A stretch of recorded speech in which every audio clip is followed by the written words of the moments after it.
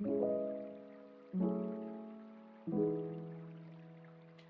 welcome to Hyper Game Dev. What is up, y'all? My name is Lees. I'm doing game dev out here. Usually on Wednesdays, I be working on this game that I'm trying to make about an alien that invades Earth.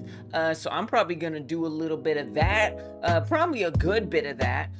Most recently, I was working on the destruction of objects in the game. All right, so we've got this little house here. I worked on this little on Monday in the member stream. Look at that. Look at it slowly go away. So I think what I might want to work on today is adding, and this is gonna be fun, some kind of particle effect or like a shader or something. I don't know, some way that like when we hit this, it looks, you know, like pieces flying off. I don't know. I'm not sure exactly how I want to keep improving this, but I definitely want to. So that's a little bit of what I have planned today, but there's something else I got planned today, y'all. Hold up. There's something. No, the theme music is good.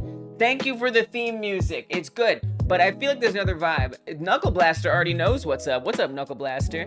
Jay Jordan's in the house, as well as Adjective Tempest. Hooray! Yes. Let me just change the vibe a little musically, for example, because y'all, Hyper Game Dev hit 1,000 subscribers. 1,000 subscribers. Where's my party music? I don't know if this counts as party music. But let's go. Let's freaking go, y'all. Thank you, everybody. Oh my gosh. Y'all been coming through here. Y'all have been subscribing, watching, supporting. I am so appreciative of that. And I couldn't have done it without you all. This is a small step on this long journey on YouTube, so I'm super proud. It says we're exactly at 1,000 here, but actually, on YouTube it says 1,002. So I don't really know. I'm in the way. I don't really know what to believe. It's a trophy. It's definitely an achievement. And what I'm even most proud of about this is that these were all achieved, for the most part, with live streaming. There were a couple videos I put out here and there, and then, you know, I didn't. But to me, that's a cool point of pride, that we can come out here on YouTube and we can live stream and get up to 1,000, apparently 1,002, maybe 1,000, something like that. We can get those subscribers up, so I'm really appreciative. So a way that I want to celebrate this, look at all this madness out here. The way I want to celebrate this is by doing a 1,000 second game jam.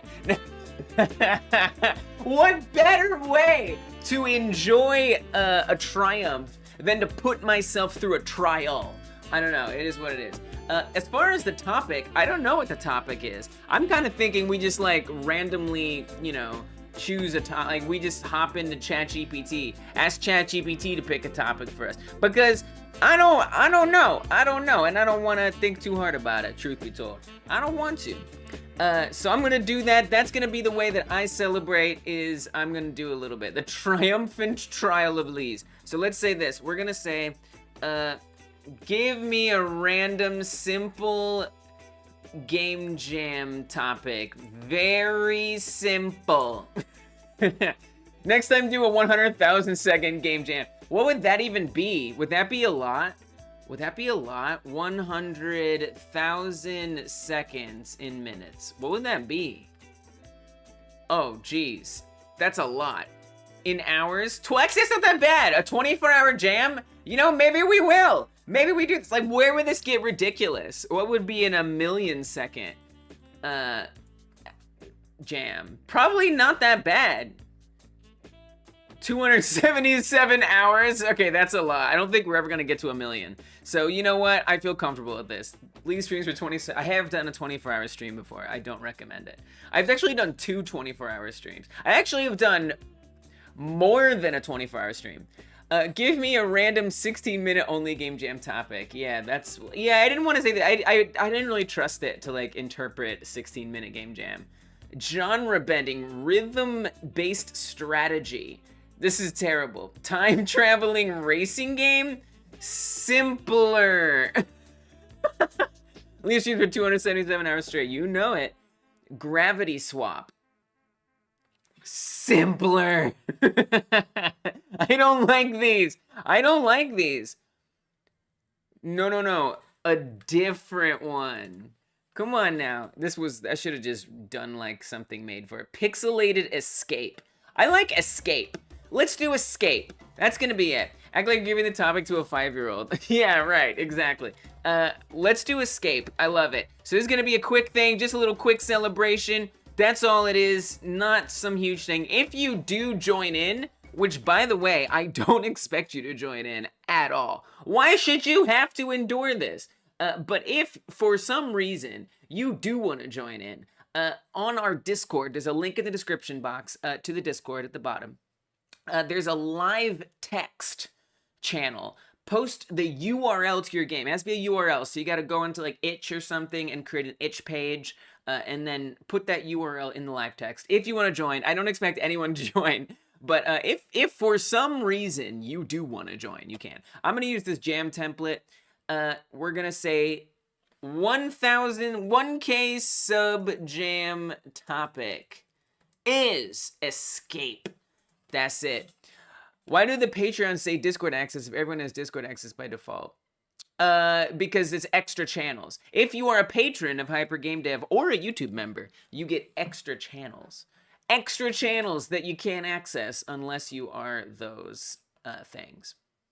Gotta give love to the supporters of this channel. So many wonderful supporters. Okay,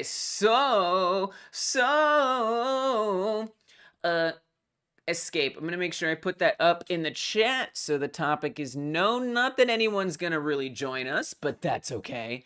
It's not about that. And then I'll get into my normal game dev. All right, just a little celebratory moment. Let's do this. Let us do this. So I'm gonna set a timer for 15 minutes. And that's gonna be about it. Then you gotta do your little entry. That's my experience. I need to actually, so it's actually not 15 minutes, it's like 16. So here's the thing, I wanted to base it on how much time we have, how many members we have, but subscribers, whatever, the word, you know the word. But like it says 1,002 here, but it says 1,000 down there. So I'm gonna say it's 1,002 jam. That's gonna be what we do. Now if I actually do countdown timer from 1,002 seconds. So Google will do this for me. Now Google's doing it. It says 16, so I'm gonna add 16 minutes to my screen timer, and then we'll have a little extra time at the end. Okay? 16 minutes. Let's do this. Let me pump the jams again. Wish myself luck. I wish myself luck. I'm sure this will be fine. This will probably be fine. All right, 16-minute game jam. Here we go. Topic escape. Okay, so obviously we are trapped in something somewhere. Ye who join lose all hope. 15 minutes, not a lot of time there, so let's be really simple. So I'm gonna say you are a thing who is trapped. What if you're a mouse? I will make a mouse. I will attempt to make something that looks like a mouse. It will look different than this, probably. All right, so there's a mouse. Adjective reminds playing Roblox, and okay, all right. I have no interest in Roblox personally, but I totally respect it as a way to learn games. Like, go learn games. That's a way to learn games. And yeah, it's very similar to Lua. So we're gonna have a mouse. The mouse is trapped. I guess a mouse trap would be pretty upsetting. Let's say it's just trapped in a box.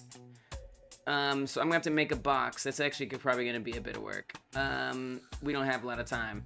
And you have to get out of the box. So what if it's just a maze? It's a maze! It's a maze! Simple. Done. Okay, got it. I got my game idea. It's a maze.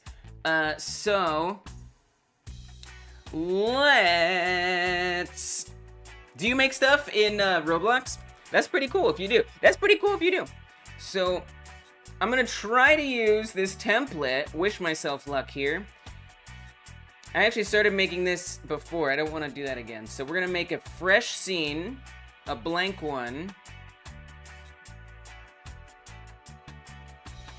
And in here, I'm gonna want to add in some UI, right? That would be nice. I don't think we need a score. So I'm gonna modify the UI. I think the UI already has the score hidden. It doesn't. So let's hide the score. We don't need score. So I am using a little bit of a template here that I've made for myself. It's 15 minutes.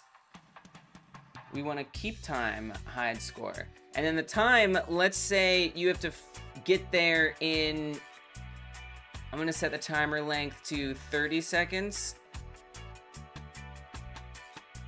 Do not count up. We want it to count down. So, good. And so if we just start... If we check out this scene... There we go. Okay, good. 30 seconds seems like a long time. I feel like it needs to be shorter. We mostly need to build this out here. So we're gonna come to our unsaved scene. I need to add a character in here. So I'm gonna grab from my template. We actually don't need to grab that from the template. I just have to put the character script on there and then we'll be fine. Okay, so let's create a new... I haven't used this template really. Character body 3D. I've used it like once. I'm gonna actually work on it more tomorrow. So maybe this will give me some experience. We need to call this player. And I'm gonna add the script to it. I think that would be wise. Wherever that lives. I actually don't know. There it is. Add that script on. Let's add... We want it to look like a mouse? Oh, geez. I don't know if we're gonna make it look like a mouse. That seems... Dude, I can't believe I typed mouse. I've been doing that. I just type the thing I want to make. Like, Godot just has a mouse ready to go. Like, no, it doesn't. A prism, a cone would be ideal. I don't know that we have a cone. So I think it's gonna have to be a prism. The mouse is gonna look like the cheese which it covets. Rotate it, let's say like that. -90. And then let's add another mesh. This mesh will be its body. Make it a capsule as one does. Rotate -90. But was position. Pull this back. Let's give it some adjustments.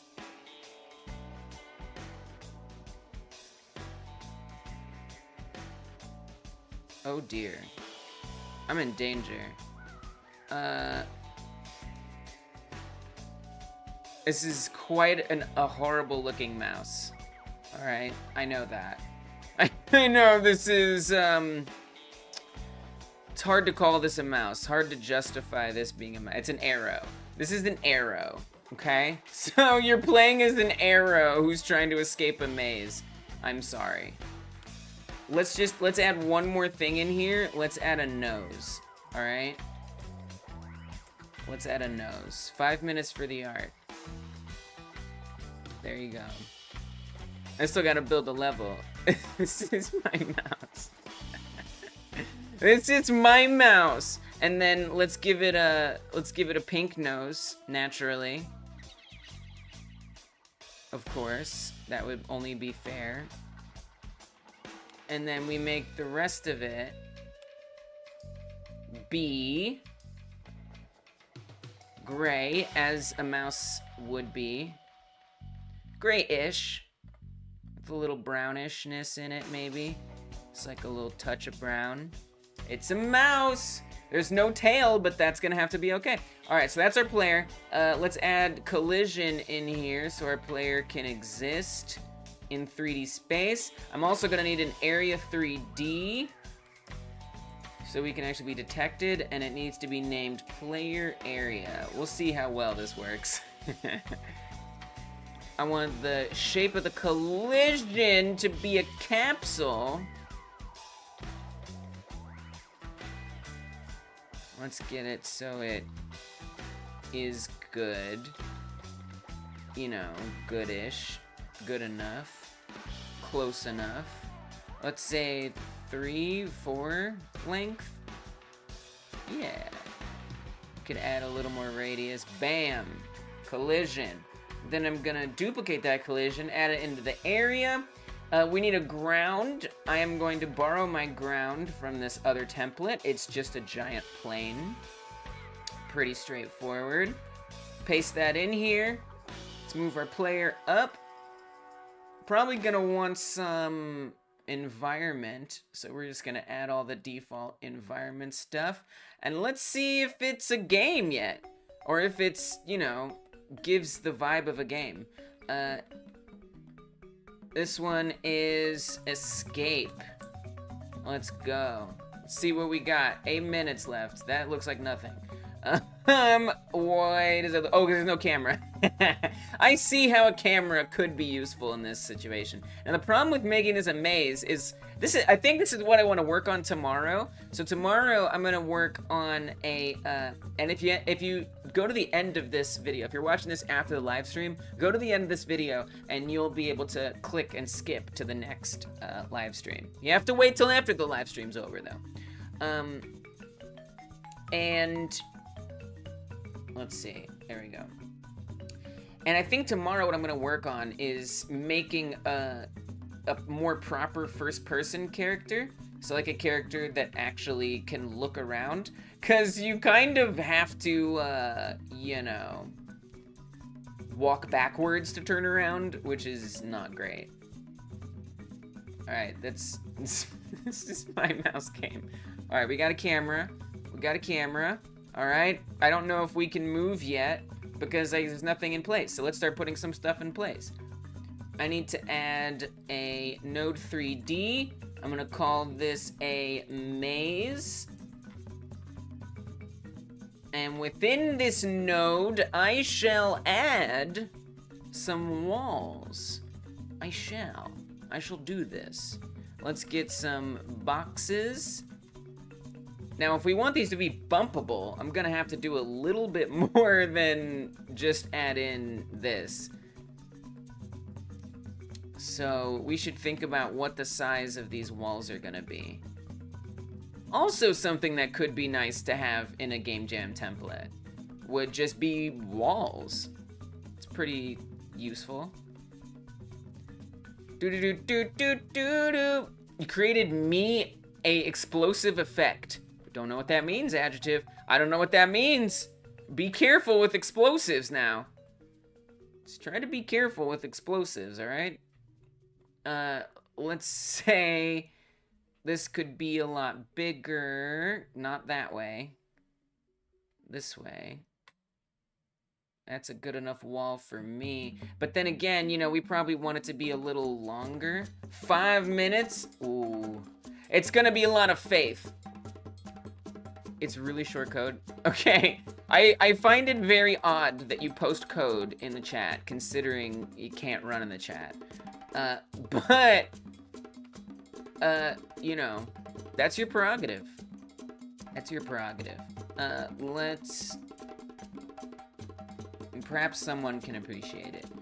So then I need to add, so we're actually gonna call this, I'm gonna call this a maze wall. And then I'm gonna create a collision for this. Okay, adjective. And then, I'm gonna change this from an area 3D to a static body 3D. So that way it should work as a wall. And then I'm gonna add a new node 3D. Did it work? I don't think it worked, adjective. Imagine YouTube lets you code effects into the chat. Maze, and then I'm gonna drag our static body into here. And now we've got a maze wall. So if I put this in front of us, oh, I didn't mean to test that. That's my other project.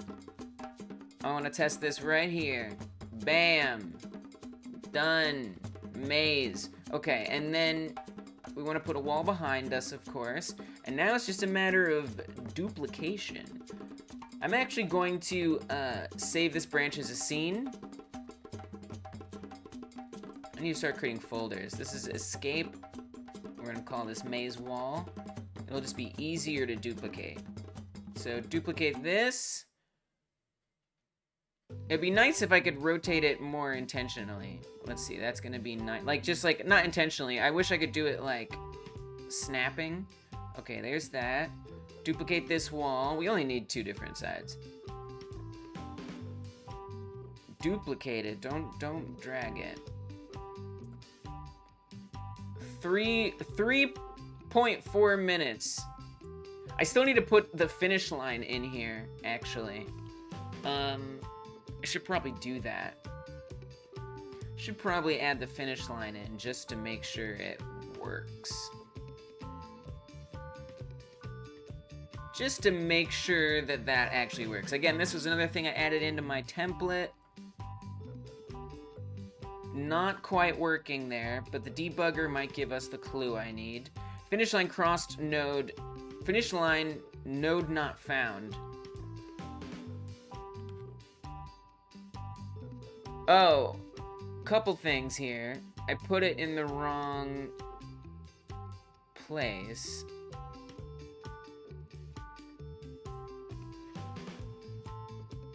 Player area. It doesn't see player area. It's supposed to be on player area. I mean, there's definitely player area, unless I spelt it differently. Oh, I see. Relative to it. So actually, this might work better. Because I think the problem was that I didn't have the node in the right place. There we go. Bam, works. Sweet. Let's go. Okay, so then we're going to duplicate this wall. 2 minutes to finish my entry to the 1,000 second sub game jam. 1,000 sub game jam. So there's that. Hopefully that wall connects over there. Do I know? No. So a maze has to have different ways that you can go. That's like what makes it a maze, right?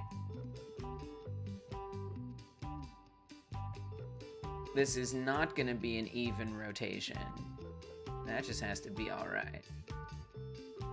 So then we also need to have different ways that matter. I need to make, you know what I need to do? I need to make the finish line its own instant scene.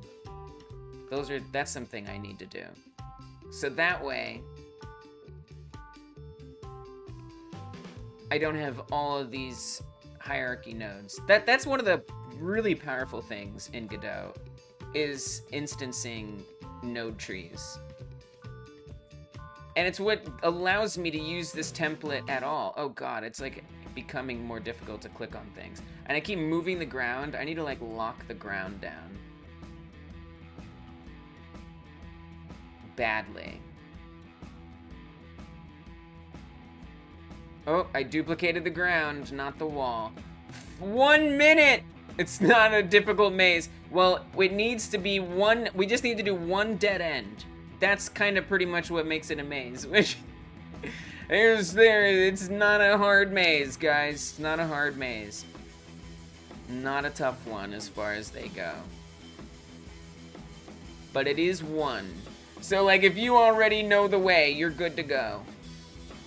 Okay, I'm moving the finish line. We actually still have a little time. According to Google, I have 41 seconds left. So, keep that in mind, world. Cool world. Okay. Can you see this, like, before you even get there? Yeah, you can. Maybe we should make it a little harder to know which way you're supposed to take. I mean, I just think that would be a little more of a game. Look, it says time up. We actually have 13... No, we don't have any more time. I think that's it. I think that's the game. That's as good as I'm gonna get it. That's as good as I'm gonna get it, y'all. That's as good as I'm gonna get it. I will put this up on itch. So if you really, really want to play it. If you really do want to play it, you can. Alright. That is my 1,000-second game jam game. It is a maze. You have to escape. Oh god! I wanted it to be better! I wanted it to be better. I just did. I wanted it to be better. Knuckle Blaster finished theirs. Let's go. It's in Scratch. You'll put it in live text. Let's go. Thank you, Knuckle Blaster. I wanted more from it. I wanted more from it. I did. But we would have to get more subscribers for me to get more time.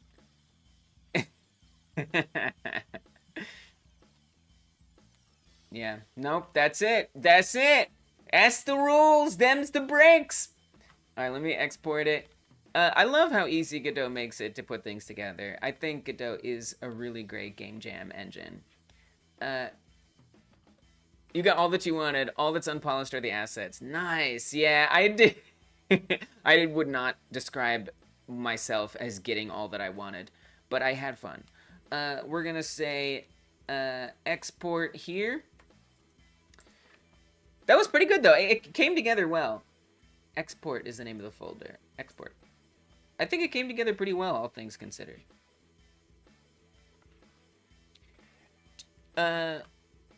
Two from scratch by default and the rest are handmade. All right. Okay, so I'm gonna add this now to itch, so that way if you're watching this after the live stream, you can see proof that this was real. This really happened. I'm not making it up. I didn't make this up, okay? This is true. This is a true story. Let's upload it. This is 1K sub jam game. Yeah. We're not gonna worry about anything else. Kind of project, HTML, you know it is. Super easy to do this. This, guys, this truly did happen. Alright? Don't try to rewrite history. This is in my Godot Jam templates folder. Actually, so by the way, guys, did you know every Friday on this channel we do a 1-hour game jam? So like 15 minutes, honestly, like I feel the total readiness. And I wouldn't be surprised if Knuckle Blaster feels the readiness in part because of those jams. You know, we've got a little bit of experience. We've done that. We've been around the block a few times. And you know, if you ever want to join us in a slightly longer jam experience, Fridays are when it happens at 6 p.m. Eastern. Hit that subscribe button. Hit that subscribe button. Give us more time for the next big milestone game jam. And then you'll know. You'll know about when these things happen. All right, so that's added in. I'm gonna say shared array buffer. Give it a full screen button. On Fridays we get 7. Sometimes it's a bad maze, but I made it in 16.4 minutes. That's the truth. I'm just keeping it real. That's the truth. All right, let's see what we got. Oh yeah. Oh yeah, loads quick. Loads quick, baby.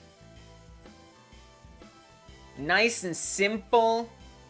Oh, it's the wrong game. I exported the wrong game. I exported the wrong one because I forgot to set this scene to the default scene. Whoopsie. Well, we try. We do try here. We don't always succeed. There's always trying again. There's always trying again. My favorite mazes are always the ones where you're a bear and you have to get to the other bear as fast as possible. That was actually my game jam entry from last week, y'all. And, you know, not exactly, this one. I wanna make some changes. I wanna make some changes to this template. This is motivating me tomorrow to work on it more. It really is, because I don't know, there's just a few friction points and I want more options. I want more options. I don't know, at what point is it too much? When have I made too powerful a template? I don't think there is such a point. I think to me, the closer I can get to being able to take my idea and quickly arrange it, the better. I don't think there's a point where it's gone too far. All right, we're gonna say public. Okay, I guess that's all we have to. Oh, it's restricted. There we go. Configure settings, unlisted, save. I am gonna come real quick to here, and we're gonna make sure it's hidden from my profile. Cause it's not my favorite. Just make an entire game with the template and you reskin the assets to match the theme. I hate that. I mean, you know, on the other hand, there might be something to be said about, you know, focusing on art. You know, there might be something to be said about focusing on art. All right, here's the game for real this time. Here's the game for real. Let's see how it turned out in itch. I'm gonna make sure this is in the description box. You got 20, I like how you have 20 seconds to get all the way here. Oh man, you know, it is what it is. You can go to dead end. You got plenty of time to check out the dead end if you just want to make sure. That's what I made in 16.4 minutes, guys. To celebrate! To celebrate! 1,000 subscribers. Thank you, everybody. Let's check out Knuckle Blaster's game. I'm gonna make sure I put this in the description box so you can check it out. 20 seconds to walk to the end of the straight line, guys. It's a little, okay, it's not quite a straight line, all right? That, now you're just being disingenuous. Now you're just lying.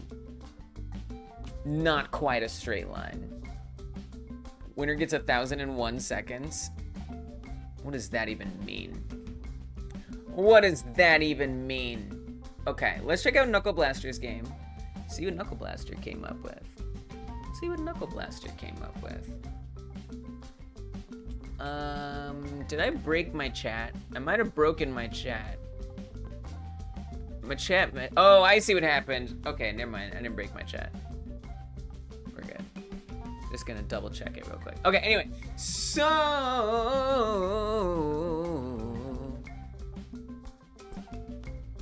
there we go, my chat's back. Winner gets 1,001 seconds. Okay, let's check out what Knuckle Blaster came up with in this ridiculously, absurdly, embarrassingly short amount of time. I'm excited to see what you came up with, Knuckle. I bet it's good. I bet it's good. I'm just gonna add this to the description. My 1,001 second jam entry. It was actually 2 seconds. All right, and here is Knuckle Blaster's game. 1,001 more seconds to do it again. Live chat in the Discord. Here we got it. All right. Banana split. Ooh, I like this. I like this, Knuckle. Whoa! Press space to jump. Again, the topic was escape. Press space to jump. Don't touch the suns. Made for a 16-second game jam? 16-minute game jam. 60 seconds. That's not even anything. Whoa, this is cool.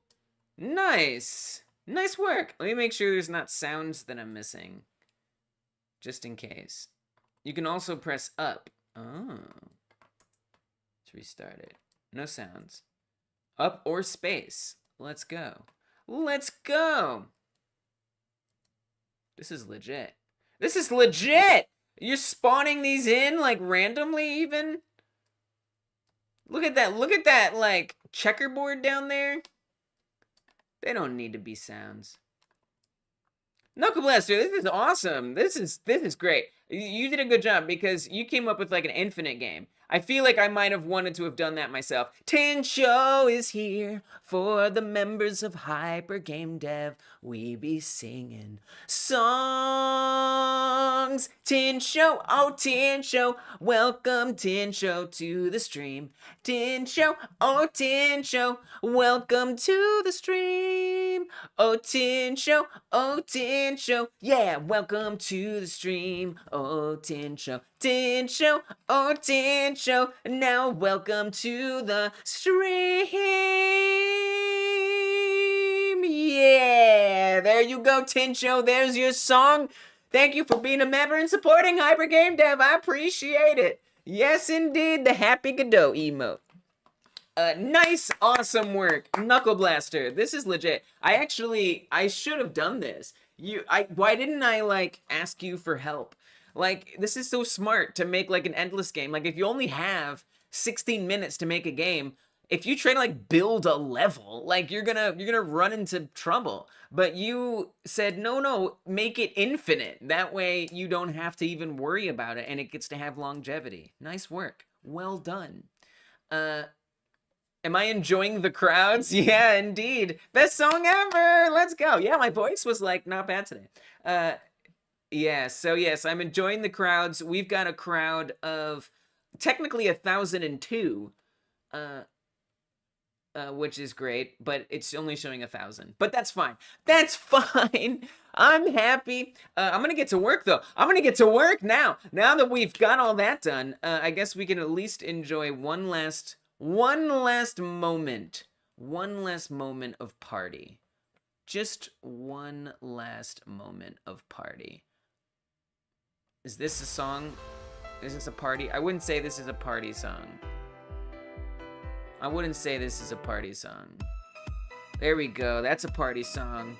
Tincho, I added this by your request. I don't know if you remember asking for this.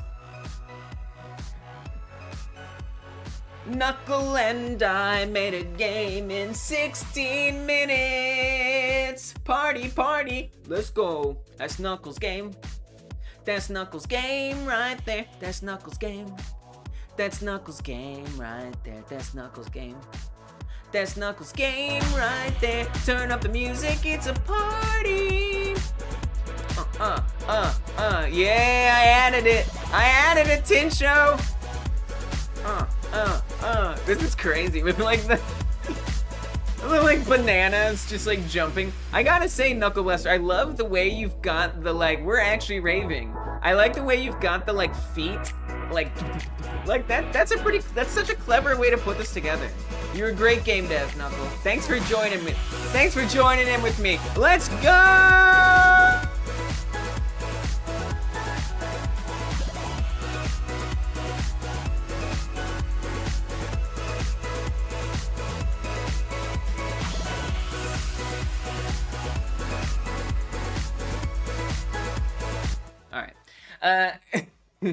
I am actually a raven. That's actually true. Yeah, that's also true. The raven is raven. You know it. All right. For real though, let's get back to life. You added a song in there. Is it gonna be? You said it's a slow song. It's a slow song. Let me see if I can hear this song. Hear the slow song. Whoa! Did you make this? Did you make this music? Where's this music from?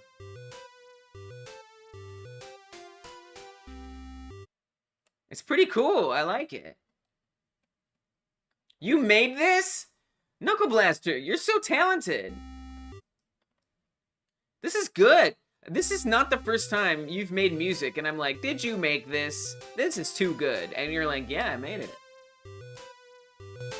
This is good. I keep dying because I was adjusting the volume.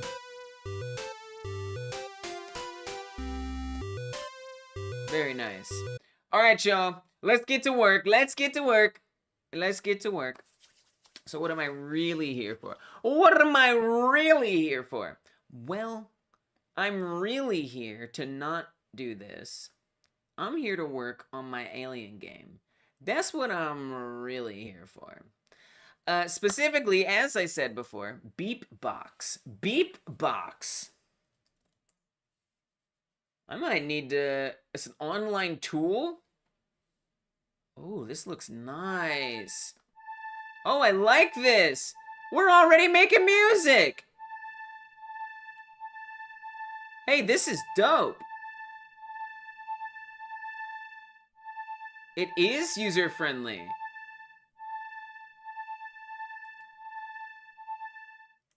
This is awesome.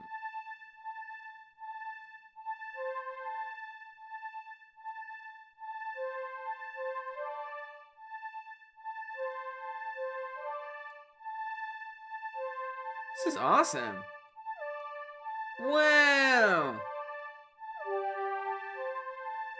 See you later, Tincho. Thanks for stopping in. Results of chicken plus milk at the afternoon have to be archived. Have to be achieved. Oh, I see. You're like doing like a carb load or whatever. All right. Good luck indeed. Don't eat that in a break. Don't be like me. Press type to change instruments. Type, type, type, type, type. Warm pad. This is awesome. This is so cool.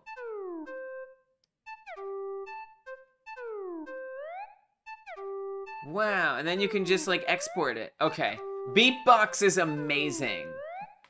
Thank you for telling me about it. I'm gonna use this all the time. Wow, and it creates a new page for every change you make. That's hardcore, man. That's hardcore. All right, I'm gonna bookmark it. Noted. Thanks, Knuckle Blaster. All right, back to work though. Back to work. We have work to do here. Party work, but work. Press preferences in the piano is really nice to have. Okay, I will. I'm gonna use this maybe in game jams.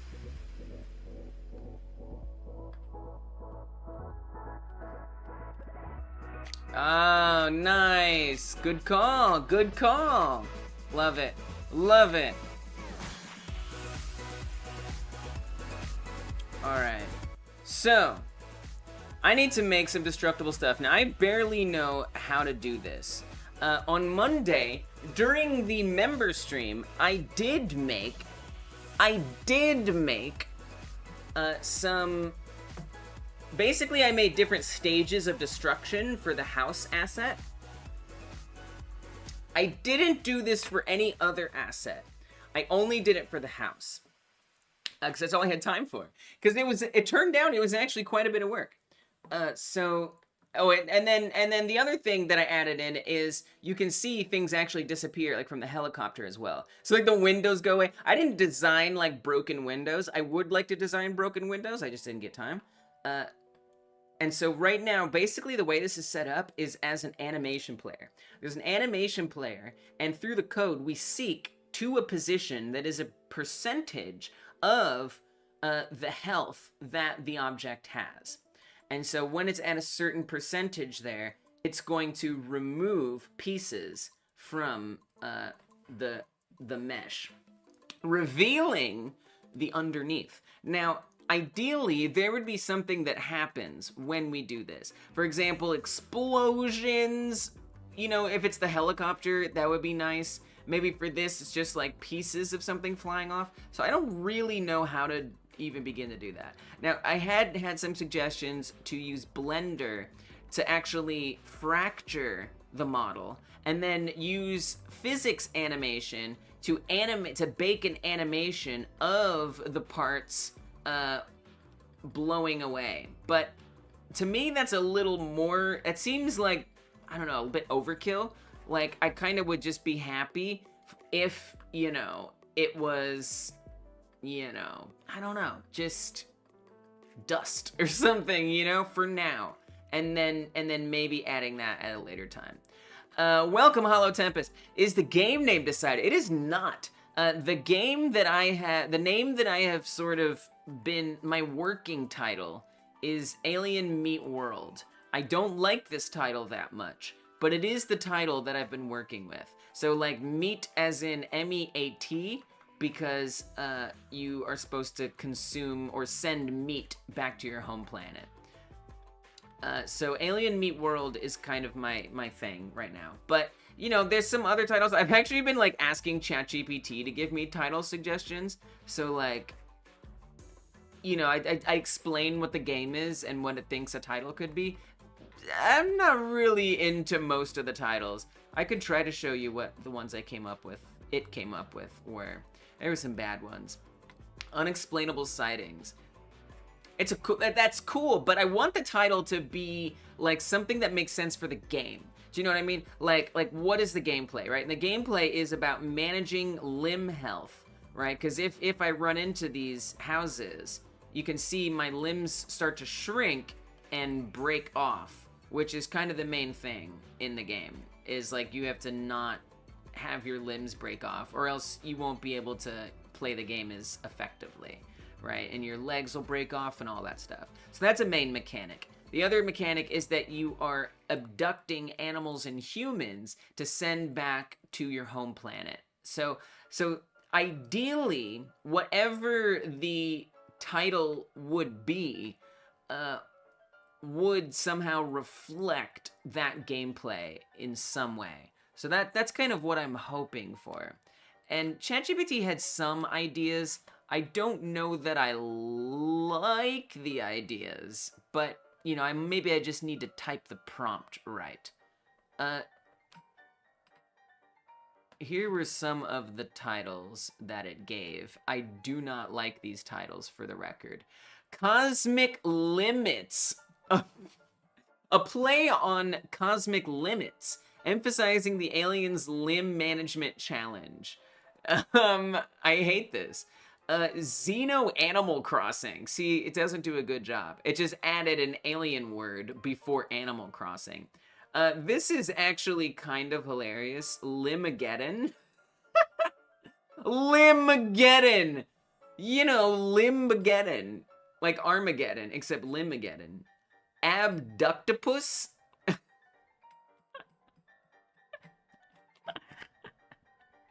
You know, I kind of don't hate this, because like the alien, right, grows limbs based on if it transforms into, so if the alien eats a human, it gets like human limbs. If it eats a cow, I want it to get cow limbs. And so in theory, it could eat an octopus and get octopus limbs.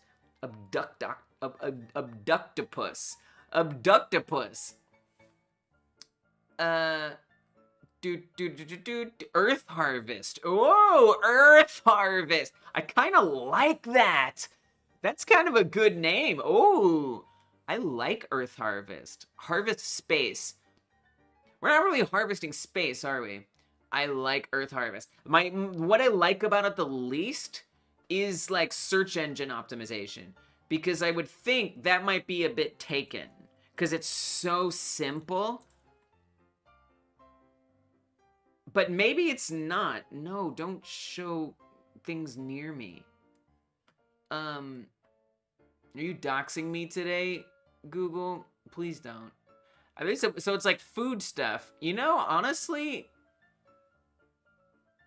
it's not a bad title.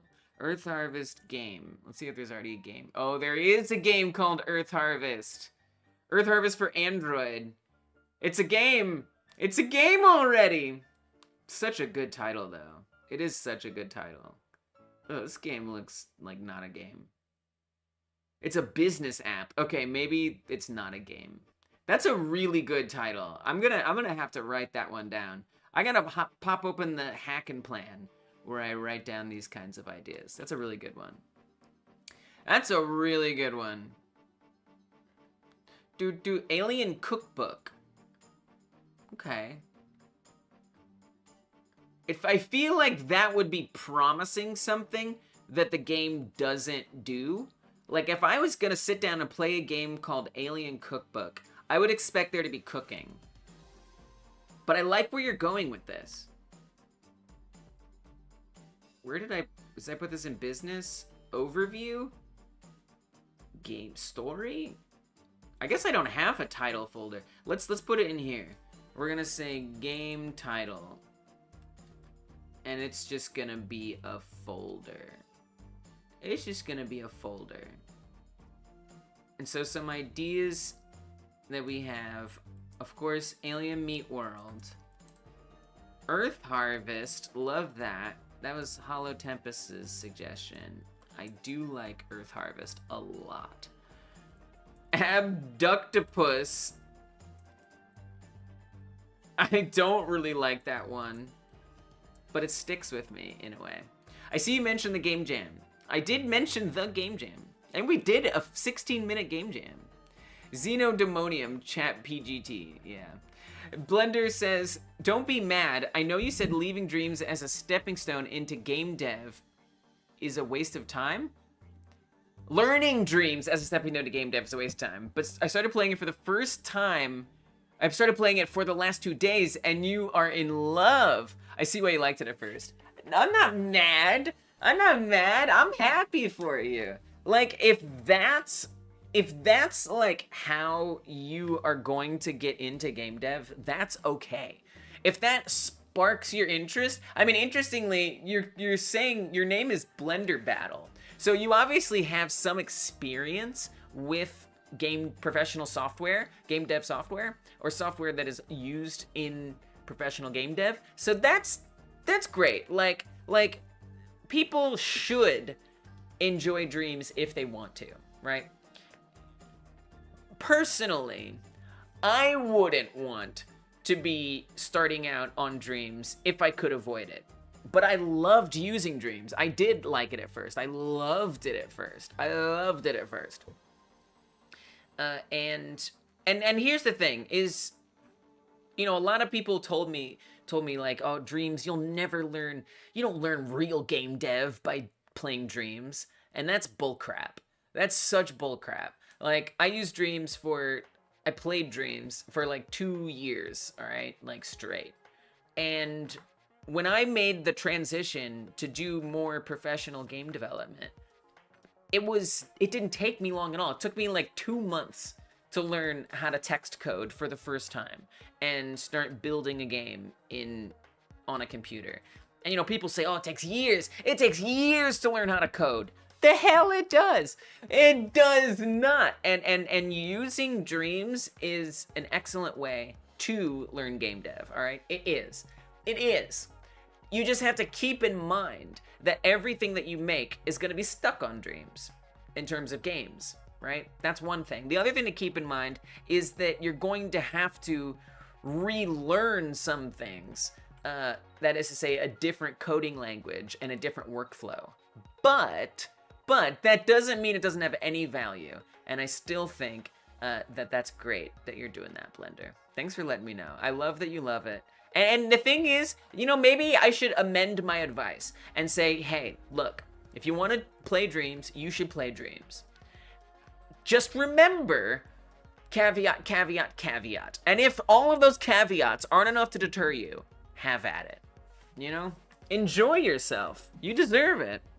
It's fun to use. Add journal entries after successful missions, new recipe, cooking minigame? No. What's up, Insane Alpha Beta? Plug and play, but for aliens. What?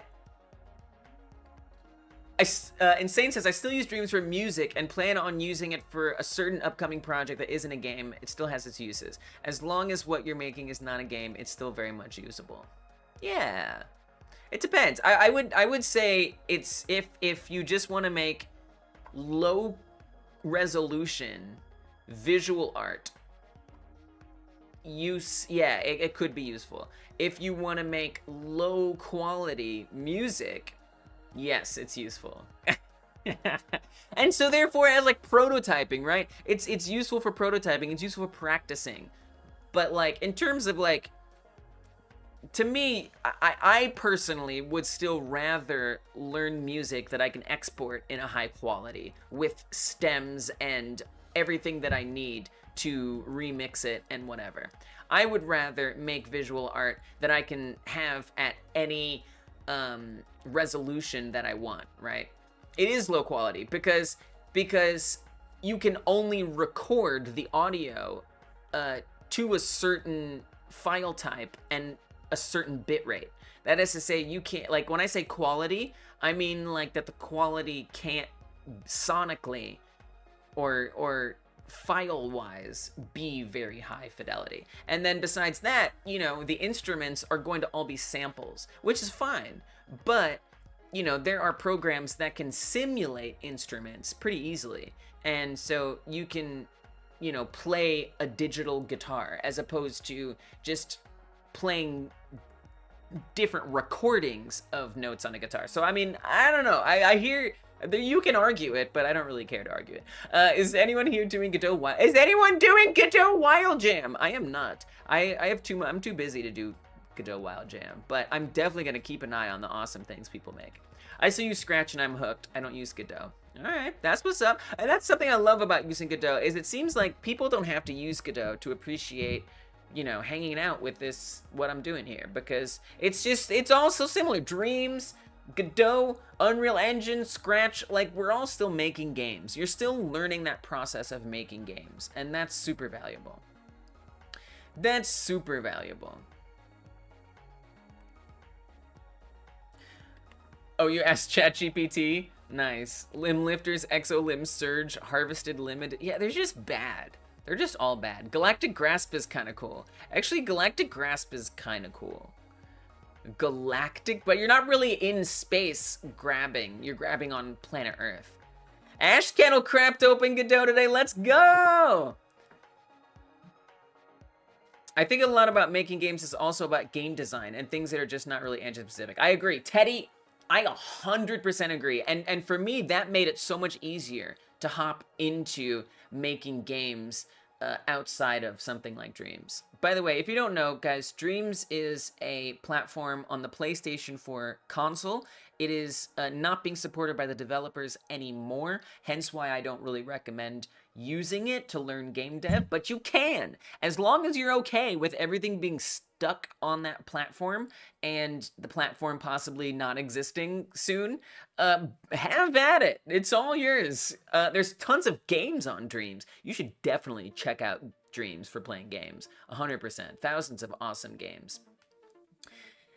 Making a whole world or story, yeah, totally. I agree with that entirely.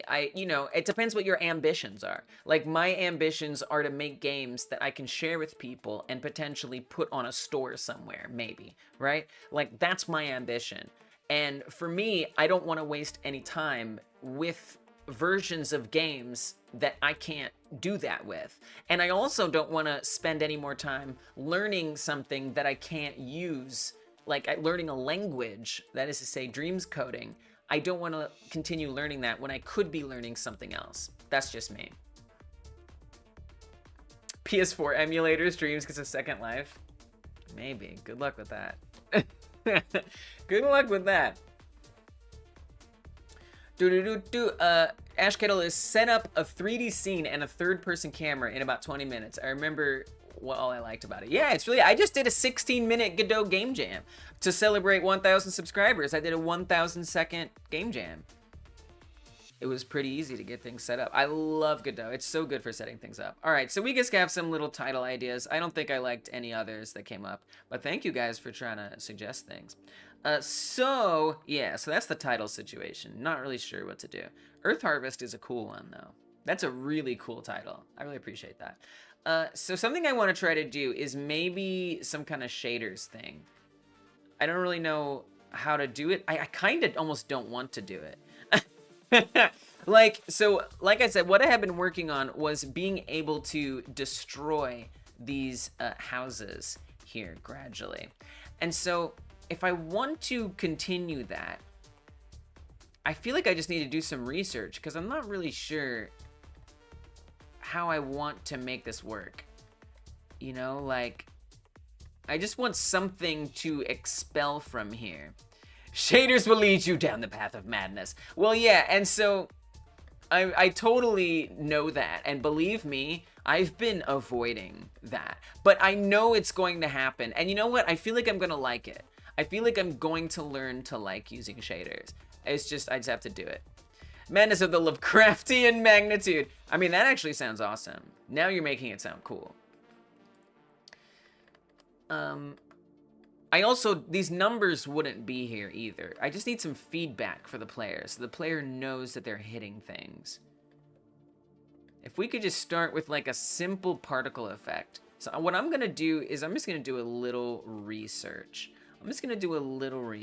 Godot particle effect. Let me just see what I can find in this realm. Okay, sorry. 3D particle effect, please. Terrestrial irrigation. This game really has a galactic grasp on me. Yeah. A not so brief overview of 3D. 17 minutes. That's a long one. All right, I gotta start downloading these. I can recommend a great course for rigid bodies and or Blender if you want to learn how to easily smash stuff and bake it. You know, people have been telling me about this. So Monday I worked on getting those to go down. And so you're talking about cell fracture. You're talking about cell fracture, right? This one's good for you? Yeah, let's look at it then. So what Blender is referring to is, in Blender, something called cell fracture, which will crack or fracture a mesh for you. And then rigid bodies and or particles, and yes, cell fracture. Oh, okay. I don't know. Like, we could do that. That intrigues me. I would like to see what Godot has built in, but that's good to know about. So that's not necessarily what Blender's talking about, but what you can do is you can animate those pieces. If you fracture something, you can animate them in a physics simulation, and then I could export that animation of them blowing up into Godot, which is totally an option. The other thing, rigid bodies and or particles. Right, so you know, I've actually tried to export particles from Blender into Godot, and Godot ignored everything with the particles. So I think maybe the way particles work in Blender, Godot doesn't understand them. This is an hour long. This one looks awesome, but it's an hour long. I don't know about that. I think this will take me a while. I'll download it, but we'll try. I have to download them to get them to work. Easy and quick explosions 3 months ago. Now this is what I want to see here. This is what I want to see. All right, let me check this out. So we got to let these download first. So let's check out the cute fire one while we wait for those to download. I do have to download them. It's because of my internet. Just don't worry about it. All right, let's check this out. See what we can learn. Yeah, that one does look nice. This is from the YouTube channel Abra. Let's go. Let's see what they got for us. Particle effects are such good juice. Yes, I agree.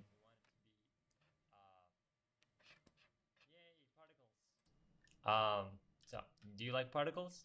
I like particles. Okay, if you like particles, then just watch. So I had a particles node.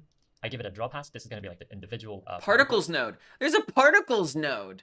Okay, there's a particles node. We kind of are gonna be all right here. And we want it to be a sphere. Yeah, a sphere is so cool. This will be fine. You can do this? I had no idea. Whatever. Oh my god. This is awesome. I love this. Okay, if you hold space, you can do 2 times speed by default. So when you add a draw pass, I didn't know you'll realize that the sphere is too big. Is that true? So we need to make it smaller. I'm gonna maybe an extension? Okay. Okay. Let's put it over here. Now it's way smaller. That's a lot better. And let's give it a material. We want to enable transparent flag and unshaded flag. Enable vertex color. Yeah, it's not working. Parameters. Make the blend mode. Maybe it add. works. And albedo, let's make it a little bit transparent. Now we need to add a process material. We will create a new particles material. And you can already see that dude, this is so easy. Working in effects, but we gotta change some of the settings to make it look like this. So first, I want to make the lifetime random, completely random, and we make the Pepe is here. Pepe is a patron and a member of Hyper Game Dev. So Pepe gets a song. What's up, Pepe? Pepe paid us a visit. What's up, Pepe? Pepe paid us a visit. What's up, Pepe? Pepe paid us a visit. What's up, Pepe? Pepe paid us a visit.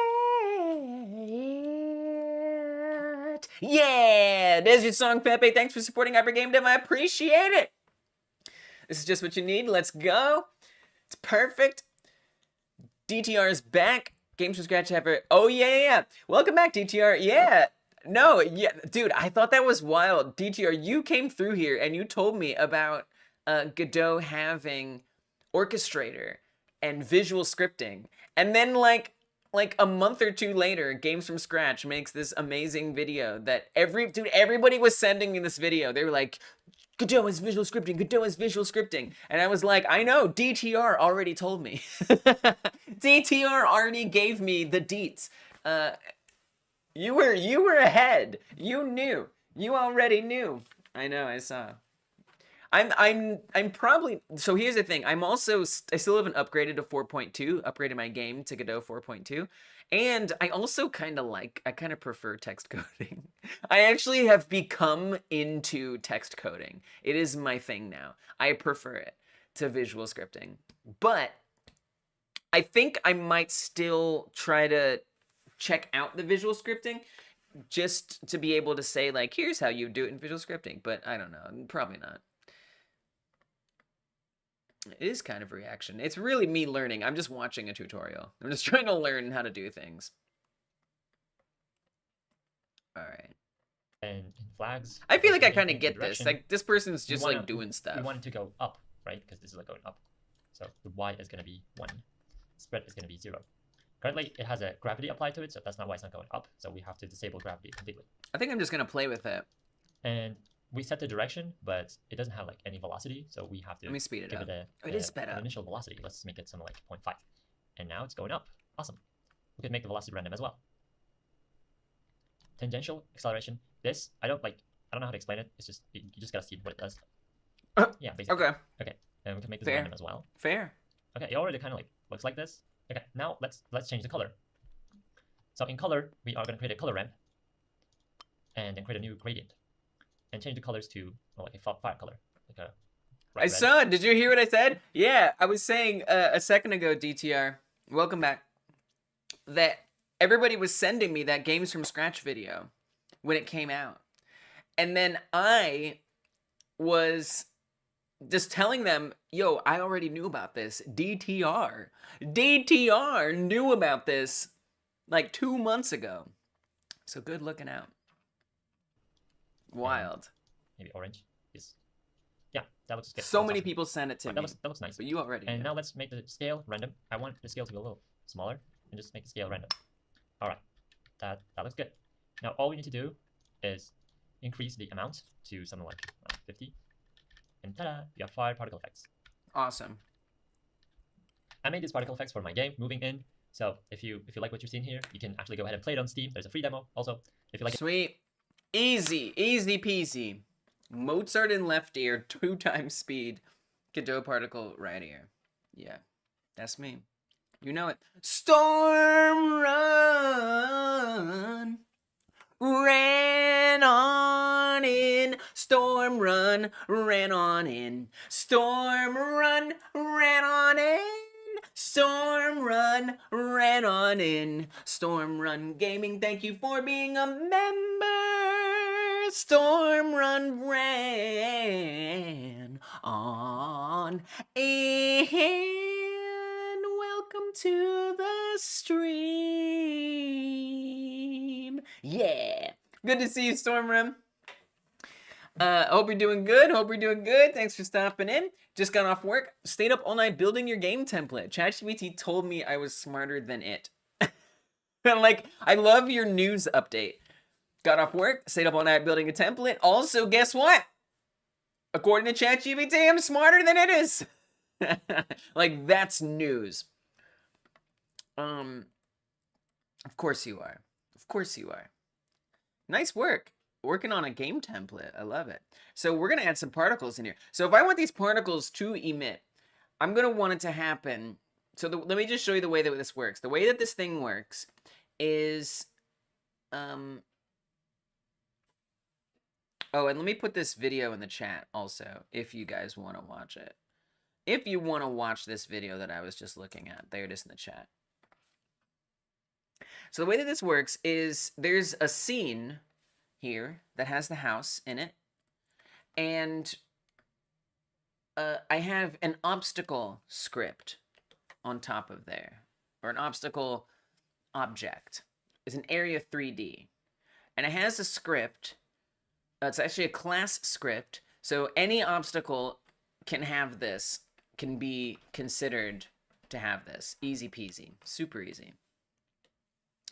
And I've added something new called hit points. I actually started to work on this last week on the Wednesday stream. And this hit points is an instance scene that actually has this label 3D in it that has the number. And this is a debug number, so ultimately this won't be there, but for now it is there. And the hit point scene, what I did on Monday was I set up a calculation that checks to see what the percentage of health lost is. So it checks to find out what percentage of health is lost, and based on that, it will seek to a position in an animation player and then move to that position. So you have to play the animation player, seek to the position that is the same as the health percent lost, and then pause the animation player right there. And so this animation player, if we pull up the degrade animation, you can see it has these different stages that we're at, right? And what I want is to say that every single time that this house detects itself being attacked, I want particles to go off. Now, I might want those particles to change, depending on what object it is, depending on how much damage it's taken. You know, like at this stage, right, if we click on it here and it explodes or whatever, I wouldn't want it to have, I'd want it to be like brown, right? I want it to be the color, this tan color the wood is. At this stage, I would want it to be like blue, so the glass is breaking off, right? At this stage, I'd want it to be white, so the walls are breaking off. So, you know, I might want to get fancy. I probably won't, but I might. And try to match the particle effect color to the color of the walls. I think that would be a fun thing to look into. And maybe that way I could just have the particle effect look for what color are the walls, and then base, or look for the materials that are on the mesh and then base what happens based on that. But I don't really know. That seems like, I don't know. That's something to think about. You know, and so for every object, I'm going to have to come up with a different set of, you know, what goes away at what point. That's going to have to change for every object. Right? I feel like that we could make the door maybe the first thing that goes away. So when you do like one hit, the doors are gone, then the windows, then the roof, then the walls, then the frames. And so I could have this. Is my mic quieter? I think that's just you. I think that's just you.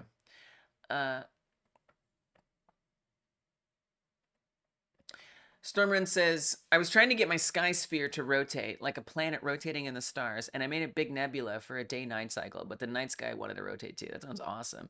Seems that nobody in the world has made a tutorial on it, so I have a chat window with ChatGPT open from last night, so I can work on it later. What? You're gonna make the tutorial? That's cool. Or you're saying, you're using ChatGPT because no one else was doing it. I see. Interesting. That sounds cool. I like that.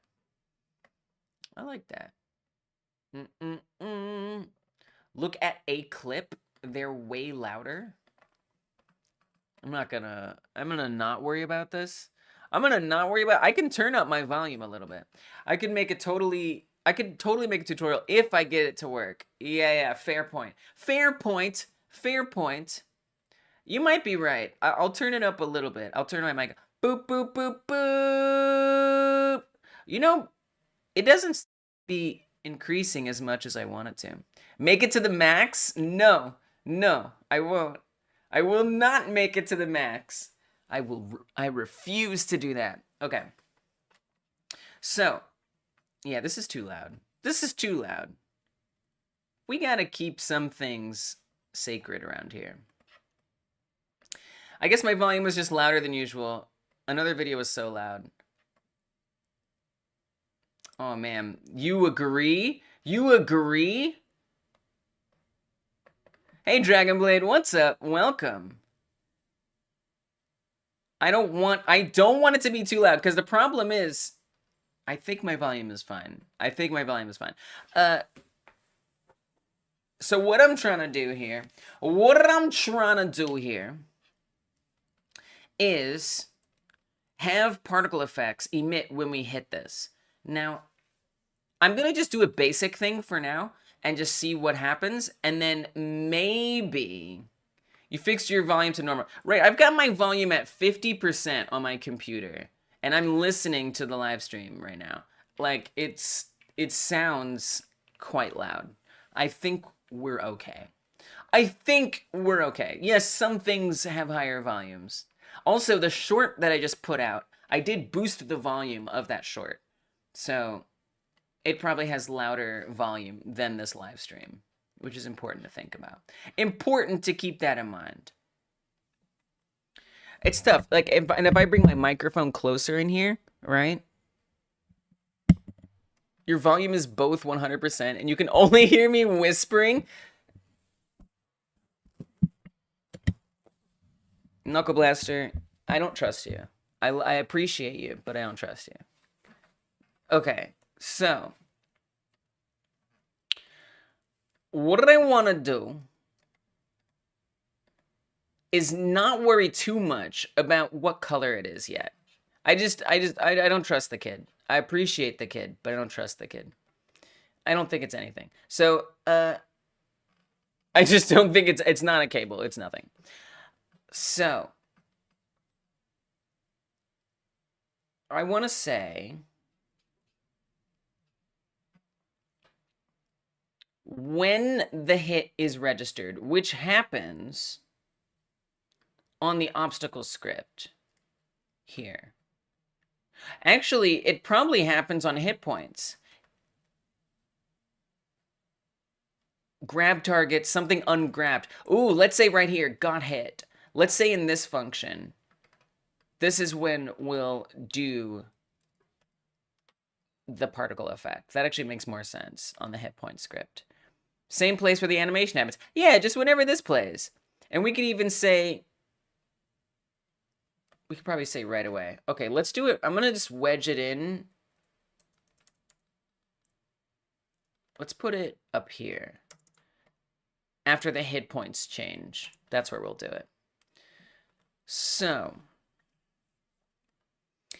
I'm just going to have a little, we don't need to do much, print particle effect. Why am I doing that? I don't know, why not? That's when it's going to run. So we should see in the output, that's when I want it to happen. I hit this particle effect. That's when it's going to run. So let's make a particle effect. Now, do I want this as like a scene? Do I want to drop these in here? I don't really know how I want to do this. Maybe it should be. Maybe it should be part of the instant scene that's here. Right? So this is where the debug label is. That is to say, that which appears above the objects in the scene.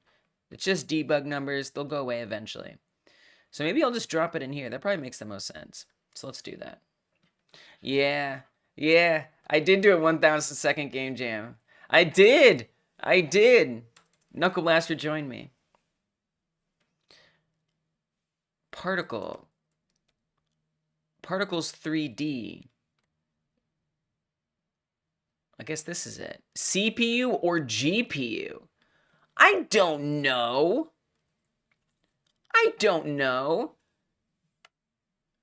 Godot, CPU versus GPU particles. What? I don't know which one. I mean, I know what the difference is, but like what do I care? Which do I prefer? Now this is for 2D. Particles 2D isn't as configurable as CPU. Use shader to render. This is for 2D, but still. CPU does not have those limitations, but it comes at the cost of performance. Interesting. So the GPU ones, I say we just try them both. I think that makes the most sense. And just see what we observe with our eyes. We already got some warnings. We're in danger. We just started. Nothing is visible because meshes have not been assigned to draw passes. A material to process the particles is not assigned, so no behavior is imprinted. Okay. What's the other warning on the CPU one? Nothing is visible because no mesh has been assigned. Okay, so we got to do all of this. We got to do all of that. So for GPU particles, we have the sub-emitter. I don't know that I need that. Oh, that's cool. So we could like maybe set off multiple things. Maybe that's what that means.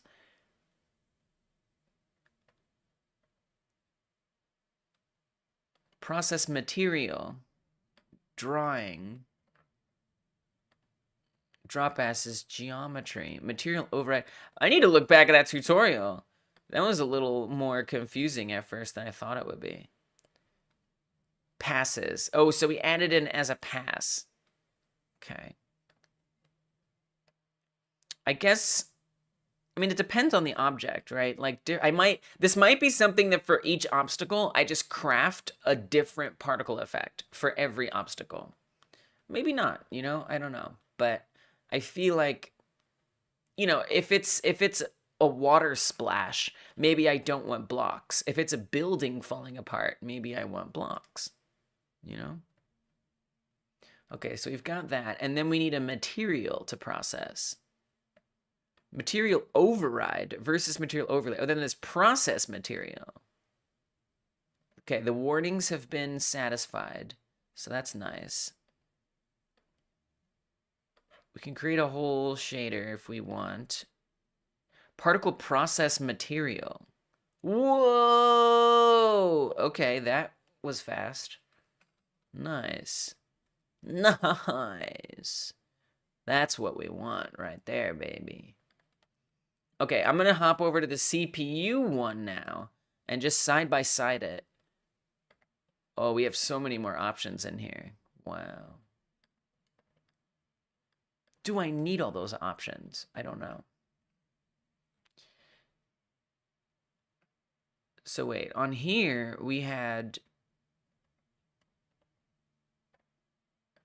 the draw passes where I set the mesh. On CPU, I don't see that. Why is the cube jumpy? So the cube is, it's not actually a jumpy cube. I believe this is multiple cubes being emitted. Psychonic, welcome, good to see you. Hope you're doing good. I think we're looking at many cubes, if I were to guess. Yeah. So this is the particle effect emissions here. And it's just like from where they're coming is just that they kind of stack on top of each other. So yeah, let me change the topic. I'm going to say task. Thanks, Iconic. Thank you so much. I appreciate that. Thank you. It is exciting. I couldn't have done it without folks like y'all coming through and supporting the stream. So thank you for doing that. It means a lot. Task is particle effect. I mean, Knuckle Blaster makes a good point. Don't forget to hit that thumbs up button. Absolutely. Keep it going. That jumpiness is exactly what your Skyfear was doing, jumping back and forth. I see the cubes now, though. But that wasn't what you wanted, right? Particle effect. We'll just say particle effects. That's going to be the topic. Particle effects? That's the task. Particle effects?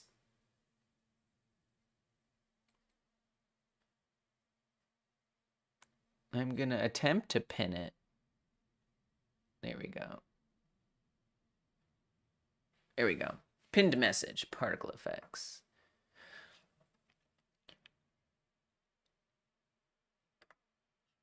It looks like a good recycling animation. Just like throwing something away, but nicely. Take cubes and turn them to paper. Because like this is like a stack of paper or something. Oh, I guess that would be another way to adjust the appearance. We could say, could make it half the height. Really lean into that stack of paper.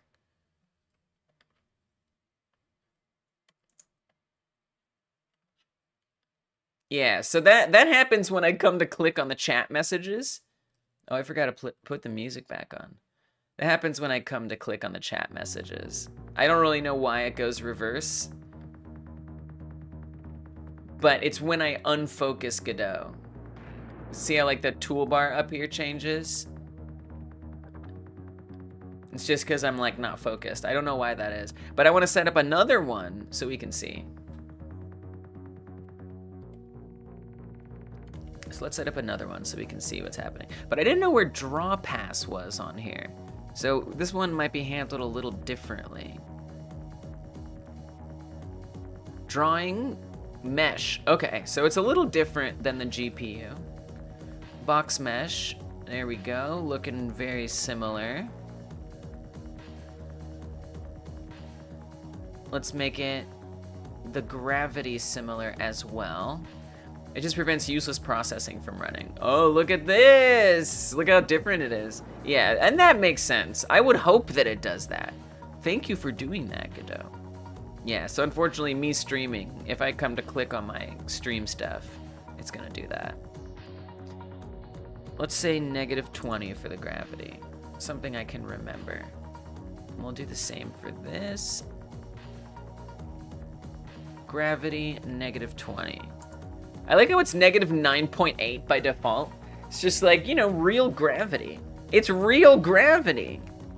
I like that. It's kind of nice. It's kind of nice.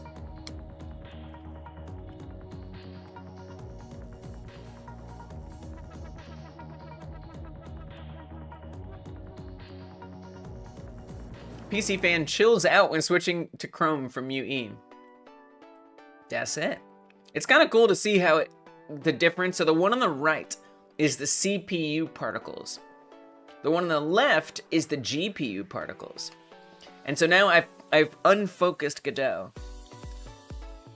And you can see they're behaving quite differently.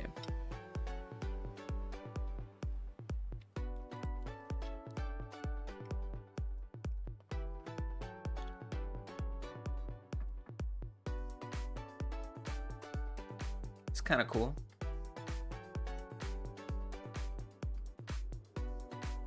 I guess I want the gravity to be 9.8. I guess I don't want to mess around with gravity. I kind of want it to go up, not down, actually. Whoa. Oh, cool. I love how gradually it changes, too. So that could be interesting for making like a curve or like, you know, some kind of effect where they like, I don't know, there might be an easier way to do that, but it is kind of cool to see that. Technically, everything with mass has a gravity, but it's so low to not be identifiable in most cases. That makes sense. That sounds true. Sounds accurate.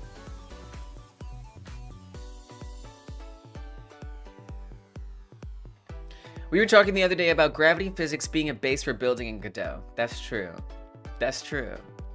That's true. Good member stream.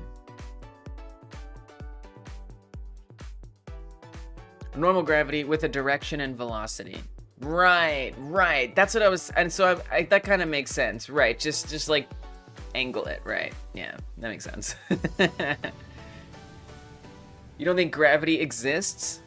I think it's all magnetism. I mean, really, things like gravity, I mean, I feel like they're pretty scientifically proven, but, you know, technically, you could call it something else.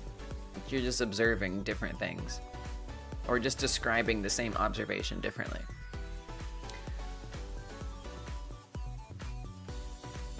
Okay, so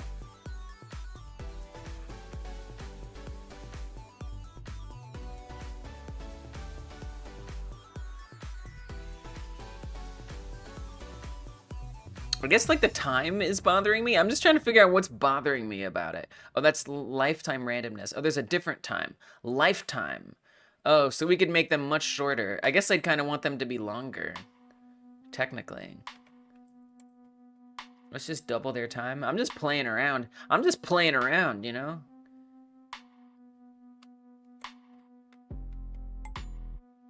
I do technically want them to be a one-shot.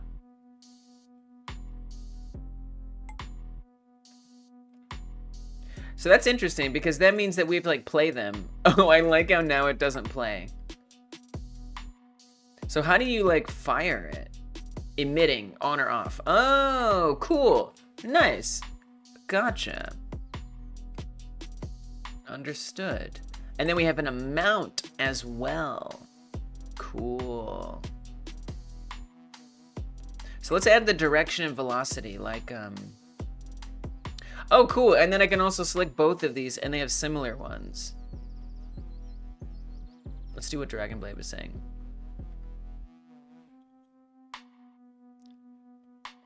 Yeah, I don't know about that storm run, maybe. It was reacting with the magnetic field.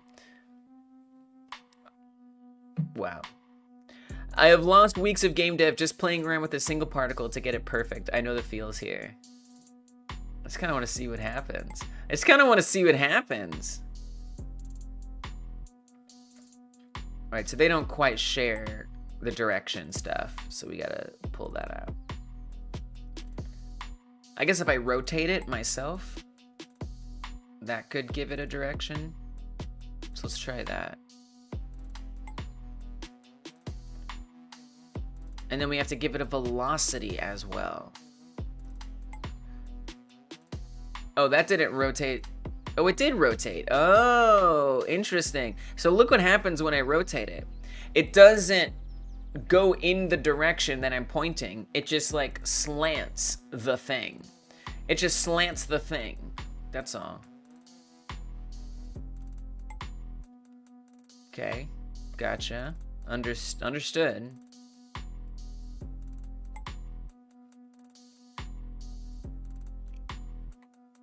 Oh, but it would work if I had velocity? Okay. Let's get some velocity in there. I'm just gonna search for it. Wait, where's velocity? Apparently it's not called velocity. Wherever it is, it ain't called that. Process material, gravity, initial. Oh, there is velocity. I don't know what. Oh, I guess Godot doesn't search for things if it's like nested in. That's gotcha. So like if I search for velocity, it's not like a top level inspector feature. Rather, it's part of the particle process material, and then it's in here. So it won't search for that, unfortunately.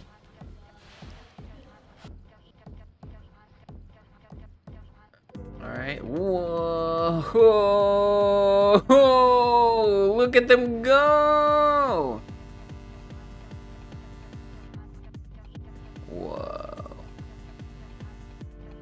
Oh, this is awesome. Godot is awesome. This is just cool.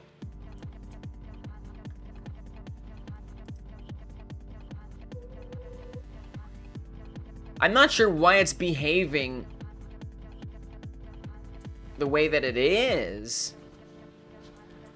I've created an alien invasion spawner. Yeah, it does look like that. Right. Oh, it's really cool to think about like the uses for sure. I mean, like, you know, what if you had, I mean, it's just a mesh, right? But like maybe I kind of like I wish I could I like emit nodes? Just like emit like area 3Ds or something, and then or I don't know, whatever. Maybe like generates like a script that spawns an enemy. Probably. You could probably do that somehow. I don't know.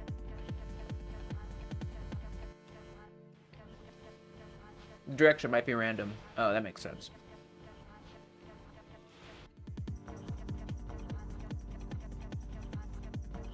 Yeah, like emit player 3Ds. Particle have like a lot of randomization and spread settings, so one of those is probably on.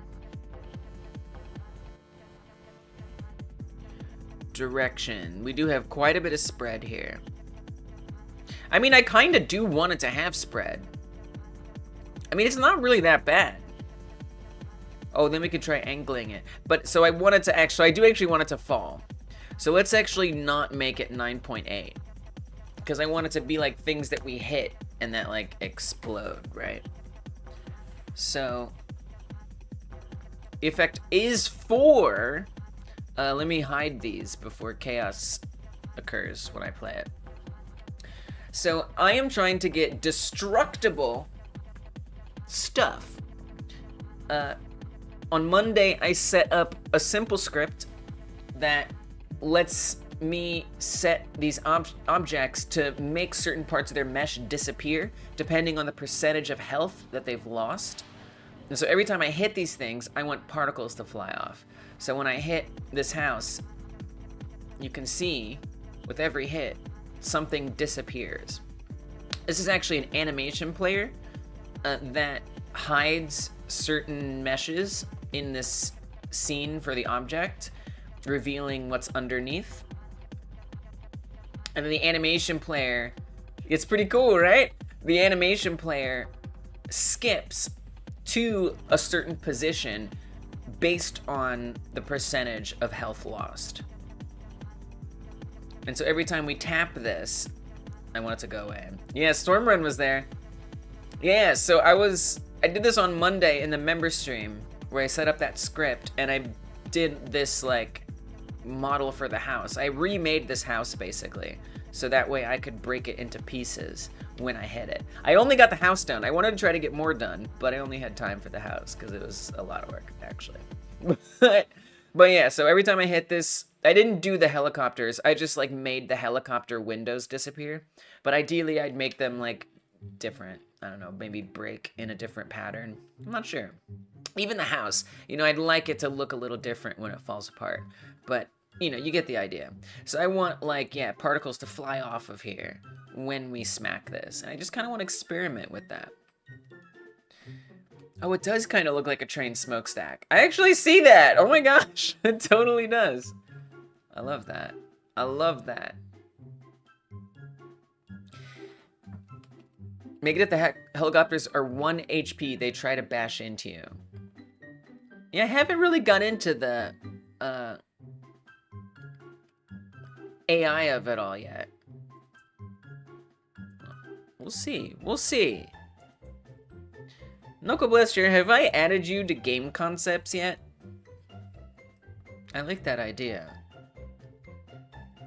Because I do want to think about that, is like mechanics. I don't think we have you on the list at all. Oh, and then we had Blender Battle come through here and give some thoughts. Not that I did what they suggested, but I now know about rigid body things in there, so we should add it in here. Get you in there in game concepts. There you go. You got game concepts. And you know what? You get moral support too. Thanks for the moral support, Knuckle Blaster. I appreciate it. I think you can set the gravity to like, yeah, that's what I'm gonna do. Set an upward initial velocity. Initial velocity with spread and one shot on. Oh, initial velocity. Oh, that's what I set here. Oh, angular velocity. Oh, we're there's different velocity types. I see. It's all making sense now. I guess I should also add in object destruction. Oh, so I actually need to go back in and add some credits from last week's stream. I think Dragonblade helped me out with that. Probably someone else. I actually need to fix that, but I will. For now, we're gonna say particle effects. Sonic Joe and Dragonblade. Give me some tips. Angular, as far as I know, makes it spin around. Could be useful as well. Definitely. Definitely. So let's set the initial velocity to a little something. And then the angular velocity, I don't even know. I don't even know what I want to do with that.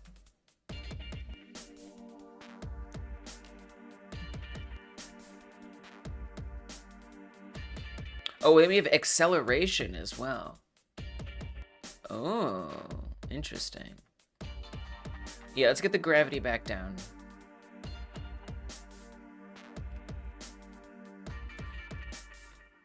Nice. I'm gonna do the same over here. I kind of like, I'm just not really sure which I'd rather use. I kind of want to see like when I run into issues, like things that I want in one but aren't available in the other. It's interesting, the CPU particles 3D, it's like its own, it's like built into the node itself, right? These gravity settings, the velocity settings, they're just right here. Whereas in the GPU, we have to add a process material, and then there's all this stuff. It's kind of interesting. Velocity minimum, maximum 1. Spread, we can just keep this at 45 for now. So now they're doing the same thing, basically. As in GPU versus CPU, I think GPU is more maintained. CPU is mainly there for legacy compatibility with some older machines. Thank you. I wasn't sure. I did like the most cursory research. Like, that is to say, I typed in the difference and clicked on the first result in Google. And from what I saw, it seemed like one was more resource friendly than the other.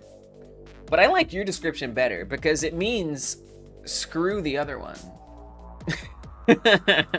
I think that's how I'm gonna interpret it. Screw the other one.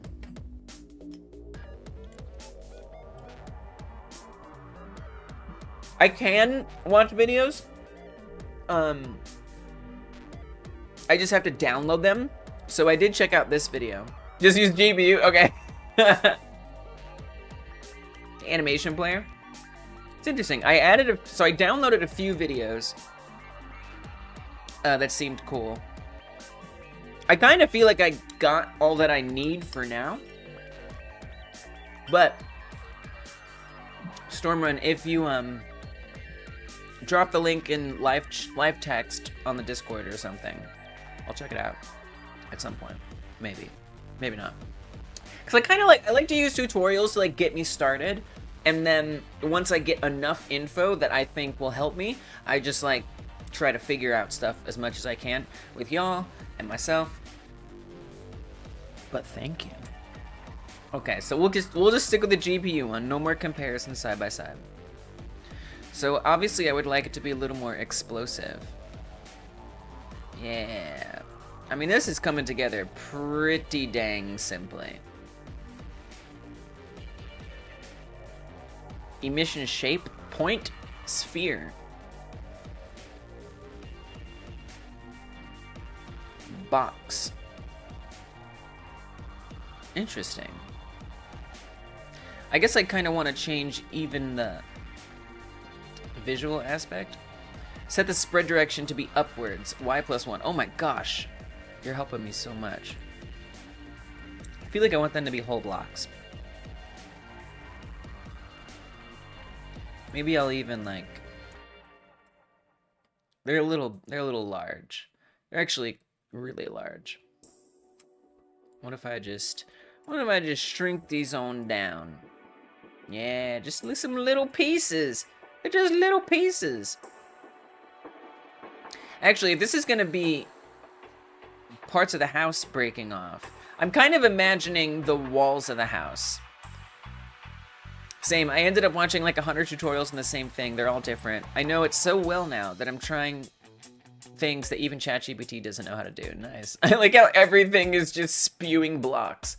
So they're a little large. But I'm thinking for now, I just want to make the particles for the walls of the house. I'm just going to start there. I would really love to set up a way to match the color of the walls, like automatically. That would be kind of cool. Like maybe have an export variable in some future that doesn't exist yet, and that is to say I haven't made it yet, and then I just adjust that variable and it changes all the relevant colors. Yeah, ChatGPT is cool. I'm gonna make them a little smaller. I kind of want it to be like tall, maybe a little bit.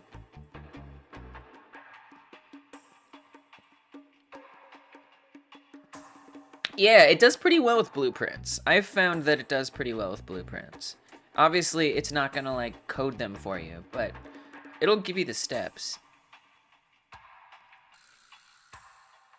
Okay, so Psychonic was saying, so the spread direction to be upwards, y plus 1.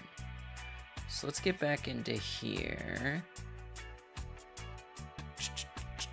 Where? I'm still trying to find my way in here. It's in the gravity process material. There we go. Process material. Spread direction.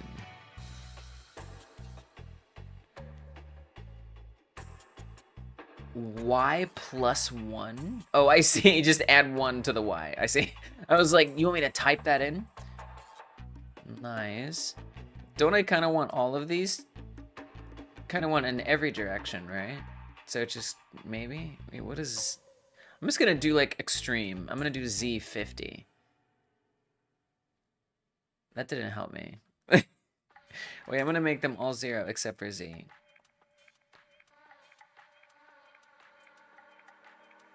Wait, what is it doing? Why is this so confusing to me? So Z is gonna be the blue one.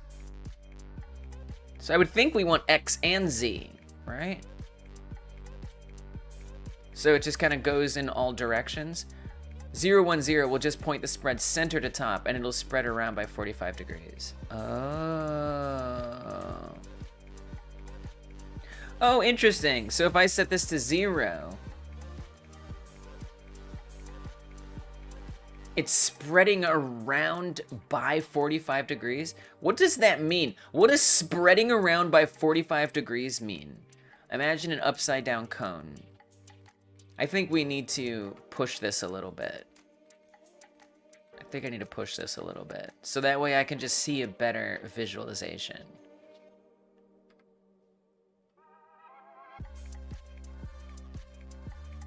If I can remember how to do that. How to make like more of them come. Trails? I don't know about that.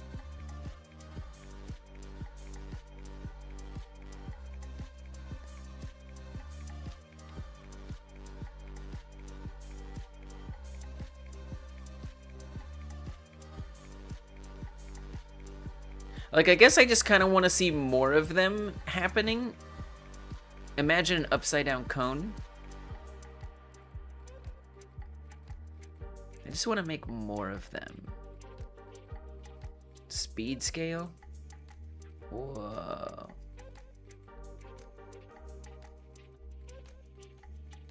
Explosiveness, nice.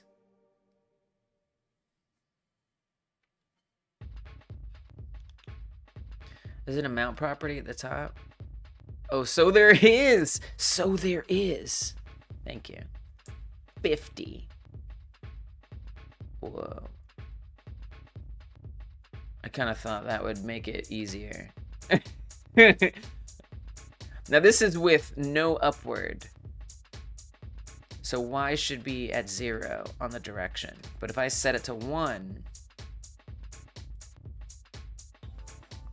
this is chaos. I'm having a really hard time understanding what's happening here.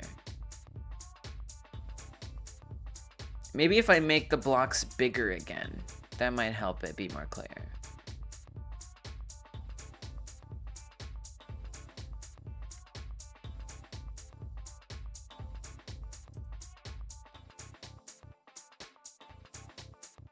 Okay, this like is more visual to me. And what if I actually, just for the sake of making it more visual again, we make these spheres. Basically, direction decides which direction the particles are split at.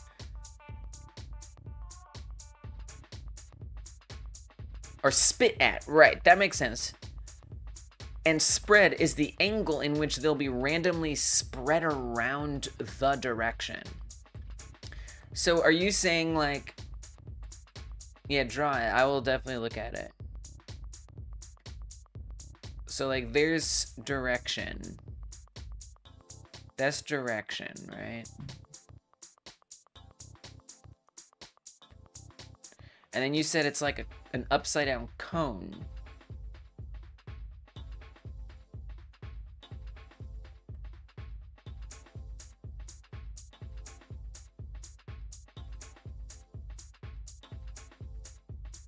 For the spread. Not quite a cone, but you get the idea.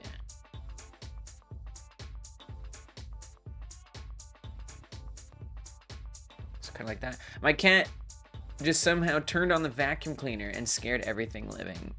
That's adorable. That's adorable.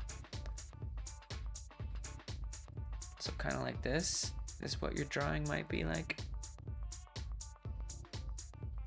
Except conier. So I'm gonna make this spread super small. Let's make it 10. Right, so it's much more contained now. So 45 degrees meaning this spread will like, I guess like how that, so the particles will be radially spread around that yellow cone.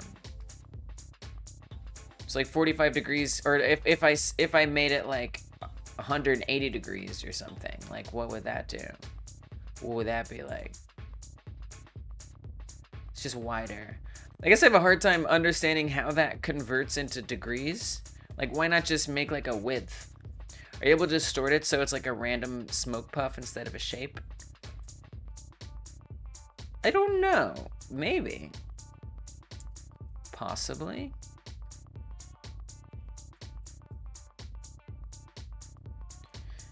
It seems like you're at least... So we can add a shader material. So probably yes. My guess would be yes. And you can add a particle process material. But that's the material. Oh, so pass here. So this, the draw. So you can add a plane. Yeah, for sure. Yes, because you could just apply a an image texture to any of these.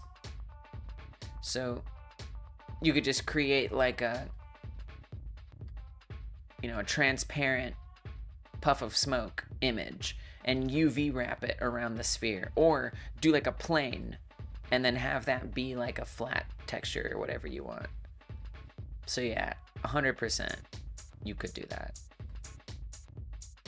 for sure. So like, I don't know if I have, we could put the Godot logo on here, something ridiculous.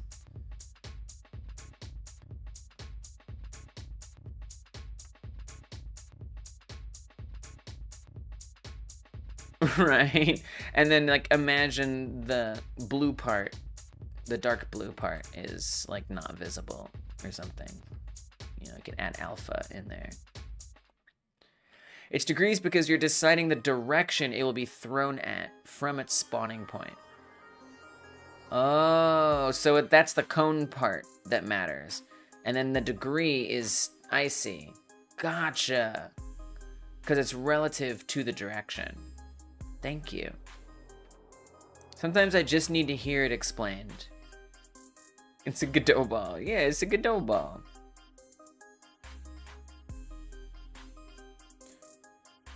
Okay. So I'm going to keep it super chunky like this for now. It just like kind of makes it easier for me to understand. I feel like I want it to be wider, like considerably wider. Flatness. Let's go maximum flatness. I don't know. To me, I just kind of feel like I'm gonna touch and feel it, but maybe I'll regret that somehow. I don't know. Sometimes animations for these concepts can go a long way, but I can't animate. True, true, and that's a valid point. I feel... I mean, look. Blender, for example, will allow me to bake animations. So I could potentially have a bunch of meshes and animate them in a... You can do like a physics simulation in Blender and then bake an animation based on that physics simulation. That would also be an option. I'd rather just like use the particle effects. But you make a good point. I'm just enjoying, I just kind of want to play around with this, you know, check it out, see what this does. Oh, okay. I see. We're talking about similar topics. It's hard to... I see what you're saying. To explain the properties. Gotcha. That's true. That's true. Direction spread animation. I don't know. Are we gonna find that?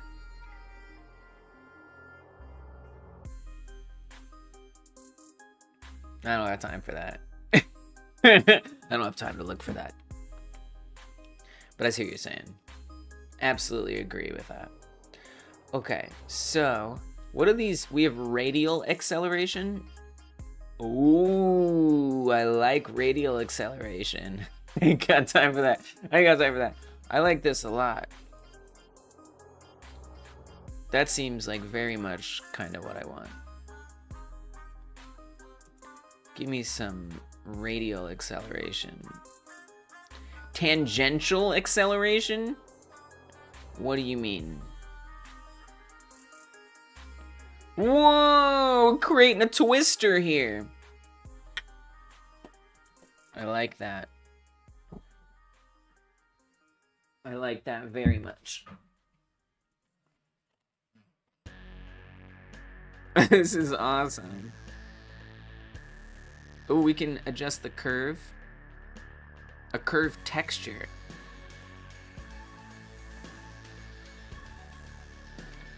Whoa, this is awesome. Dude, man, this inspires me to make so many things that aren't what I need to make right now. Like, just like visual art. Like, there's some really cool animation art. Some, like, you know, trippy, psychedelic kind of stuff that this, like, inspires me very much to make. Not enough to actually do it. But in theory. Dude, Godot particle effects are awesome. By the way, they're freaking awesome. Not disappointed at all. I mean, you can make like a portal. I feel like there's a lot of effects in this game that I could use these particle effects for. This is quite inspiring, actually.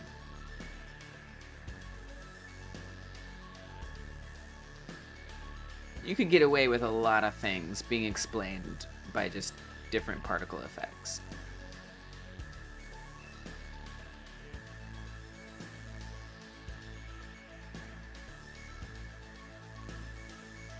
Whoa.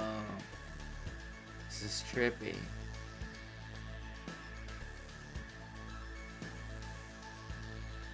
It's beautiful. It's beautiful. Alright, enough playing around. We have a goal here. We have a very specific goal. Playing around is fun. But we must be very serious. I don't particularly want it to be like whirlwind effect.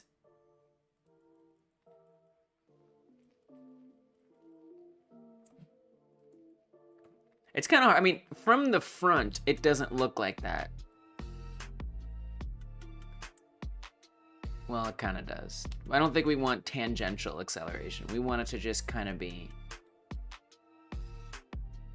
exploding out. I don't feel any need for damping. Angle minimum, angle maximum. go anywhere. You get the freedom to go wherever you want. Any angle you can imagine. What's the... Oh my gosh, I can set this. Can I set this to infinity? Negative infinity. Yes, I can. Okay, that seems unnecessary. I don't know what angles... Why this is able to be any number. Angle curve. I don't know if that matters. Scale. Ooh, yeah. Give me some different scales. Ooh, cool. Nice. And then, so if I'm going to adjust the size of the biggest block.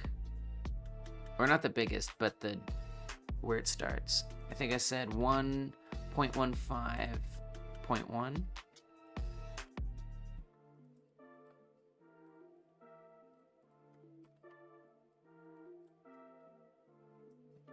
And then I kind of want them to rotate around more. Someone might have mentioned how to do that, but I don't remember. I'm sure we'll stumble on it here somewhere. Color, hue variation, turbulence. Uh-oh. Uh-oh. Okay. I don't know, when things be taking a long time to load, I get nervous. Whoa.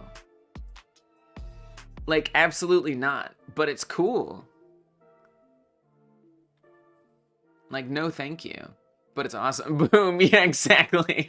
It's a little frightening. I'm gonna hit a save. We're just gonna hit save here. Animation. What? You mean animation? I'm not sure what animation means. Sub-emitter. So that would be like more emissions. Attractor interaction. True if the interaction with particle attractors is enabled. Right. That makes sense, yeah. Collision. Rigid. So they'll like bump with each other or something? Make them bouncy. Friction. I guess I would want there to be some friction. I don't know. Just clicking on things. Just clicking on things, Knuckle Blaster. You didn't miss much. I'm just clicking on things. Cheers to your tea. Just clicking on things till it does what I want. There were some cool things though. There's some cool effects that we can get. Flatness. I don't think I'm interested in that.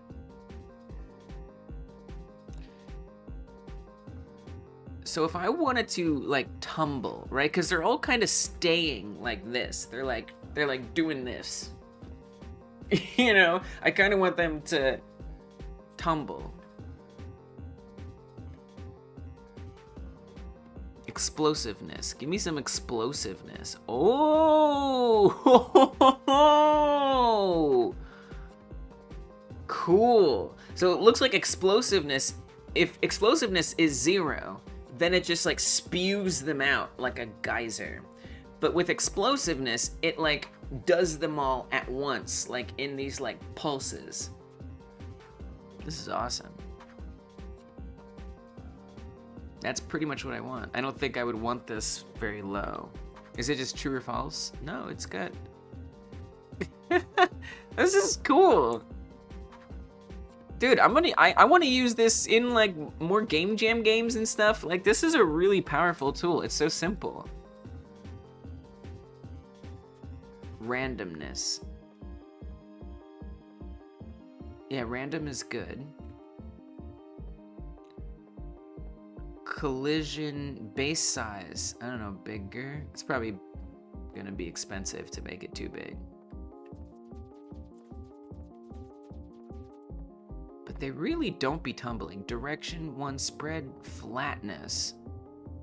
Oh, maybe I need to do gravity in other axes?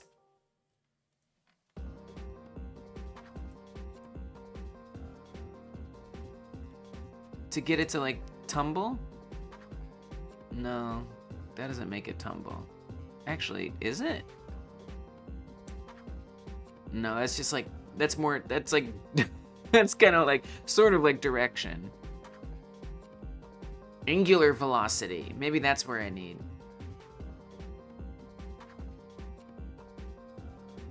No. Not quite. I mean, maybe they don't tumble? That seems incorrect. I would think that they would tumble. I guess I'll look it up.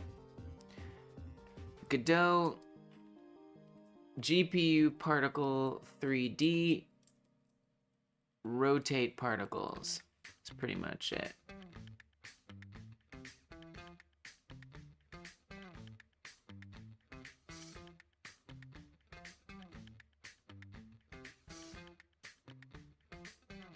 I'm not sure what to even look for here. To make particles spin around a different axis, turn off the Z value. This will flatten the emission of the particles along the XY plane, but allow them to spin around the Z direction. This is generative AI information, so we'll see. But it also says flatten the emission, so maybe we can use the flatten as well. Turn off the Z value. Which Z value? There's a lot of Z values around. Which one? Let me try this flatness. That was not what we want.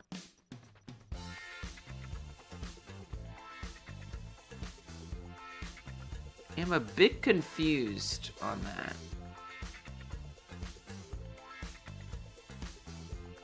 Might want to look to see what they were... Oh, align... Oh, rotate Y. Particle flags. Ooh, okay, it's rotating on the Y. But it's only rotating on the Y.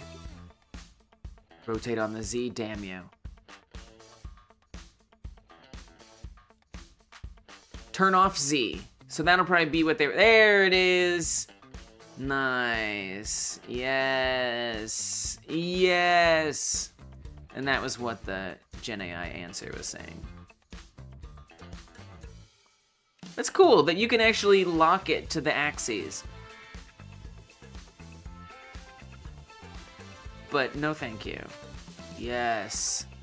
Oh, that's looking fantastic. Looks good, right?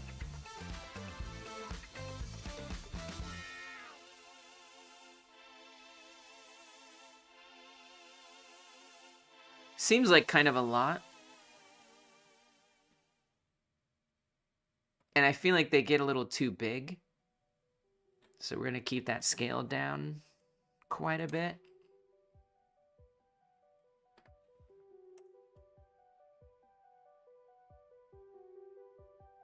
All right, let's see what that looks like. So then so now that I actually have a particle effect that's sort of kind of what I want. Now I need it to actually appear from the obstacle. And probably what's going to be tricky is getting it to be at a certain position that I want it to be. So I think I'm going to need like at least a script on here.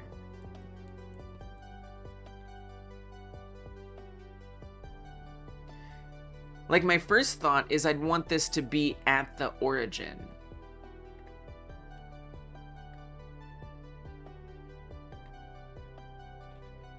Although at 0, 0, it's not quite at the origin. I guess it is, but it's not really. So I'm not sure how that's gonna work. So I guess I'll add a script on here. Particle script. And where's it gonna create that script, by the way? Where does that live? Management?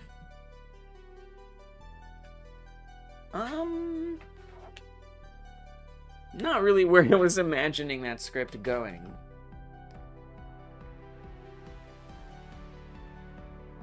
So let's get another script, or another folder, and we're just gonna say effects, I don't know, and put it in there.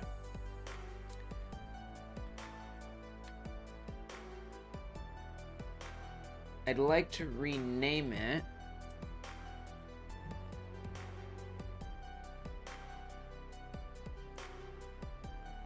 Particles, we'll say building walls. I don't know. Sorry you couldn't see that. So yeah, so I was trying to get my file structure a little better. So I made this folder effects, added the script in there, particles underscore building walls. So maybe this could be reused for different building walls. But then again, this is just governing the particle script. I don't need to rename that. Just kidding. Because it's really the node that I'd want to rename. Hey, what's up, Octay? Good to see you. Thanks for stopping in. I am doing some Godot particle effects stuff. We're just gonna say particles. Or we'll say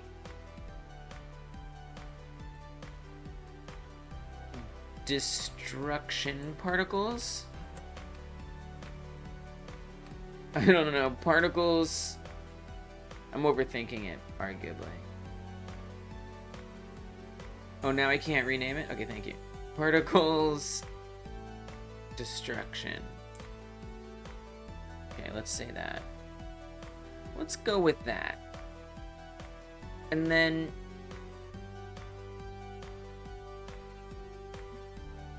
I'm gonna rename this particles building walls. Okay. And then on the script, I want it to move to the origin of the object that it's on. So like right now, there's actually a couple things I want to think about here. Do I use Copper Cube 6.6? I don't know what that is. What's Copper Cube 6.6? Are you making things up? I know you're not. Probably. Wouldn't be the first time. A 3D engine. Create 3D games without programming. Interesting. I've never heard of it. Do you use it? I've never used it. I've never even heard of it until now. This looks awesome.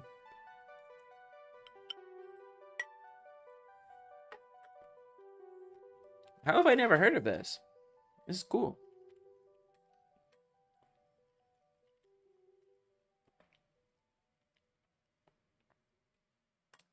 And it's got games that have been made, put out on Steam and everything. That's sweet. This looks pretty powerful. Looks like it's good for first-person shooters. It looks like a lot of first-person shooters. Neato. Thanks for putting it on my radar. I appreciate that. Never heard of it. Probably wouldn't use it, but myself. But this looks like a great one for people to learn. Is it free? There's a Pro and Studio Edition.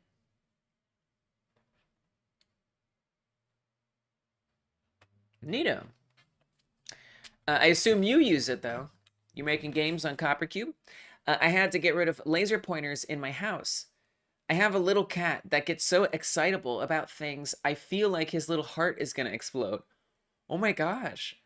And he's so smart. He knows how to push the button on the laser, then tries chasing the now gone dot. What? That's amazing. That's an amazing story. Oh, the excitable thing is so sweet. Can push, those are hard to push.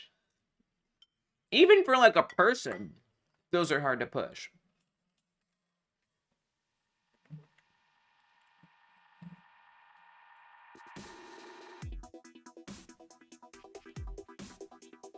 It just looks like this thing is like exploding constantly. So we definitely want it to be a one-shot, right? Like that's what I want. So it won't quite look like this, but it's helpful to see it. So there's a couple things to think about here. Number one, I want the particle effect to be a one-shot. Number two, It's coming from the player? Okay, it's not. Wait, what is it? What is happening? I'm so confused right now. Why were the helicopters going underground?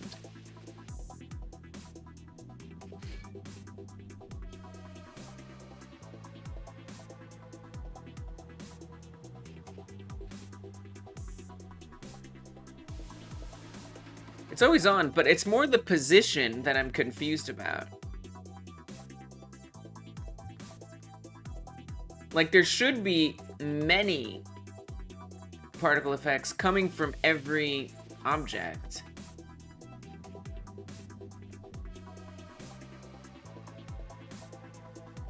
But it seems to be coming from the player.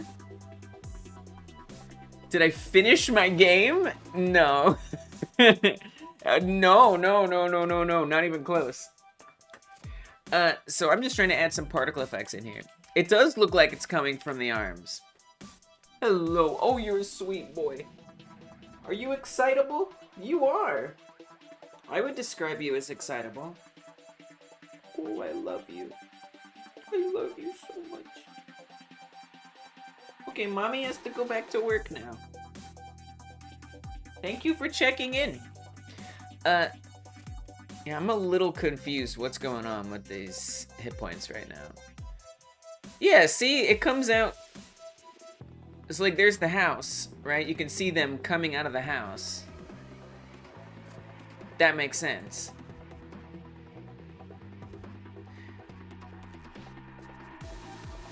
And then that copter, really anything that's an obstacle. So if I open up,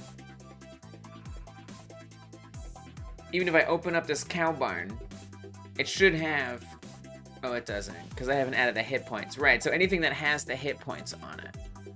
The trees have hit points on them.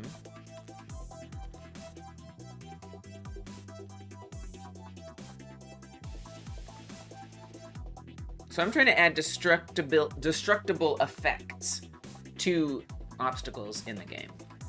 It does seem like it's coming from everywhere. But it's not. It's just like on the character. So the hands have hit points? Yeah, but it's not using the hit point scene. So there's the hit point scene right here, which has the number and the particle effect, and that's all that's on there. The alien, however, has something different. The alien just has damage labels. Just label 3Ds independent of any instant scene. So that's like what's on the alien is something separate. Play with the particles only in the destructible object. Yeah, I could do that.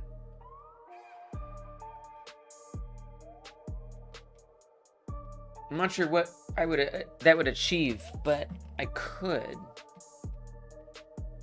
So it's just a little confusing. So the only things that this should be on, like if I hit play again, you can have two particles. This one for when your limbs hit an object, and other for you attacking things. Totally, yeah. It's exciting because there's a lot of possibilities for what we could do with the particles. I wonder if it's the script that I added on there. Like, I didn't really do anything with the script, but what if I get rid of the script and then run it? One can have the object, other can happen to the player. Yeah, that's maybe something. I feel like that. What? This is very confusing. I don't really want a particle effect on the player, but I hear you. Like, maybe. I'm extremely confused. Why would this be this way?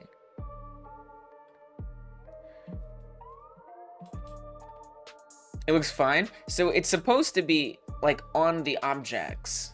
Do you know what I mean? So like here's the house, right? And you can see the particles are exploding from the house itself. Do you know what I mean? It does look pretty. The particles spawn on the helicopters, and because you're moving, they're left behind. That's an interesting theory. That sounds like that could be true. But why are they before the helicopters even get there? And then look at the houses. There's nothing actually coming off of them. So I don't know if that's it. If I were to turn off the helicopter spawn...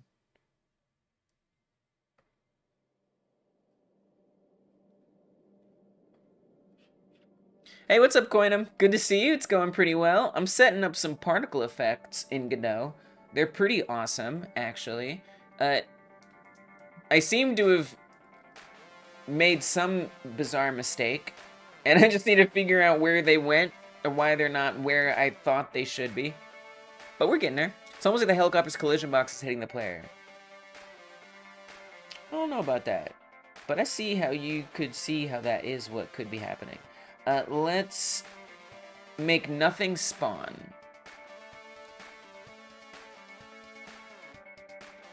I'm trying to remember how to stop the spawner.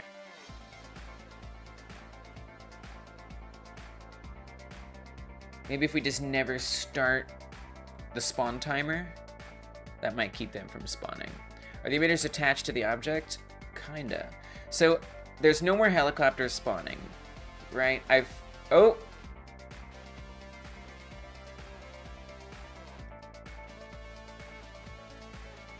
So it actually has nothing to do with the helicopters.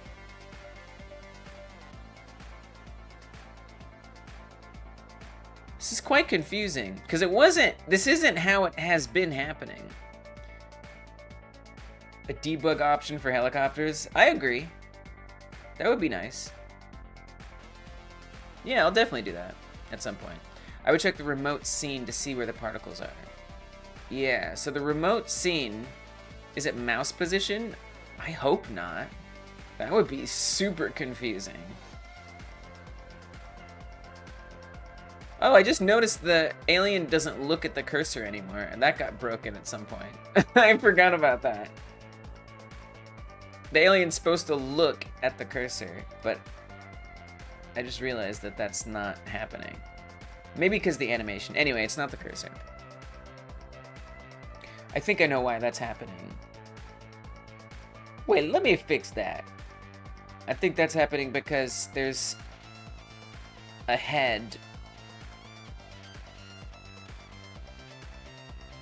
keyframe animation, and so it's keeping it from looking.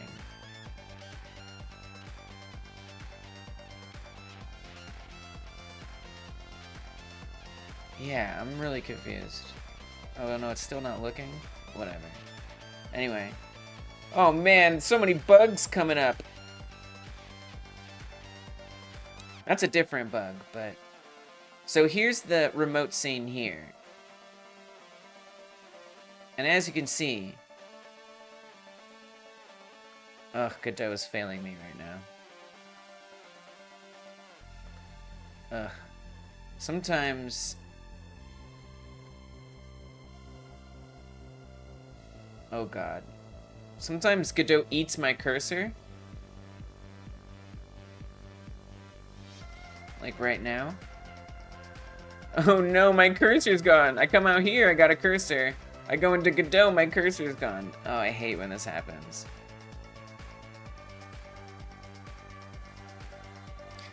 Okay, we got a bug. We got problems. We got problems.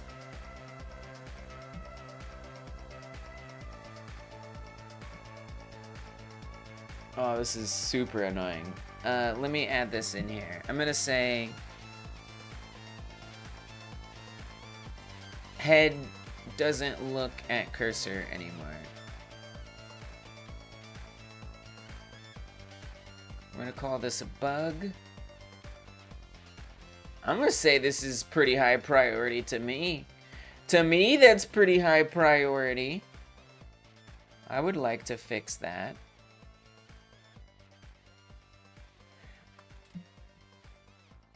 I can't even get my cursor. Godot, why are you doing this? Where's my cursor, Godot? Give it to me. Oh my god, it's not. Oh my god. Cursor here. I can't even... Oh my god. Alright, we gotta close it. We're burning Godot down. We're burning it to the ground. It's the only way. Godot has failed me. Oh gosh, now I can't move my cursor out of this little... Oh my freaking gosh. Are you kidding me? Oh my gosh, I'm moving... Okay, there we go. Oh my gosh. Okay, now I can come and click other things. Godot, like, captured my cursor. It was horrifying. It was genuinely very scary. That's not what you meant by remote scene. Oh, I see what you're saying. Yeah, I got you. Attach the emitters to the object, not the player. They're not attached to the player. When you play the game, you have a remote scene. Yeah. Details panel. Yeah. Have you seen the game I uploaded on the server? We attended the Game Jam today, and we won the Best Game Award. The Game Jam today? Wait, what? The 1,000 subscriber jam? I'm confused. What Game Jam?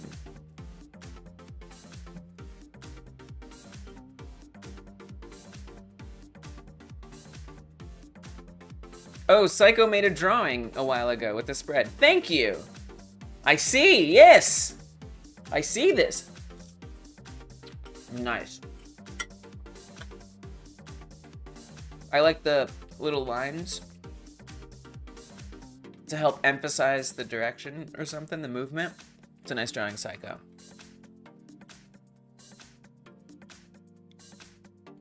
It must be a different jam. It just said we attended the Game Jam, so I was like, oh, the Game Jam. Yes, the Game Jam.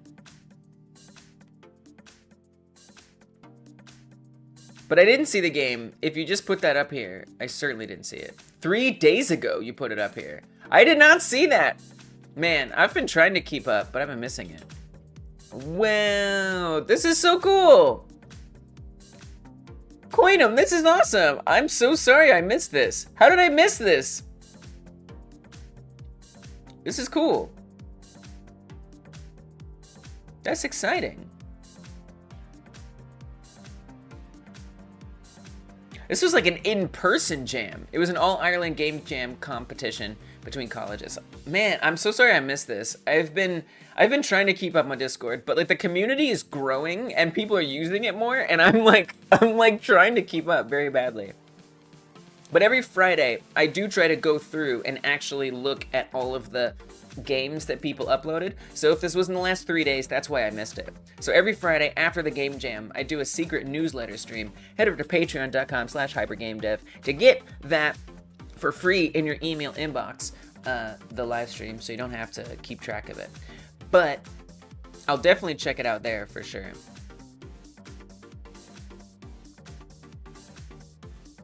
Yeah, it looks awesome. All right, let's see.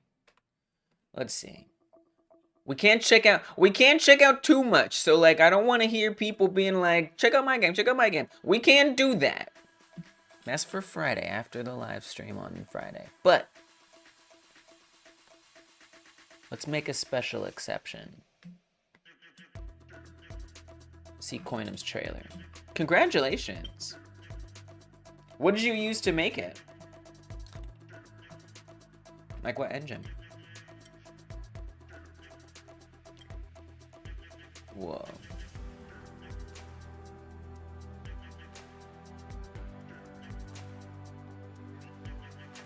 This looks awesome.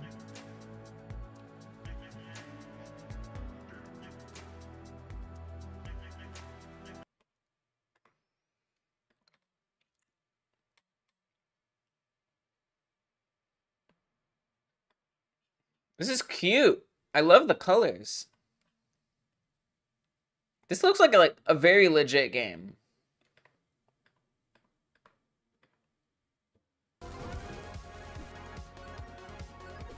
Sumo Strikers. You made it in Godot? Wow, you just started learning Godot. That's awesome.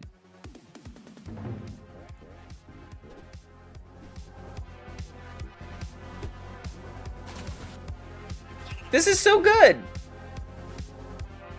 This looks like such a great game. Whoa, you got abilities? How long was the jam? Bombs away! Particle effects? I see you using particle effects. This is incredibly impressive.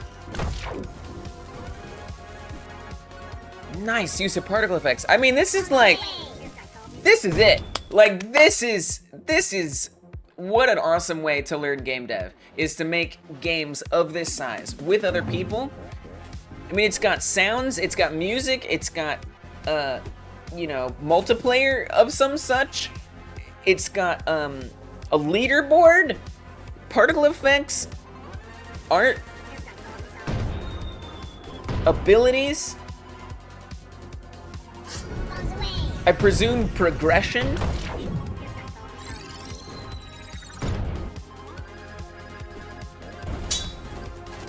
It's amazing.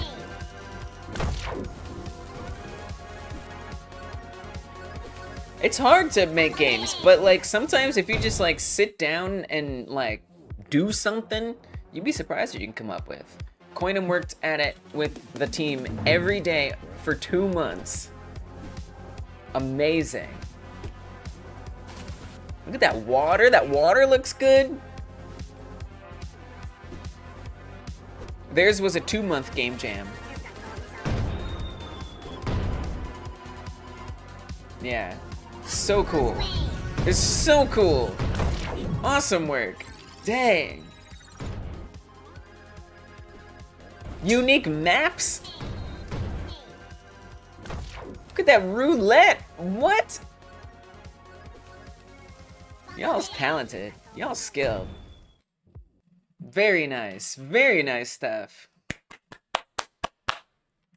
Wow. That's so inspiring. I want to make sure, I'll make sure I comment on Discord. It was getting a whole game ready. You couldn't do that in 2 months. I mean, there was a team. They did have a team. So that helps. That always helps. Gambling map. Classic. Classic. Gotta have a gambling map. Of course, you have to have a gambling map. I mean, you don't, but why not?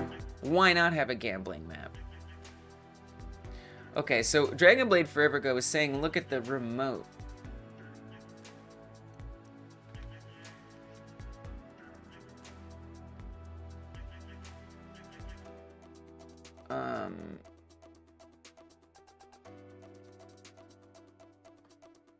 Here, terrain, house.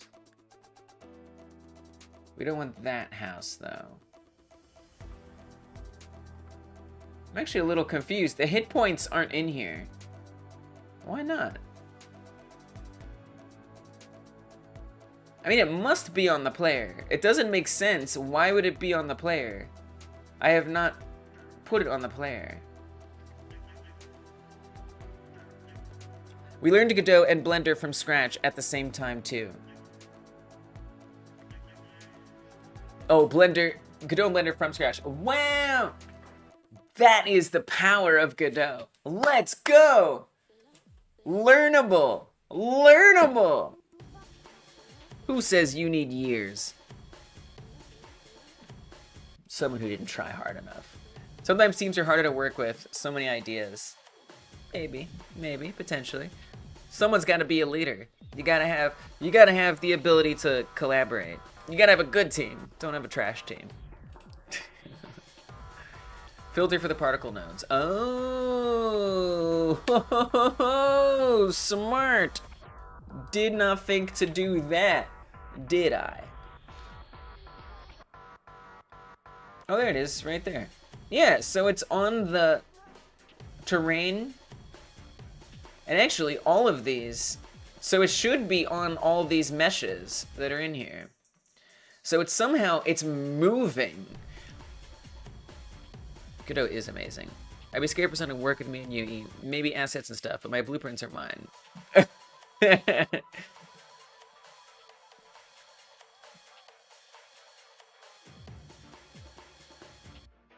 Some people are just meant to be solo devs, I guess.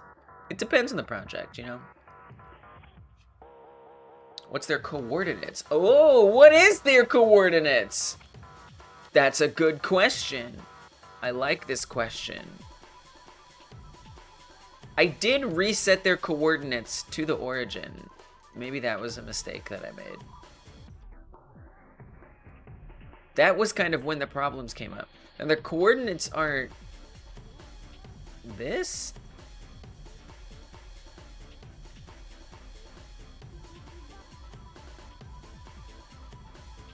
It's kind of weird. What are they doing there? They shouldn't they be relative to the object? Right, because the coordinates are basically 0.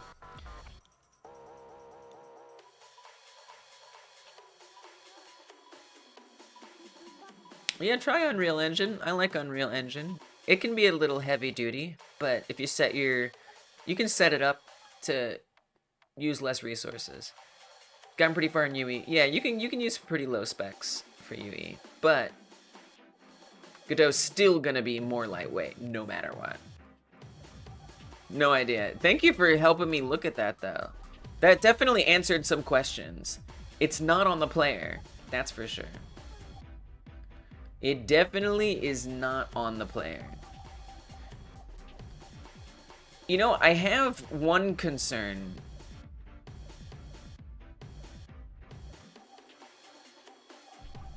A real G. Oh, you're using one that's on like your, using like the integrated GPU or something? Oh wow, I can't even click on the obstacles. What the flip is going on here? Hold on, let me turn off these particles. I have a lot of confusion. I might be GitHubbing this. I can't even click on the obstacles anymore.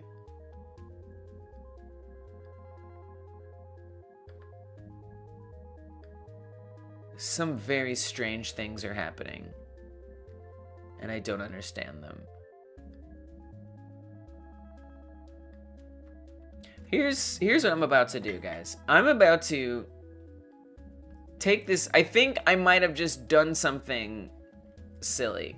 So here's what I'm gonna do. I'm gonna take the particle work that we've done, and I'm gonna back it up just as a separate file. And I'm gonna revert back to before we started working today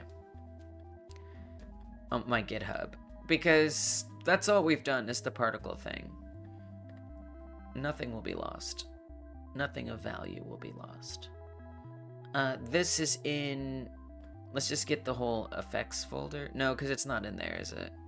I think it's in...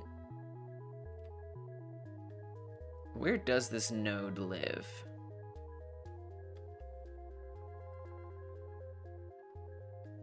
Where do nodes live? Like file path wise.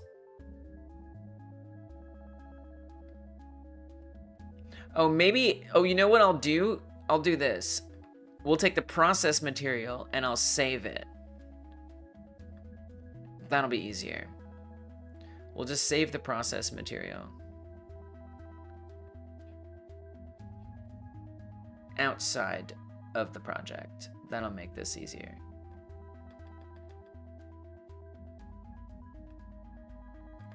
We're just gonna say particles, building walls, save it. Hey S, welcome.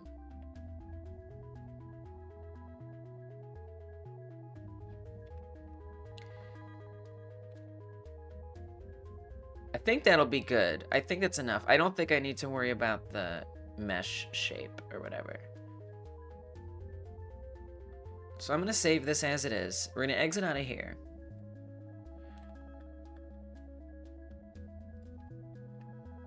Particle effects. Mess something up. I messed something up. I think I just must have clicked on something. I don't feel like figuring it out.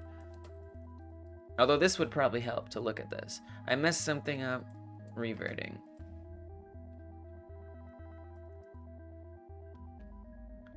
we're just going to do a do-over. I don't know what's happening. I'm a little confused, to be honest with you.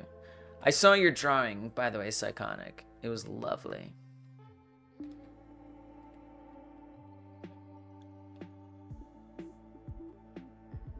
Why am I committing to revert? I don't know. I thought I had to. I thought I had to. Because in the past, when I haven't, it caused me problems, so I don't bother anymore.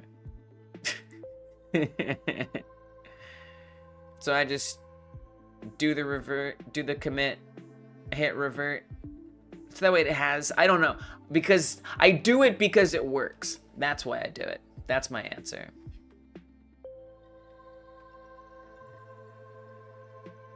Yes, Dark Rosen. I did it at the beginning. I did it right away when it started.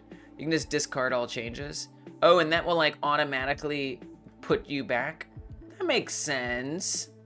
Oops, I just realized I forgot to save the... Dang it, I forgot to pull the file out of the folder. Crap. Oh, okay, whatever. We gotta redo it. That's okay, I don't mind. It'll be a good learning experience. Everything's fine. So, let's reboot Godot. You're using a 4.27 because you don't think UA5... Oh, okay, you're... Rest in peace. Yeah. Yeah, that's alright. Good learning experience to do it over. Alright. I don't know what I did, but we'll do it right this time. The damage label is missing? I just must have done something very strange and silly. Something very strange and silly. Okay. So we can attack this. What I'm working on is adding particle effects. Every time we hit this, I want an explosion to happen. We're gonna add a new explosion on here, onto the hit points scene. This scene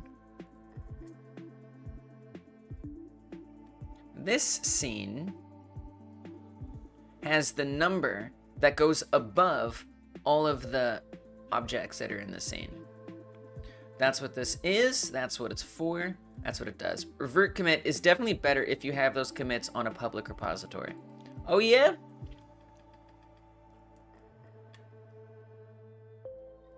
And in here, I'm gonna add a GPU particle effect. Let's see how quickly I can get this set up again. And in here, I need to add a box mesh. I think for the size, I was doing something like this for the particle size.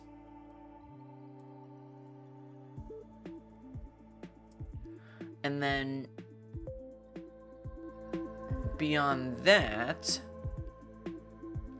we'll come to process material, add a particle process material. Now it's shooting out, it's pooping out some blocks. Good, good, good.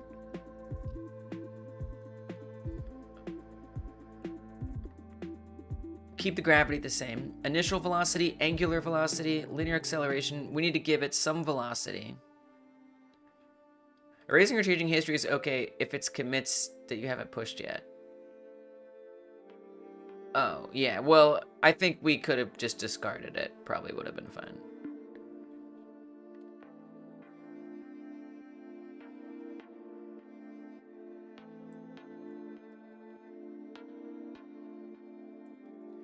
That's right, I had not. So we're getting a little explosiveness there. It's a little fast for my taste. Seems a bit speedy. Probably don't need to be doing that. We want some spread, right? So we want direction. 010 as Psychonic instructed us. Commits and push like Yui's apply and save? No, so it's hard for me to explain, but basically GitHub is a place where you can back up files. So actually for this live stream, in the description box, you can find the GitHub Yeah, chat's got your back. You can see the GitHub link. That is to say, this whole game is open source, and you can find everything about it pretty easily. So it's in the description box. I'll pull that up here. And so here's all the files for this game. So if I make an update to this game and I commit, then it's going to take all the changes that I've made. So it tracks, GitHub is tracking my changes to the game, and it actually reports on what those changes are. The red stuff is old stuff, or stuff that went away, and the green stuff is new stuff. So these are like the diffs.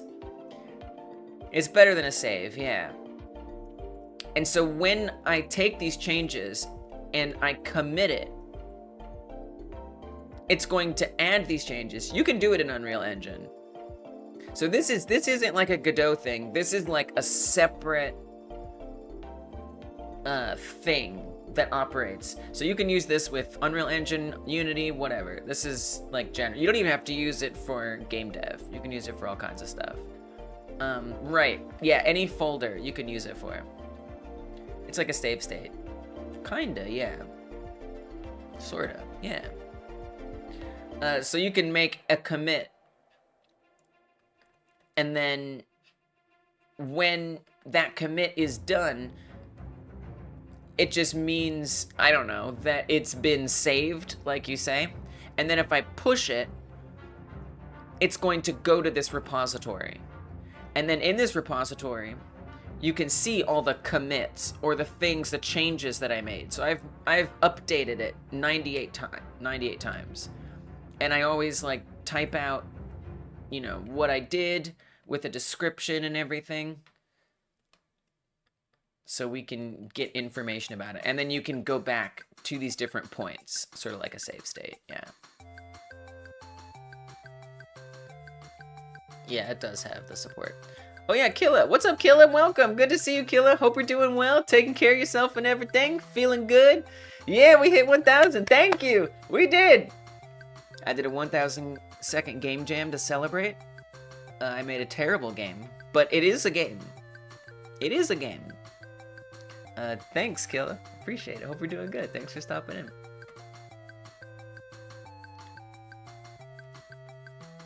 Yeah. Not a Godot thing.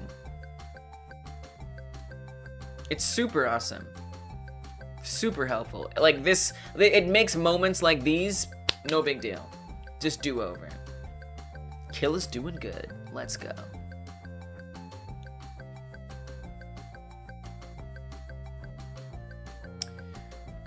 So we've got direction and then the spread, flatness. Oh, and then I kind of wanted them to like spin around, right? And that was particle flags. Rotate on Y, turn off Z. Now they're not quite rotating now. I think we need some more stuff in here.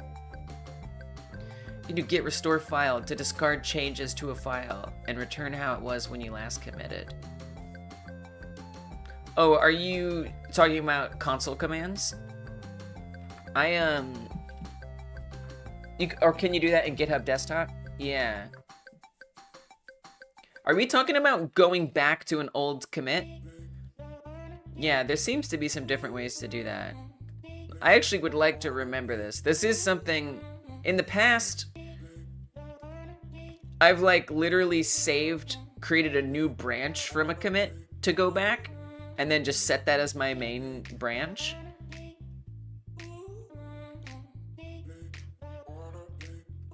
I don't know where that button is. I've had trouble figuring that out at some point. You're at that other streamer's channel and told him about me. He checked your channel and he liked your work too. Oh, that's so nice. Thanks for telling me about them, Killa. That's nice. Yeah, it seems like there's more people streaming, not just on YouTube in general, but game dev on YouTube, which is really exciting. Yay. Hello, person who's probably not here who also streams. Killa is cool. Kill It is cool. Yeah, thanks for telling me about them. I love keeping track of all the different game devs who are out there doing stuff on YouTube, especially YouTube. Like Twitch, okay, yes, Twitch, but I love seeing the folks who are on YouTube as well. Was it radial acceleration? What was it that got things to actually tumble? I don't remember. Because before... Oh, angle. There we go. So before, it was the rotate Y, disable Z. I had to check these. So if I turn these off, they're just all gonna come out like this. But if I check these, Y, for example, they're gonna start doing this. And then if I do turn off Z, then they're gonna start doing this. Yeah, it was angle. So angle down here, this lets me change the different positions. Strangely, you can actually do infinite. Like I'm able to make this number like a bunch of 9s. Oh, that's the biggest number that we can do. Well, I guess I'll do it. Whoa, we can go even bigger than that. Jeez, seems unnecessary. Seems like too many degrees to make any sense. We'll just say 360. Cool. This is not bad. And then I'm gonna change the scale a little bit. Shouldn't it be 1 to 360? Maybe. I don't know. Maybe. Let's say scale minimum 0.1. It seems a little small. 0.2. Yeah. Honestly, even that seems a little large. Maybe 0.8. Looking good. I like the idea of them colliding with each other. I'm not sure how effective that'll be, but I would prefer it if they wouldn't mind. Like bouncing off each other. Like that sounds like that would be cool. I think 361 degrees is just one. Right, like at some point it doesn't really make sense anymore. I don't know why I can just type anything in here. Like, just give me limits. I don't know. Maybe there's a reason, though. Oh, I also had many more. I think I was doing like 20 or something at once. And then we also did explosiveness. That helped a lot. Yeah. That's what I'm talking about. That's what I want to see. That looks pretty good. I think I made their lifetime longer. Not that long, please. It's not bad. I might want them to go a little less high. So maybe initial velocity, bring that down a bit. Not that far. Just a little bit. Maybe a little more spread. Maybe a lot more spread. That's pretty good. All right, so let's stick with this. Let's see where this gets us. So this is gonna be fine, and it's not gonna look ridiculous. So this is the way it was supposed to look forever. I must have just, especially when I had my cursor got taken captive by my by Godot. Oh, that might have added some problems. Actually, no, we're still having the issue here. Wow. No, it's still spawning in weird places. Wow. So then just to, I know it's confusing folks to see the helicopters there. That is not part of it. So we're just going to not spawn any helicopters. They're still spawning. The explosions are still happening. Not at the objects. See, they're happening over here. So they are happening somewhat relative to when these spawn in.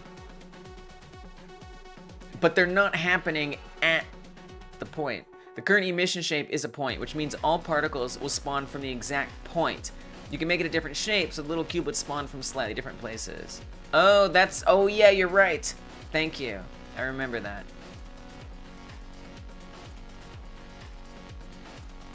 Dragonblade says, the reason is to not jump from one angle to another. It might look weird in some situations to jump from 360 to 0 or 1. So you are just continuing the rotation. But it's extremely weird that the max value is so big. Yeah, right? Yeah, I forgot about that. Thank you. Yeah, let's not make it a point.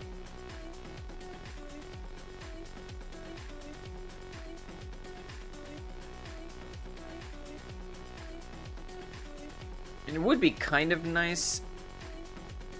Because if you think about it, like, we are hitting it at a certain... We're attacking it, like, at one point. Dude, we do have a smart community. This is an amazingly smart community. I couldn't agree more. I completely agree with that, Stormrun. I completely agree with that.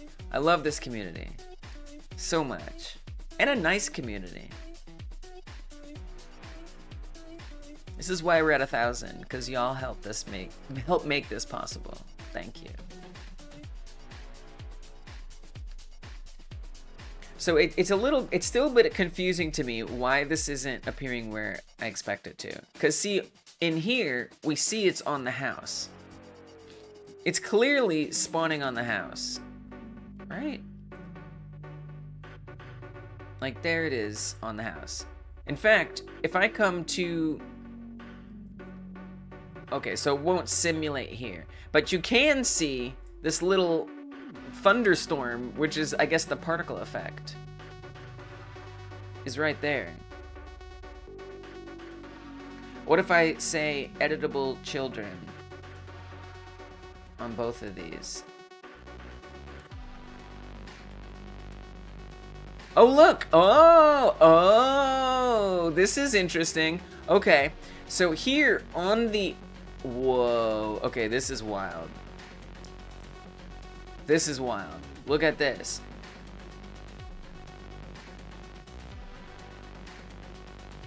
Why is it a flat plane when it's on the house? I don't know what that means. So here, this is so what this is right here is the house scene, right? So I have the special scene that exists that's just for the house obstacle. It just exists right here. There it is. And you can see it's spawning right from the house itself, just where I want it to, pretty much, sort of. Now, if I come to the tile, look at this. Here, it's spawning right there. And in fact, even if I move the house, it stays spawning at that point, no matter what, even if I move this.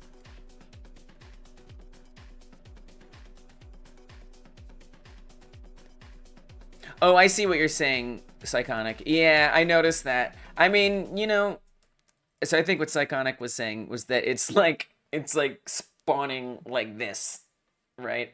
Instead of like that. But I don't really know. If it looks fine, I don't really care. Because the game, we can fix it. That is something to look into for sure.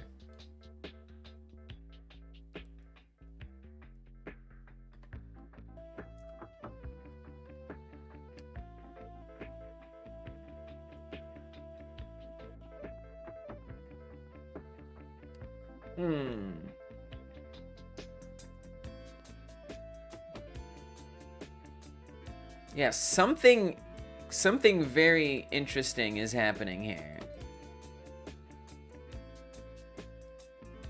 And I mean, what is this green line, by the way? There's just this giant green line right there. It's almost like it... And then on the house, is that where the green... That is! So there's the green line. So there must be... This green line must somehow be getting generated by the particle effect. And then it must be the origin. It has to be the origin. It's not the origin. It is the origin. Oh, so the particle effect, yeah. The particle effect is somehow defaulting to the origin position. Attach the hit label of the house. I agree. I completely agree. It's going to the origin. Oh, right. It is that, right? That's just this. Okay.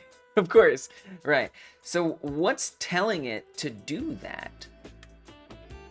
What is telling it to do that? Or how do I tell it not to do that? What is sub-emitter?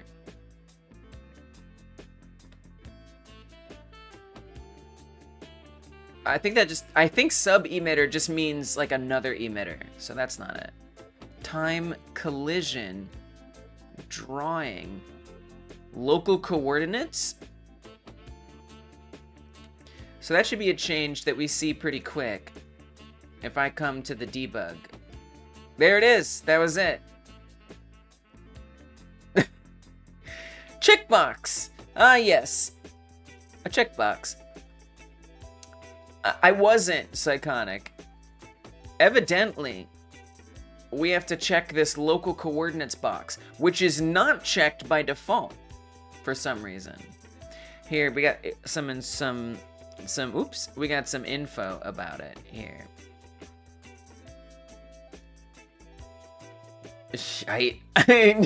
Like, why is that even not there by default? Okay, let me see what it says.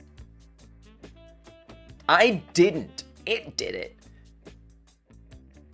It was defaulting to a fixed position. If true, particles use the parent node's coordinate space. This will cause particles to move and rotate along the GPU particles 3D node and its parents when it is moved or rotated. If false, particles use global coordinates. They will not move or rotate along the GPU particles 3D node and its parents. Why would I want that to be default? What? I mean, I guess it's kind of nice, maybe? I don't know. It's an interesting thing to have as a default setting. It's just a local coordinate problem. So if I uncheck this and we save it, it spawns at the origin. If I check that and we save it, then it spawns at the house. All right, thank goodness. Now this does actually point to something to think about. Maybe false saves processing power or something. Maybe. That could be. So this does raise a question though, because I kind of want it to spawn at like the position of, if you uncheck this, it will spawn at the last origin and not move. Yeah.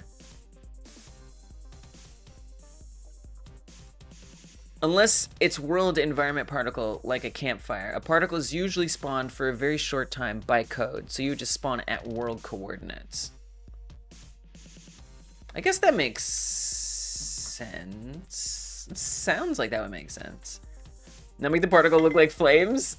I don't really need them to look like flames, but maybe because there's the helicopters, which I kind of want to do some smoke. So maybe I could get to that today for sure.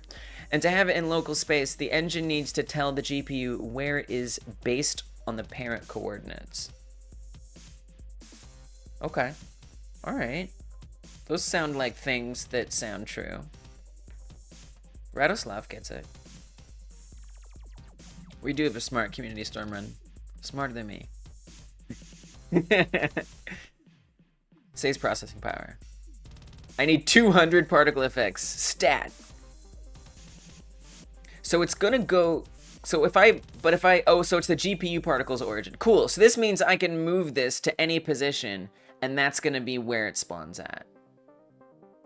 I'd kind of like it to be more at the center, so it actually spawns from the objects themselves. Probably should make it bigger.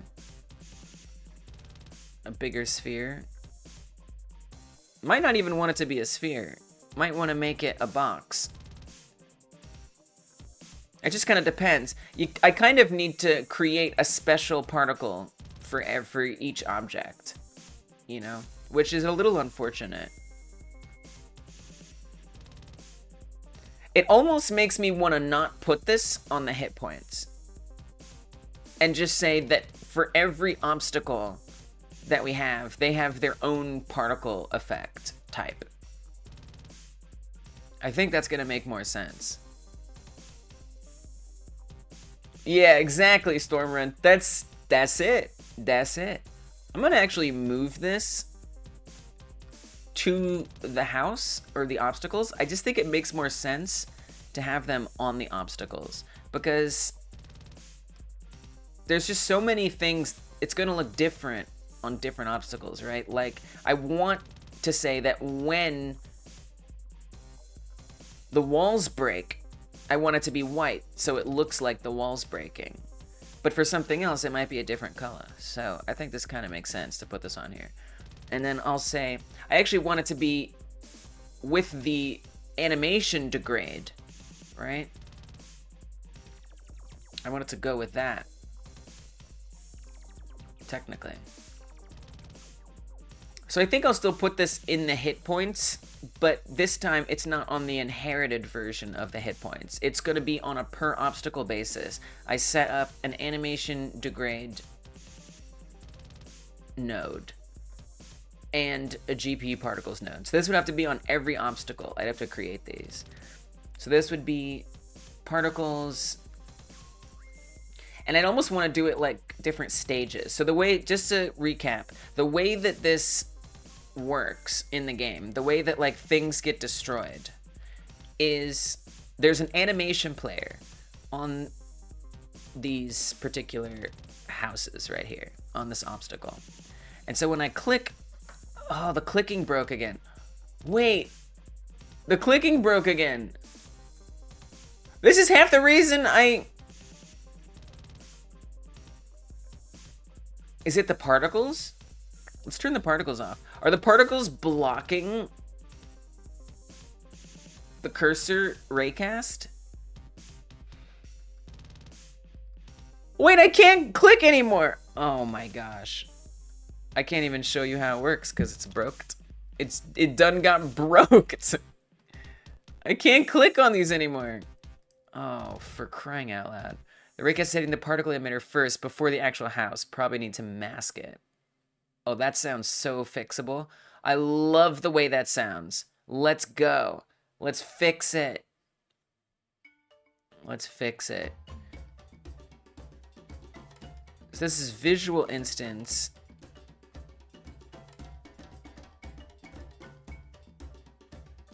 Maybe it's because of like the collision stuff that I set up, because I did like put collision on here. What if I turn off that collision?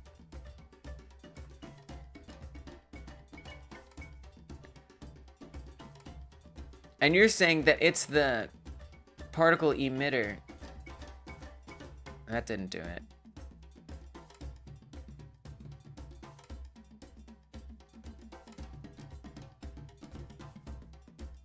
Where even is that? Like, I see this visual instance 3D here. But we don't even have masks or anything on there. I just don't even see any masks or collision stuff on here is the thing. So I'm not sure. When it's on, the entire system will move around the parent, but when it's off, if the parent moves, the particles will stay at their place. The local coordinates. When it's on, the entire system will move around the parent. Right. When it's off, if the parent moves, the particles will stay at their place. Oh, that kind of makes sense. Oh, that makes sense. Wow. Right. Oh, psychotic. That makes sense. So, like, if something, if like, you know, the house were to move, right? The particles shouldn't move with it. If the house were to move this way, we wouldn't want the particles to move with it. We'd want the particles to stay at the place that they were at. The house isn't going to move, so that's not a problem. But for certain objects like the helicopters, that might get a little weird, and we might want them to stay behind. So the helicopter would be flying, and then the particles would, like, stay behind. Wow.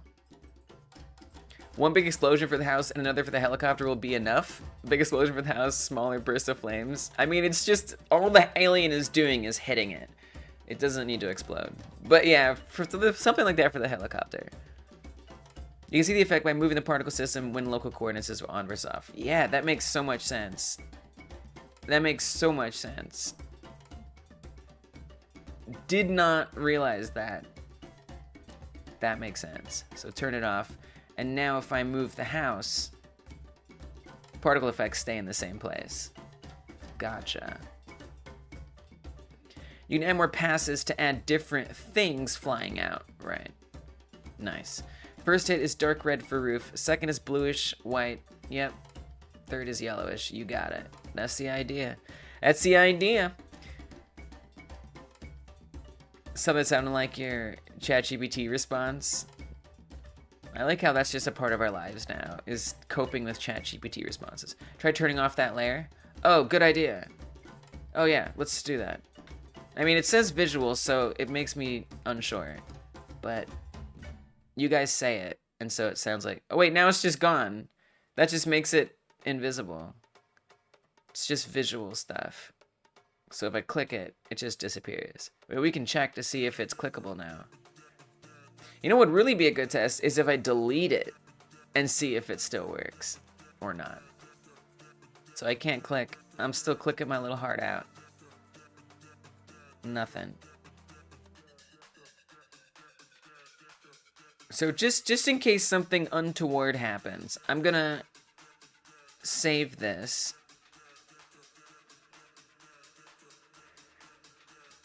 This is actually the house particle effect, to be honest.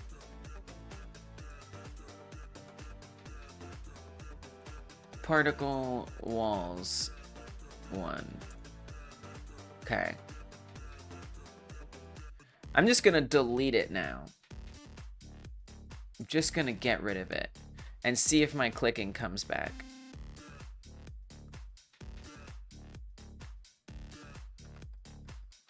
It doesn't. It's not the particles. What? What is breaking my clicking? I'm so confused.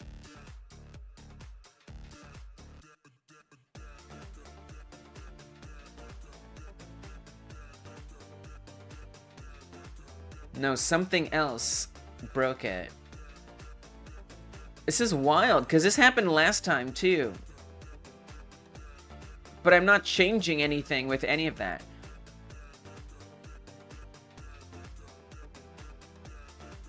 I guess I could start debugging it. I would really like to just hit undo and see it work again. Oh, man. What is happening?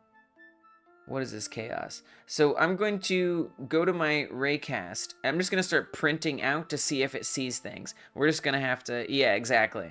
That's what I'm going to do. As much as I'd like to just hit undo, I guess we're going to do this systematically. All right, so we're just going to print what the raycast is seeing in the output. Weird problems, unexpected things. Okay, so it sees the player. Yes, you see the player. That's very good. I think that we're printing the right thing. We might not be. Because there's so it's definitely not seeing the house, actually. It's only seeing the player, so this must be the wrong raycast. Which is weird, because this looks like the right raycast to me. Here, hover ray. Maybe this is the right one. Oh.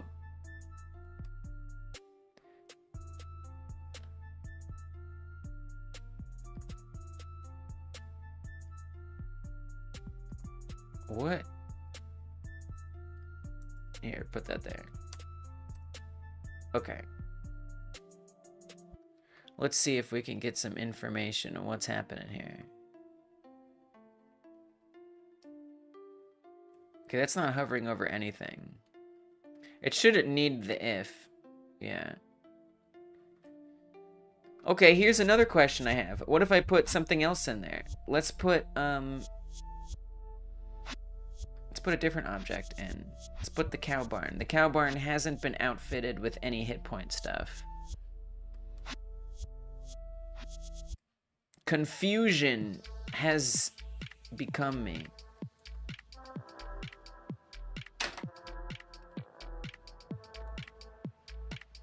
Cow barn, scooch it over here.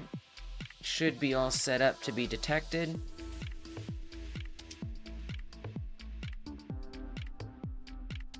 Doesn't see it. I'm confused. I'm confused. Let me try switching to a different terrain entirely. That is to say, not the debug one. So basically, the terrain moves at the player. It loads different blocks depending on which of these folders is open. And we're gonna open terrain blocks, which will just have like a bunch of stuff in it.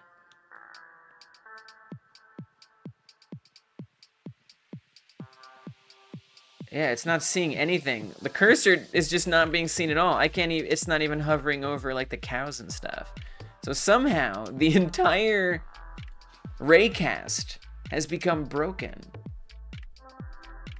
Except for the one that sees the player. The one that sees the player works. Or it can see the player, but it can't see any other object.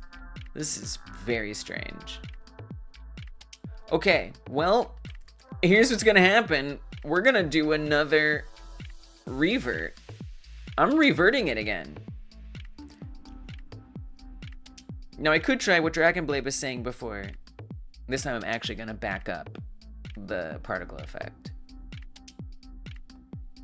And just discard. Don't revert. We'll just probably have it happen again. Is the player having some kind of big hitbox? Shouldn't, no. Nothing that would have been changed. And there is no hitbox. It's literally just looking for the player's collision, which is quite small. I mean, we could look to see what the collisions look like, but I don't think it is, but I hear you. So here, I'll show you what it looks like with all the collisions.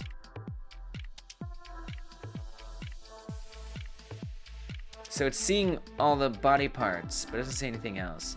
You can see how small the player collisions are versus everything else. There's also some odd things happening where all these numbers are zeros. They're not supposed to be zeros. There's some funny stuff happening. I am definitely reverting it. Okay, so I'm gonna go to objects, buildings, houses. We're gonna grab that particle effect this time so I don't have to remake it. I'm gonna drop it in some backups here. Just gonna drop it in there. And now I will discard the changes. I'll see if this is enough. Beware of reverting? Why? Can't imagine what. I do it all the time. I do it all the time. Discard all the changes. Burn them down. I've done it. I be nowhere. I was nowhere. Oh yeah, just discard it. Yeah, you're right. You're right, Dragonblade. That was much easier. Okay. So I've now discarded it. And I have a feeling the raycast is gonna work just fine. And it does. Now I can click on things. All is normal again.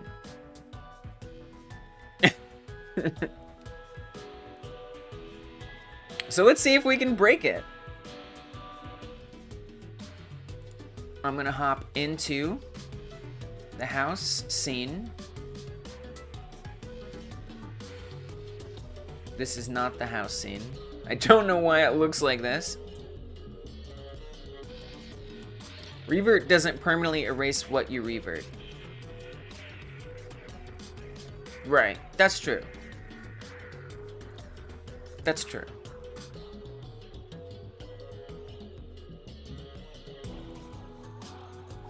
Why does this look like this? Godot is messing with my head, man. I need to reload the project. It's being weird.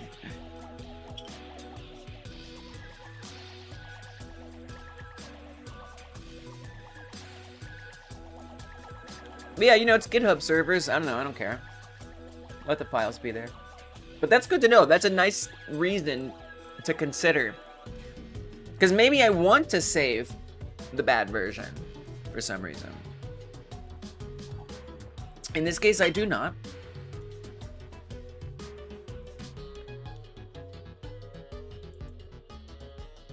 Okay, this looks much better. There's the house. This is actually the old house. We want the new house.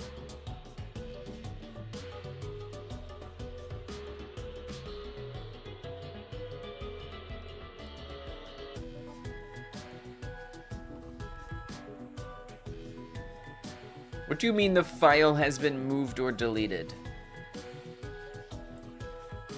What are you talking about?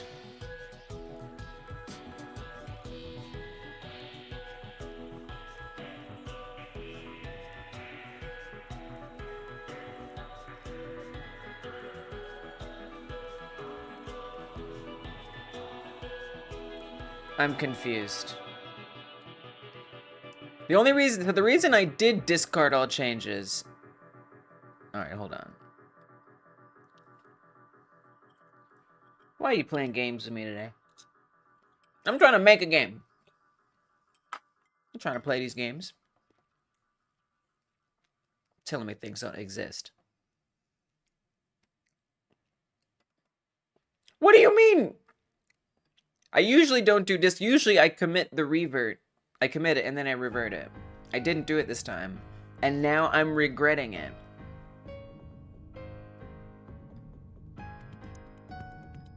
Wait, if I run the game, won't it be gone? But it's right there!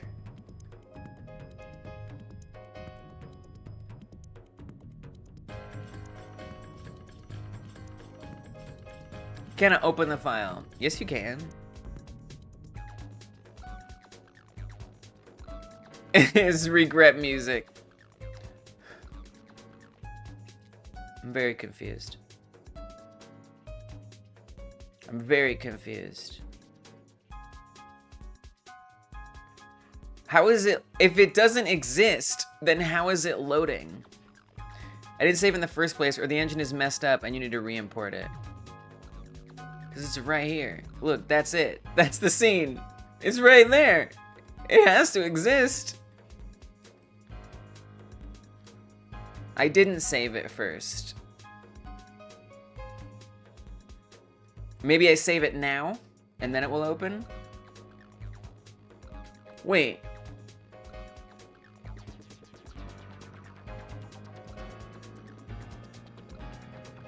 I'm in danger. I have tried restarting it. Corrupted file? Maybe. I knew I should have committed it and reverted it. Darn you, Dragon Blade!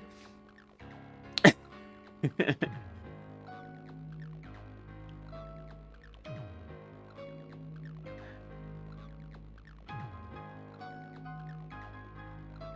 pretty confused. If I'm being honest. Extension? What are you talking about? T-Res? That's Oops. What are you talking about? That's something. Oh, here? Can I open? Oh, it's looking for the particle effect. I see what you're, yeah, I see what you're asking for. Oh, so it's just looking for that one file. So wait. Yeah, it's just this file that I moved, but I thought, oh, because I discarded. Dude, we gotta commit and revert. I'm never discarding ever again. Thank you, S, for noticing that. I am never discarding ever again. Those days are behind me, starting today. This was the last time I ever do it that way. There it is. Good call, S. Nice. I didn't notice that. I thought it was the scene, but you noticed that it was the particle effect, which is what T-res is. Gotcha. Good save. Good save. Starting today. Never discarding. No, there was a time before where I discarded and it caused problems and I hated it. But I kind of like just internalized, you know what? We commit and then we revert. But then Dragonblade was like, you don't have to do that. And I was like, oh, okay. Maybe you're right. No, we do it. Abundance of caution. Okay. So now I got the particle effect back in. Now I have to wonder. I wanted to add that in separately because now I want to see, is the clicking suddenly broken inexplicably? It isn't. So it's not just adding the particle effect in that breaks the clicking. Something is randomly breaking the clicking, and I still don't know what that is. I gotta be honest, that scares me a little. Like what? It's just sometimes the raycast will just break? Okay, well, I'm glad everything's fine now. I'll keep my eye out for potentially the entire game breaking unexpectedly.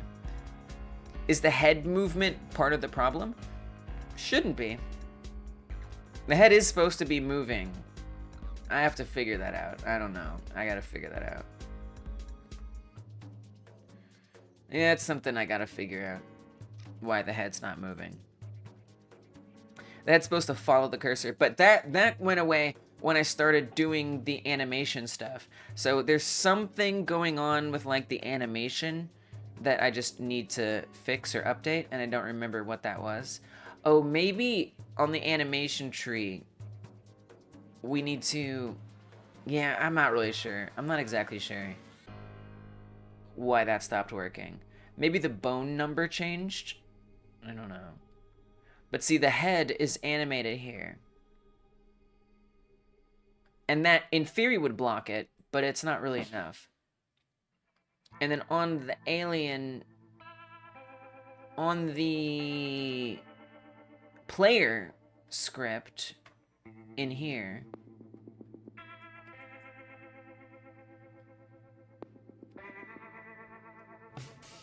we've got rotate head to direction. And it's not giving us any errors. But that's an interesting thought, like, because maybe it is connected since it does, like, have something to do with the cursor. But it already isn't working, right? It seems so advanced because you've been landscapes and lighting. I've seen you do some advanced stuff, so I actually hear what you're saying, though. Like, if you take a break and do other things, like looking at other stuff is like, whoa.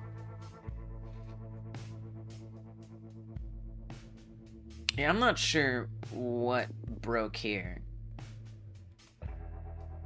But the head bone, we have set to number 5. I think that's still true. I think that's still true as the bone.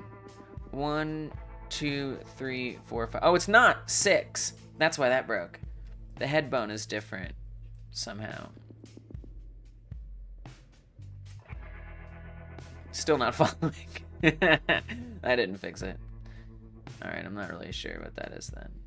I've changed the animation and I changed the bone. Oh, it's 0, 1, 2, 3, 4, 5. Actually, no, I just counted wrong. 0, 1, 2, 3, 4, 5. It is still 5. I was so excited. I was like, that's it. That solves it. That fixes it. So yeah, I'm not sure what that is. I'm not gonna worry about it. But yeah, if we hit the problem again, maybe it's something to think about. Okay, particle effect stuff. So there's the particle effect. Good, great. Now I want this to only appear at certain times. Good night, S. Thanks for hanging out. Thanks for stopping in. Thank you for helping me. Thank you for helping me. Imagine just his ear turned. Just like listening for things, calibrating. Yeah, I don't know how that broke. It's gotta have something to do with the animation stuff. Like that has to be when it started breaking. Because we did so many different things there. But I'm not exactly sure why it did. So, I want this to only appear at a certain time. Right now it's called particles. I want to call it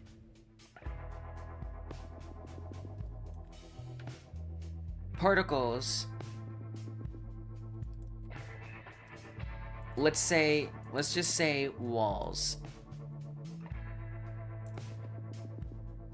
Now I want that to play, again, so this is why we found the problem, because I was going to explain how this works, and then we were like, wait, the clicking doesn't work. So this is how this works.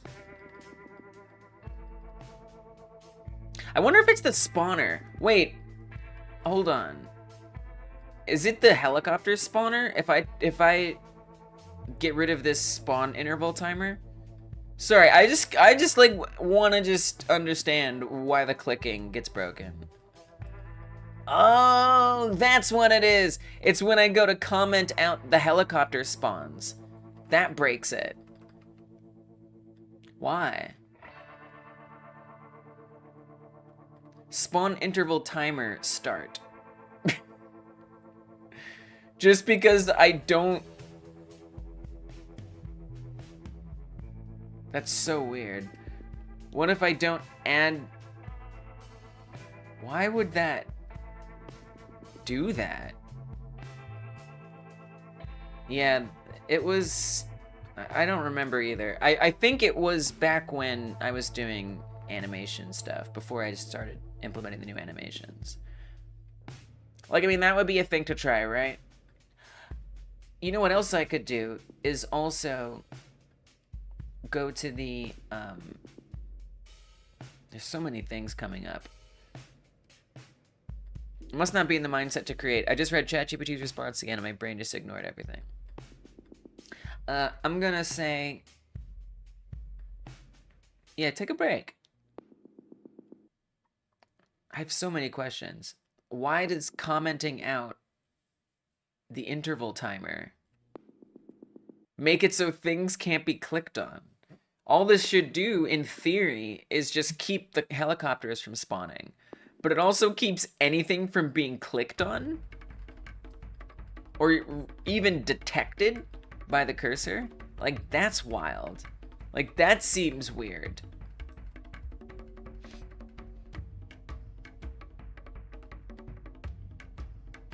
Why the heck would that happen? I find that so confusing. What if I don't add the timer to the node tree? I'm worried this will cause an error. It does. But can we click? We can't. There must be something on the helicopters.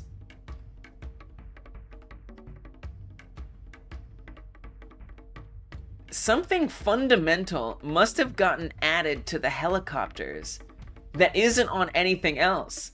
I have had the helicopters spawning in for a long time. But then, if I destroy all the helicopters, that should make nothing clickable, if that's true.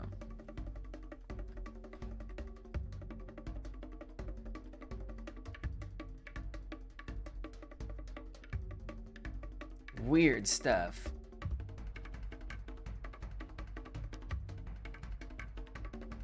I asked if you can read it out loud. ChatGPT said, here's a verbal breakdown of what I just said, then repeated the text. Liar. It does sometimes do that. It sometimes lies. So it doesn't really work. Or it thinks that what it's doing is the right thing. So it doesn't break the attacking when I kill all of the helicopters. Something must be happening when a helicopter spawns that instantiates the entire raycast? Like, that's wild.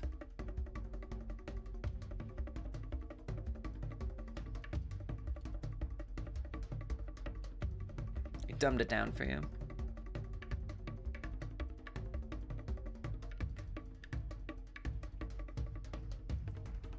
That's gonna be in NPCs, helicopters, copter scene. What could be happening in the copter scene? It screwed you? Yeah, it's tough because, I mean, you can't trust everything that it says. You gotta try it, you know? You gotta try what it's suggesting. And often it doesn't work. It's helpful for, like, ideas, you know? And it can take you down, like, a really annoying path, for sure. The helicopter sets its own collision layers, but that's it.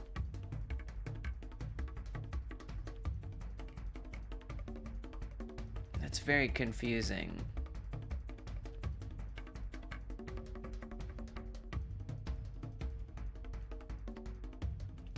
I'm deeply confused by what could be on the helicopter script. I guess I'd also want to try, let's try spawning something else.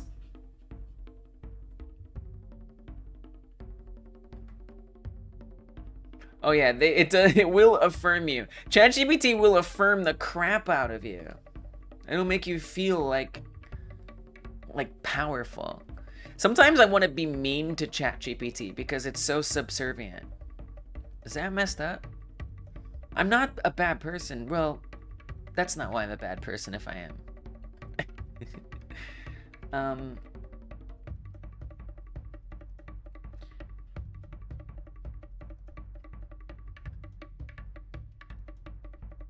So let me try spawning something else. I mean, we're definitely going into different things here. That happens. I'm gonna spawn something other than the helicopter. I don't know what. Just something. I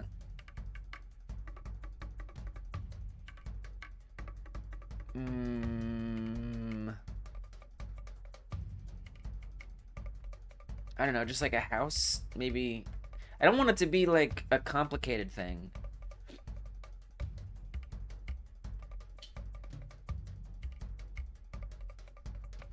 I want it to be something simple. Let's just have it spawn like a terrain block. Let's try that.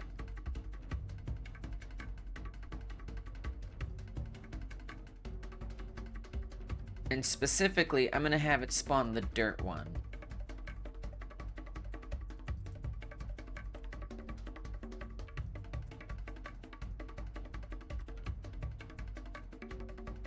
Instead of helicopters. See where that gets me. So there you can see they're spawning in. Wow, it's broken. There's something on the helicopters that makes the raycast work. Wow. I hate that. The helicopters have become essential. It somehow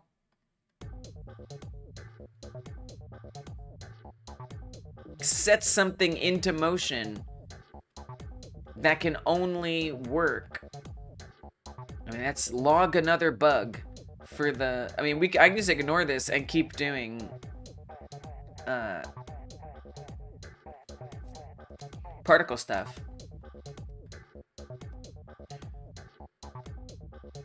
But that's... There you go. That's a straight up bug.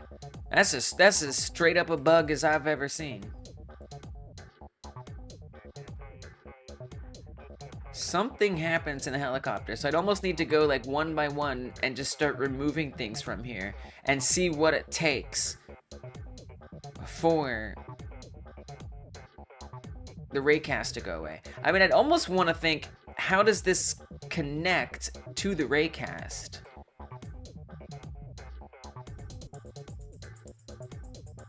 There is an NPC script or copter script. So what if I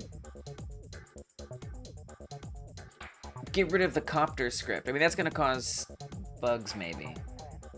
What if I make the copter a obstacle? If I make the copter an obstacle, it shouldn't cause bugs. Yeah, so now the copters are just spawning on top of me. Can't click. So it's on that script. It's something on the copter script.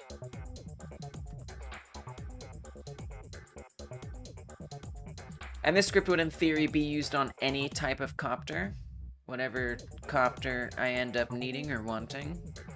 Like, there might be, like, different ones. And this might, honestly, this might morph into just, like, a regular NPC script. I'm not sure. I haven't made other NPCs yet. Something on here. It has an update hit points. That's on the obstacle script as well. So we have to eliminate anything that would also be on the obstacle script. You were teaching ChatGPT last night. It promised it would remember.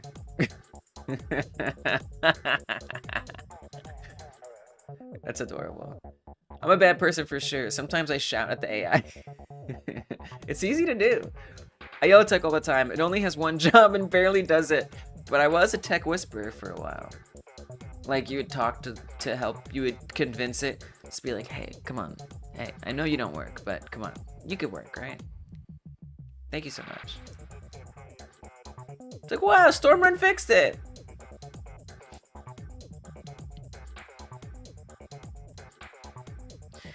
We have health. I mean, this is not interesting stuff. It's hard because I can't, like, comment a lot of this out without getting bugs. Is moving. It's on ready's a navigation agent. I don't feel like that has anything to do with anything. Copter area. There is this on readying player proximity.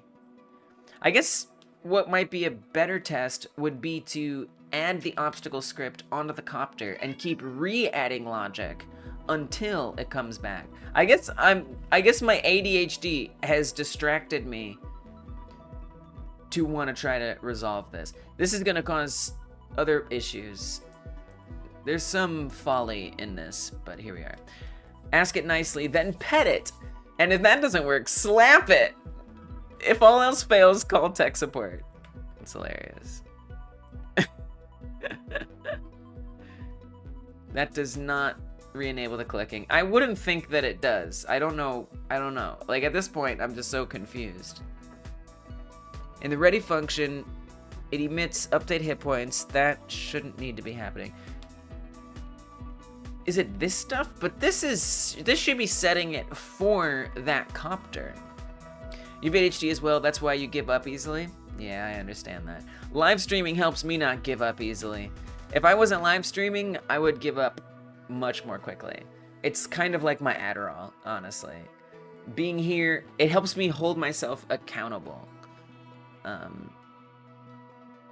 So, you know, it's tough. It's tough. It's hard to find ways, things that actually, like, just work for us individually.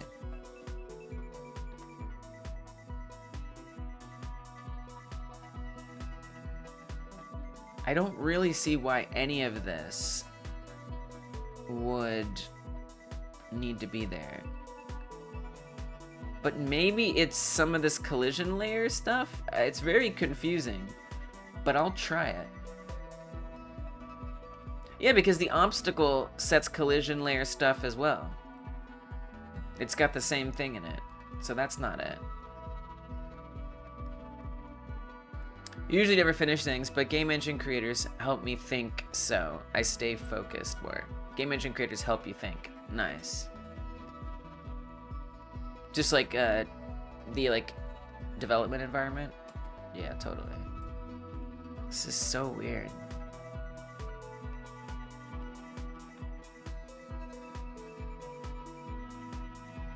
What could be doing this? Streams like these? Nice, yeah. Other game dev YouTubers help motivate me, for sure.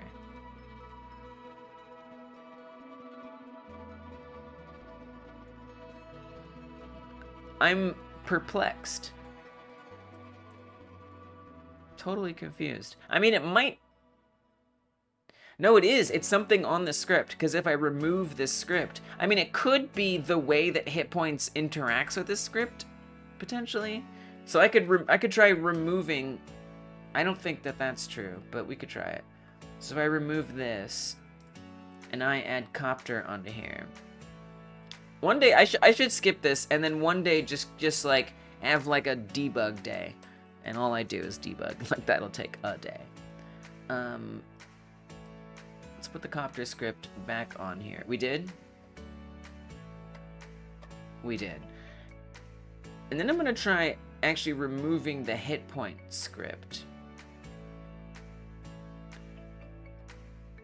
And see if that breaks it. I can't imagine it does, but I'm so confused at this point. That doesn't break it. Right. Yeah, that makes sense. So that makes sense. That's what I expect. Yep. No, there is something on this script.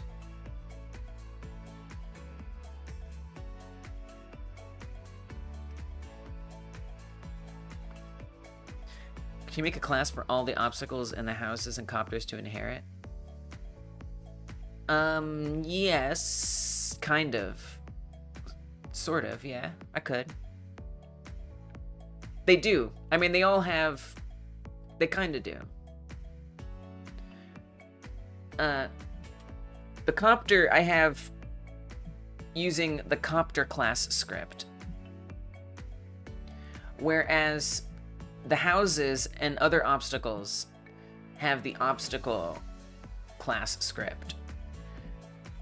Copter behaves differently, but I would probably put an obstacle script on an NPC as well, maybe? I don't know, it depends.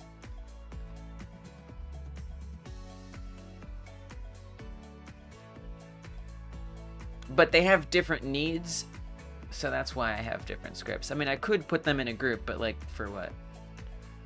You know?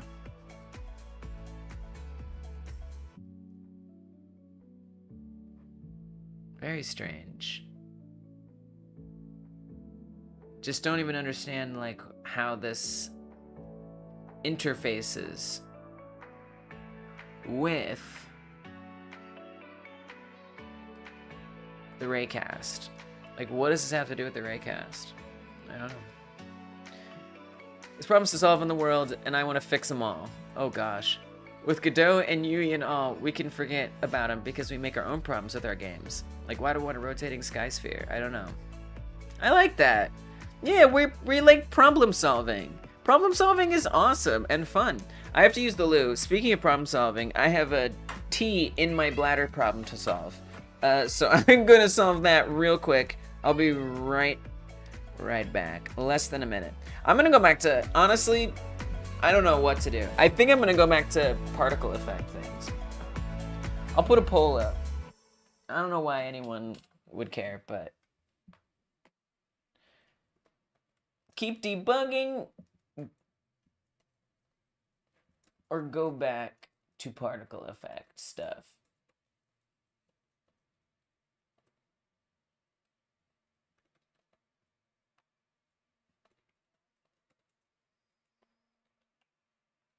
All right, I'll be right back. Oh, the music just stopped? Really? All right.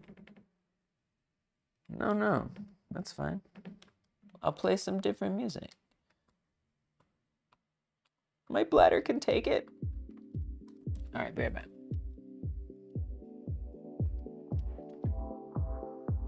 Hey, buddy, can you run the stream for me?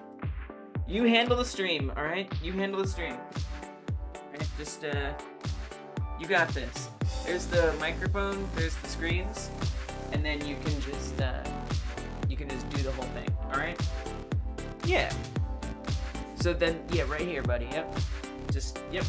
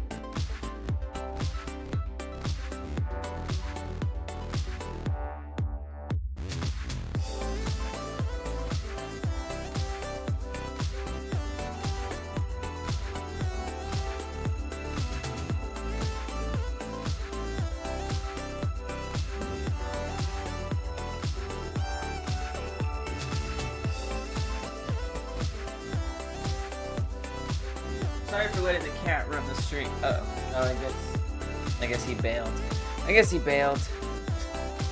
Cats are cats anyways. That's true. Cats are cats anyways. Radislav, I have to agree.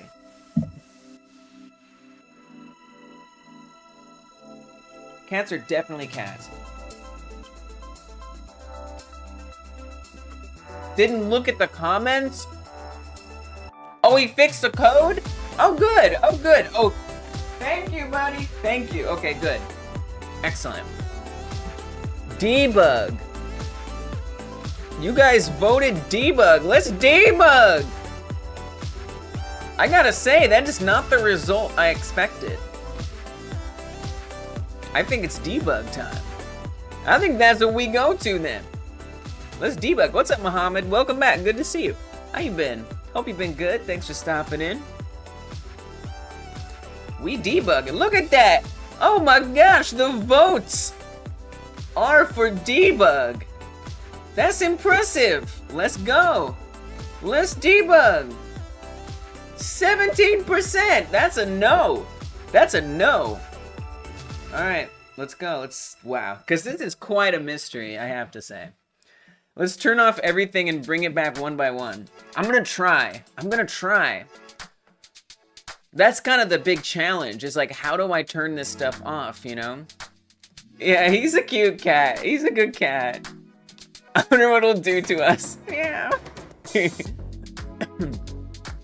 Okay, yeah, he did. That is why he was here. We maybe better debug first, then do the other stuff. All right, let's go. Thank you, team. So, yeah, it's super bizarre. So, I mean, just to be clear what the issue is for everybody who might be not sure. And just to recap so I can wrap my head around this wackiness. The way this game works is you can click on things and attack them, all right? And interact with them. That's the way this game works. So I click on these helicopters and the arm reaches out and smacks them. This is good, that's what I want. And I can click on this house and it smacks it and it falls apart. Good, wonderful, this is what I want. Now, for some reason, if the helicopters don't spawn in, the raycast that detects objects stops detecting objects. And I don't know why. So right now, a raycast is detecting objects. So in fact, let's even, that way the particle effect doesn't become a bug. That's an interesting theory, or that's not a theory, hypothesis? I like that. So, what I'm gonna do is I'm gonna actually try to print what the raycast is seeing right now. So we have that, and then we can watch it vanish before our eyes. There's a couple different raycasts here. I gotta make sure I actually set up the right one to print. I think this is the right one. So in the output down here, it's gonna see stuff. It's not seeing the helicopter. Okay, so this is the wrong one.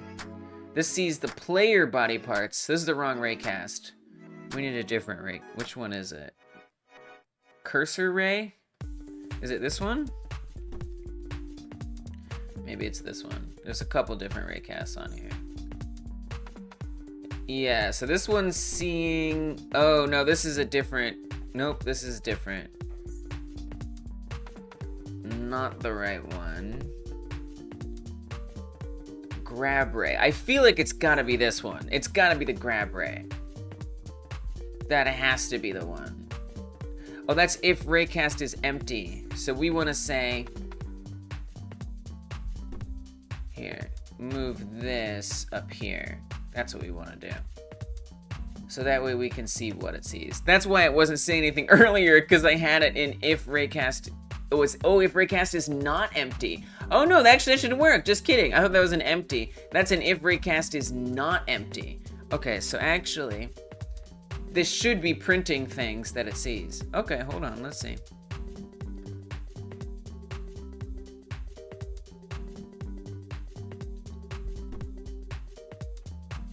Okay, there it's seeing the copters. And there you can see it's seeing the obstacle. So it's reporting obstacle.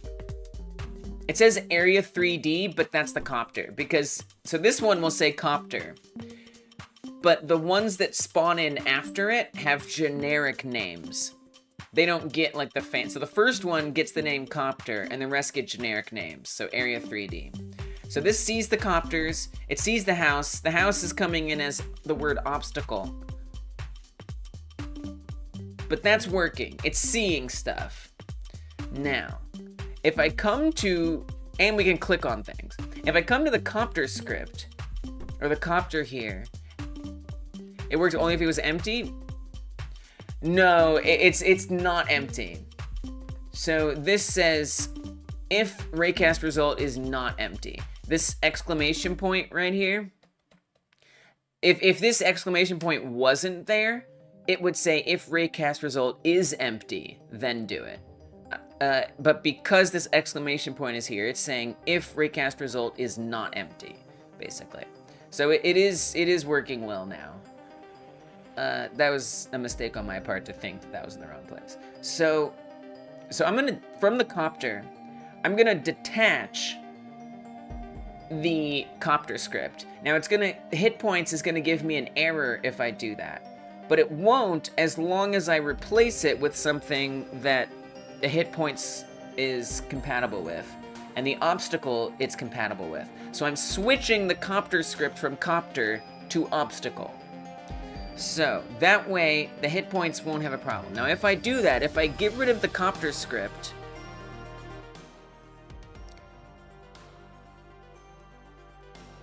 I don't know if we'll be, so there's no more copters. Oh, I think we just got killed by the copters. The copters appear at the player position. Okay. So now I can't click, and indeed, the output is not seeing anything other than the player. It sees the player, but it's not seeing any other obstacles in the scene. They just go away. What does the debugger say?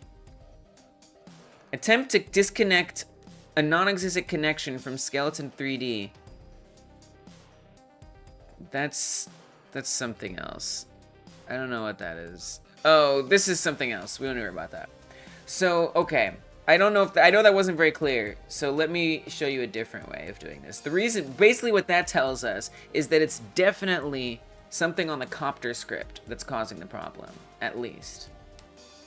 I'm gonna put the copter script back on here, which means the copters are gonna spawn in and behave as they should. And I'm gonna be able to click on things, and we're gonna get all kinds of stuff in the output. So there we got the copter stuff in the output. I can click on things, click on the houses, it appears down there, everything is fine. Okay, so here's another way. Here's how I first discovered this. I go to the NPC spawner script. The NPC spawner script is what makes the copters appear in the first place. This is what makes them actually spawn in at all.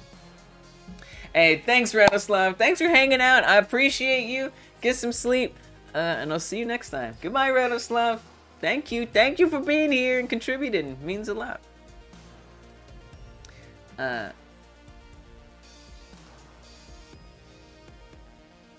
So on here, if I make, do you have a copter that you placed in the scene manually, or are they all through code?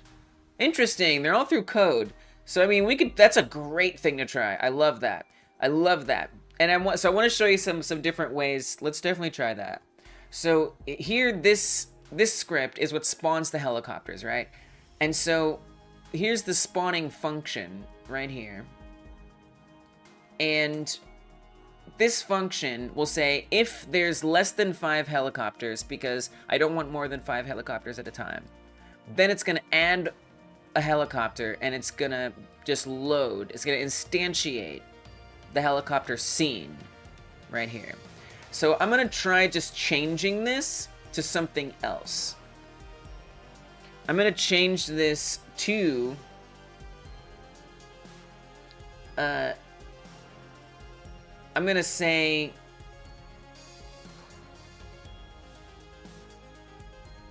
let me open up this. I'm gonna make this dirt scene here. So this like just ground, this like brown ground, this is gonna spawn in instead of the helicopters, and it'll actually be overlapping with the grass, and you'll see it flashing. So instead of helicopters, it's gonna spawn this. All this is like ground. There's nothing fancy here. There's no scripts. It just is the ground. So I'm gonna spawn this in instead of the helicopters, just so we can see what happens when the helicopters aren't what spawn in. So I'm gonna highlight this, replace it with the dirt, and then hit play. So we're gonna see a bunch of overlapping dirt with grass. So these are like the helicopters spawning in, right? And then now I can't click anymore. The clicking is gone. It doesn't work. And we're not getting updates down here. Seizure warning, by the way. We're not getting any updates down here from when I hover over things. If I put this back in here, that is to say, when we spawn stuff, spawn in the helicopter scene, we put that back in here, and now the ground isn't glitching.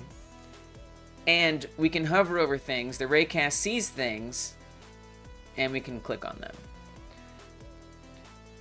So then I had further narrowed it down to the script, the copter script, which is what's on the helicopter here. Again, if I detach this script and add a different script on here, the obstacle script, for example, the helicopters won't behave like they should. They'll spawn in, but they won't behave like they should. See, they spawn right here instead of where they're supposed to. And we can't hover over things or click on them anymore. Okay, so let's try what Psychonic's saying, and let's try just dropping a helicopter in there. So that's why I'm thinking there's something on the script. This helicopter's not the script. The helicopter script, which is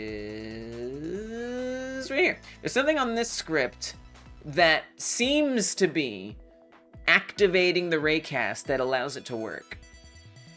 I don't understand what that is, but let's try Psychonic's idea. I like that idea. So I'm gonna put the copter back on here, the copter script, back on the helicopter. So we're back to normal now. Everything should be normal. Our normal buggy version of the game. Well, it doesn't seem buggy, but it is. So we can click on things. This is seeing stuff. Beautiful. I'm gonna go to the spawner script.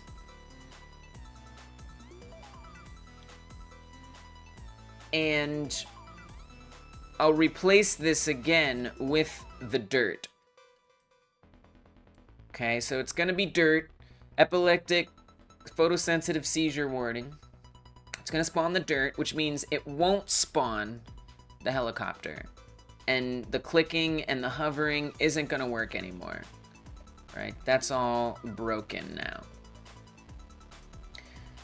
So let's try what Psychonic is saying. I'm gonna come to the terrain that is in there, which is this one. And let's just drop a helicopter in there by itself and see if that works. I have a feeling it's gonna work, but maybe not. Maybe not. Because my guess is it's something on the helicopter script that breaks it in the first place. But I could be wrong. Whoa. Yes, it works. Wait, why do they spawn? Oh, they just keep coming. Apparently, putting one helicopter in there... I don't fully understand.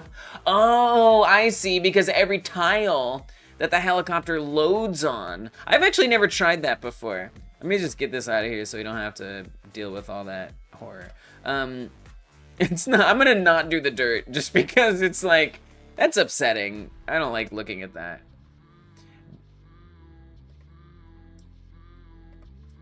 But so every time I put a helicopter on here, right, it's spawning a new one, and then they just fly and live in that spot. So they just become activated. I'm gonna get rid of that dirt. That's actually it's annoying me so much.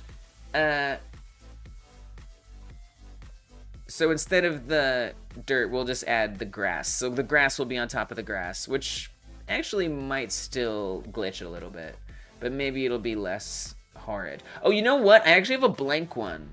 I have an empty one. Let's do that. That makes the most sense, actually. Let's do the blank one. I think I have a blank one.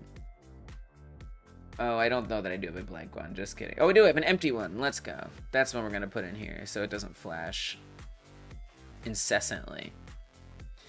Can you turn off the timer completely and leave the singular copter there? Yeah, sure. So, you mean the timer on the spawner script?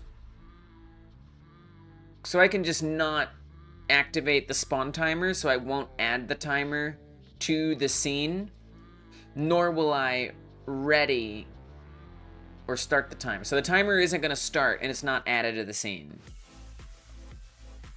But the helicopter will still move, because for every tile, line 16?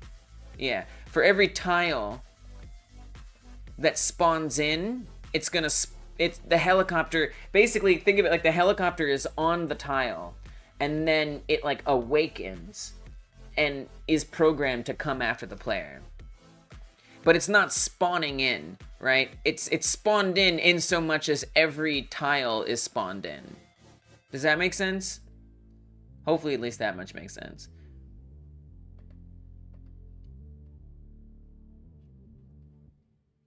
It awakens. It's kind of cool to think about it that way. So if I turn the terrain blocks down to 2 terrain blocks, so it's only going to spawn 2 blocks at a time. We'll only see like a couple, right? Then there's a house, there's a second one. So there's only going to be 2 helicopters on at any one time, pretty much. Something about the pure existence of the copter, not even its spawning process. It's the script. It's the script. It's something on the script, specifically. Especially, particularly, something on the script itself. On the copter script. Because if I remove the copter script, right, so there's a special script that's on here called copter.gd. That's what's currently on here. If I detach that and I add a different one, the obstacle script, drag that on here, the problem will come back. So the helicopters are gonna spawn nowhere useful.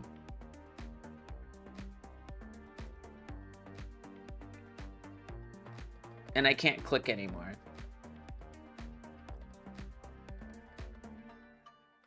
And it's just because of that script being gone. Whereas if I remove the obstacle script from the copter, and I add the copter script on here. Right, and so that's Psychonic. That was kind of my next steps. That was my next steps. And the thing that makes that interesting, right, is that, and this is kind of me just kind of being new to text code, is like, it's going to break things, right? So like, I feel like it's gonna be hard to like run the game sometimes, right? Because it's going to want to work. Do you know what I'm saying? So it's gonna be like, oh well, this variable's gone, so I can't run, or something. All right, so we're not spawning any helicopters. I guess the best way to test it would be to spawn the helicopters. So I'm gonna have the helicopters spawn in again. I'm gonna go back to the terrain controller. Script. Probably could have just done that here. I gotta get more used to just searching for the script here. And let's switch this back to being... Oh, my bad. Not the terrain controller. My bad. The NPC spawner. Sorry. NPC spawner script, not the terrain controller. What was I thinking? Here. There we go. So the helicopters are going to spawn back in. So right now it works. And that was just it. That was kind of where I left off, was just like trying to remove things. But then I got to remove them like artfully. So now everything works because we have the helicopter script back in there.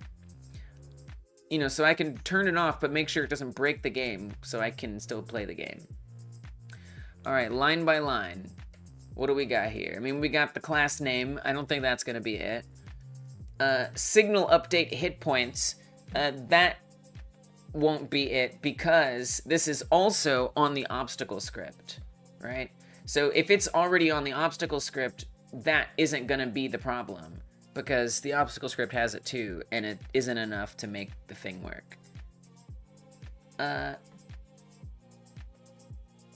So we have damage taken on here. This is almost a good case for like reorganizing things a little bit so they look similar. So that way it's easier to parse this now that I think about it. I guess it's an opportunity to clean this up a little bit too. But I guess we do it a little different. I've got the health max and the health current on this, the obstacle script, being exported, so I can change them. I probably would want that on the copter script too, actually. Maybe. Copter position, we set the position of it. I mean, I could, but to see if I break these, the game might not even run. Although I think you can tell Godot to run it even though there's an error. But see, the game is just gonna crash before I even start.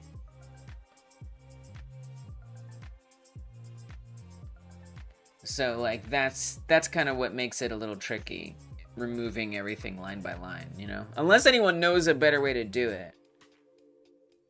But I don't see how the position would have anything to do with it. Spawn position, speed, velocity. This is being used somewhere for something. Try removing stuff from inside the functions. Okay. So we have function ready. Update hit points. This should be on the obstacle script as well. So that's probably not it. These collision layer things are also being set on the obstacle script. There's an extra one on the obstacle script that makes the obstacle have a collision mass value of 16, but again, this is local to the object, so I doubt very highly this would be the problem. We're connecting, this is basically just helping us run these functions that stop the copter, apparently, and also, oh yeah, this is so when the copter gets close to the player, it stops to attack the player. This is a way that we figure out the copter's navigation. It doesn't really work very well, but that's something. Animation player, this is literally just spinning the propellers. This is more just positioning of the copter. That's what all this is doing. Physics process, look at the player. This is so it looks at the player. If is moving, variable direction, so this is telling it to look at it. If it's moving, face the player. So that's all that's doing. Or like go to the player. Yeah, I think it's facing the player. Copter stop, if thing in player perimeter is set to copter area, is moving to false. It emits this message, copter unit stopped. I don't think this would be it because the clicking would then not work until one copter had stopped. Although to be fair, I haven't necessarily tested the clicking before a copter stops. So like maybe, but then I need to look at what this does. Interesting. Copter navigation, safe velocity, global position. I don't remember what this does. I do not remember what this does. Wow, that was so unhelpful. I mean, maybe, where does this go? So, copter unit stopped. Let me do... Find in files. Where's that? Search, find in files. Copter unit stopped. That is in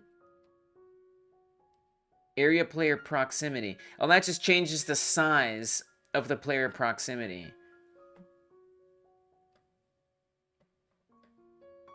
And what this is a big orb that's around the player.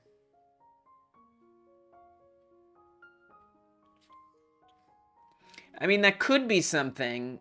Maybe this giant orb. So if we go to 3D here and we look at the main scene, you can kind of see it's very light. Cats are here. Oh, you must address the cats. One must. I understand. Let's see here. It is right here. It's kind of hard to see, but there's like a wireframe sphere all around the player here. You can kind of see it. It's pretty hard to see, but it's there. And this is a collision zone, or it's an area with a collision in it that detects to see if an enemy is too close to the player. And if it is too close, then that enemy needs to stop so it doesn't get too close to the player. That's what this does. And every time the copter gets into this proximity, and not only does it stop itself, but this area grows larger. It's like maybe somehow this area is blocking the raycast, but I don't really know how or why. Or like what interfacing with it would make that change. How did this song get in the list? This was an accidental, like. This song is Sleepy Time. We're not supposed to have Sleepy Time songs in here. This is like a lullaby. Get out of my playlist. Okay, anyway.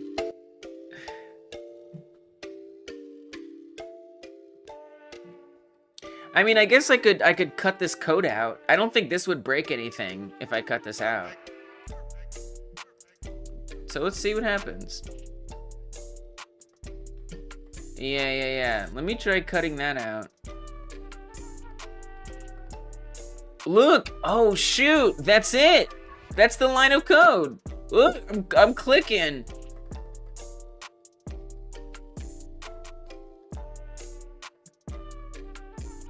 I mean, it has to be this. It's the only thing that could possibly be it. I'm gonna comment this back in. Now it works. Wow.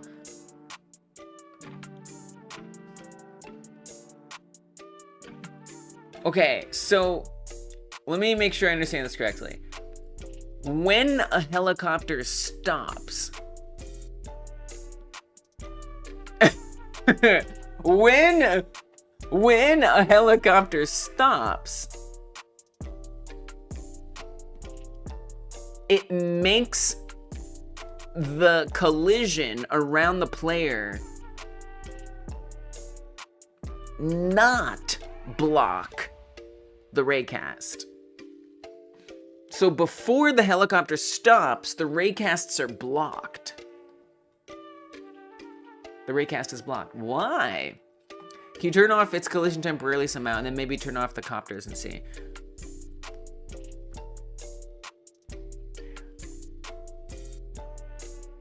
I'm just trying to, like, I don't even know. I mean, I'll try that. I'm just trying to even understand, like, so we could try turning it off. So I'm just gonna click disabled here. So that way the collision is turned off.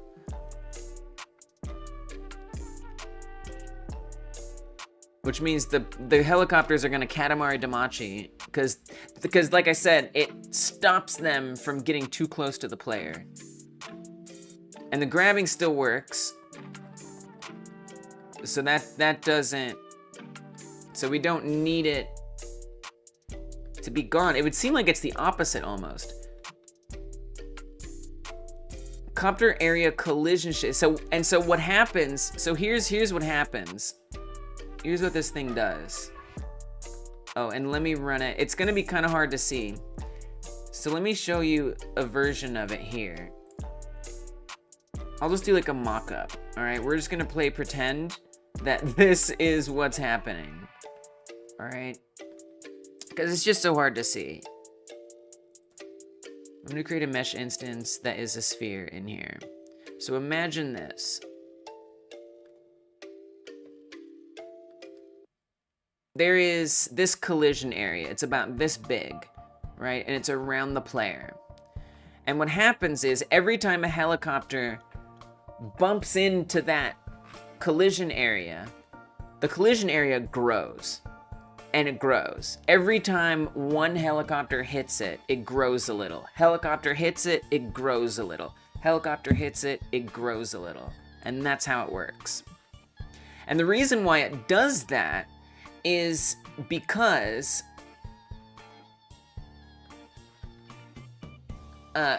otherwise the helicopters, well, for one thing, like you saw, they'll all pile up on the player, right? So that zone is growing bigger, and what it does is it allows them to form staggered, so they go off into the distance instead of all being in one place. So if I remove that code, not only will the clicking not work, so let's remove that line so that doesn't run. They'll all interfere with each other's position in a way that I find undesirable. So as you can see, they're all bunching up here as opposed to going further and further back.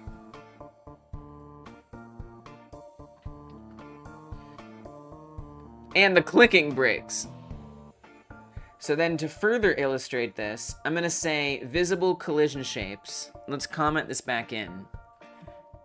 And hopefully you'll be able to see, you'll kind of see it on the ground. It's pretty hard to see, but you see this round shape here? See how that gets bigger? See how it extends further out? And then that's determining where each subsequent copter will stop. So there it is right there. It gets bigger, bigger, bigger, bigger. So that's what that's doing. This emits every time it's in the player area. It's gonna emit that. Now on that script,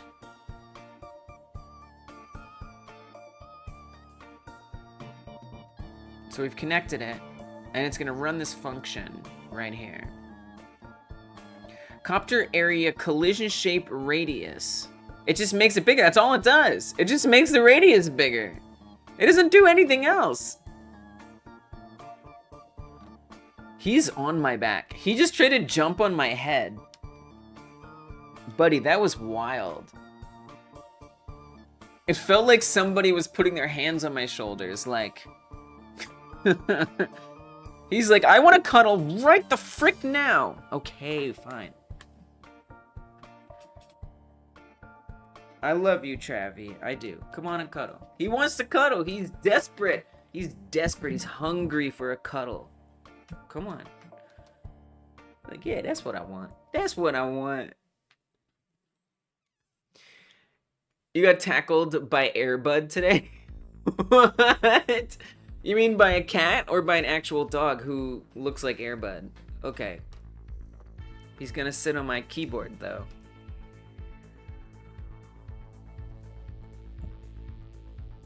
Can you hear him purring?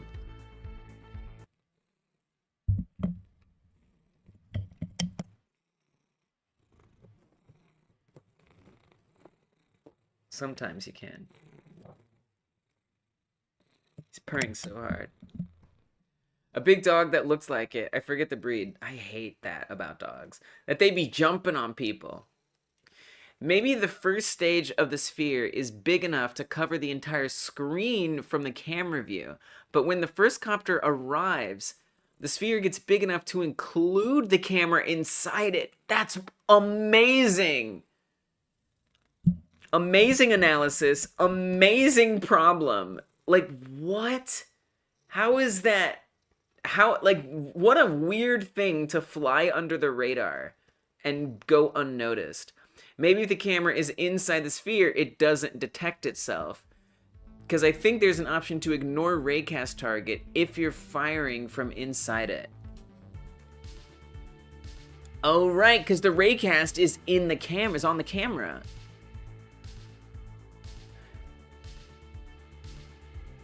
Ignore raycast target if you're firing from inside. So it sounds like we need to look at that. That is, oh, psychonic. What? Thank you for even having that wisdom to make such a great suggestion. All right, let me see where the camera is. The camera isn't actually right here, actually. It looks like it is, but it's not right there. That's not where the camera is. The camera moves its position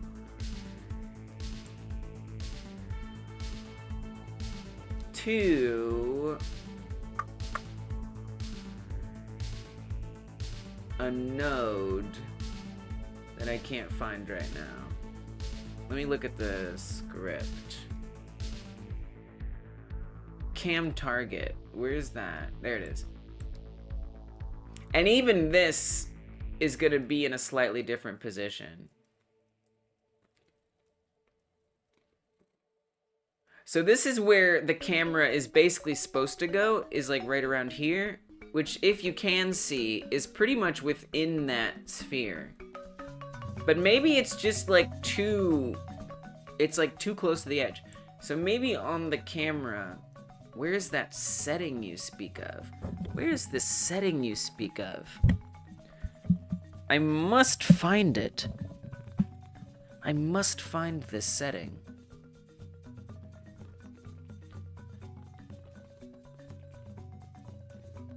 Oh, is this like something that I have to actually like set in code, though?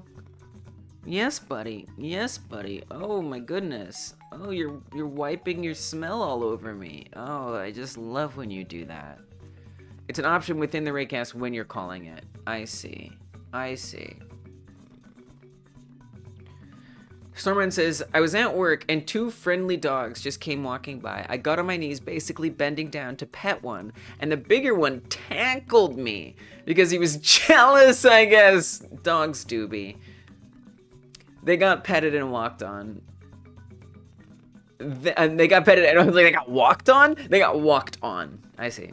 Then later, a tree fell on the work truck. But it's okay, because everyone's okay. Random day. We were inside laying a floor. Tackled and almost crushed.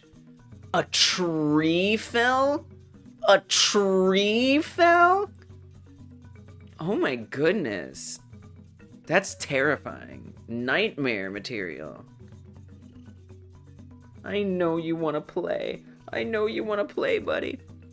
Mommy has to work. Mommy has to have the raycast setting be different. Okay, he's playing with my hair. I love you. You're a sweet boy. You're a sweet boy.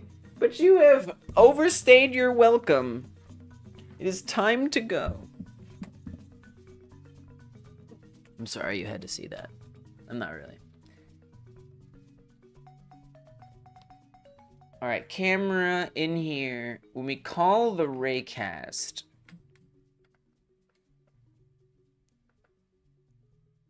shoot Ray. He just wants whisker pets. Yeah, maybe. Maybe. In your raycast function, before you calculate the result, you can do query. Oh, psychotic! What? How do I even credit you for this?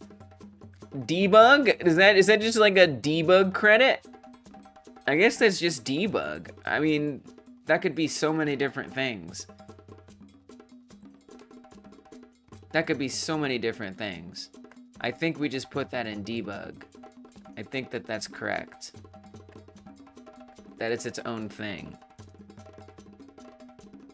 I think that's what we have to do.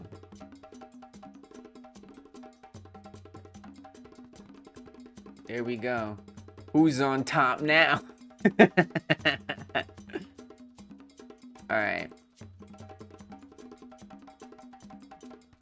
Omnipotent tab. Omnipotent tab. Oh, that omnipotent, make that a credit.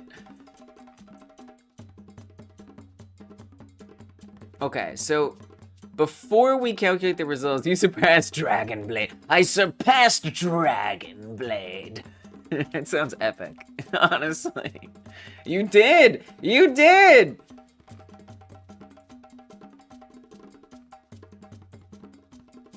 It's really interesting to see. It's interesting to see because it feels like so many people help in so many different ways, but to see the points really makes it different. There are a few things I still have to add on there. Some final score, some bonus scoring to do. But yeah. Before we calculate the result, okay. So that's raycast result. Where am I calculating the result? I got this code from you guys and GWiz. So I kind of only sort of understand it. I do see there's results here. So I would need to do that. The variable name is rayquery. Yes. That was from GWiz. That was GWiz's name for it. But I don't think calculating the result is this, right? It's in shoot ray. Okay. Put your leaderboard as an image normal map, then players will see it without knowing they are. What? See it without knowing they are? That's kind of awesome. I like that. That's like an Easter egg. That's like a legit Easter egg. I like that. I mean, it's definitely going to be in the credits list, but hey, why not make it embedded even deeper? Okay, so just like in here then, we just say, or maybe sooner.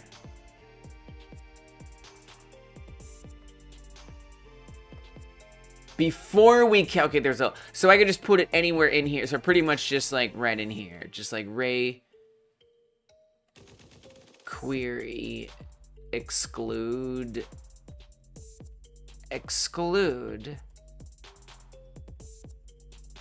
equals proximity sphere reference thingy.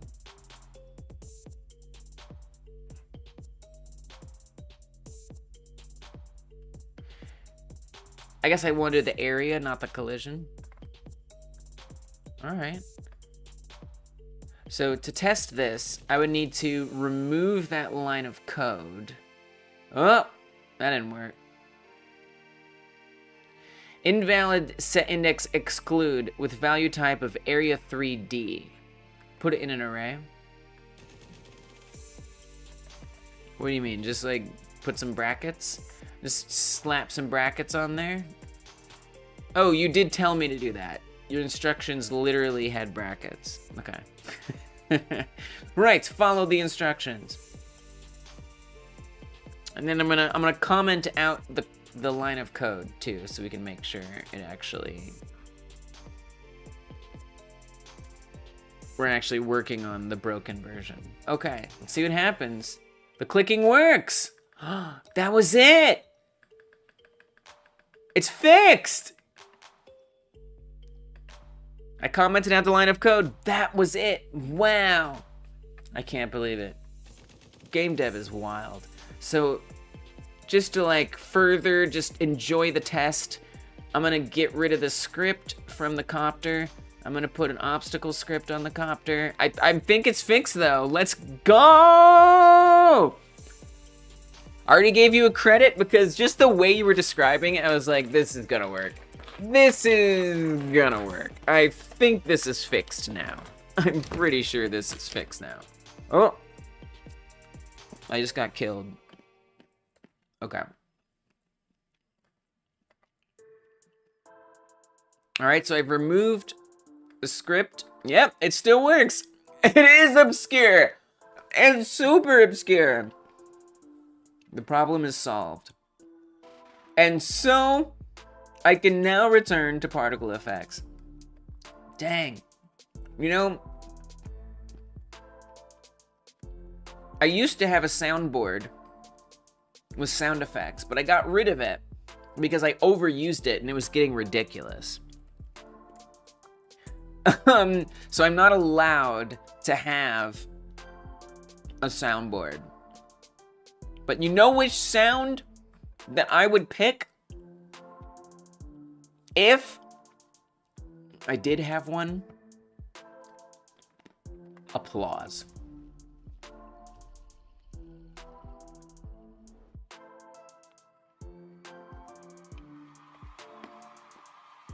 Because you deserve it.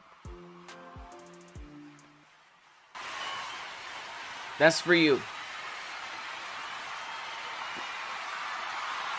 That's for you. They're cheering for you, Psychonic. They're cheering for you. Alright?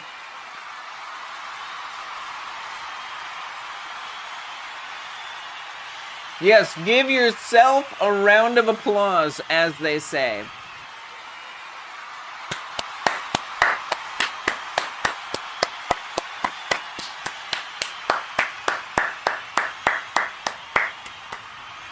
They're cheering for all of us. It's a team effort. Fair point, fair point. All right, all right, all right. Thank you, thank you, thank you, thank you, thank you, thank you.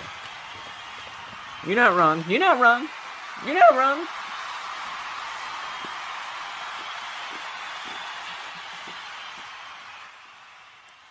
Very well done. Very well done, Psychonic. Thank you. And thank me, too. You're right. ADHD tangent done. Case closed.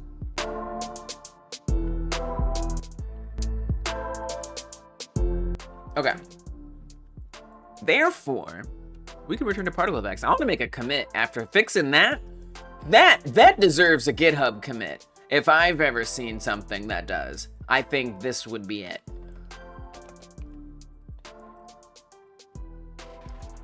Fixed a bug making objects unclickable. Raycast was being broken by a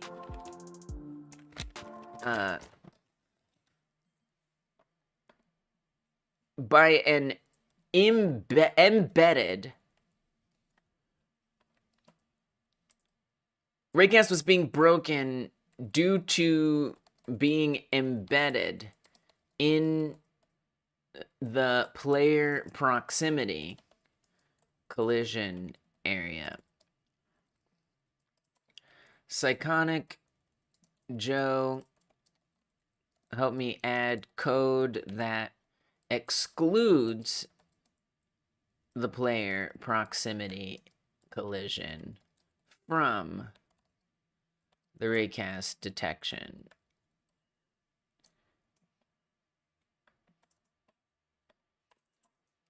Bug would manifest unless helicopters stopped and grew the collision area, thus making the raycast no longer be badly embedded. Okay, I don't know. I felt like it was important to type it out. Maybe it wasn't, but I did. I did what I did. I did what I did. Okay. GitHub committed, and so we can return to the particle effects for real now. I'm glad we went on that tangent. I'm so glad we went on that tangent. Like that, man, if I hadn't done that now, I would have had to figure that out without Psychonic here. Who knows what would have happened? I may never have. We got lucky. All right. So I want this particle effect to happen at a certain time. So there's an animation player on these obstacles. Oh, I have done something wrong. Oh! I have typed things that should never have been typed. Let's try that again. There's an animation player. Oh, hold on. Hold on. We're not out the gate yet. What have I done? What have I done? NVIDIA Get Index update hit points on base area 3D. What are you talking about? Well, what do you mean?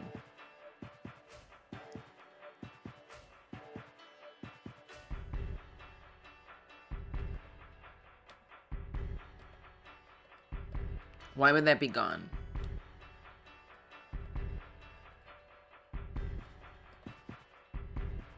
Is this typed wrong somehow?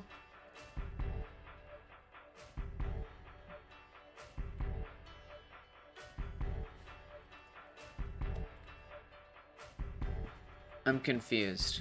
I have a new bug. I have a new bug and it has confused me.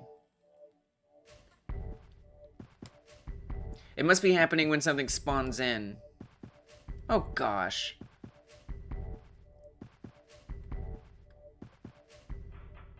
Invalid get index update hit points on this area 3D up here. Update hit points. It's right there. It's right there. There it is. It's right there. That's where it is. It's right there. No. Oh, I forgot to put the script back on the helicopter. Whew. Okay, that's fixable. We're fine. We're missing a script on the helicopter. Okay. All right. That was an easy one. That was an easy one. Okay. So, when I click on this house, the numbers go down. And not only do the numbers go down, but different visual changes happen to the mesh. This is due to an animation player that's on here. And at different stages, that animation player removes meshes so we can reveal what's underneath. And that animation is called degrade. And if we look on the house, for example, we can see, if I drag this, the pieces of the house start to fall apart. So what I want, for example, this one that's exploding in the background, this particle effect, is I want this to happen when the walls break, because it looks like the walls. So, I'm thinking it makes sense to do this when I could just run this on the animation player. It's probably the easiest if I just keyframe it on the animation player and say that this emits, because look, we can keyframe this property. That's it. That's what I'm gonna do. So I'm gonna say, we wanna make sure it's on the same line here. I'm gonna add a track, a property track. I don't even need to add a track, right? We could just come back here, add a keyframe for particles walls, and then come to the spot that I want it to appear and keyframe it on, and add a keyframe, and then it will be on. Now I need it to go back off, so I need to make sure that we have one shot checked. So we have one shot here. That honestly should be about it. That should pretty much do it. So when I click on it, let me get rid of these debug lines. When I click on it,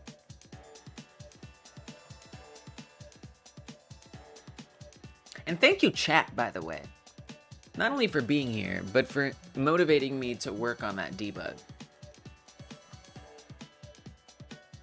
So when I click on it, oh, all right, I don't know what that lag was. That's something. There we go. Oh, it was too soon. Okay, it has to be after that, not before it. It's happening a little too soon there. But it is throwing it up at a certain point, and that's good. That's pretty much what I want. We want it here. So it happens when the walls actually disappear, not before. But that looks good. That's it. That's what I want.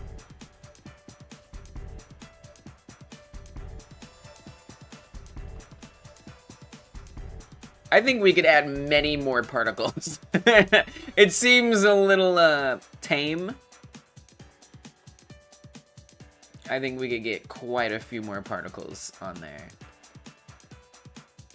But it looks good. All right, so let's buff that particle effect a bunch. And then I'm gonna want ones for the other stages as well, right? Like different colors. Yeah, I might even want to adjust its position so it's definitely like more visible to the player. But, you know, then again, depending on the house, because the house might be at a different angle. So there's a couple things to think about and a couple things that I wanted to at least mention, which is these houses, I might want to do different colors. I'm certainly going to want to do different colors. My plan is one day to procedurally generate the colors. So for example, all of the objects that could be in the scene will be procedurally generated. And I'd like it to randomly choose colors for the house. So I'm gonna need the colors of the particle effect walls to also be randomized to match the walls. So I'd kind of like to set that up too. I think it might not be that hard. I think if in Godot I just use the same, like texture, I think it will just update them all when I change one of them. I think we can link them to be the same. So, let's do that. I want to make it much bigger. And I want the color to be something in particular. Let me move this. Oh, I guess so that they can see it. I'm going to make it not a one-shot while I edit it, just so I can, you know, see it. Makes it a little easier to put together if it's not a one-shot.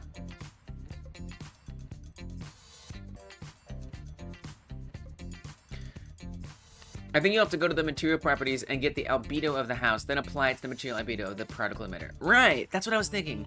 Ooh, cubelet. Ooh, cubelet. I like the sound of the word cubelet. That's a cute word. It's not hard, but navigating material properties can be confusing sometimes.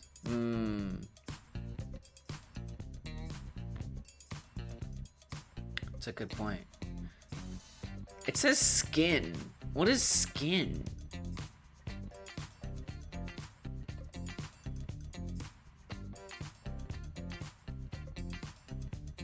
There's the process material, but that's different. I know this thing has an albedo somewhere. I slapped a texture on it earlier. We made a bunch of Godot balls. Notice under the cubelet, there's a material property that's empty. Oh, there it is. Thank you. Thank you. Right, so if I come to the house base, this is what the walls are. Surface material override. So I actually need to give it a material.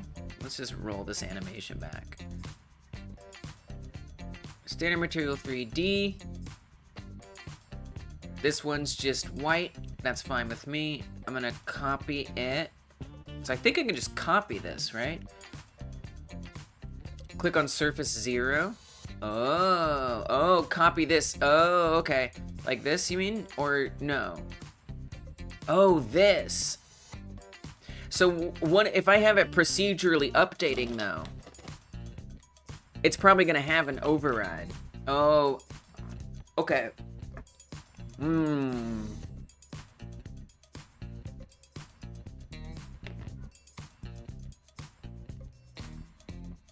Because this, I can't modify. I can't change this color. So let's say I write a script. that randomizes the color of every house walls. That would be an override. And so I'd want to make sure that that override is getting changed. We should probably write that script. I feel like I should probably write that script to make sure it works. Okay, so I'll copy this. Paste this in the material slot. There it is. And so now they should have the same material. It's a little hard to test. There we go. Never mind. No, it's not.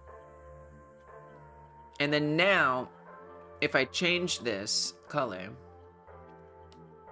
the particle effect changes with it. Yay! And that's good and all. I just have to make sure that whatever... Get some sleep. Get some sleep! You deserve it! Not only for helping me, but probably because you do. Because you're a human, and you're here. And if you pulled all that off, you probably deserve whatever good things you deserve. Wise words from Lise. Good night. Thank you. Thank you, Psychotic. I appreciate you. See you later. Thanks for all your help today. It means a lot. Goodbye for now. Psychotic, everybody. A champion. A champion contributor to this project. So yeah, I feel like I should write that script because there's different things that can happen, right? Like I could create a new material that replaces this one, but then that wouldn't necessarily update the blocks that break.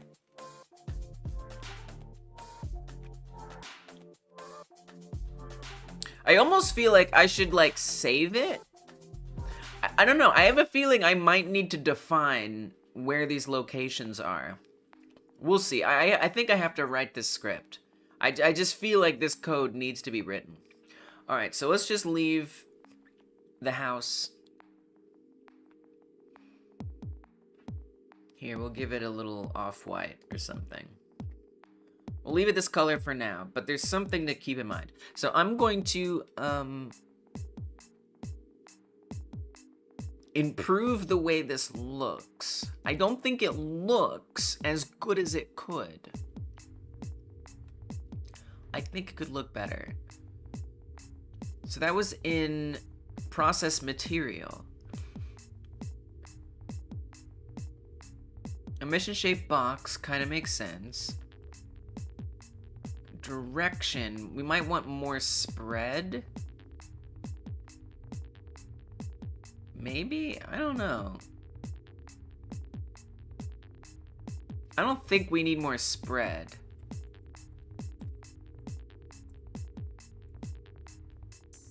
Necessarily.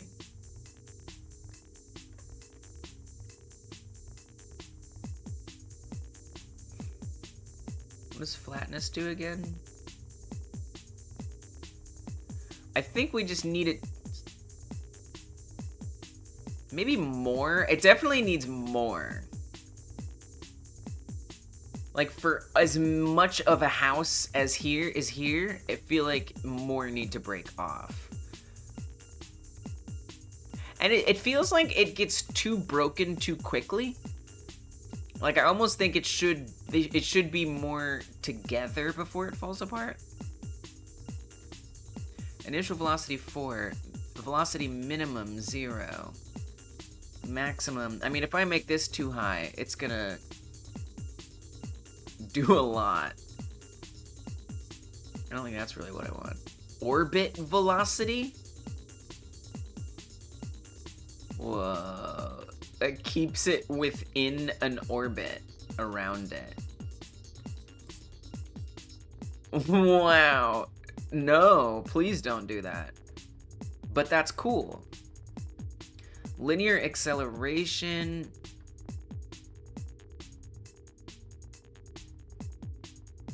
Oh, that's kind of cool. That kind of gives it like a little more weight almost. But as you can see, they're like dragging down, which isn't good.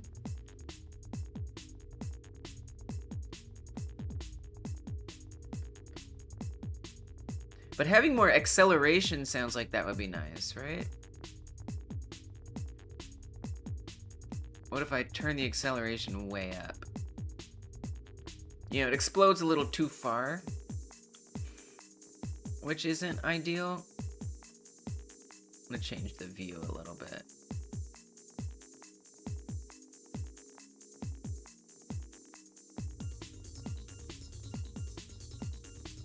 I guess more like the player's gonna be seeing it, which would be something like this, maybe.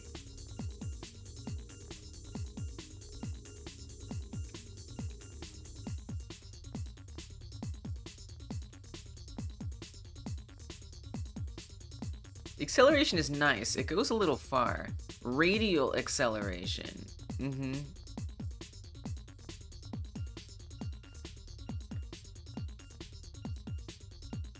I think the radial acceleration is kind of nice. What if we do negative? It spins within itself? No, no, no, don't do that. Tangential, I think this was a little wacky. We don't want that. Maybe you want some damping.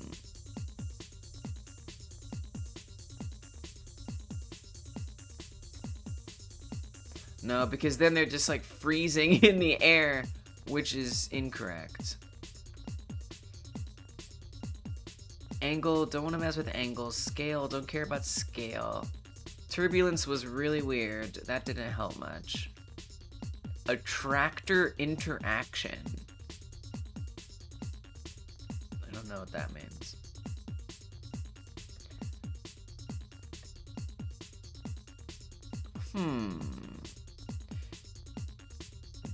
Do I want less spread at this point? That acceleration is really doing a lot of work. I don't know how I feel about all that acceleration. It's just exploding it all so far.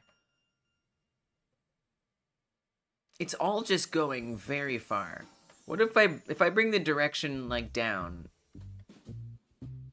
Yeah, maybe we could bring the direction down a bit. Does that actually make it go less far? I don't think that's going more or less. I don't think that's like distance traveling, really.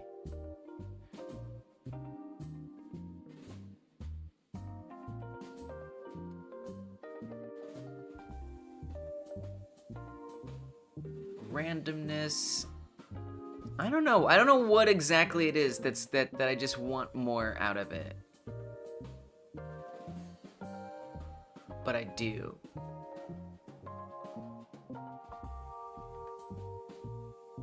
I'm still not really sure what trails is. Like, if I were to guess, to me it would seem like it would add stuff onto the ends that follow behind it. That's what I would think trails means. Enables particle trails using a mesh skinning system. Designed to work with ribbon trail mesh and tube trail mesh. I don't have those. So I don't think it'll actually do anything. I think this is something else. I don't think we want that. There's also time. Lifetime randomness. I'm not sure I really understand that. Shape box. We can make the box wider. That might help, actually. It just look more like it's... Okay, that's too wide. Look more like it's coming from the building. Maybe something like that.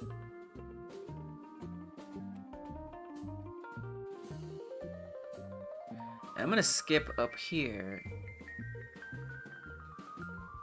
It still just doesn't seem like enough pieces, you know? And I wish they were... Oh, you know, if I bring down explosiveness... I mean, it's more gradual. But, you know, they're not quite all tight and together. What if I changed the size of it?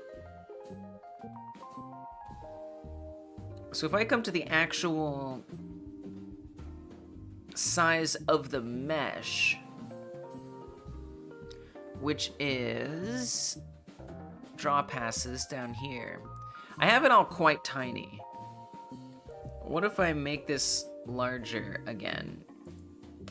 So they're really connected. They're just huge. They're enormous. But if I bring the scale maximum down, right? I don't know if I can bring it small enough to... Oh, maybe I can. We can do many fractions of a decimal here. And they don't really start out closer together. It kind of looks the same. It looks different. It looks different. They're not quite as cozy as I really want them to be, though. Scale curve. That's interesting. I guess I'd want it to ease out? Maybe the opposite. You know, like start... Oh, no.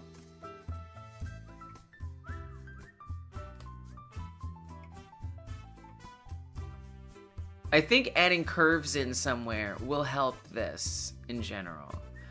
I don't know if this is the curve that I want, or this is the place where I want the curve.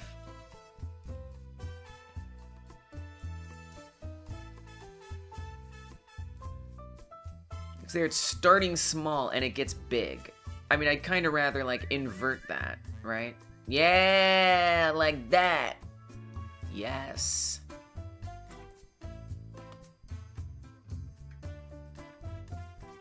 It doesn't make the most sense. Like, why would pieces get smaller? You know? It, like, doesn't make sense why, like, chunks would get... if anything, they should stay the same scale. You know? It actually just doesn't make sense.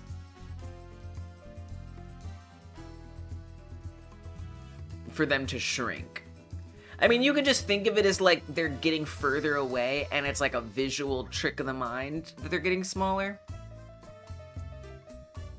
But we all know that's not what's happening. Why did that...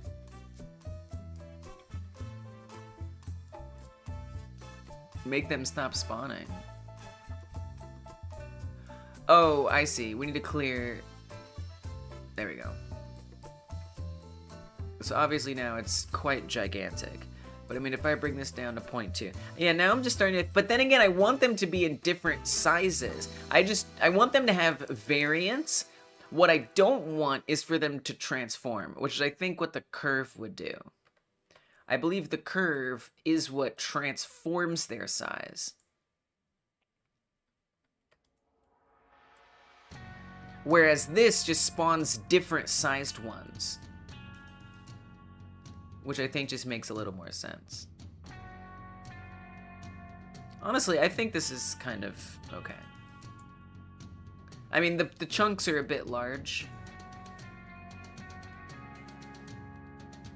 So maybe I could bring the maximum size down.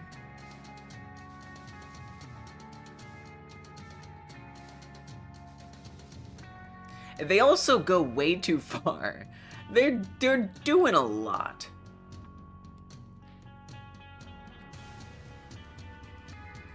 Yeah, maybe more like that. If there's gonna be radial acceleration, it needs to be very subtle. This isn't that bad. And then I think I could maybe push up that explosiveness again.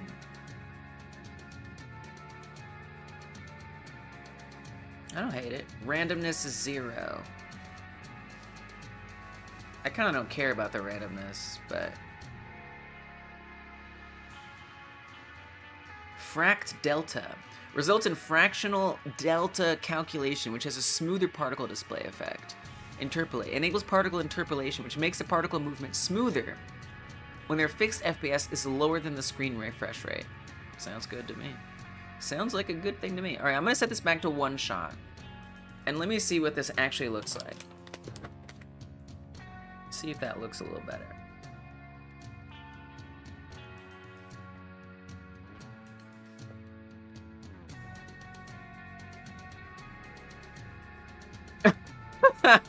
That's a lot of particles. It's kind of awesome, though.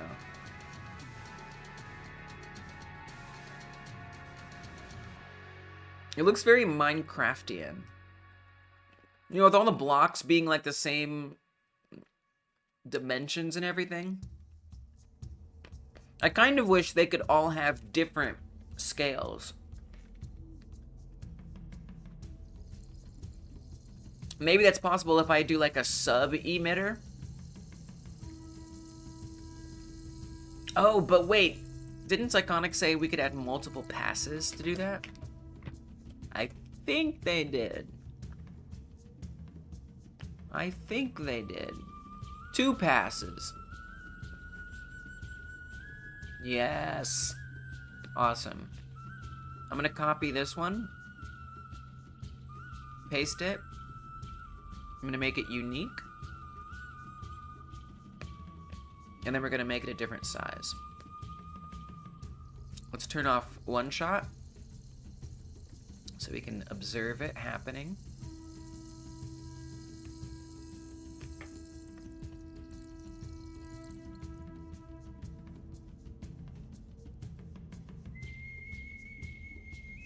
Yeah, I see some different sizes in there. I see some different sizes.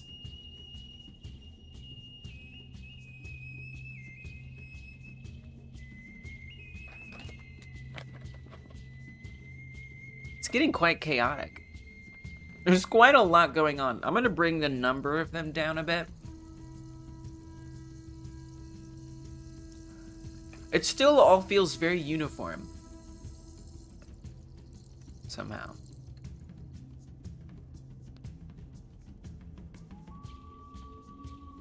Let me see if I can't adjust this size a little more.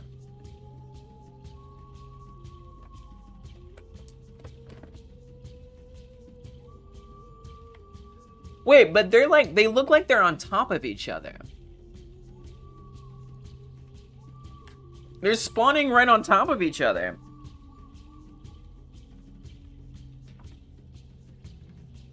They're like this.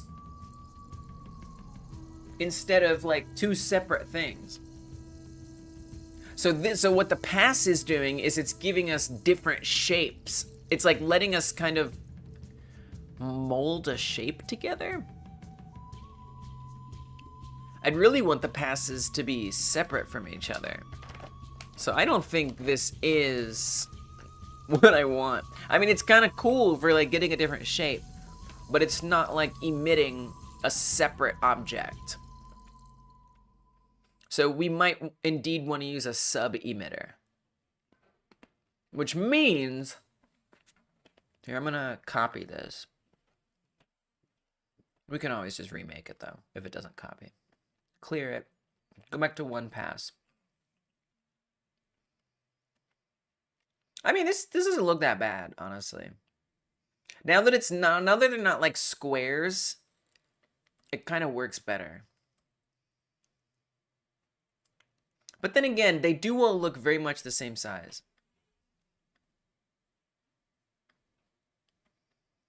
I think I'd like to try a sub-emitter. Welcome back, Storm Run. I am modifying. Yeah, it's getting better, right? It's looking better. It is. Now I'm trying to get some ones that are like different sizes, so they don't all have the same size. I think I need to make another emitter to do that. What if I just like duplicate it? Can I make it a child of itself?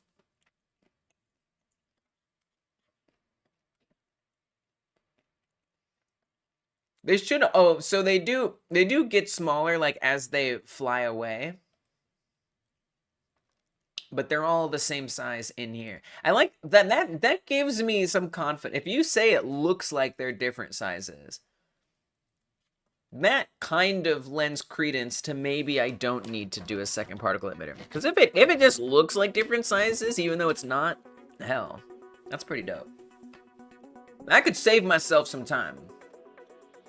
I'm also curious about the sub emitter, so I'm gonna try it. So I think the sub emitter will emit a separate one.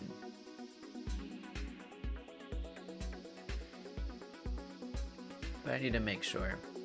I also did get the colors lined up. Can I make this much different? So if I change the house color, it'll change the particle color as well. Now, I don't have this set up like procedurally yet. That is to say, if code changes this color, I don't yet have it set up to change the particle color, but because that might function differently. But for now, it kind of works out. So let me make this one quite different.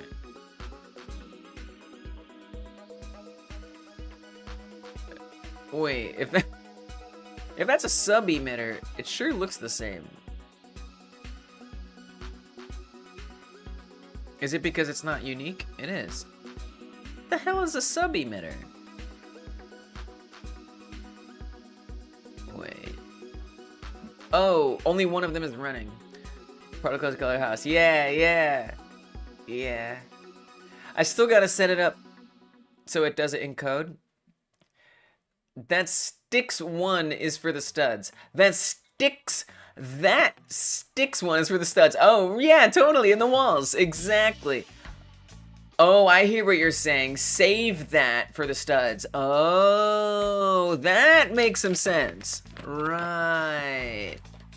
Oh, good call. I guess I was just trying to get some variance. You know what I could do instead? And you know what I probably should do anyway?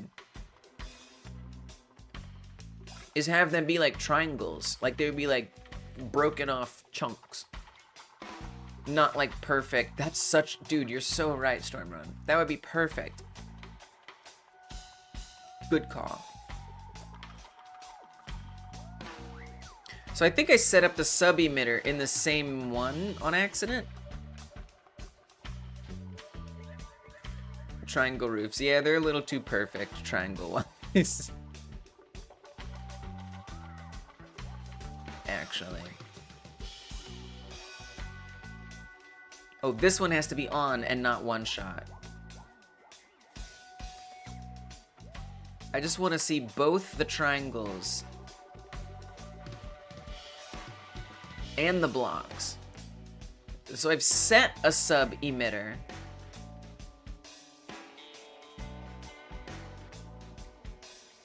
But now I just need it to actually run.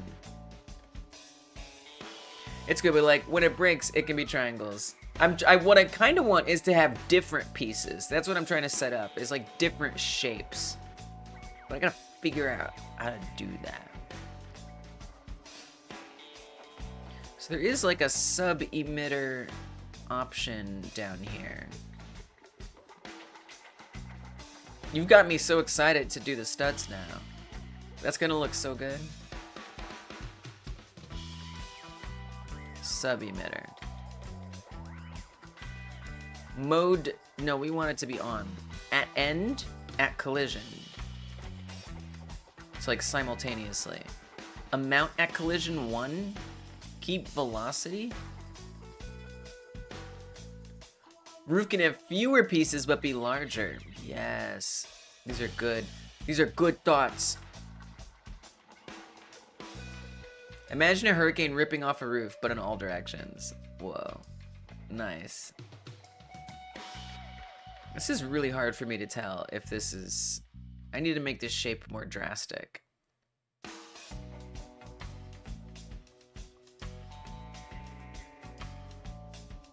I don't think this is emitting. If I turn it on, it doesn't even let me turn it on. How the hell does the sub emitter work? I have the sub emitter assigned here.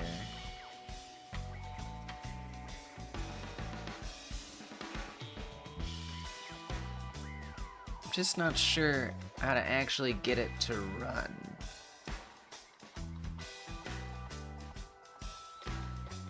Might have to look that up.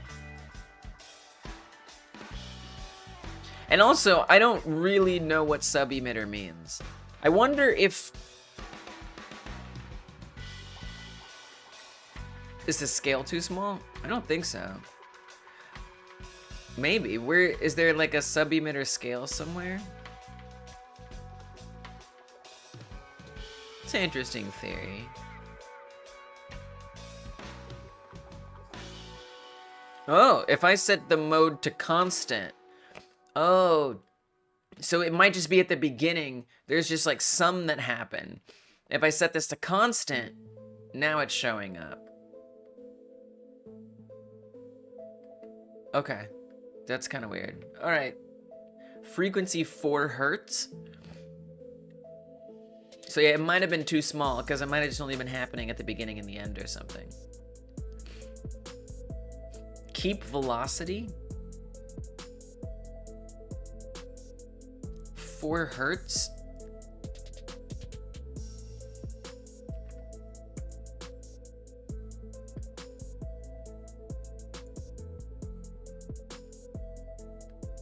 It's very strange.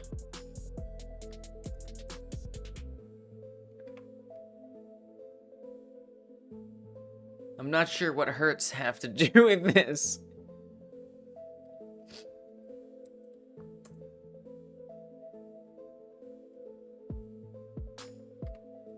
But I assume something. I think we want to keep velocity. How often it appears? That makes sense. Like musical sound. Right, right, hertz are like sounds. Oh, it does say sub... Oh, wait, that says oh, it does say frequency right there, doesn't it? I knew that like with sound, they use the word frequency, but I never really understood like how that matches my understanding of the word frequent. Like a frequency, like meaning like how frequent it like vibrates or something.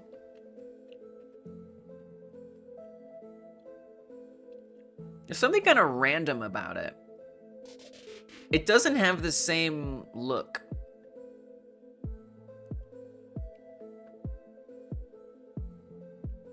Do you know what I mean? Like it just doesn't look. It looks like they're just like spawning out of midair or something. Right? I don't think anyone knew that. I sure didn't, yeah. Right, it kind of makes sense. I don't know. I genuinely don't know. I never thought about it.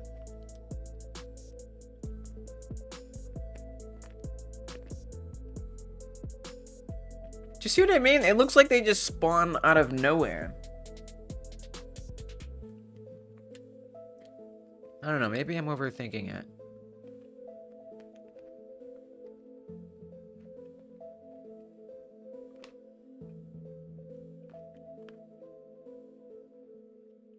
It might be fine.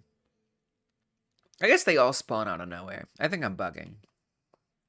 I think they're just like so big, it like doesn't make sense. That's another thing. You know what oh, that's something I should fix, actually.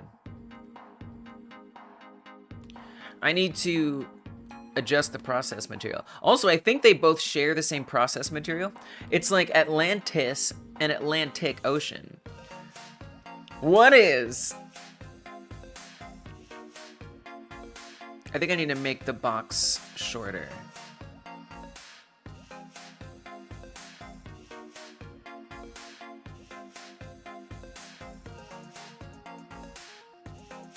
Whoa, that made it bigger. I don't know what this, like, yellow box is, by the way.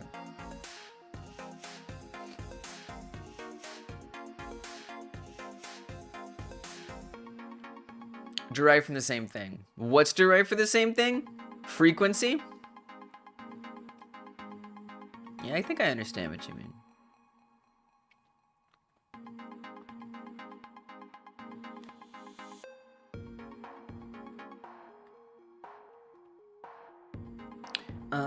Let me adjust this. It's a bit large, but I made it large on purpose so I could actually see it. We don't really need it to be quite that big. Hey, Pierogi God. Yeah, we made it! We made it to 1,000! We made it to 1,000! Pierogi God! Welcome, Pierogi God! Welcome, Pierogi God! Pierogi gone, pierogi gone, ain't gone, pierogi gone, ain't gone, pierogi gone, ain't gone. Pierogi gone is a member and a patron, so pierogi gone, don't you know, is not gone. Pierogi gone can't be gone, 'cause pierogi gone is here. Welcome to the stream. Yeah, there you go. You're welcome. I'm sorry. Is the view time enough to upgrade already? Is the view time enough to upgrade already? Oh, you mean like to be able to show ads? That would be the next stage of upgrade that we can do on this channel, is be able to show ads, pretty much. There are some other features that, like, I don't quite know what they are that might show up. But no, I'm gonna need some more watch hours. Yeah, 4,000. I actually, if I made public old live streams, we would probably be very close. We'd probably be about 75% of the way there, maybe even more. Probably like 80% of the way there. But because I've unlisted so many live streams, we're not. I kind of like that. I like that it pushes me to do better. To get more view watch hours. So yeah, I think we're sitting at 2.7 thousand watch hours in the last year. It's 4,000 watch hours in the last year. I think we're sitting at like 2.7 thousand. And I think we'd be more at like 3.5 thousand or so if I were to unlist or make public all those videos. I might, I don't know. I haven't decided yet what I think makes the most sense. But I'm going to be working on videos soon. I am. I have been saying this for 2 years, however many years I've been saying it. But I am closer than ever to making videos. I've been working really hard. And they're gonna be good. They're gonna be cool. I'm gonna make like devlog style videos, like not even devlog style, like very candid, like sort of like day in the life sort of things. But I realized to motivate me to make videos, I'm going to need to like have an artistic drive to do them. And I really like filmmaking, and it's like, you know what if I just like really care to make them like good little video essays. Thank you, Stormrun. Yeah, we made it. We'll get there. Thanks, Rogi. Way to diminish my... No, I'm just kidding. Way to diminish my success. No, I'm just kidding. It's out. First of all, it's ours. And second of all, you didn't really. I need a boy and a girl cat name that deals with space. Whoa. Stellar and... Interstellar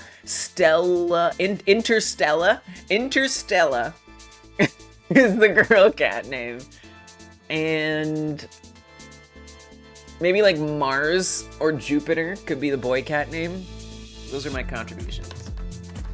Jupiter and Interstellar. You're welcome.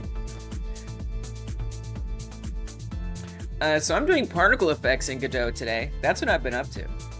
Nebula. Ooh, that's a good one. That's a good one. That wins. Insta win. Insta win. Nebby, oh little Nebby. What's up, little Nebby? What's up, Nebby? So, I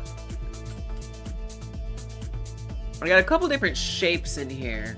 I feel pretty good about them. I think I would want it to be a little thinner. I'm gonna say, I just kind of want it to look, I want them to look a little differenter, and they're looking kind of samer. They're looking kind of samey.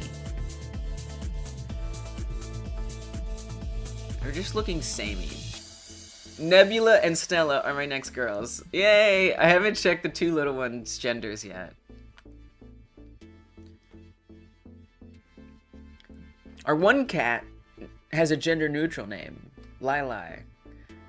Travi kind of has Travi's actual original name by the neighborhood was Traveler, which I guess is kind of masculine.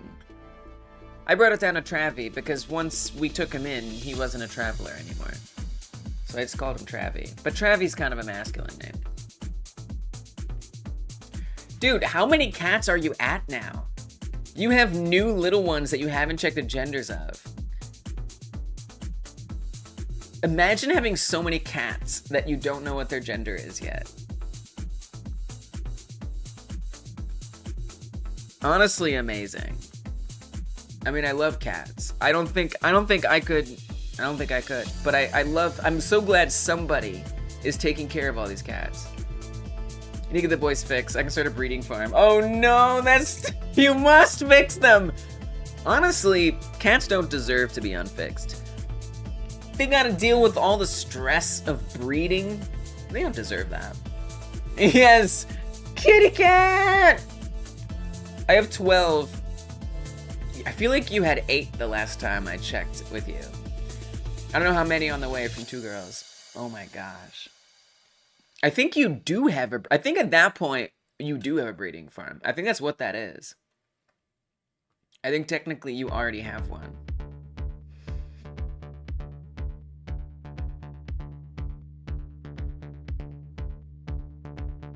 I mean, you basically, you have like a shelter. I guess it'd be more of a farm if you're breeding them. I feel like I'm kind of like wasting my time with these triangle pieces. No, like it adds a little bit of variety. But not that much. And it's kind of like, why are there triangles? What are the triangles doing there?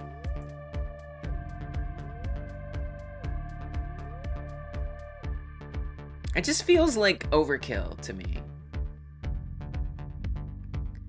I feel like, I mean, it was very interesting to see what the sub emitter is like. But I think maybe I'm not gonna do the sub emitter. It just seems unnecessary. I'm not gonna do it. No more sub emitter. I know all of them individually, and they're so peaceful because they grew up together. Oh, that makes sense. And haven't gone outside. Nice. Good. I kept bringing home kittens from outside that didn't have a home. Yeah, same. That's how I have cats. That's the only reason I have cats, is because I brought them in. I feel like a lot of cat owners get their cats that way. But like, that makes a lot of sense. That if the cats have grown up together, like they're not gonna have a lot of conflict. It's not gonna be very chaotic per se, because they're used to that environment. That makes a lot of sense. If Stormrun started with 8 cats, and every time that Stormrun enters its stream on a new day, they gain 20% more cats. Write an exponential function modeling Stormrun's cats overly streams. Oh man. You are a math problem now. You have become a math problem. But it's not a problem, it's just a math problem. Alright, I feel like this looks fine. So I'm going to keep it this way. And then I have to make sure that it is one shot. Let me just see if this feels like it looks better. And then we can add in the other parts as well.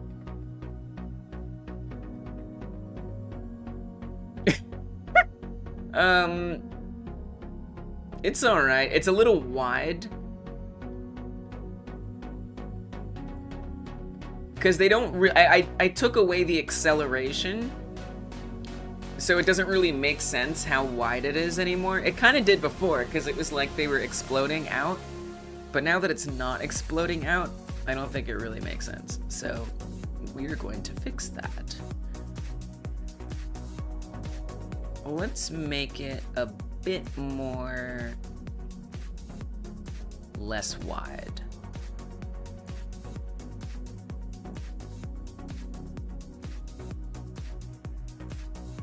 Let's try that. Let's see where that gets us. Hey, oh, Olaf, oh, it's Olaf, oh, it's Olaf, oh, it's Olaf, oh, it's Olaf, Olaf is lofted, get lifted to the Oloft. Welcome, Oloft, get lifted to the Oloft. Whoa! Well, I didn't say I'd sing well. I just said I would sing to you. Welcome, Olaf. Good to see you. Hope we're doing well. Thanks for supporting Hyper Game Dev, coming through and all that good stuff. Yeah, the particle effect is looking good, right?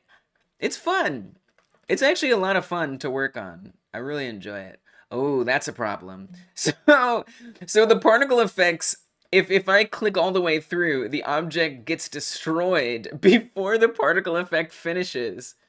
So that's a bit of a problem. Ooh, Olaf, aloft, aloof, Luffy, Luffy, One Piece. Rogi, what are you smoking? You're smoking Spring Break. That's what you're smoking. I was with you there. I think you lost me at aloof. Not aloof, but aloof. Pierogigon loves One Piece, Stormrun. Pierogigon freaking loves One Piece, by the way. I think I might want the particle effect to happen outside of these objects. I was thinking loofah could have worked. That's what I kind of thought you were going with it, was a loofah. Luffy is like Luffy. Okay. All right. The other option is that the house doesn't get destroyed, or it doesn't disappear until the particle effect is done. Not that I have any idea how to calculate the length of the particle effect.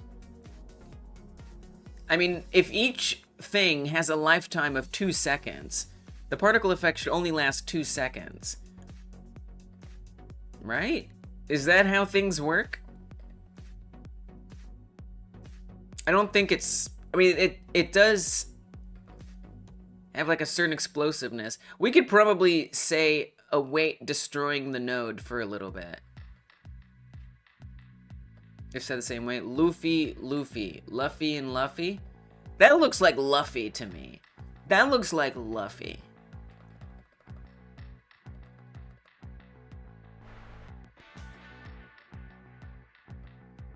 The problem is, if I put the particle effect outside of the house, I'm not going to be able to animate it, because it's going to be in a different scene. I wonder if I get rid of the fixed, or the...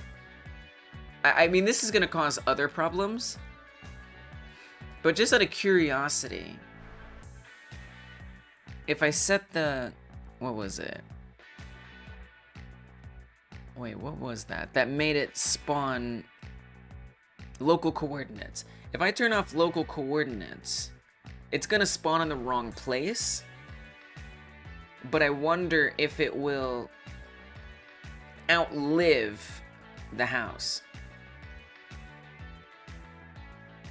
No, so it doesn't outlive the house. It still destroys it. Okay. He ate a devil fruit and is now a gum gum man. Oh.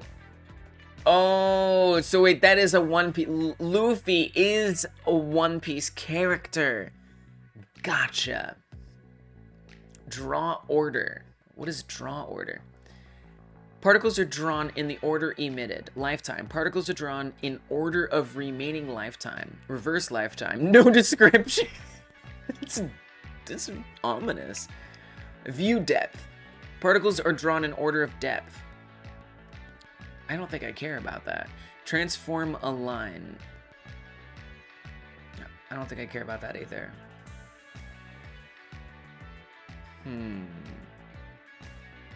That's a bit of a tricky thing. You know, keeping... I really need the house to not be there anymore. I got it fast. We got there eventually. It took a minute. Yeah, I didn't understand what you were blanking. Oh, smoking. Oops, I said a bad word. I didn't know the smoking thing was a bad word. Sorry, YouTube. Forgive me. Yeah, because I just don't know anything about One Piece. I'm just like, what? But you've been smoking One Piece. Because I know you've been watching a lot. Lately, especially. I don't really know what to do about that. Like, I could make it a signal. I could say that...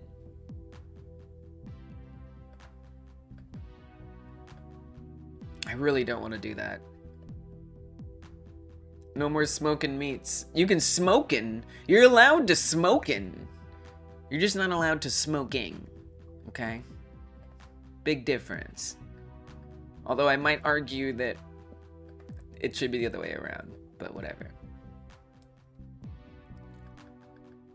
What's this? I don't know what to do about this.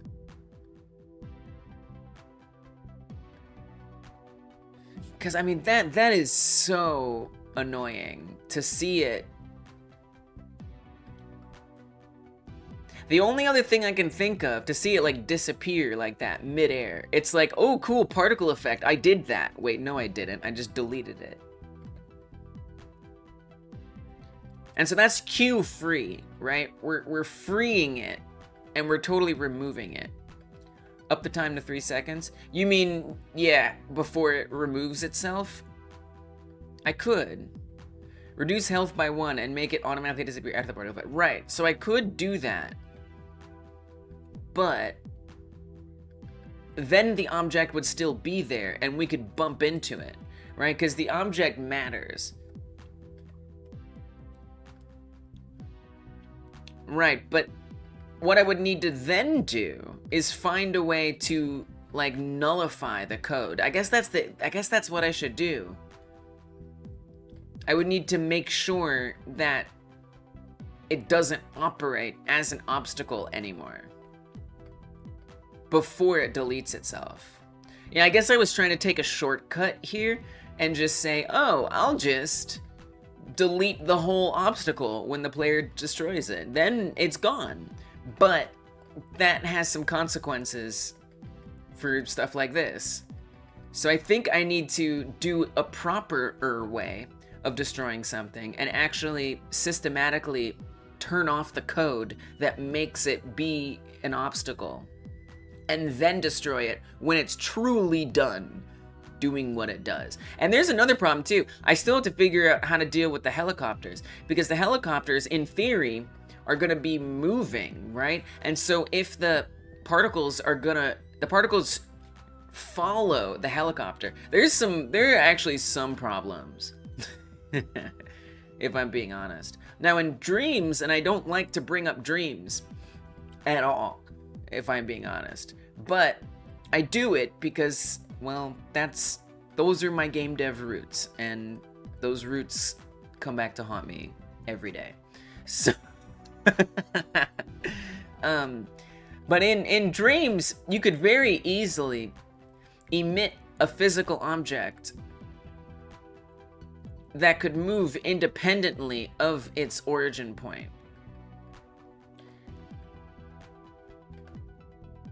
Does the door? Yeah, it does. Storm run. Hey, let me in there. Hey, who's in there? Open up. I'm hungry. Yes, that is what happens. I don't know, I just did it. I didn't think too hard about it.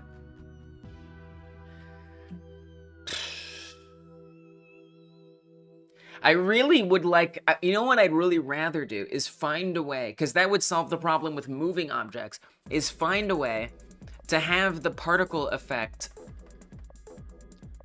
occur outside of the object. I have no idea how I would do that. It's impossible. The only way I could do that would be if every obstacle, so, and then just for the sake of clarity, you know, every obstacle, everything in the game loads into these. I hear you're saying you're using Dreams language. It is emitted. That's what they say in Godot. They call it emitting. Cue free once it plays once. That's what's happening. So the emit is Dreams language. You're using Dreams language, which is fine, but it's true. It's true. So if I come to the house here and we look at the particle effect, emitting is what it does. And that's what happens. I actually have this animated. Oh, instantiate. Oh, will that? Interesting. Instantiate.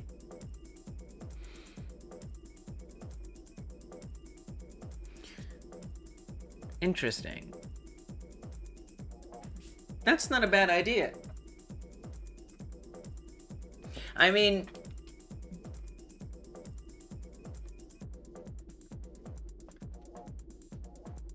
yeah, that is what Rogi meant. So if I were gonna do it that way, that would mean I need to create a scene. Or can I instantiate a node that's, wait. Now if I, okay, wait, what do we have? 26,000 errors. Why are there 26,000 errors? That's slowing down Godot to even load. Oh, I know why. Just ignore that. We're just gonna ignore that. I know why. It doesn't matter.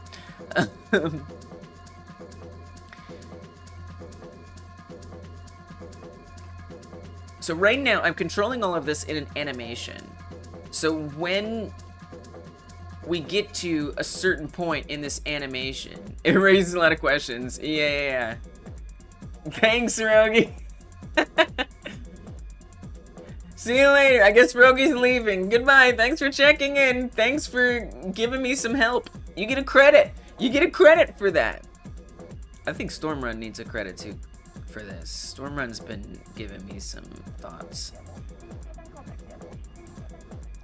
Object destruction or particle effects? Why have I done separate categories for these? I know why. Oh, you're here for 12. I see. Okay, gotcha. 12 more minutes.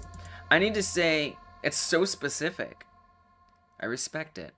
Until you're meeting with professor about your course. Oh, shoot. That's a late meeting. Whoa. Nighttime meeting. Whoa. Rogi, that sounds exciting. Oh, I see. It's like a discussion, not like news. Still.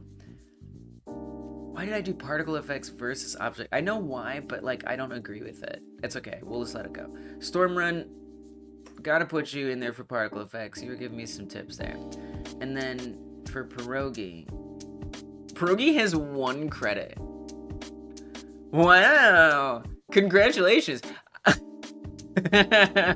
Congratulations. I don't know if this is particle. I guess it is particle effects. It is. What's your other one, Godot consultant?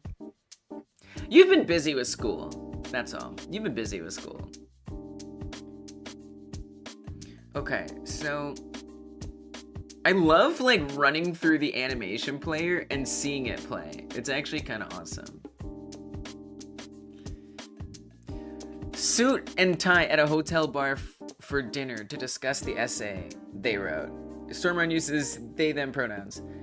I think I was helpful early on with Godot. Yeah, for sure. Right. I kind of you like I started, I guess not in the summer, but you had some time. It was more interesting for you to stop in, right? Because it was like, yo, Elise's doing Godot, but you were busy. Suit and tie. That's alright. You know what would be nice if YouTube chat had pronouns? That would be pretty nice, actually. But they don't. So, okay.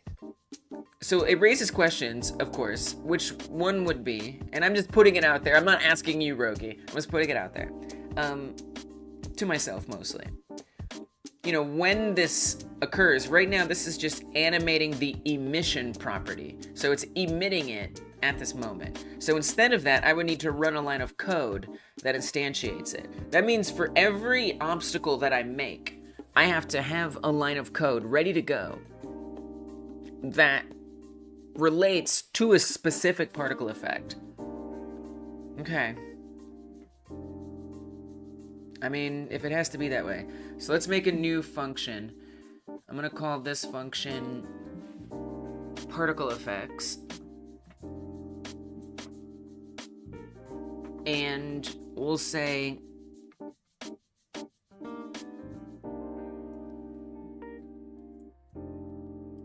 I kind of want to name them.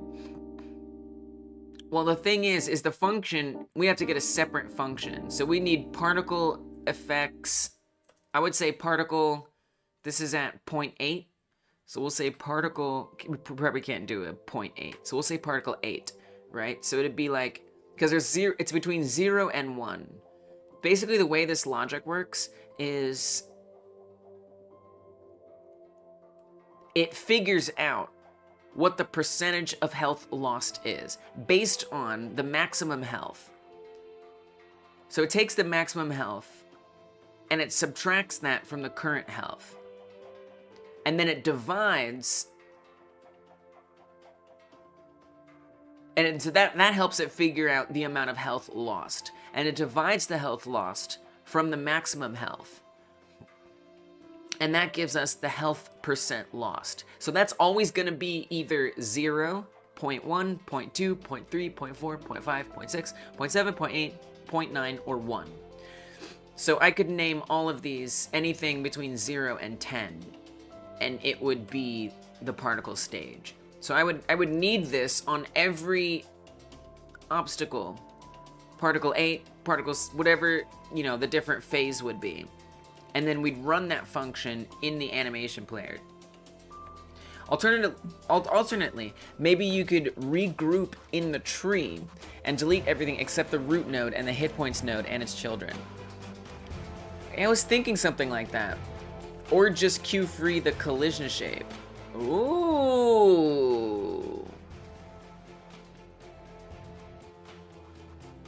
That's intriguing. And then we could delay the whole thing being queue freed. Intriguing.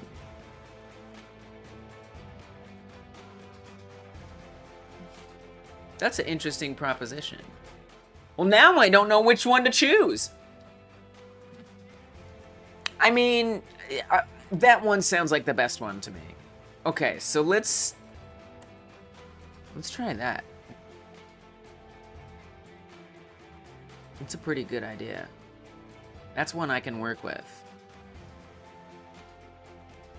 So I want to say that when it loses all its hit points, I don't think we have that on the obstacle, do we? No. The second one seems the easiest and potentially less intensive. Oh, you mean between the two of these? Yeah, I was thinking that too, like with the tree and having like one on the outside, but like, ugh, yeah, it sounds wild. Yeah. I think this is worth a shot. Nick, like maybe there could be some unforeseen consequence there, but I don't know if I care. So I guess I want to do this on the hit point script and say, here, if health current is less than or equal to 0, we do want to await, and we want the duration to be the particle effect length, which I feel like is longer than 2 seconds, right? Like the lifetime of all the particles is 2 seconds, but that's the lifetime of the last particle, or the first particle that comes out. The last particle that comes out, I don't know if they come out all together, or I actually don't really know. I'm not actually sure. I mean, if I watch them go away, is that does that look like longer than 2 seconds to anyone else, or is it just me? Good luck, Rogie. See ya. Thanks for stopping in. Thank you for your help. You just helped me so much. You helped me so much. I feel like that's 2 credits. That's particle effects and that's object destruction. That's also object destruction. I need to add a lot more people in object destruction, actually. Or a couple more people. But I'm procrastinating that. But I have it on my to-do list. Basically, I did a whole stream and I forgot to actually write down all the credits, which I usually don't forget.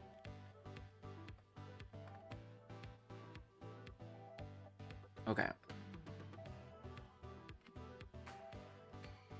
So,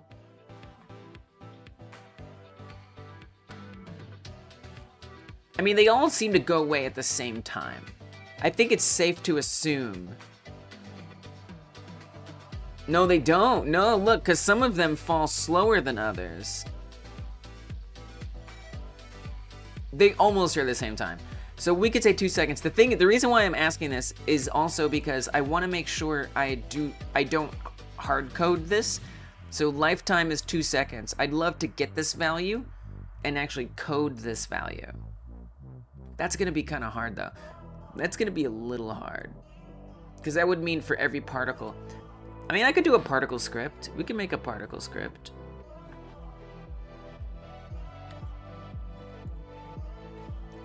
This could be particles destruction script.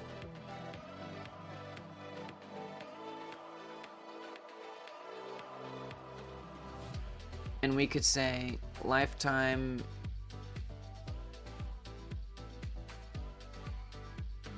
not that I'm exactly sure how to reference that. So I say variable lifetime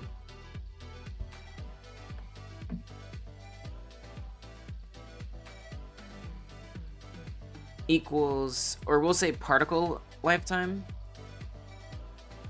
equals 2. I actually want to make this an export variable so it's easier to find. And then we're gonna say somehow, I guess I should set it to something different, something I can obviously tell.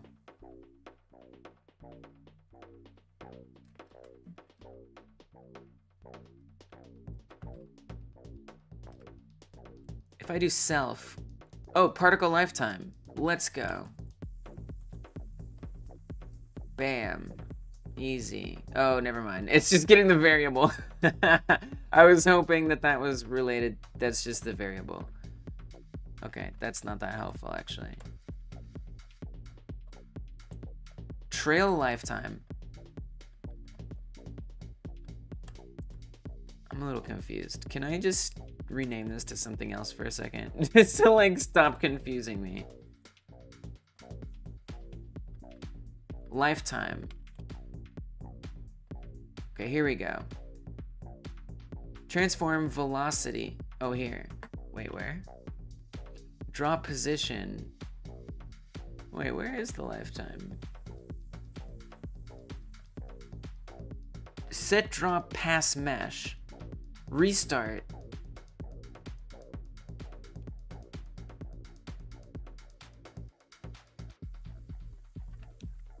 Where's the word lifetime? Here, float lifetime.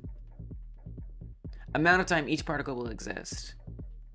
Okay, there we go. So it's just a float right here. Set lifetime value. There we go. That's what I'm looking for.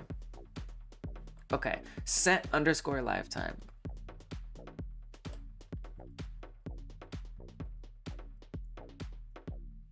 And I'm gonna add it to some, we're gonna say particle lifetime. Set it up over here. Particle lifetime.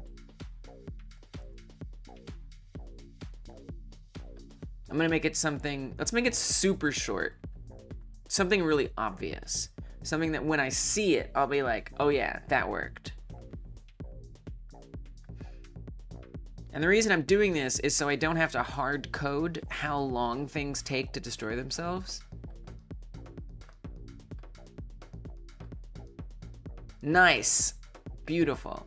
So we can set this to 2. And now if we click on a particle, it'll have that lifetime right here. Now I want this to actually be a class script. So I'm going to say class name particles destruction. Or, yeah, particles, we'll write it like this. Particles destruction. So this is a class script, meaning it'll be the same across every particle. So all particles will have the same lifetime. Okay, and then on the hit point script, we're gonna set up this await before it destroys itself to wait at least as long as that.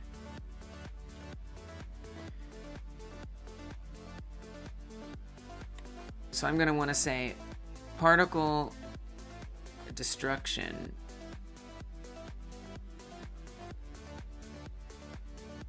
Oh, so I would need to make an auto load for, I think.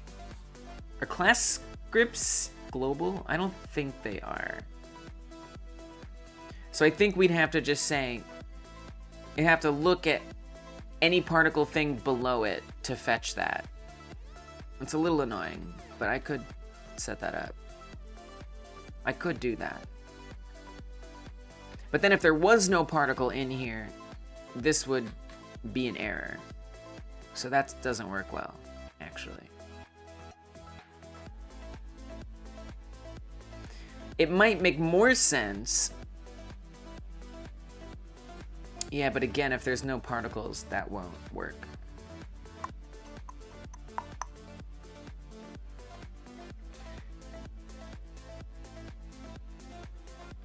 We could have it emit as a signal.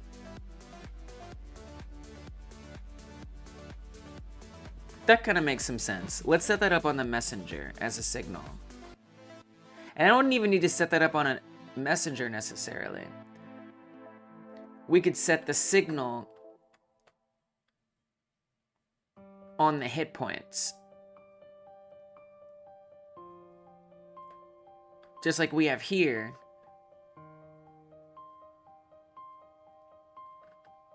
Where we, on the hit points, there's a signal. We're connecting it, and we emit it from the obstacle. I see. So we would want this on the particles, right? So if I come on here and I say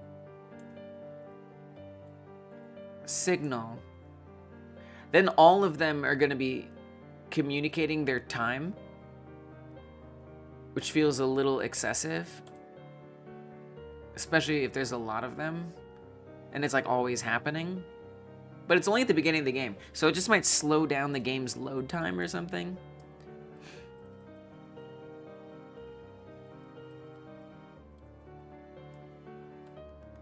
Particle... I'm gonna call it particles lifetime. Particle lifetimes. Particle lifetimes.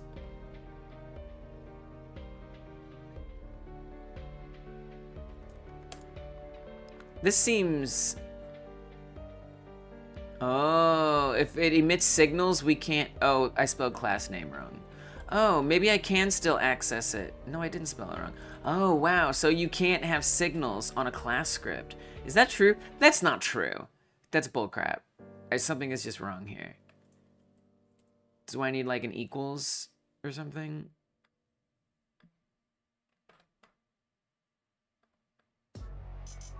Wait. Unexpected class name in class body. Oh, does that have to be at the top? I see. Like that? There we go. Okay, particle lifetimes. I don't know if I'm doing this the best way, but I'm doing it. Particle lifetimes emit. This doesn't make sense, does it?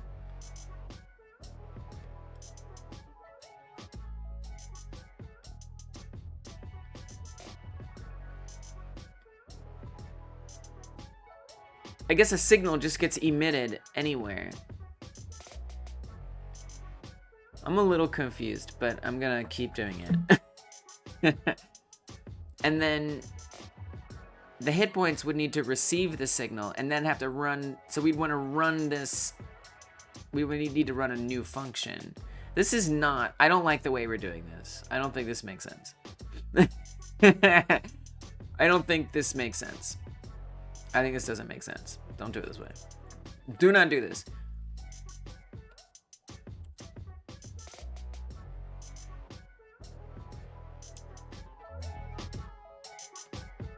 I very much have to hack this together. I'm doing guessing. I'm doing guessing to figure this one out. Sometimes it just be like that.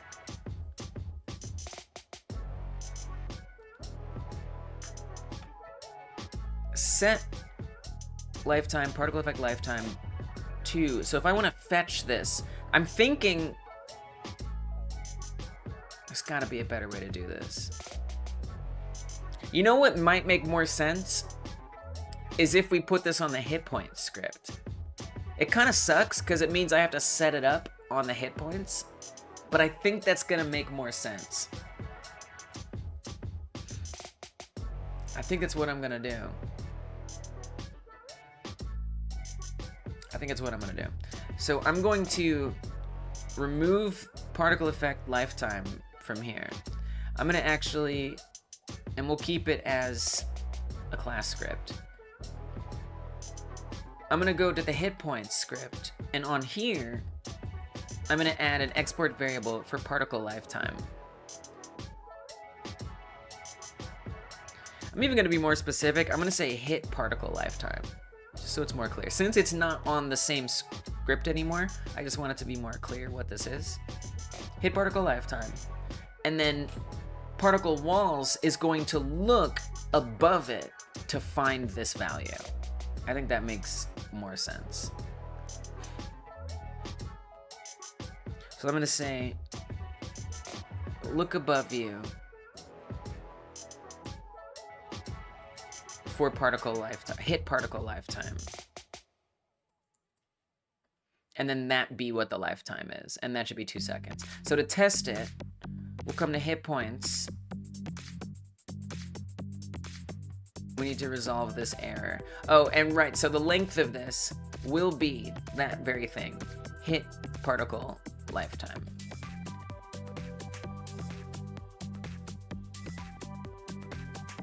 I'll spell it right. Okay, so now I can set this, let's set it to something ridiculous, like 0.1, to make sure it actually works. Oh, we gotta make it a float. If I say 2.0, will that be enough for it to know that it's supposed to be a float? It will. All right, here we go. I think I'm gonna hint that it's a float. So this particle effect should be very short on here. Nice, beautiful.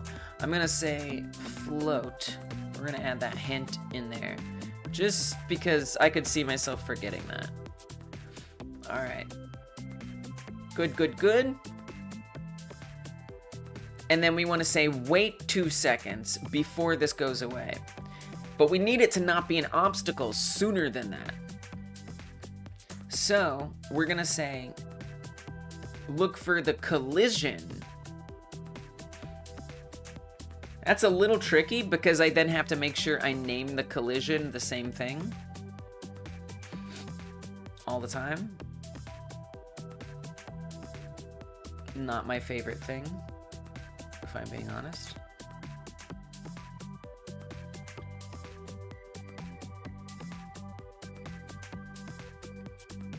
It's just something I'll have to think about for every obstacle.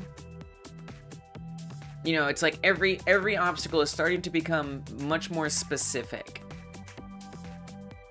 And that's the thing, this collision area, what is this collision area exactly? Is this...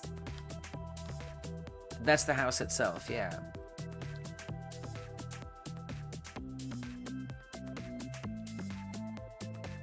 Right. I mean, I almost want to have the obstacle be an instant scene. But then again, it needs to be different. No, it shouldn't be. It just sucks because it's for every obstacle that I make, I'm gonna have to make sure I use this, I follow this template, basically.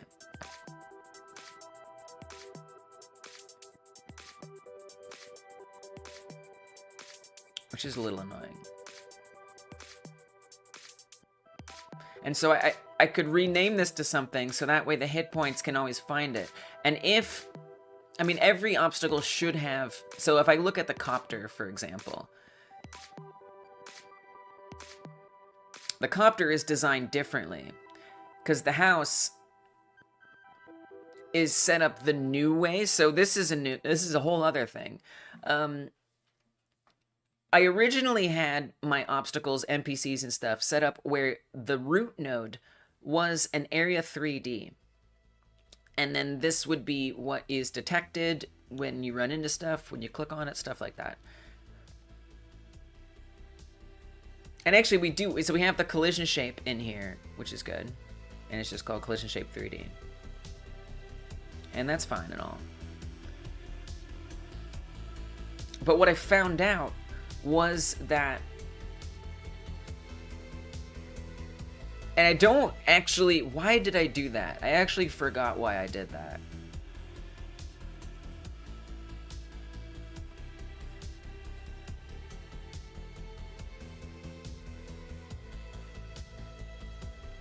I'm gonna look at my GitHub commits. Here's a great case for GitHub descriptions, or, you know, commit descriptions. It's just having a log of exactly what was actually done.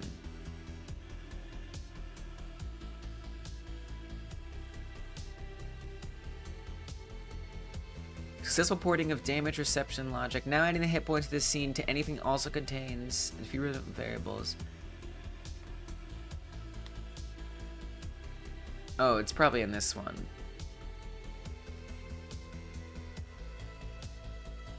Here.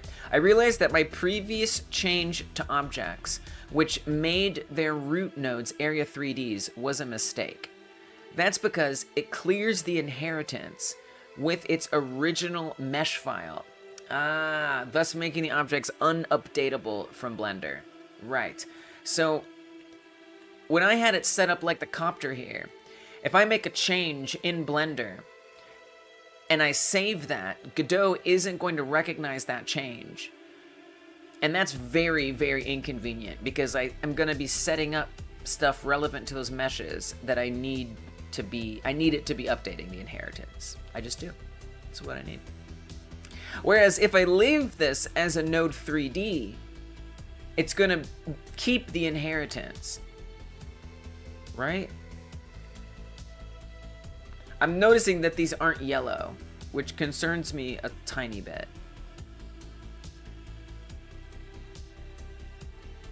Let me just test that theory. Because these should all be yellow, implying that they're inheriting. Oh, we do have the clear inheritance option, which kind of tells me that Indeed, you can't see it in the zoom. But whereas if I click on the copter, there is no clear inheritance because it doesn't have an inheritance. So I think it's preserved. I believe it's preserved. But I would like to actually prove it out just for my own comfort. So I'm going to add something ridiculous in here. Let's just add a monkey in here. Pretty obvious. I'm going to save it. And so on this mesh, in this scene, we should now see a monkey head in there, if that inheritance is preserved. You can do it, Godot! I believe in you! Yep. So the inheritance is preserved. Monkey appears. Now, if I do that same test with the copter, it should not work. So let me find the copter.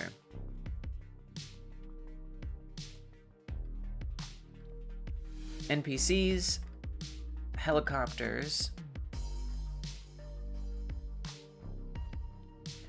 Let's add a monkey in there. Save it. Godot will try to load something in, but the helicopters won't get the monkey head. You see? No monkey head. And that's because I changed the root node type to be an area 3D, which originally it was a node 3D. That's how Blender recognizes it. That's how Blender creates it, or that's how Godot imports it, is as a node 3D. So, the reason why I'm saying all this is because if I'm going to be looking at... Oh, I need to... First of all, let's get rid of that. Save it as normal. Actually need to open the house again. Oh, I left... Right, I saved it with Suzanne in there.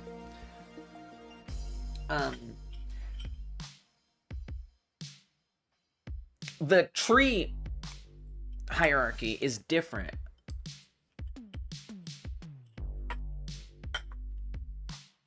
And it might be okay, because it's just we just need to look at from where hit points is. Hit points needs to look one level up, and then look for a collision shape 3D within that. We can't just say look for a collision shape 3D. We have to tell it to look for, at least not to my knowledge, we have to tell it to look for a certain collision shape 3D. So we can say by name, look for something called collision shape 3D, right? And so if this is called collision shape 3D in every obstacle, we're good. Otherwise, we have a bit of a problem.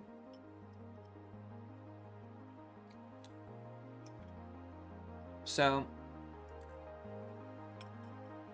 it's maybe fine, but if I ever create an obstacle and I decide, oh, I'm gonna rename this to collision copter or something, we're in danger. Because then the hit point script won't be able to find it, and we're gonna get an error. So I don't love that. But in terms of the area 3D thing, I think I don't need to worry about that right now. I think we could just say look up one level and look for a collision shape 3D, and we'll be alright. Right? Let me just structure this more like the other one. We got hit points, collision shape up there. Hit points and collision shape. Yeah, because they're on the same... But that's not going to be up one level. That's saying look at the top level down. Right? I don't know, I guess I'll try it. But I feel like we're going to have an issue. Anyway, sorry for all that talking. I just needed to kind of figure that out. I don't know why I'm apologizing.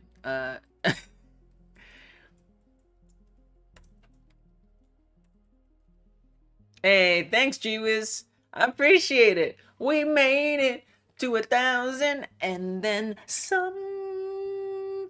See you later, G-Wiz. Thank you. You have a nice day. You have a nice day, and I will too. Bye, G-Wiz. That was lovely. My music needs to be advanced. It's just YouTube music. It'll like play like as many songs load on the page, and then I have to load the next page. It's not a good music player, but I have like almost 200 songs that I've set aside. And if I want to download them and put them in a media player, I have to download each one manually. That's too many downloads. Okay.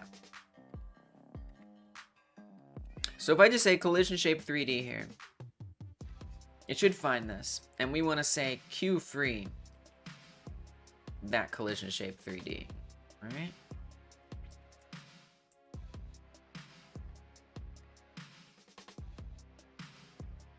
So we can see if this works. Again, you know, when we destroy the helicopter, I don't know if we'll hit an error. This might be fine.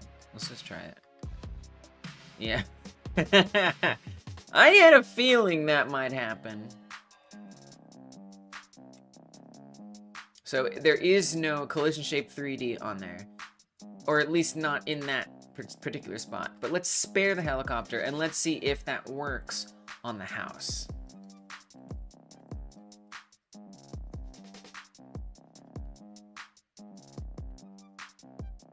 Oh, okay. So actually, I think I have a problem with the way I've organized this. It must be elsewhere than I thought.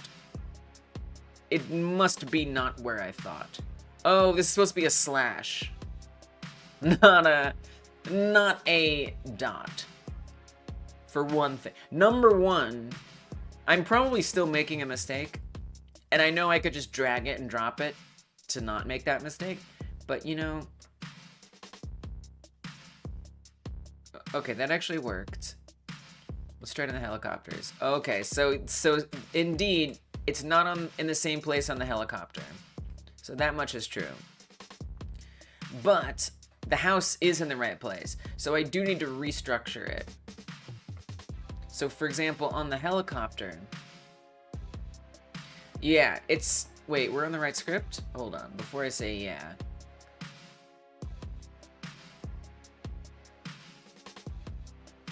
Wait, but that looks the same. I'm a little confused, actually.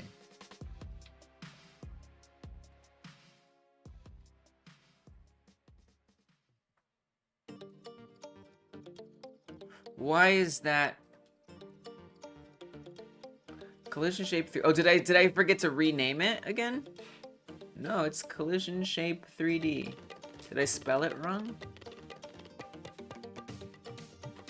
It looks spelled correctly.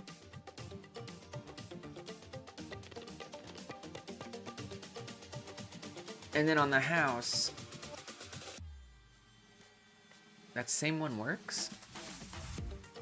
I'm a little bit confused.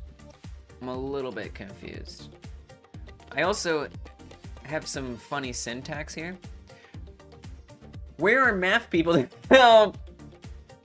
I think we can survive without the math people, but it's important to keep that in mind. Chat! I think I might have had this organized wrong. Let me try this again. Hey, Olaf. I don't think this is a math problem, Olaf. I don't think this is a math problem. But it's good to summon people. That can help. We did have to do that in the member stream. Oh, that worked. Okay. Okay, good. Okay, so the order is fine. I wasn't sure. Oh, wait, it's not fine. Wait, what? Oh, is it because I kept hitting? Oh. Wait. Why is that a null value? I don't know what's going on. Yeah, that's understandable. Basically, yeah, I haven't explained it in a while, so that makes a lot of sense. That makes a lot of sense.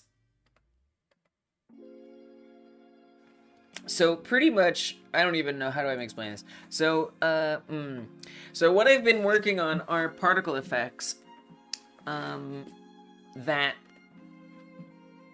come out of the objects that I'm destroying.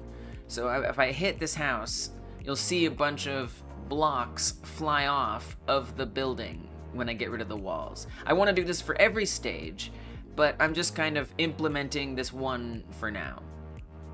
Oh, it just did another particle effect. That's a problem. Oh, the same thing is happening here. Oh. Cannot call method Q free on a null value. It seems to be trying it again. So I think what we have to, I think I know what the problem is. I think I know what the problem is. But basically, Olaf, it's kind of hard to explain, but I will. I want to explain. When I say it's kind of hard to explain, I don't mean I don't want to explain it. I'm just realizing. Okay, so here's the way it was, right? We've got these particle effects. Right now I've got one that explodes out of the house when we destroy the walls. And the problem, it looks actually pretty good, right? Not bad. The problem is, if I destroy the house before the particle effect finishes, it destroys the particle effect. But what I really want is for the particle effect to be left behind, right? So that way, even if you fully destroy the house, the particle effect continues to behave. So, that didn't run it at all that time. I don't even understand that. There were some different ideas that were suggested, and one idea was to delay how long it takes for the house to be destroyed. And that's this Q-free line here. If the health is less than or equal to 0, then destroy the house. And so the problem with that is, or let me rephrase that. So then what we added in here was a way to wait. So say, wait for the particle lifetime to end, and then delete it. So that's fine and all, but then we're gonna have an invisible house, because the house is still functioning as an obstacle that can hurt the player. And depending on the obstacle, there could be other things, which is why I don't love this idea. But see, now I'm running into something that's invisible, right? Because it didn't delete itself yet. It was waiting for the particle effect to end before I can actually keep running. And so the idea there was to say, well, then let's only get rid of the collision shape. That is to say, not have collision, so that way the collision deletes right away and we can pass through the object, but it no longer, yeah, and so I think with the, we can pass to the object, but it doesn't interfere with the particle effect. But the problem is now, I think, that we can keep attacking it beyond 0. I think we need to say that no more hitting. So if what got hit is the thing that we want it to be, and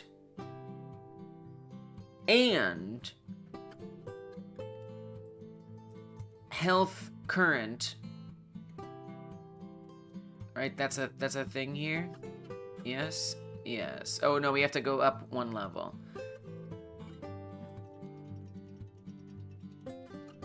And up 1 level, health current is greater than 0. So I think this might be the problem, because I think it's trying to delete the collision. I don't really believe this is it.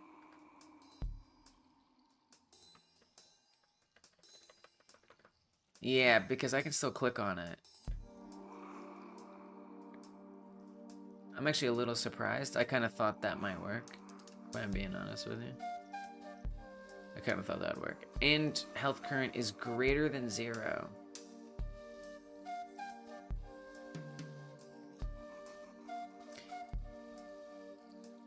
What if I say greater than 1? So I'm just trying to, I'm just trying to make this idea work. The more I think about it, the less I like this idea. Oh, see, now we can't even get it to go too low.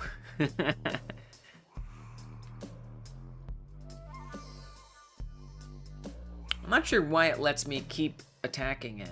Well, actually, you could even see that happening, right? When I said, don't go greater than 1, it's still letting me click on it, which is fine. So I can still smack it, even though the health isn't going down. But it shouldn't be running this line without that being true. So that makes me think something else is causing a problem here. I might want to await this. So we have this 0.01 second timeout, which isn't great, because this is a magic number here. I should actually sort this out. And this just gives the animation enough time. I'm gonna say this is a constant. Constant. And it's gonna be hit delay. Doesn't make a lot of sense, but it's what we're gonna call it. And then I guess we want to make it all caps. Is that how you do a constant? Or you do this in lowercase? The constant is all caps. Const hit delay 0.01. We'll call this hit delay.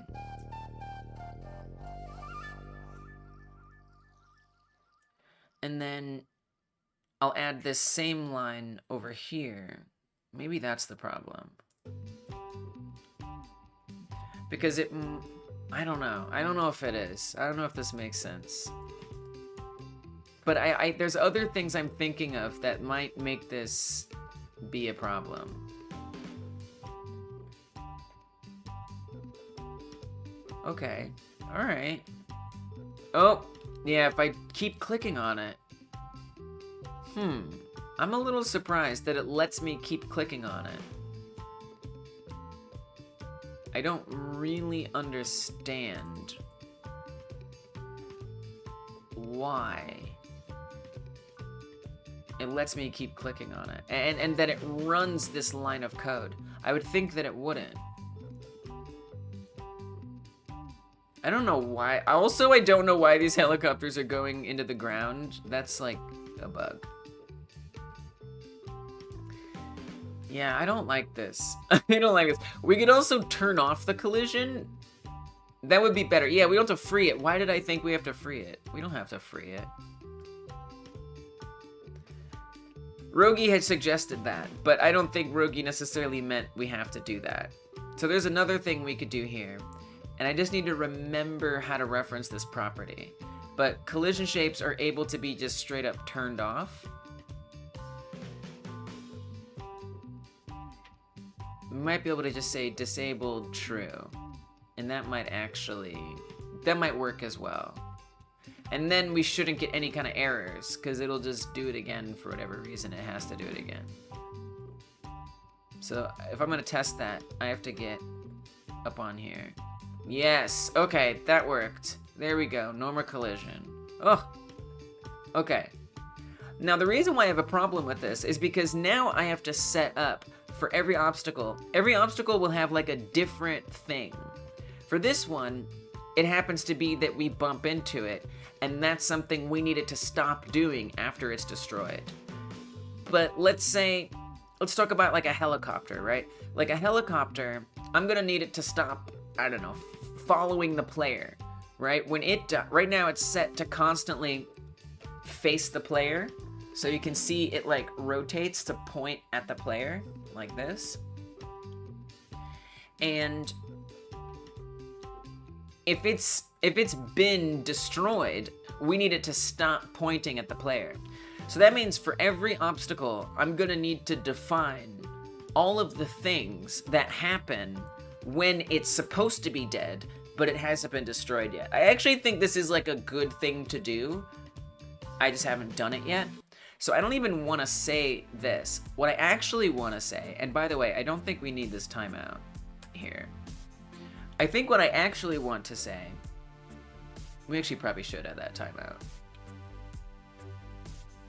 Hey Rio 3D, welcome back. Good to see you. How you been? Thank you for the thumbs up, I presume. Thank you for hitting that thumbs up button. If you're watching this and you haven't hit that thumbs up button, I don't know what you're waiting for. I've been streaming for like 5.5 hours. You might as well thumb it up. You might as well. If you just got here, still hit that thumbs up. Hello, Rio. Bring, bring, bring, bring. It's good to see you. How you doing? I'm working on this game. Specifically, I'm trying to get some particle effects set up. I was just telling Olaf that I was trying to solve a problem where the particles were getting destroyed too soon, and so now I'm setting up a way to deal with that. And I'm realizing that I actually need to set up a lot of stuff, which is good. It's good to come through here and do this. Specifically, I need to have like a state that occurs when things are dead. So that is to say, let's say something is dead, all of these other things need to happen. Thanks, Rio. It's still a work in progress. There's still a lot to do. And, you know, this doesn't give you the full sense of the game, really, but that's something I need to set up, is a way to show off the full sense of it more easily. But, you know, I'm just kind of figuring things out as I go. It's my first, like, big game. Not big game, but, like, you know, game that I'm making, really. It feels like the first game that I'm making. So, you know, I'm trying to learn all the mistakes along the way and wiggle through it the best that I can. And so the game is about this alien who is invading Earth, needs to collect humans and animals to send back to their home planet. You also have these limbs that can break off. And so, like, if I keep running into this house, my legs will shrink until they actually all the way fall off.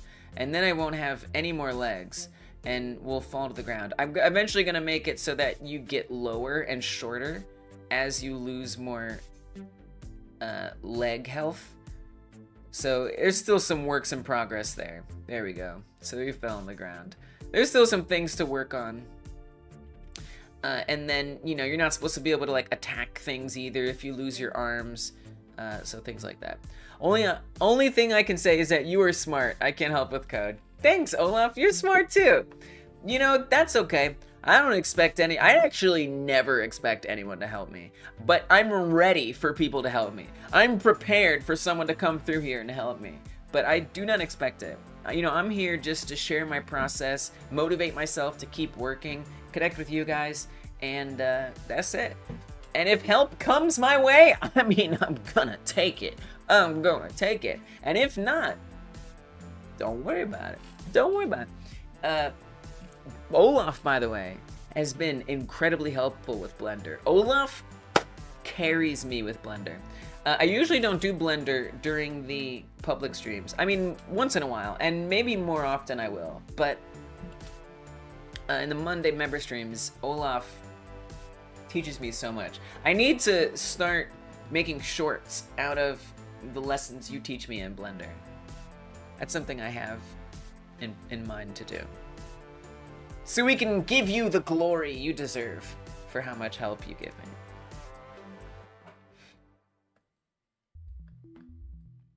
So I think what I need to do is I need to set up what happens if something is dead, which is going to be different. I mean, this is just the obstacle script. Actually, this is hit points in particular, right? And so I would want to set that up on the obstacle itself.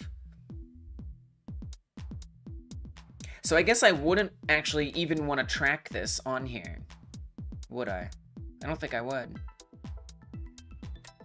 I don't think I want to put this on the hit point script at all. I think I want to put this on the obstacle script. So we want to say health current. We'll say this in the And we have to check it somewhere. That's probably the hardest part. Is when do we actually check it? Does this emit update hit points? It does. So we could, can we connect to itself? To a signal that's on itself?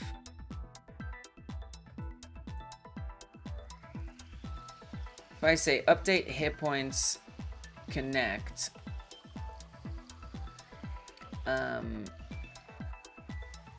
apply,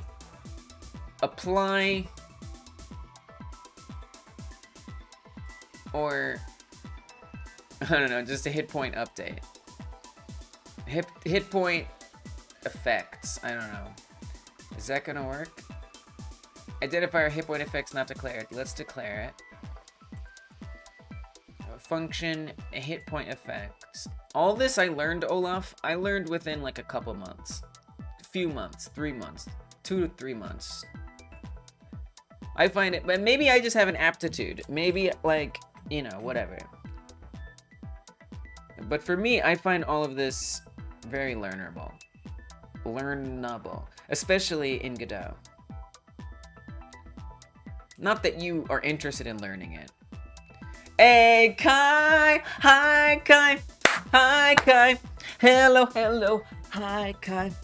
Hi, Kai! Hi, Kai! Hello, hello! Hi, Kai! Hello, hello! Hi, hi! Kai! Kai is here! I say hi! Kai is here! I say hi! Kai is here! I say hi! Hi to Kai! Hi to Kai! Yeah! Welcome, Kai! Good to see you! I'm sorry for that, but you're also welcome. Thank you for supporting Hyper Game Dev. I appreciate it, and thank you for the congrats! Yes! We have made it. We have exceeded it. I don't know if the sub count is correct. Earlier, it says 1001. That's not right. I'm surprised that sub counter is so off. I thought it would be correct. Oh, no. I am not a nice singer. That's very thoughtful of you. Okay, it's actually at 1009. I don't know what this sub counter is talking about, but it's wrong. Look at that. We crushed it. We crushed it. Very proud of it. And I'm so proud that it was done with live streaming. I'm still working on videos. Besides shorts, I do have plans. I do have plans for videos besides shorts. But I'm proud that all that growth, most of that growth, was able to come from live streaming, which I think, for me, is something I'm proud of. You are welcome for the song. You deserve it. It's what you get for supporting Hyper Game Dev. That's what you get. That's what you get. I gotta advance my music because it requires it. Wow, we listened to all the music? Well, I mean, it's an 8-hour stream. I've got maybe 2 hours of music. So that's what happens. That's what happens. Let's do the most recently saved. Let's start there. Okay.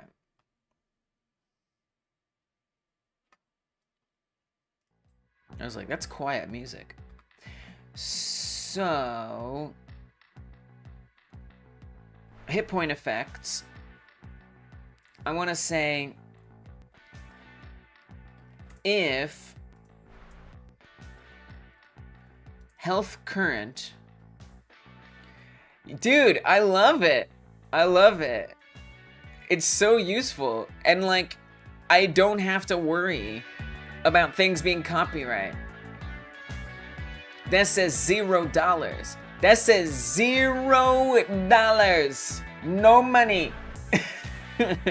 Which is what I have. Not much money. And that's what I need. Yeah, it's super great. And so like every Monday in the member streams, I just like look for whatever I can find that's free, and I just favorite it. And then I just play this during the live streams. So I've got 146 tracks so far, which isn't bad. I wish this player was a little more advanced, but other than that, yeah, it's really great, super useful. And I'm using it more like in videos and stuff. It's like awesome. It is really useful. There's sound effects in there. It's good stuff. For sure. Twitch wishes it had something like that. If health current is less than or equal to 0,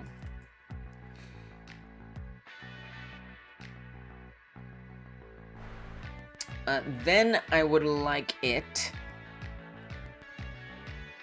Yes, it would be nice if it waited a second before it did that.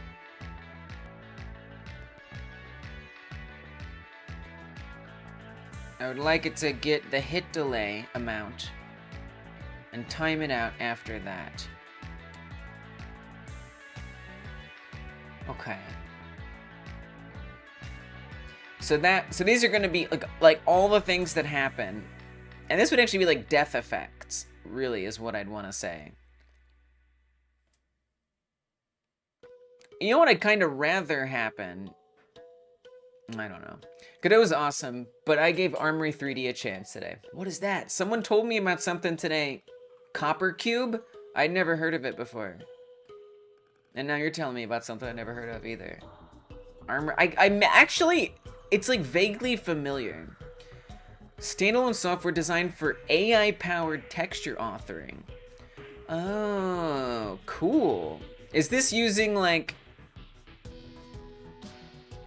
Oh, it's a game engine. Open source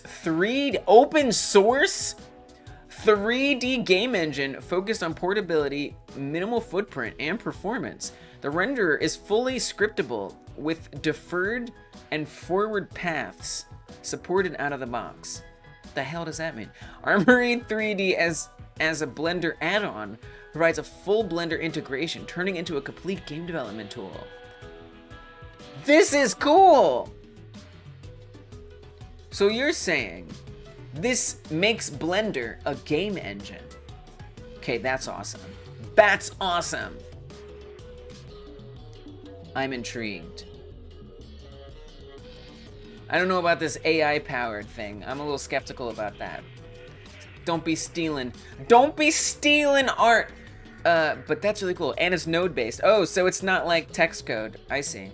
But you can program in it. Nice. Is it probably, does it even use like Blender nodes?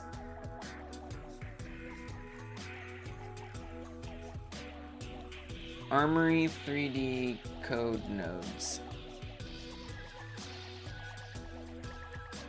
Wow, it uses Blender. Look, this looks like Blender nodes.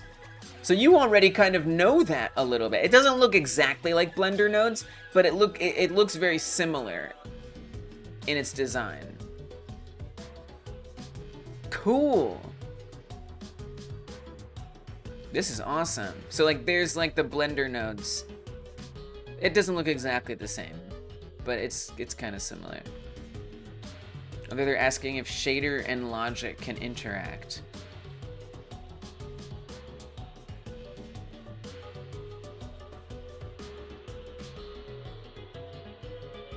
This is pretty neat. Wow, so you can use existing nodes even in Blender to potentially talk to visual scripting in there. That's awesome. That is super cool. Thanks for telling me about that. Armory 3D, I need to keep like a list of game engines. I can't even keep track of them all anymore. That's a cool one. That's a freaking cool one. So I want to label this as like death events. That's what I'd like to do. But I don't really know how to do that. Support to HTML5. Join the game jams that we do! Which require that you have the game be playable in the browser, if anyone was wondering why I said that.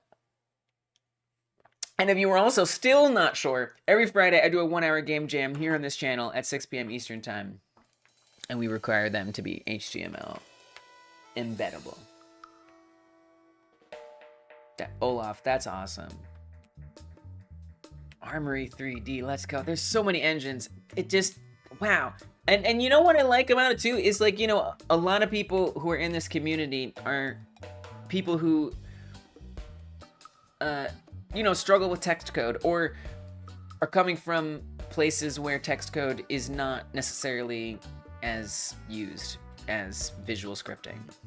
So I love hearing about these engines like Armory, like Copper Cube, where they don't have text code, even though personally I like text code a lot and I prefer it. I never thought I would say such things. And I'm gonna make a video about it. I'm gonna make a video about my journey in the coding world between visual and text coding. But that's not gonna be everybody's journey. Some people don't want to be messing with text code, and you know what? I get it. I get it. I've been there. And not everybody's gonna leave there. Why should you have to? Especially when there's these options popping up.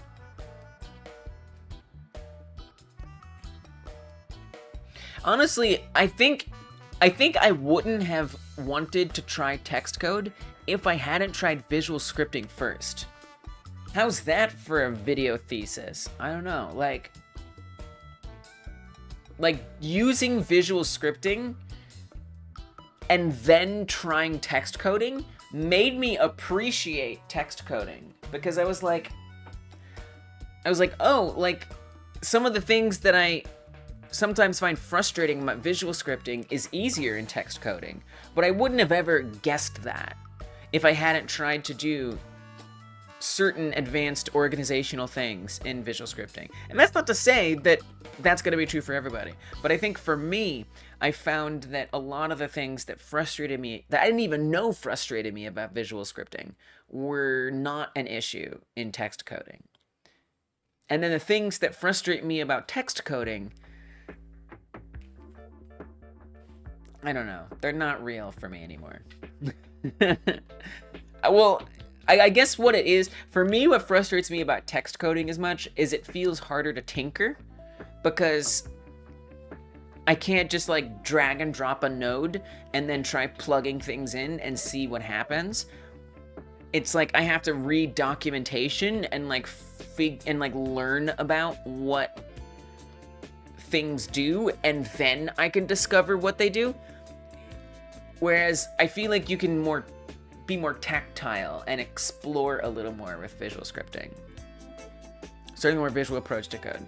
Yeah, because you get to learn all the same fundamentals. So I don't think I would have been able to learn, I know I wouldn't have been able to learn text coding if it wasn't for learning visual scripting first. Like I've definitely done some text coding before I did visual scripting, but not at this level. Not at this level at all. So yeah, I think that's a great way to think about it, as like, not even necessarily, I mean, it's definitely a starting point. It can be your end point as well, visual scripting, but it also might be able to take you further.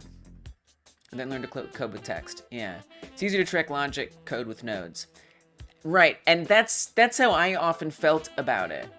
Absolutely. That was, to me, what I thought would keep me from ever doing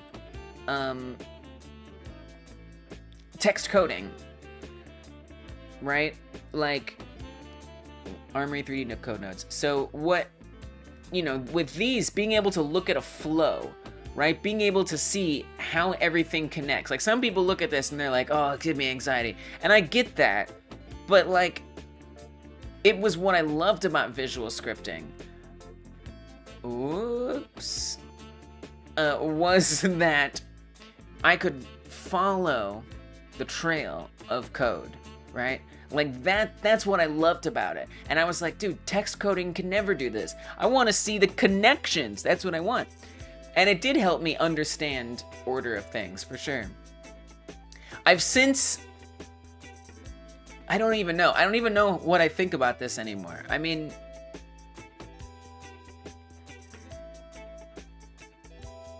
Honestly, it's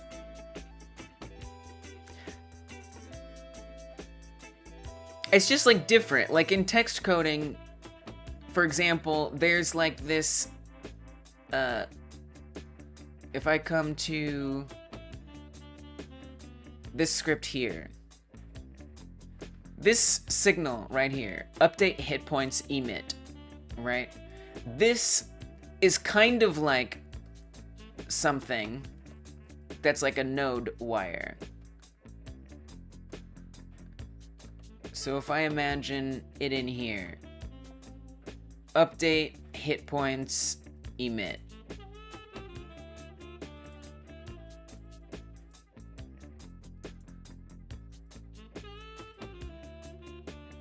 If I can type it.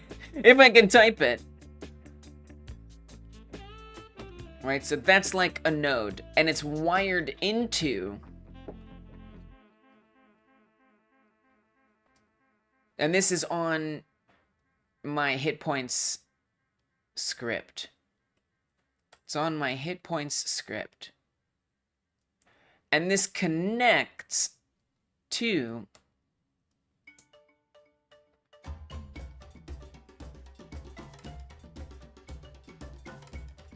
my obstacle script.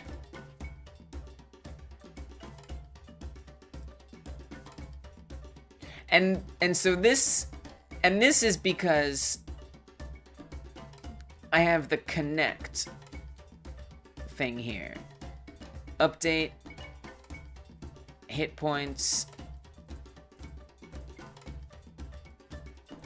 We say connect, and then this goes to some function. Oh, I typed it wrong. Well, you get the idea. So this is that, right? Oh no, I want to type it right. I want it to be typed correctly.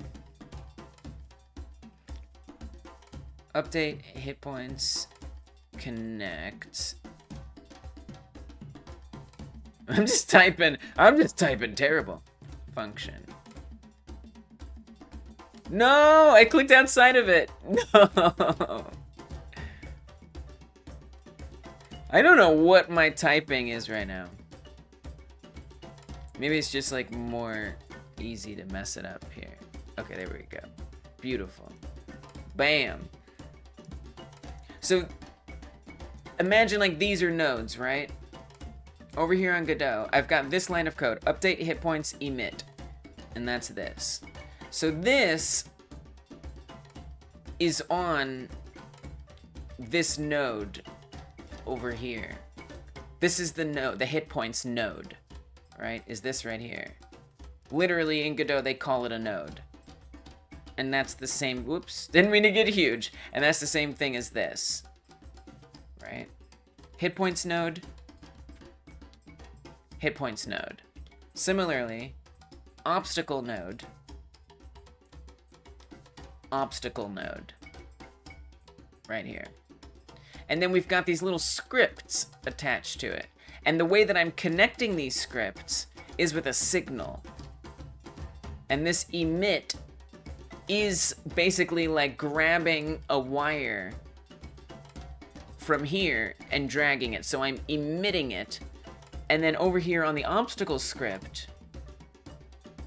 I've got connect. So we're plugging it in manually with a line of code, which is like more complicated, right? Than like clicking on this and dragging it and plugging it in here, right? But this is the same thing. So we have the update, hit points, connect, and then the function in here. So this is like basically the same thing. But this isn't necessarily easier to do in visual scripting, because I'm actually reaching across two different scripts. And I'm able to add tons and tons and tons of logic in here that I've, you know, customized. For example, in Unreal Engine Blueprints. Yeah, kind of like Blueprints, but it's way more complicated in Unreal Engine, right? If you've ever used Unreal Engine, to get two different blueprints to talk to each other, right? To be able to cast, you have to like do casting for example, or a blueprint interface, right? You have to set up these sort of complicated delivery systems between the two. Now, I've never used C++, so I don't know how much easier it is to do it in C++, but I know that I found it very frustrating to do in blueprints. Whereas I find it to be much easier to do with, at least in Godot, text coding, to just write a line that tells it, hey, talk to this other thing over here. But again, that might be a C++ thing, and I don't even know what I'm talking about. But yeah, it is kind of similar. Yeah, the orchestrator. Yeah, orchestrator. Thanks, Kai Guy. Yeah. So many people have been telling me about it, which is just awesome, because I think it's been around for a little bit, and since Godot 4.0 has been around, at least. Or not at least, but at the earliest. And yeah, it seems really cool. It's so tough. I gotta make a video about my journey, because for me, like, as simple as this seems, depending on the visual scripting language, this can be very frustrating to actually achieve. And then, you know, the thing is like, that's just one connection. If I want a bunch of other connections mixed in with each other, embedded with each other, I can be so specific here. I guess it's the specificity that you can get from text coding that makes me prefer it. And I don't have a great example here, and I probably should. If I make a video about it, I probably would want to have a really good example. I'm not sure what that example would be. I would need to understand more about something like C++. Honestly, I might want to learn what Kai Guy is talking about, you know? I might want to learn orchestrator. And then I could illustrate it more and be like, hey guys, here's how you would do this here, versus here's how you do this here. I wonder. I genuinely wonder. I think what would be fun would be to try orchestrator in Godot and try to make the same game using the visual scripting versus using text code. I think that would give me the ultimate comparison. Then I'd be able to really explain what I feel about the two different styles. Anyway, I'm just kind of rambling at this point, but there you go. I don't know where I was going with it all, but for me, I'm finding myself preferring text code, because learning this and then being able to do this with all of the other things that I want to do, because it's almost like visual coding is like reinventing the wheel a little bit. It's like there's already a text coding language, and then visual scripting is creating a way to use that text differently. And so, like, it's never gonna be as precise as the coding text language itself, because it's always gonna be trying to represent that in this, like, secondary way. Does that make sense? I don't know if that makes sense. Still, visual scripting is my roots. It's my roots. Those little node wires, my heart is still there. And I really want to make a video about that journey very badly.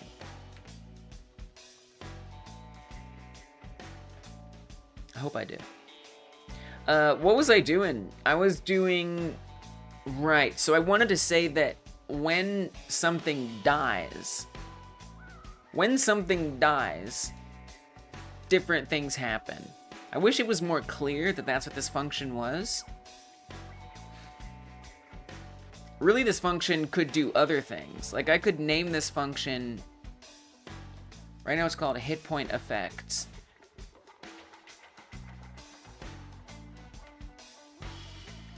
I could say is dead, you know, and then name this is dead. That might make it a little more clear. We want the collision to go away. I'll start with this. We'll start with this. If current health is less than or equal to 0. It's just like this function could be something else, because this function just gets called not necessarily when you're dead, is the thing. I can see how text coding can be faster once you really know your code and syntax with experience. For learning / beginners, or for people like me that are more visual thinkers, boxes plus wires are good. I hear you. I hear you. I hear you. I mean, I like that you say experience. I've only been text coding for a few months, and I feel like I'm able to do things. But I am totally with you, and like I don't know that I'm a visual thinker. Maybe that's a big thing. I'm not a visual thinker. But I did strongly prefer visual coding, and I couldn't ever imagine myself breaking out of it. But that doesn't mean that's going to be true for everybody. I think you make a good point, Kai Guy. I think you make a good point. I've been speaking to ChatGPT for a little while, and things got a little off topic. I asked it to explain E equals MC squared as if I were a toddler, and it did. Nice. I don't remember what it is. Relativity? It's a theory of relativity, right? Maybe? If something is moving from one perspective, then from another perspective, it'll be something similar based on this or that. Something like that. Do I actually know what E equals MC squared is? Am I smart? Am I smart? I don't want to call this is dead, because this isn't just if it's dead. It's really, it's health effects. We could say like damage effects, but it's supposed to be updating the hit points. All right. I'm gonna say health effects. I think that's what we're gonna call it. I don't mean to agonize over it. That's just what I'll call it for now. Health effects.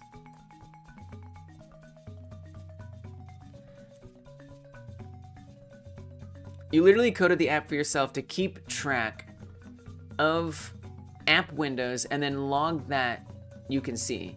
But also does put on my screen GUI putting the most active on the top.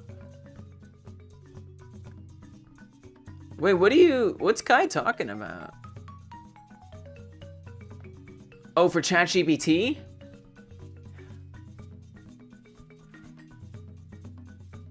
You made like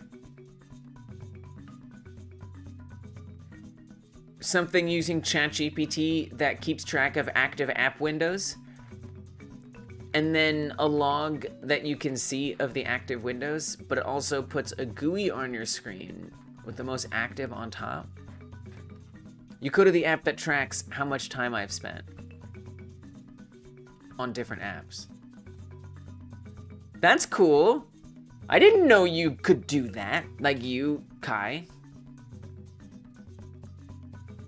That's a whole level of programming I ain't at. like trying to just like be like a programming repair person, and I just repair things. I just like make things for myself that help my life be better. I'm not there yet. Just like make programs that do things for me. Maybe someday. That's pretty cool, Kai. It sounds useful.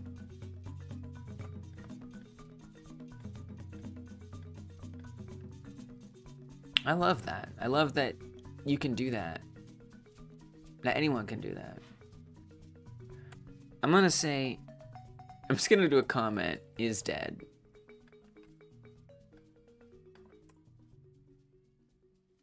Maybe I should put it, what if I put it here? Is dead. I don't know. I don't know. I wish this was better. Emotional M milk C squared chocolate squares. Whoa. Now I can see how much time I spent on procrastinating on different streams with coding instead of coding myself. Oh shoot. That's pretty, honestly, that's something a lot of folks I think could get a lot of value out of. It's like a really useful, it's a product, you made a productivity app for yourself. You did a homemade productivity app. That's pretty cool. That's pretty cool.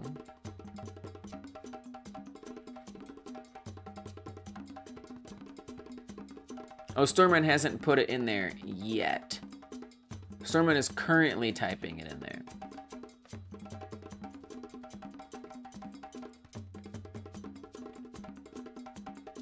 Okay, so we're gonna go on health effects. If it's dead, then... Especially that you told yourself to code it like 10 times. That's so, I love that. That's such an like ADHD thing to do. Is just to be like, well, I need to do work. I haven't started doing work yet. I know. I will code myself a program that'll help me be more aware about not doing work. That's actually awesome. That's such a good way to deal with like procrastination. It is, because sometimes, guys, it's okay to procrastinate. Procrastinating isn't a bad thing. Procrastinating inherently is not a bad thing. And I think you using it in such a practical way is smart. And it's helping you. It's like what procrastination is for. Procrastination is, in my opinion, a way to help us get things done. And it just so happens that some of us need a little more time to get things done. And so we procrastinate it because we're not ready to do it yet. But we're getting ready to do it, hence the procrastination. And so by putting that procrastination towards something that will help us get it done, for example, making an app like you're making to help you and you procrastinate less, that makes a lot of sense. It actually makes a lot of sense. That's really cool. And I still see what's on top one and crying inside my heart. Oh no. I know. And it's, you know, it's good to forgive ourselves and love who we are anyway and the choices we make. And if we want to reevaluate those choices, hey, at least you now can look at that number one. And at least you know. At least you know for sure. That's an important step towards making that list look like more what you want it to look like. Good job. Despite the crying. You need to process that emotion. That emotion is something you need to process.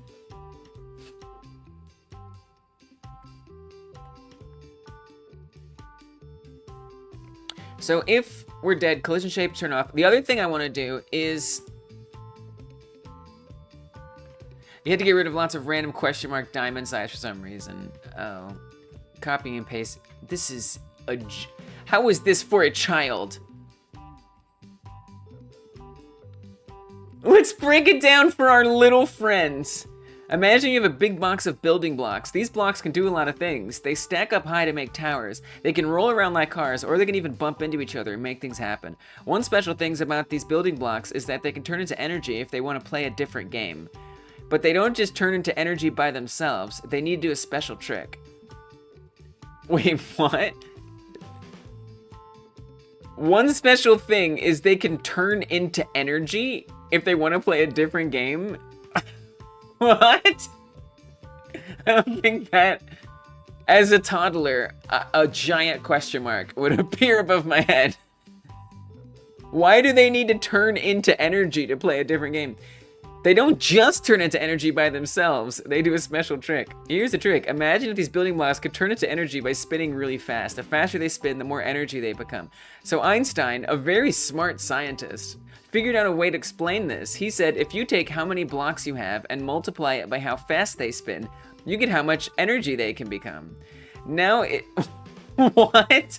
Now it is a super fast speed that nothing can beat. It's like saying, let's imagine a car that goes fast can zoom around the whole world in just a few seconds. That's how fast it is. So when you multiply the number of blocks by how fast they spin, you get a huge amount of energy. So, in simple words, Einstein's equation is like saying, hey, if you have a bunch of stuff and it starts spinning super fast, it can turn into a lot of energy. That's why it's such a big deal in science. It helps us understand how things can change from matter into energy. Like the sun, where it's really hot and bright. Honestly, ChatGPT, this is all you needed. I don't know what all this other stuff is, but this is good. This is exactly all you need. So obviously, I don't think it was what I thought it was, unless ChatGPT is wrong. I don't know what you're talking about, where stuff want to play a different game, and so they turn into energy. That doesn't make any sense to me. But this is very nice. I don't know if it's true. I don't know if it's true. I would not trust an answer like this from ChatGPT myself. But maybe it's true.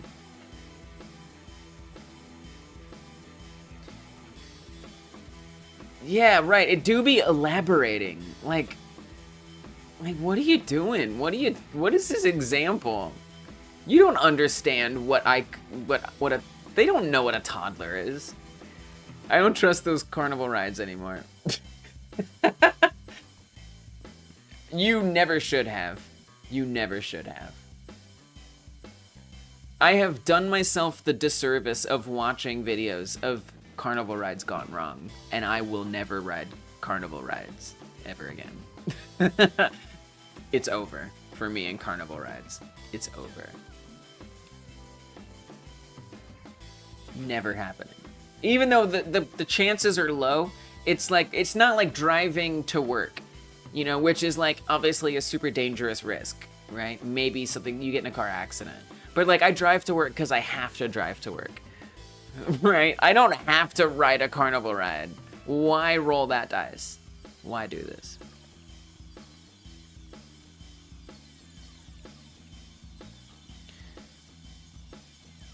Oh, so the other thing, wait, is this gonna work? Oh, I need to set this up on the helicopter, because this is only on the obstacle. I have to set this up on the helicopter script, which, by the way, is probably gonna become a NPC script one of these days.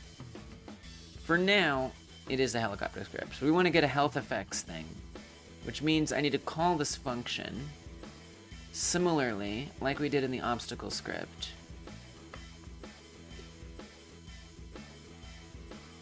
We want to say update hit points, connect health effects. And this is already on the copter script. We just need to connect it here. And so that should possibly work. Didn't know about the spinning thing though. I would say anything you get from ChatGPT, you should double check. Ooh. Immediate crash. Oh. So I forgot to change the location of the collision. So the collision's gonna actually be on itself. It's no longer going to be nested since we're putting it up a level. So I don't need to tell it to look on a different level. Oops. Get rid of that. Quotation. So atoms in the sun spin around each other so fast that they break apart and turn into light until it hits us and gives us whatever it's made of. I don't know. I don't know. I don't know about that. Maybe. Technically, I don't know. Nice. It works. So now what is left behind is that 0. So I'd want that debug number to go away. Right? That would be another thing I'd want to add in here. Now that debug number is contained on the hit points, which is a little frustrating, actually. Because that means I need to tell the hit points. So I could say that to the hit points. I could say, on the hit points, we say, is dead. Really, we could just track this on the hit points separately. I don't know that I want to, though. I'm going to say variable is dead. It's going to start out not dead.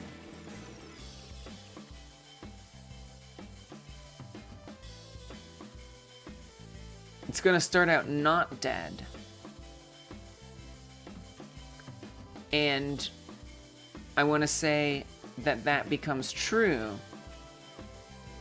down here. So this is going to look for the hit points, which means if it doesn't have hit points, we're in danger. So we kind of needed to check first to see if it even exists, which I don't even know. I don't even know how to do that.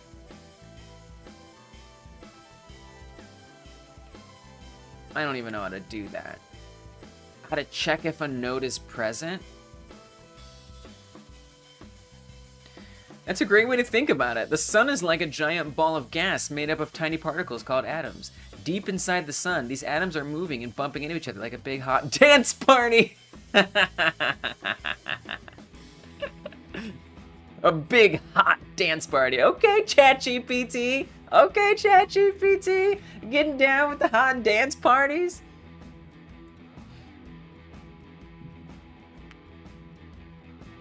I can't believe it said that.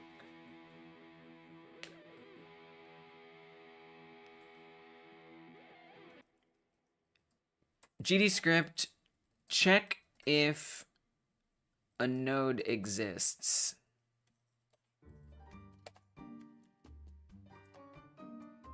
If has node. Oh, I love it. Let's go. If has node. That's the other thing. You know, if I want to find something that I need, I like how this spells like shit points. I like that about text coding. Like, I can just search how to do stuff, and it's usually pretty easy to find because it's text.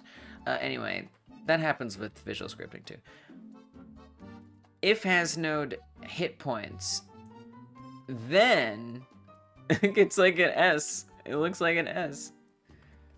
If has node hit points,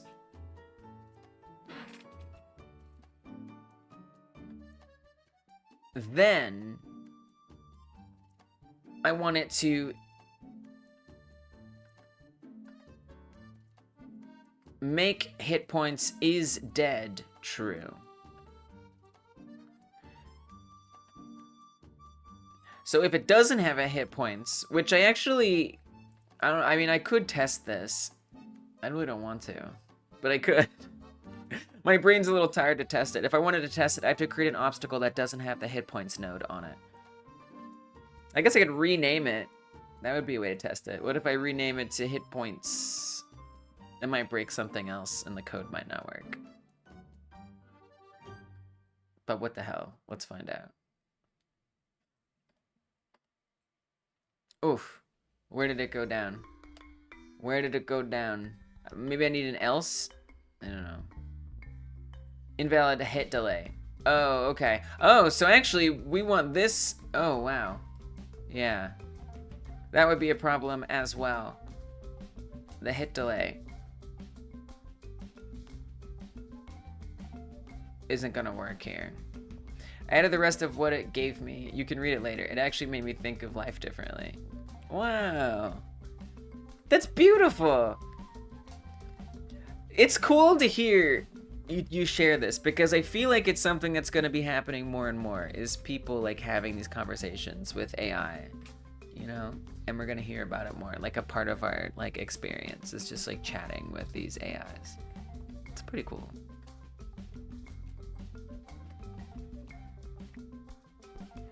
Hit delay. So I feel like I might want hit delay to not be on the hit points node, because I don't want to say if it has hit points, then get rid of the collision. But then again, this can only happen if it has hit points. None of this would even fire. This function wouldn't even fire if it didn't have hit points. So you know what? Forget this. We don't need this. This doesn't make sense, because this function doesn't run if there is no hit points node. So you know what? We don't gotta worry about it. It's only if there's hit points. You can't die if you don't have hit points. Okay. So we'll be fine if we do that. And I would want this to happen, yeah, on the delay. Okay, so let's do that. Oh, but first of all, I would want to say, so is dead becomes true, and then I want to say hide on the hit points node, the damage label. Now, unfortunately, I would have to put this in the process, which I don't love. It's not gonna call a function. That doesn't thrill me. That doesn't bring me joy. Truth be told. I could emit it as a signal, perhaps. That would probably work. And then I could say that the obstacle, so the signal, I guess I'd want it to be on, so we could say update, but that's supposed to be updating the hit points.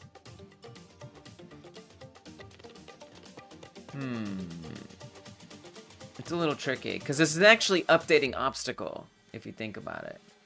I mean, it is updating the hit points. It gets a little confusing, actually. It gets a little confusing.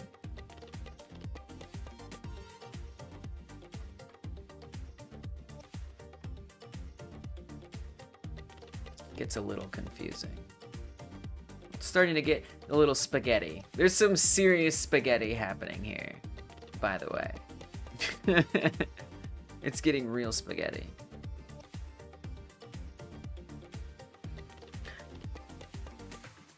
I really don't want to run a process function on here. I don't think that that is necessary. But what I want it to do is I want it to hide the damage label that's contained within here. The damage label is debug, and it's going to go away someday anyway. So it's kind of like... And I don't know what else I would put on the hit points. You know, I might put like a health bar on here, in which case I would want that to go away as well. So, I probably should find a good way to communicate with it that isn't necessarily straight spaghetti.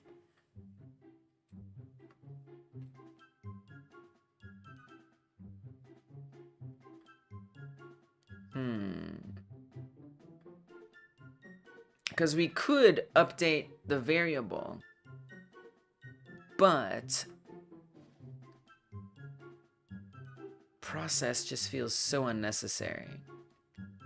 Just to check for this one variable to be updated. I hate that tremendously. I do have this signal that's on the obstacle called update hit points. And what this was originally created for was so whenever the hit points, whenever we take damage, which happens when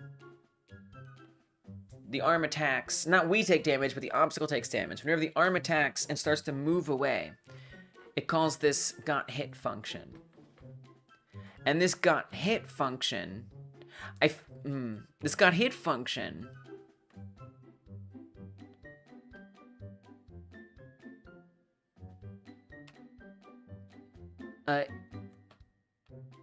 subtracts health from the damage taken, and then it sends that information back to the obstacle.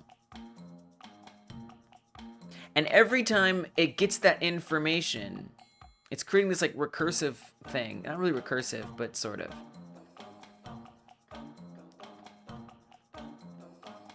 This music is so silly. And then it's gonna run this function where it checks to see, am I dead yet? So I guess what we could do is just, we could add the same function on here. That might be, let's do that. I think I'll do that. So we'll say that the hit points, are we connecting? It's already connected. Update hit points are already connected. It goes to update number.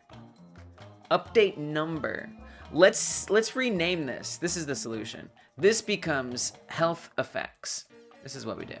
This becomes health effects. That way it's just consistent between the two scripts. I'm gonna call this health effects. That updates the damage label so it looks different.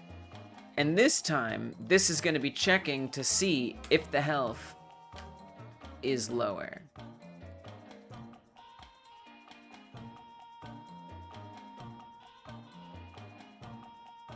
And we have to say look above you to check to see if health current is less than or equal to 0. And if so, then do these things. Except we don't want it to be these things.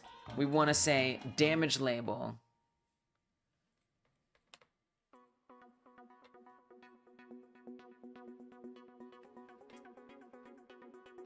goes away.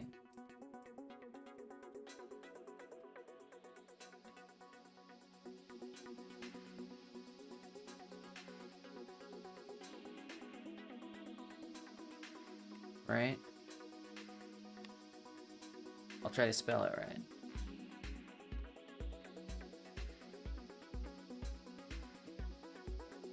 And then just for visual consistency, I think I'm gonna move this function up.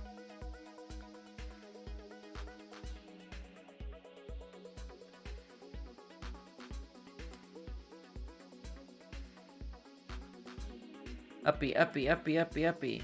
Faster, faster, faster. Oh, that's much slower than I thought it would be. I thought it would just drag. It did not. All right, cut it. I'm gonna make it the first thing up here.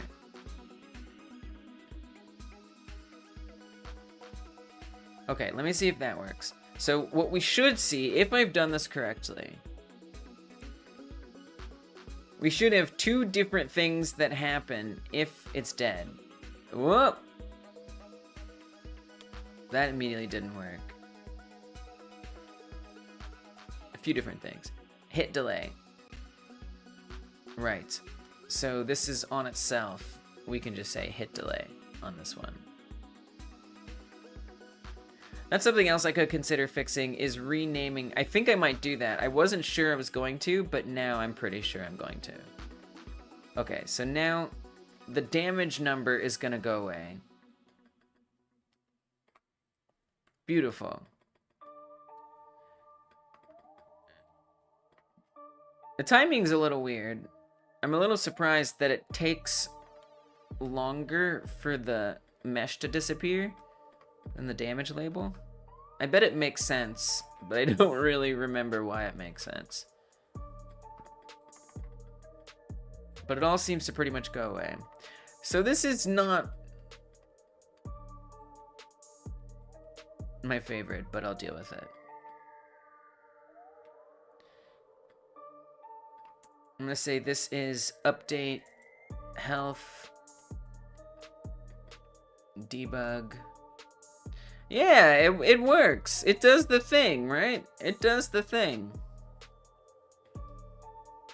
You know, I guess it makes sense, because the reason why the helicopter lingers for a little longer is so that would be the time that it would be like animating to destruction, right?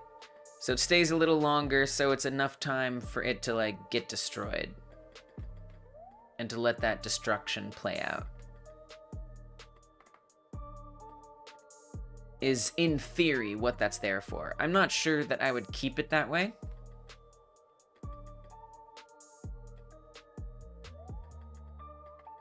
But for now, it gets the job done. Okay. So in my last 30 minutes or so,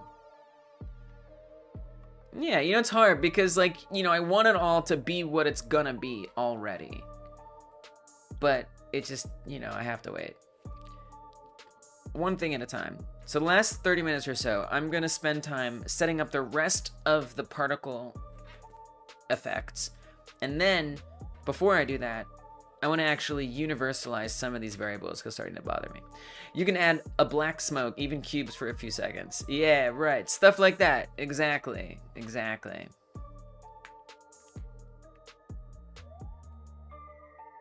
At least.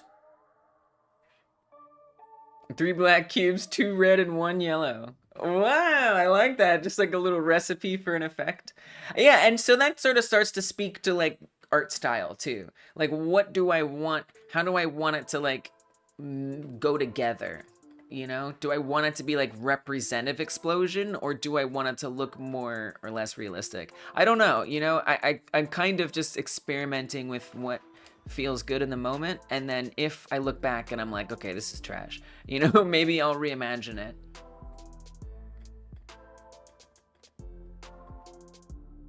We'll see.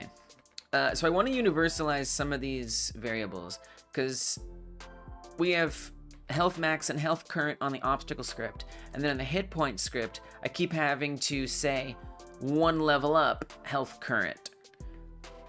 And it's just kind of starting to piss me off. So I think what I'm gonna do is I'm gonna set up these variables a little differently. I'm gonna say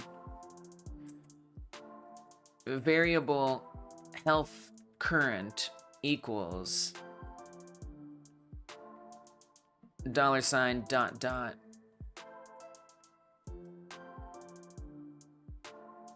Oh, sorry, $, there we go, dot, dot, health current. And that does mean I have to go through and update everything, but that's okay. Same thing for max, just so I don't have to keep doing this. I like what you're accomplishing though. The building destruction looks almost real when it finally breaks. Yeah, it kind of works, right? I'm so lucky. I feel so lucky that Godot just had all these awesome particle effects. I did not know where this was gonna go today. I did not check out particle effects at all, but I'm really happy with the results. And I want to get the rest of the breakdown before the end of this. I must. It kind of like explodes from a gas leak. Yeah, it kind of doesn't make a lot of sense. You got an itch account and a GitHub. Let's go! Olaf the coder! Let's go! Game dev, Olaf. Game dev, Olaf. Game dev, Olaf.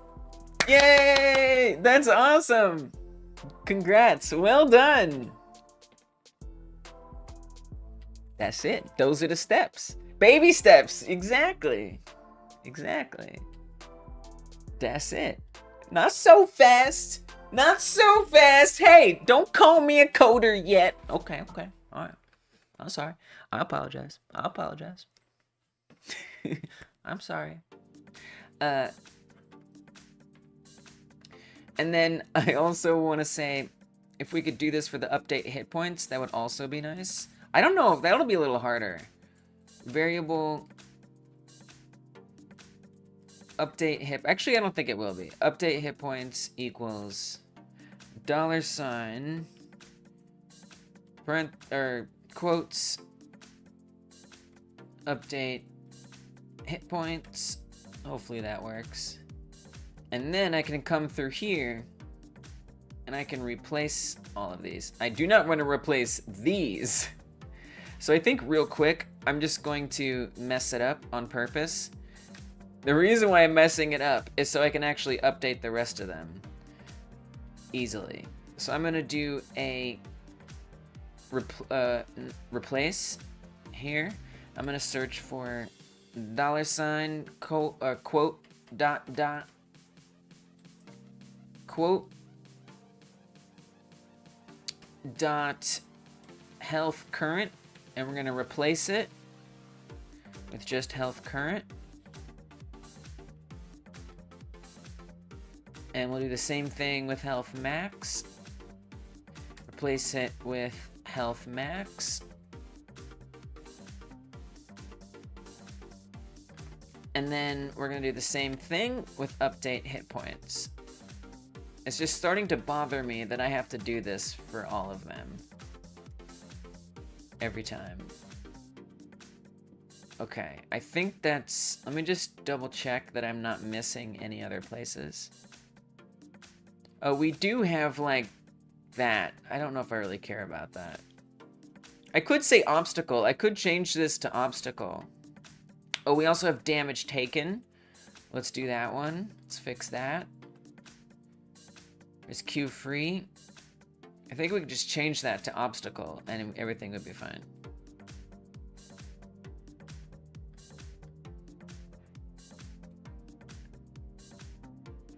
I'm pretty sure. I'm pretty sure. That's all we have to do. So we also want to do damage taken. It's alright. In the future, you can make the particles be pushed a little forward instead of straight up. As if it were ran into physics. Yeah, right. That could be a later thing. And you know, it could be like stylized, you know, that it like blows apart.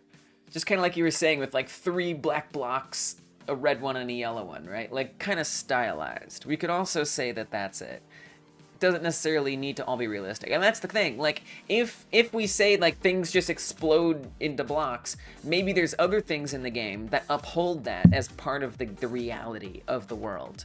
You know, maybe this can be a guiding principle for other stuff in the game, too. Maybe. Or maybe not. Maybe it feels like that should look more realistic because the rest of the game does, too. I'm not sure yet. To me, that's part of the joy of making this project, is just, like, grinding through it and then taking a look at it and seeing, okay, how does this fit together? And then redoing it or making changes based on that analysis. But I feel like for me, I'm gonna get hung up if I try to focus on that now. But I do try to make, you know, if I can quickly make a choice in the moment and I can see how to get there, all right, let's do something better. All right, so we want to not have this say herelf. Update. Variable damage taken equals. Before I fix that, let's just go find it down here and. Oh, I guess I don't need to do the replace thing actually. Replace that with damage taken, and we want to say $, damage taken. And then finally, one more. Variable obstacle equals. Oh, wow. It's just a class. Wait. I can reference it. Wait, could I have been doing that with the hit points all along? Can I say hit points? Oh my god, I could just say hit points? Okay, that's awesome. Let's go. Class scripts. Frick yeah. So actually, I can already look for all these. There's quite a few. But if I change this to obstacle, I don't have to do these one by one. I kind of want to. Just because otherwise I gotta change the stuff up there. I don't even know what would be faster at this point. It's fine. Obstacle.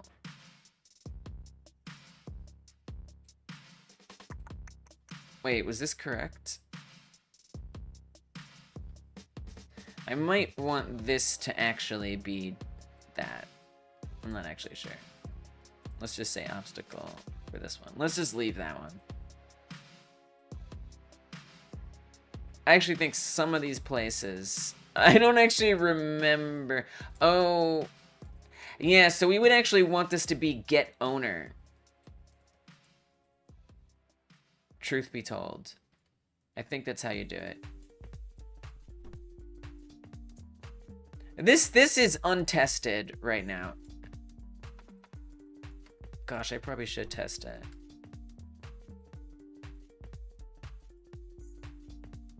This is an old thing. This is like debug stuff that I might need at some point.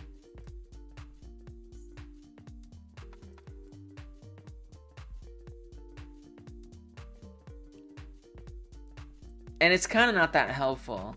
It's actually not even that helpful. That's okay. All right, get owner for those. Obstacle, obstacle. Here we want to say obstacle. Now I'm just fixing my code, improving it, making it easier for me to modify, because I think I'm going to be deep in this for a while. I want it to be what I need it to be right now.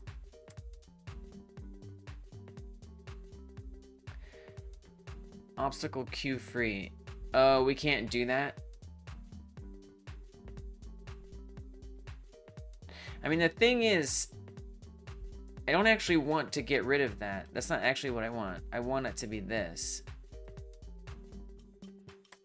So can I say get owner queue free? What about that? Could try that. Interesting. Okay. And so the rest of these are all up here. Have I broken things? Let me see if any of these changes will be acceptable. Oh! Immediate danger. Invalid get index health current on base null instance. Oh, wait, what?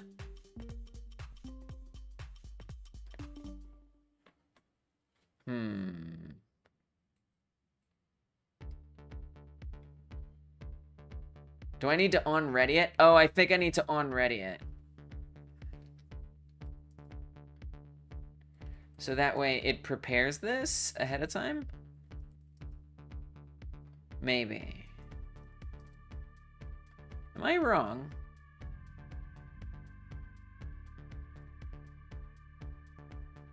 Let's go. Uh-oh. Hold on. Not so fast. Invalid operands nil. An int. An operator less than equals. If health current. Oh dear. Okay. I've done terrible things. This doesn't work like I thought it would at all. Uh-oh. Oh dear. I'm in trouble. I think everything I just did doesn't work. I think everything I just did doesn't work. That is to say, it's not actually finding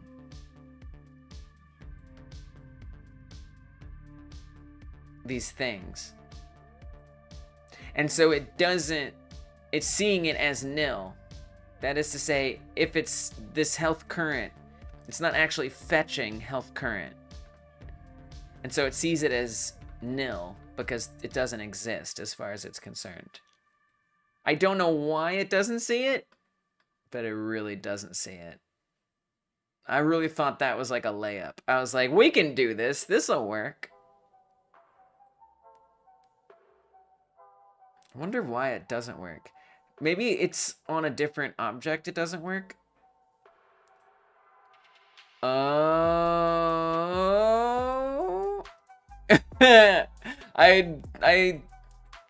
I'm not actually sure. The copter has the same ones. Health current. So I would think that works. Dang. I think everything I just did. Ain't something. I think it ain't something. Or there's a different way to do it that makes more sense that I don't know.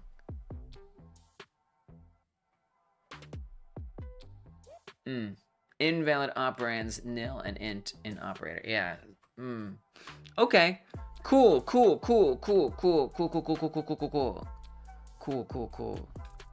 And this is specifically on the copter or also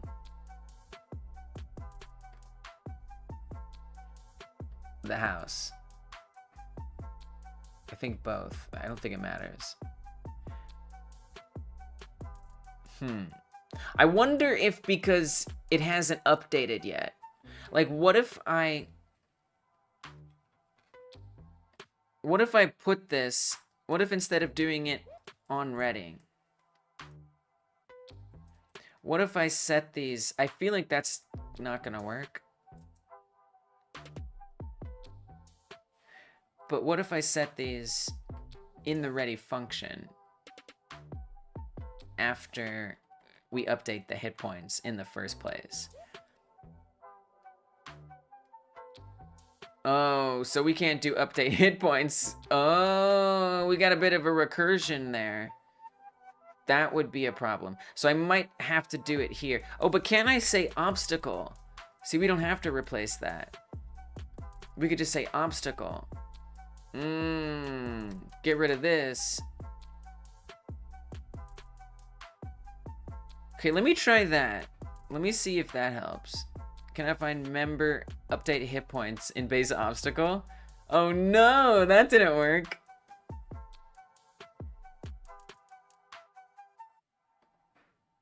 Really? Even though it's definitely right there, obstacle, update hit points. I'm actually a little surprised. I kind of thought that would work. Can't find updated hit points, but it can find it if I do it this way. Dang. All right, well, I'm starting to doubt many things here. Right, so this isn't gonna work. Aw, oh, jeez. I think everything I did has to die. Here's what's gonna happen. Here's what's gonna happen. We're gonna kill all of this because this doesn't work. All right, this is dead. What I'm gonna do though is I'm gonna make a copy of this because someday I'd like to ask somebody why this doesn't work, and then they'll be like, oh, this is why it doesn't work, and I'll be like, thanks. Thank you so much. Until that day comes, I'm just gonna set this aside and then slowly back away from the code and just Control Z my life away here. That's how this is gonna go. So I'm gonna put this in my backups folder.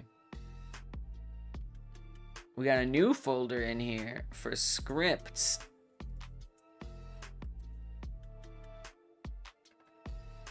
And I'm gonna say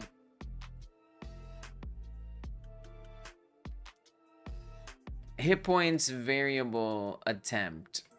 I'm just gonna paste it in there, save it like it is. I think I saved it. Let me just make sure. I'm even gonna make sure that that's saved correctly. And then we're just gonna undo it and we're gonna go back to particle destruction.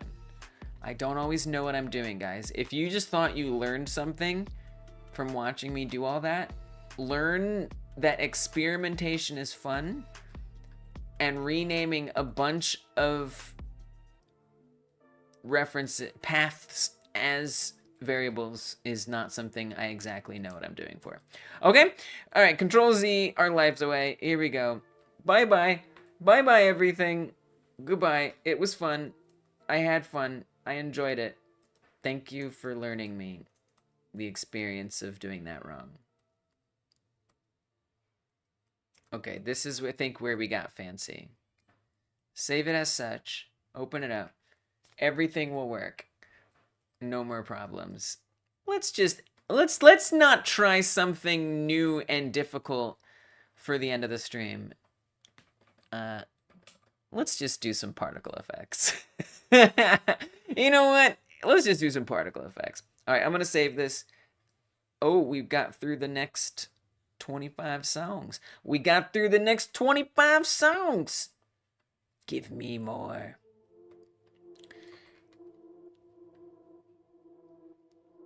Yeah, we're just gonna do particle effects now. So go back to the house. And so we've got the one. There's still some things to consider and figure out. For example, I'm still not sure if I can programmatically change the color of this house. I know I can change the color of the house, and it'll change the color of the particles. What I don't know is how that's going to work in code. But I'll let that go for now. That's a problem for another day.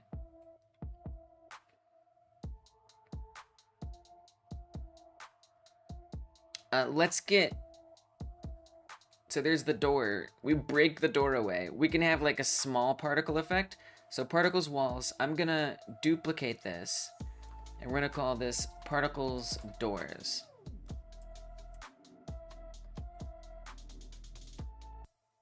And this one, I'm going to have it emitting all the time. Just so it's a little easier to see what it's doing. Now, since this is just the doors, it's going to be kind of little. It doesn't have to be very big. So instead of 150, let's say maybe 20, 10. Doesn't need many. I also am going to adjust the position to be where the door is a little more.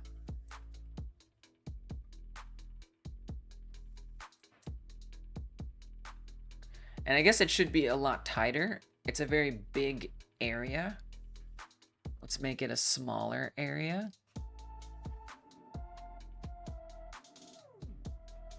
Process material.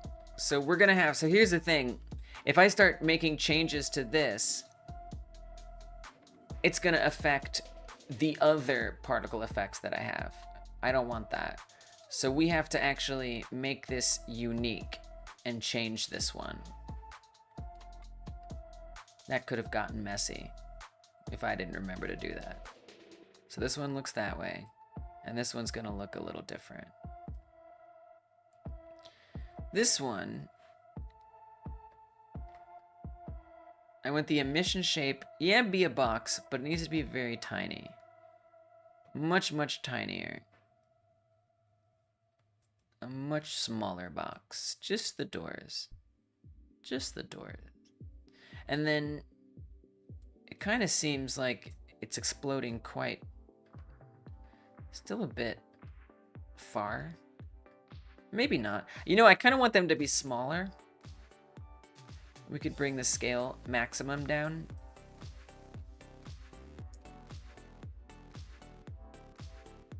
A little too small, if you ask me.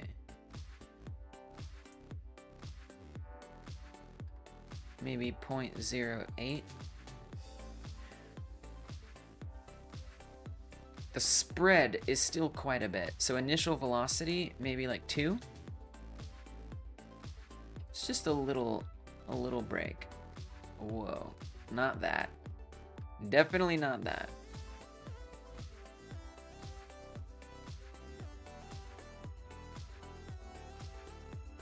It's not bad. Still, it feels like the shape is a little too big though.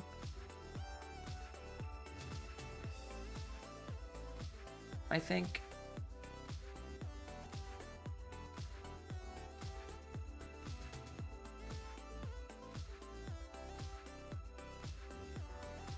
And we could concentrate it more on the door position. Actually, I think that's a little too small.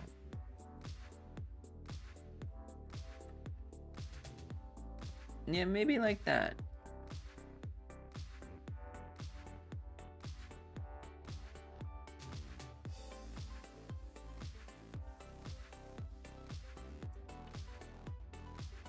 Kind of like that.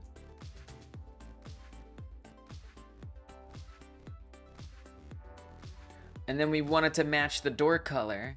Again, I might want that to be programmatically changed. That is to say, procedurally, kind of. Depending on, like, the house colors might change depending on, like, how the level loads in. It kind of seems good enough for me. It's a pretty subtle effect. Maybe we can add a few more particles on there.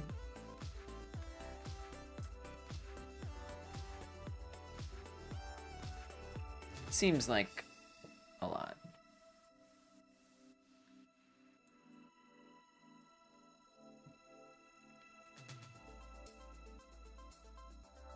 And I'm gonna bring the scale down even a little more. And then let's get the door color. So the doors have a few different surface materials. I want it to be this material. So I'm gonna copy this. I'm gonna paste that onto the material.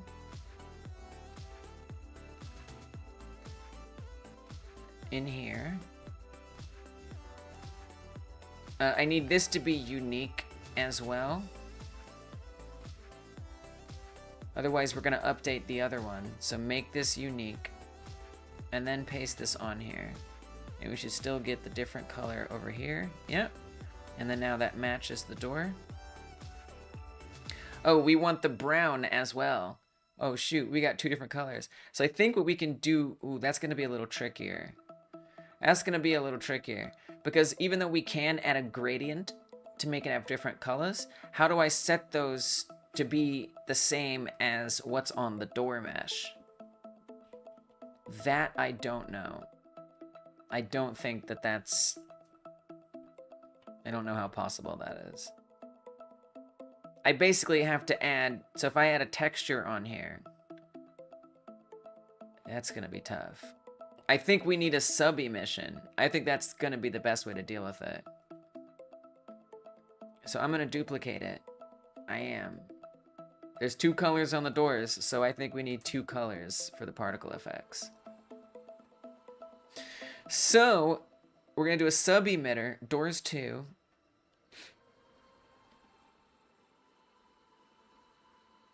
And doors 2 will have a unique thing that it emits. And this will have the material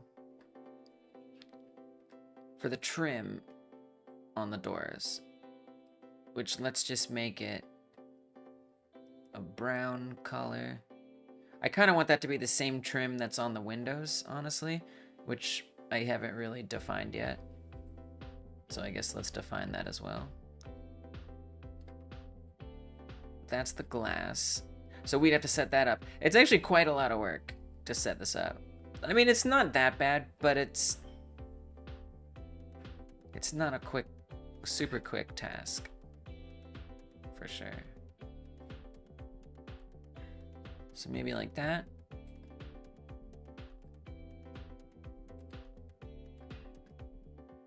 Copy that material. Put that on the door. So this way, it's all the same material. Come to the particle on the doors. The subparticle. And now you can see we have 2 different particle colors on here. And then I might want to define a little bit about that. Increase its frequency. Whatever the hell that means. I mean, I kind of know what that means. I kind of don't know what that means.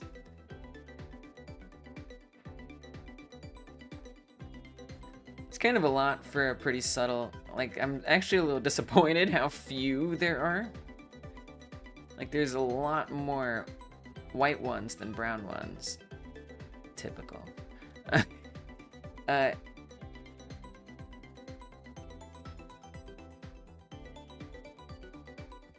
Like, very much so. Like, occasionally we get a brown one.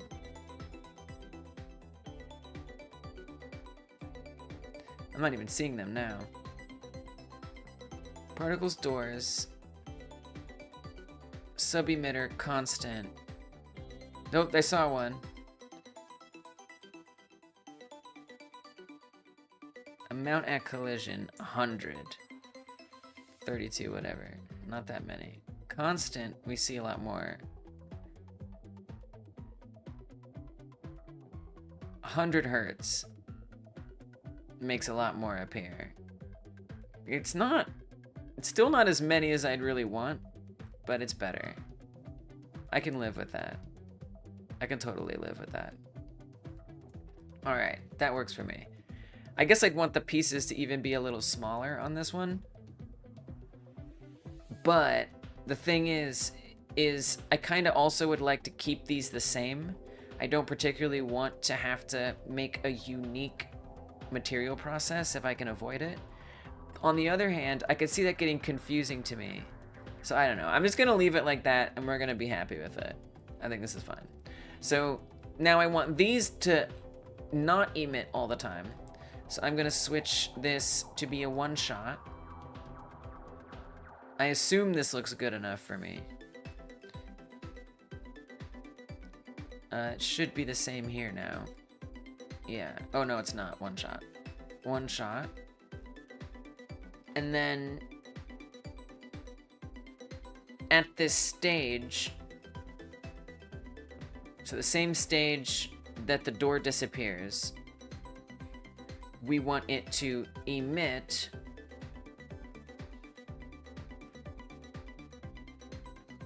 the door's emitter, particle emitter. So I'm gonna keyframe it off first, and then I will keyframe it on when the door is gone. Turn it on, keyframe it, and so now that will play. when the door goes away.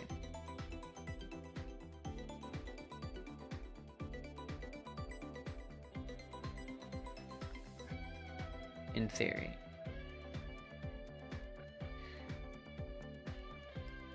Oh, it's... wait. I mean, it looks like it should.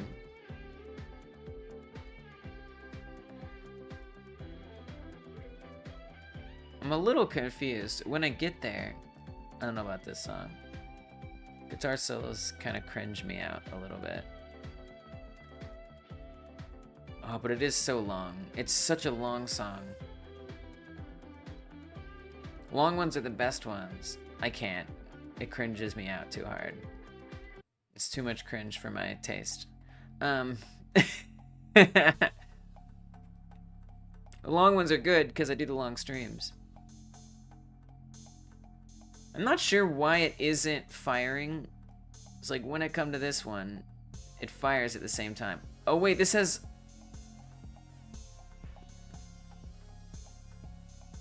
Why is this got a sub emitter as well? That's weird. Oh no. Wait, what?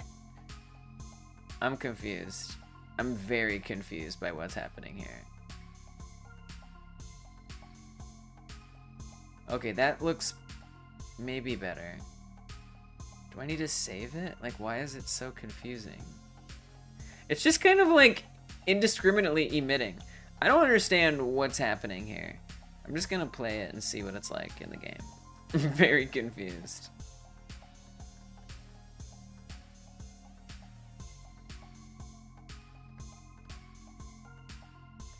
It's almost like it's playing at multiple times. Door breaks, looks good. Hit it again, doesn't happen.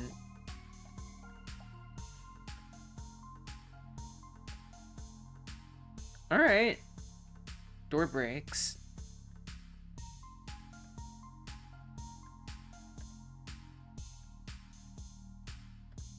I mean, it looks fine.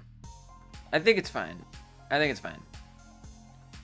I think it's fine. I think for whatever reason, it just didn't look right in the animation player, but this looks good.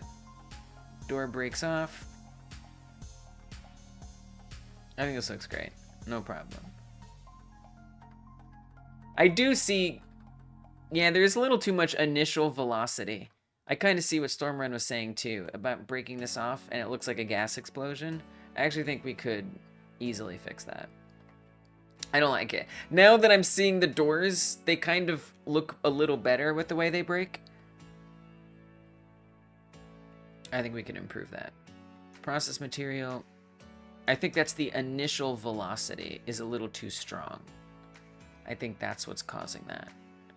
So I'm going to say don't make it a one shot, make it constant so we can look at it.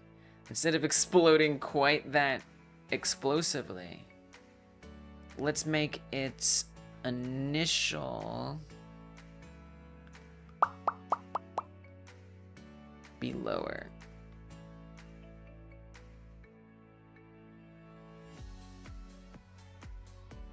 Let's see where that gets us.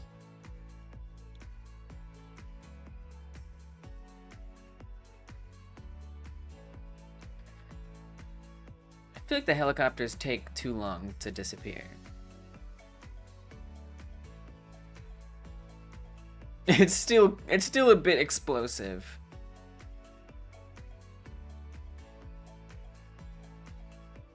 But I think it works a little better this time. I don't know how I feel about the delay. The delay kind of bothers me. I feel like it should happen right away. I don't think there should be a delay. I used to think there should be. Now I'm not so sure. Now I don't like it. Actually, I created this delay because I thought I needed it. I don't know if I do need it. Also, is the copter lifetime set to be really long? It's not? Okay.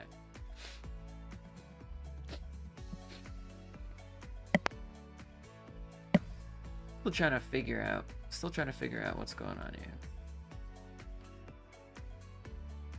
Oh yeah, so if I make it immediate, the animation player doesn't work right. That's kind of a big downside of that. I wonder if I can make that like a lot shorter. Like maybe I could make the hit delay 0.001 and maybe it would still work. I don't think it will. Oh, it does. And that feels much more immediate. Still could be faster. I think it's still gonna take the amount of time that it takes for the animation player to advance, which I think might be a little bit. What if I say 0.001? Really short. The shortest time possible. I'm not saying that is the shortest time possible, but that would be ideal. That still works. I just think it needs to be more responsive. Keep going. I'm gonna add 3 more zeros. Probably should just do delta time at that point. Would probably make the most sense. I mean, it works. It's very responsive. Can I just do that? Am I allowed to just do that here? Can I just say delta time or something? Can I just say like delta? Is that allowed? I don't think that's allowed. I don't think that's allowed. So 0.0000001 it is.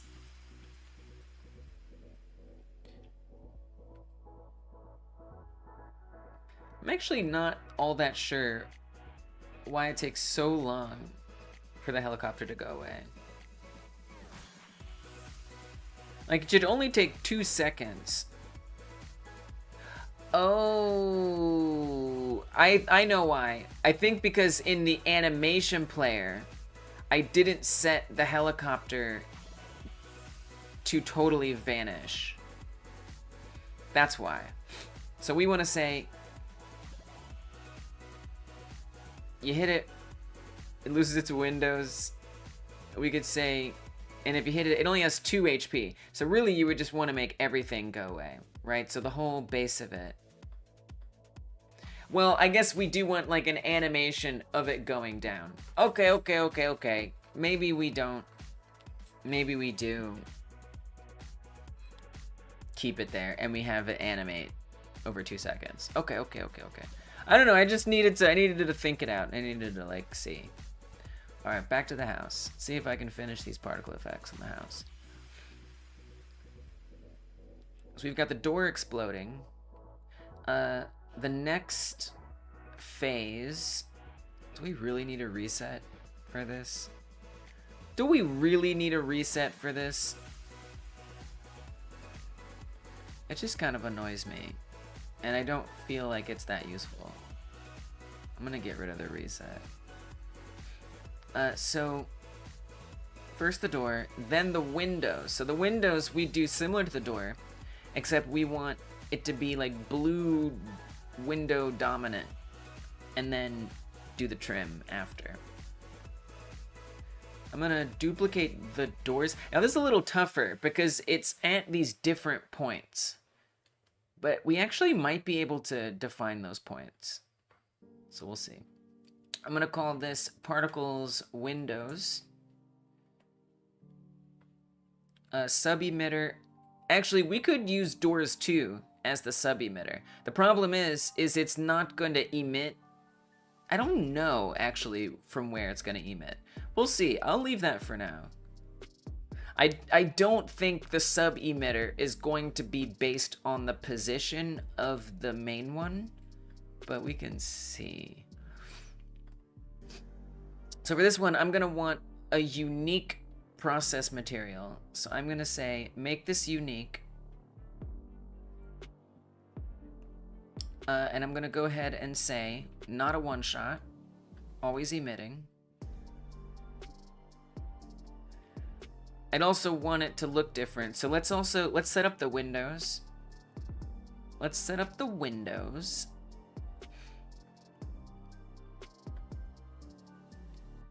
We'll add a material. I want them to be blue and a little transparent.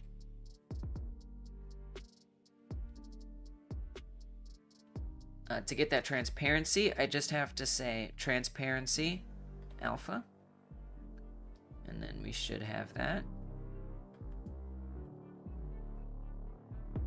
Windows really aren't that blue. I'm just saying, Windows, it's like artistically, Cartoon World has decided Windows tend to be blue. I gotta be honest, I don't see a lot of blue windows. But I get it, it's just kind of what light looks like. Sort of. Kinda.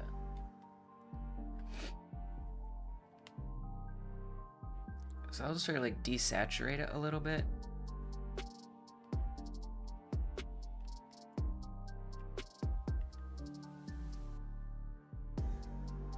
Usually they're kind of like dark, you know? Almost like a brownish color.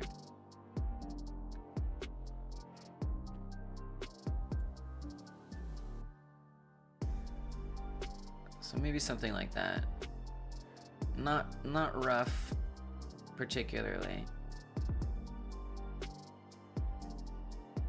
Probably don't want them to be metallic.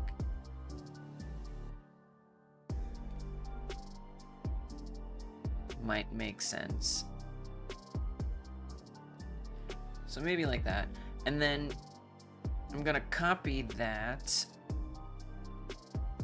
And we're gonna have this be one of the particles. Material. I have to make this unique. And then paste that into the material.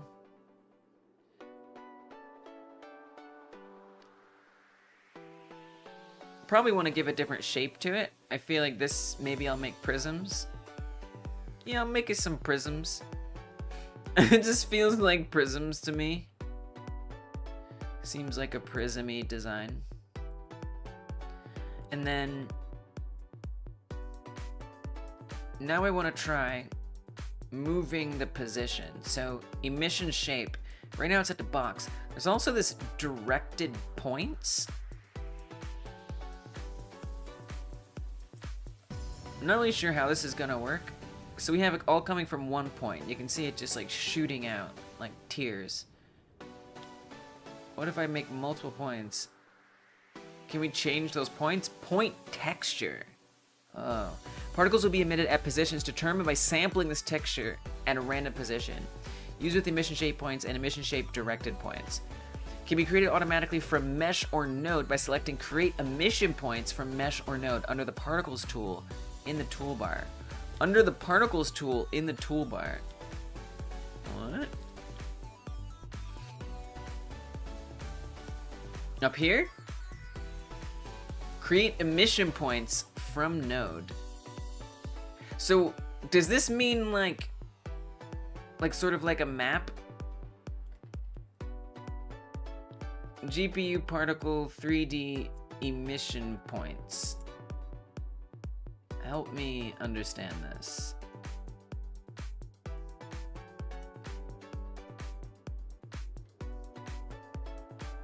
So like, how do we fetch the different positions?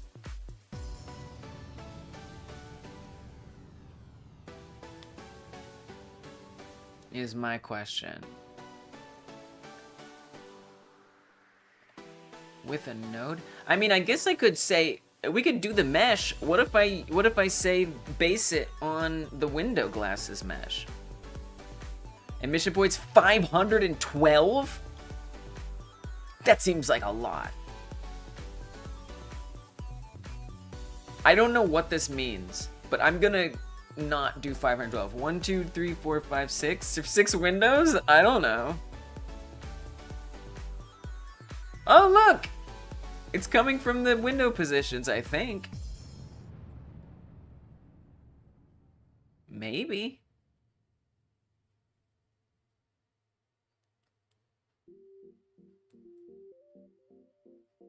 Now it's all happening on like this flat plane, right? There's not like Z depth. But it looks like it's coming from the spots to me.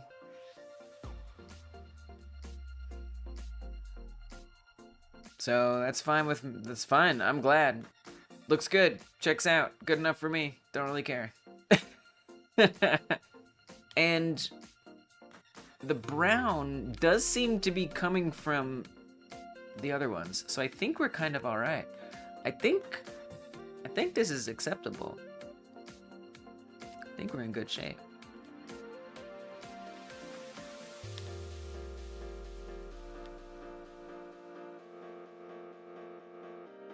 Still not really sure how to get it to go on the Z-axis. Like, have some depth. Not entirely sure about that.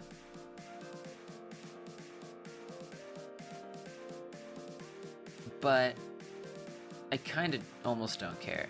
I sort of do care, though.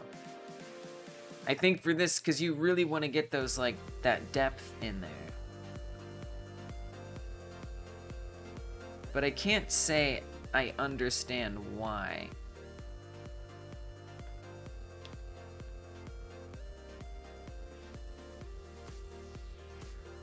Oh. If I turn off Z...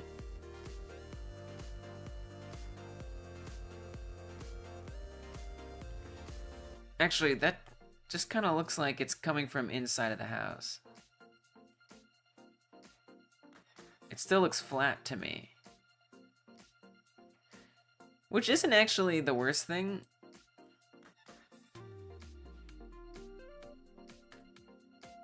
I'm a bit confused, but I kind of think it looks alright. What if I add some more in here? Because that Z I thought was like the rotation, not the like position. Let me just make a bunch more. I mean, it looks okay, I guess. I mean, it's like kind of spewing from the center and not from the window positions.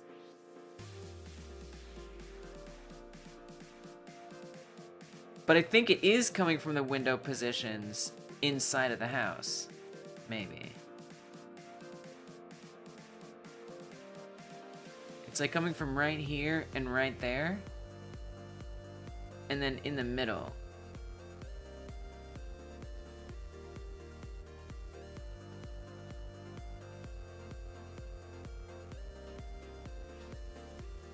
And if I turn Z back off, does that look better? At least from the front? No, so that doesn't make that any difference there. I wonder if we could try generating it again. I'm gonna redo the point texture thing, and I'm gonna add more. I mean, it was trying to do 512, which feels like a lot.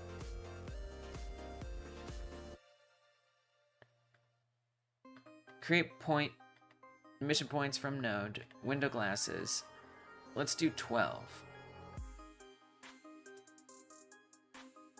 That looks a little better. Yeah, it looks a lot better.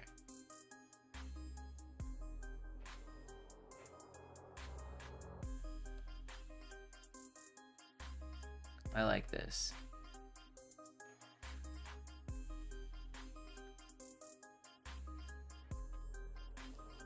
I'm kind of curious what 512 is like. Like, since that's like the default, how bad can it be?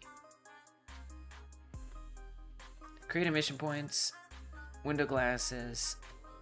Let's try 100.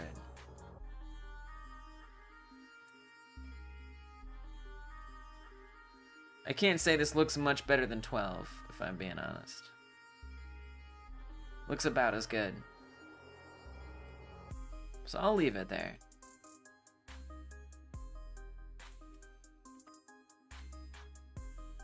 Alright, so that's kind of the windows. I feel like the sub-emission is a little chunky, but that's okay. Alright, I'm gonna call it. I think this looks good. And then for the animation, I don't want this to be set to be constantly emitting. We want it to be a one-shot. We're gonna set it to being off at the beginning of the tracks.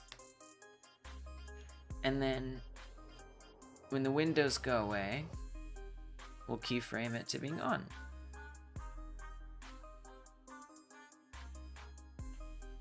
And let's see what happens. That should be enough. That should be enough.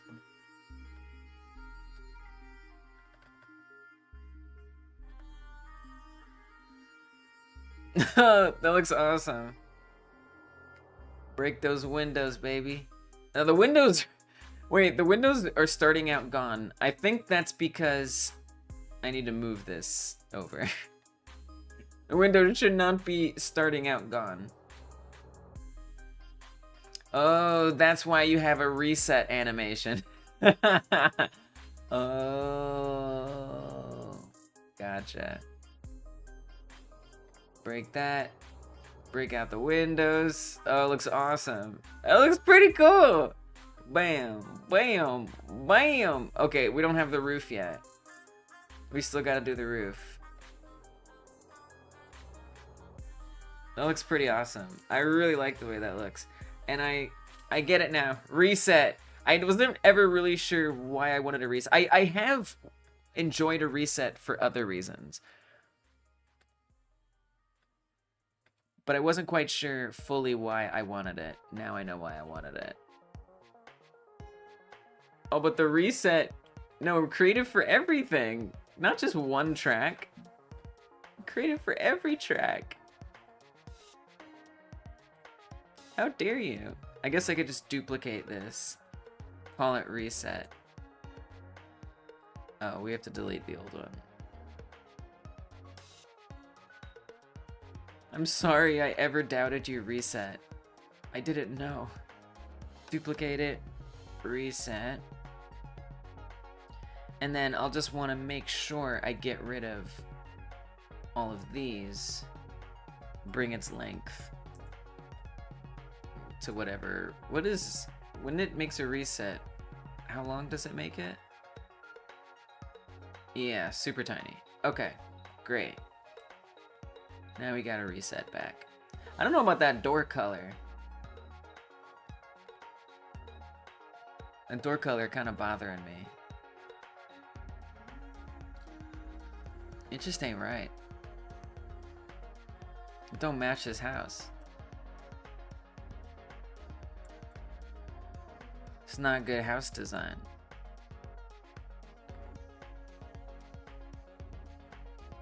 It just don't look nice. I don't know what kind of door it would have. I'm not an architect. Sure, it has a purple door. I don't know. I don't know. I just know it shouldn't be what it was. I guess I need to look up a guide for how to choose the door color for your house.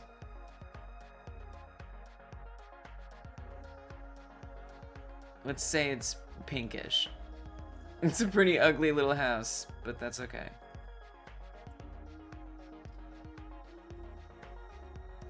Alright. And then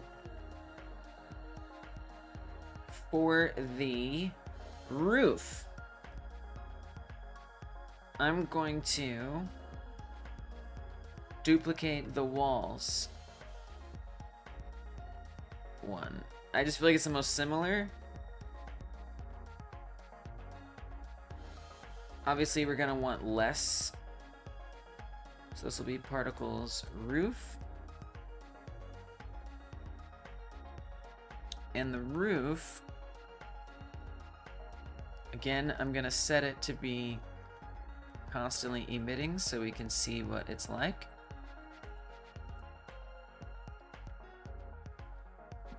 I'm gonna get the color of the roof here. I think we're gonna need to assign a color to it. Honestly, if it could just be brown, that would work for me. You just make it a dark brown. brown of some kind.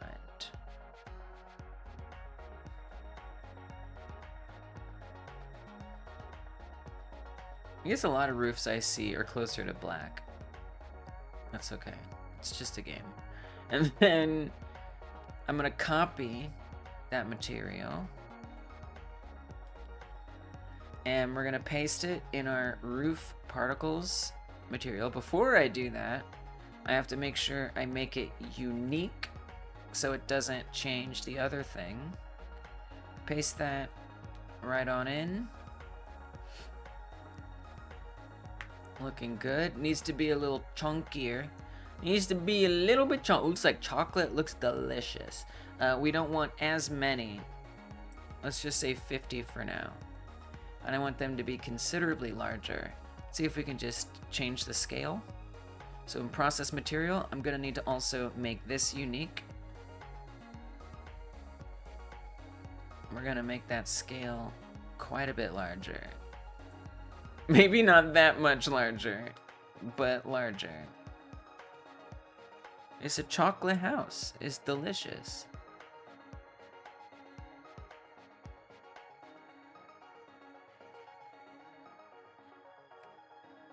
Minimum, I don't think we need the minimum to be very minimum.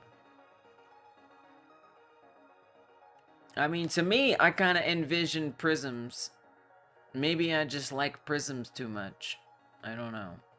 But I kind of see a prism. Oh, we have to paste the material again? Okay. Is it still on my clipboard? Hell yeah, it is. But I guess it should kind of be like some like wide chunks. We don't need that many. We could just do a few. I think Stormrun earlier said like 3 or 4 or something. I kind of like that. Maybe like a few more. And then we could actually make the size quite a bit smaller. Potentially. Something like that. It's obviously a little hard to see, so let's get the roof out of there. I think we can move its position up a bit.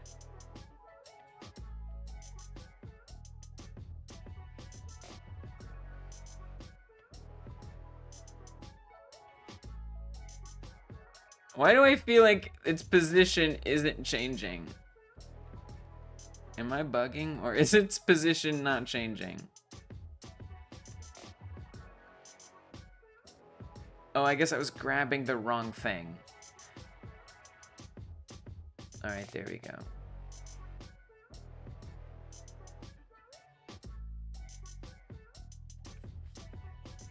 Break that roof. I really don't know what that other box is yet. I'm still not quite sure I understand it. That's okay.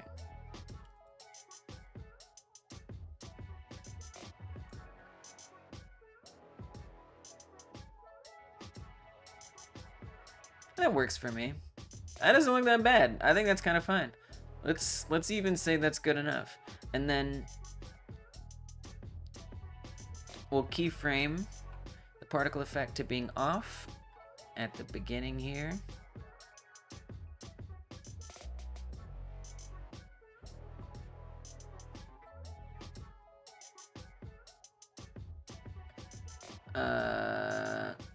Oh, that was Windows. I need to click on roof. Emitting. Oh, we don't want it to be emitting, and we want it to be one shot. So not emitting. Yes, put it on the reset. Thank you.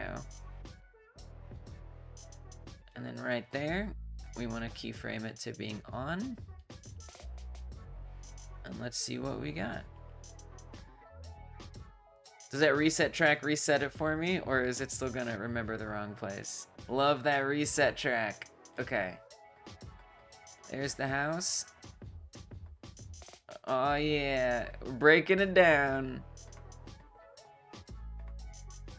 Honestly, the pieces kind of break apart a little too much, too quickly. It kind of bothers me. Like they're just kind of exploding apart really fast. I feel like we could maybe bring the explosiveness down a bit.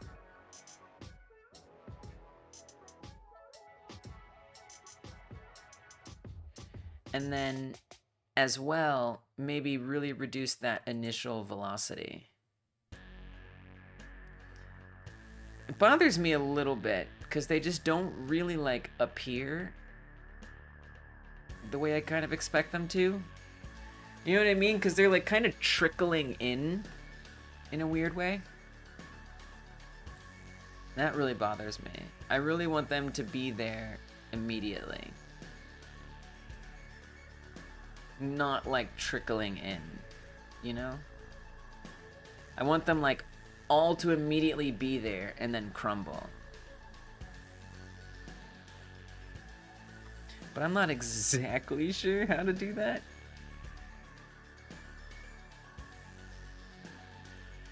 Truth be told.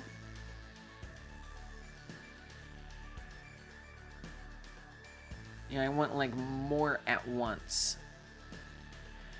What if I make it, like, a point shape? Mistake? Okay. Understood. Oh, that's the other thing, too. I might want to change the shape of the box.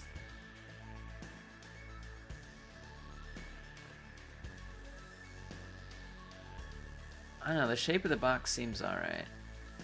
If we make it too wide, that's not gonna make sense.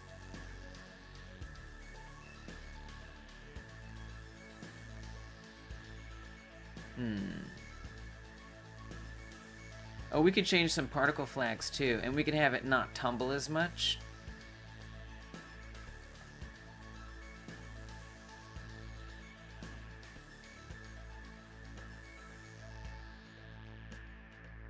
Flatness? Oh, I don't know about that. Spread. Maybe like a lower spread? That didn't help as much as I thought it might.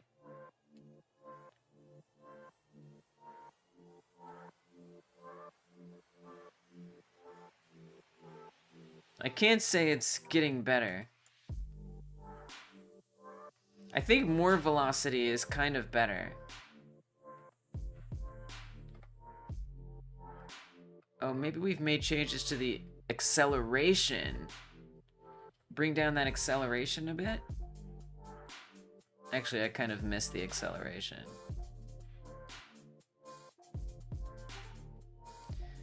We could also adjust the angles so it just like, just kind of breaks off like that. So there's a bit less variety. This one's actually a little bit trickier than I want it to be. I don't want it to be so tricky.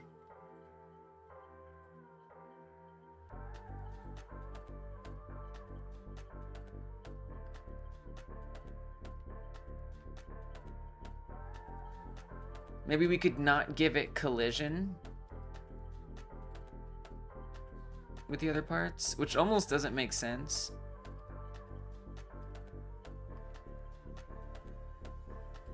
But I wonder if it will just break apart a little better. A little more like I want. We see how they kind of like all pop in like over time. I feel like there's gotta be a way to make them just like appear all at the same time immediately, instead of like one by one. You know? Actually, if their lifetime is lower, they start more at the same time. But I want them to be alive longer. I want them to have more lifetime. Plus, we're changing that in code anyway. Oh, that's the other thing. Oh no, they all have the particle script. So actually, no, 2 seconds. This should be good for all of them. Trails. Well, we don't have trails, so I don't think we need to worry about that. Lifetime randomness. None. Yeah, I'm not really sure what to do about that.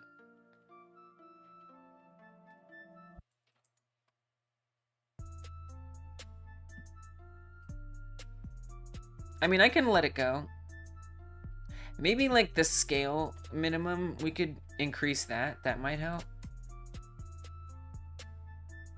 I don't know. They just, you see what I'm saying? They just like all come in one by one. That really bothers me.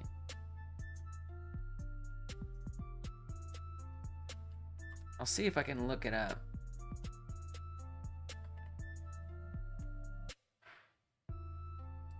GPU particle 3D appear at same time.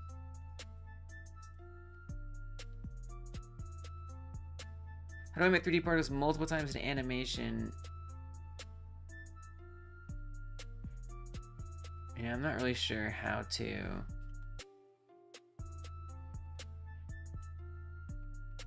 Even ask this question.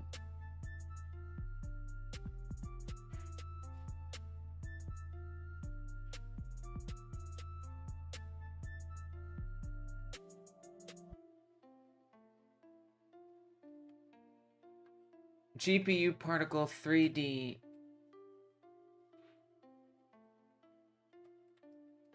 spawn at the same time. I mean, that's what I'm looking for. Particle needs option to be emitted on demand. 2020.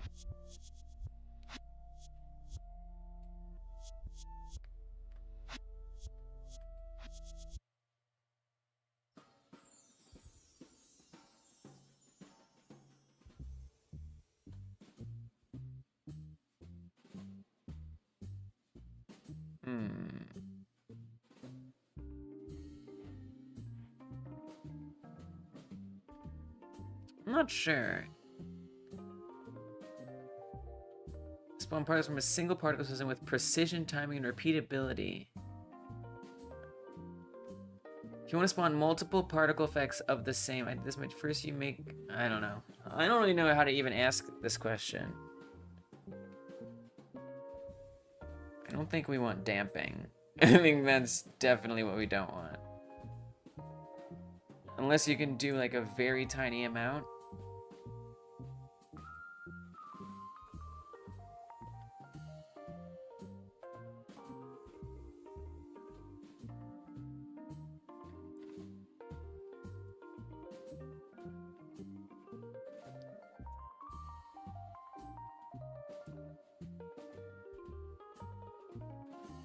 Is this helping? I think it's just making them much slower. Like they fall slower too.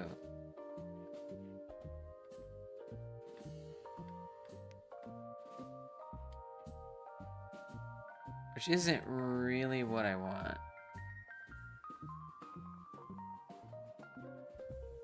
But it kind of looks better. So I could add like a curve on here.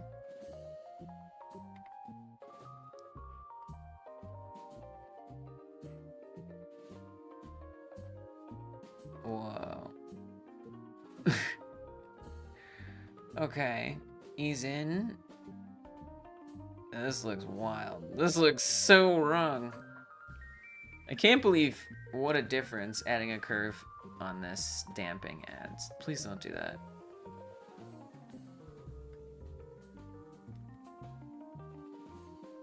I mean, if I set them all to 1, they just like sort of pop in like that. Why are they so huge? Oh, because that's scale. I was like, what? Oh, I added the curve to scale. Man, was I confused about what was happening just there. We wanted to be doing damping. Oh my god. I was like, why is the curve doing this? Okay. That was very confusing. And then they just freeze in place. No, no, no, no, no. No, no, no, no. No, no, no, no, no, no, no. Please don't do that. No, no, no, no, no. Please, please stop. Please stop this. Please don't be this way. Why are you this way? Who did this to you? I guess I did. No curve.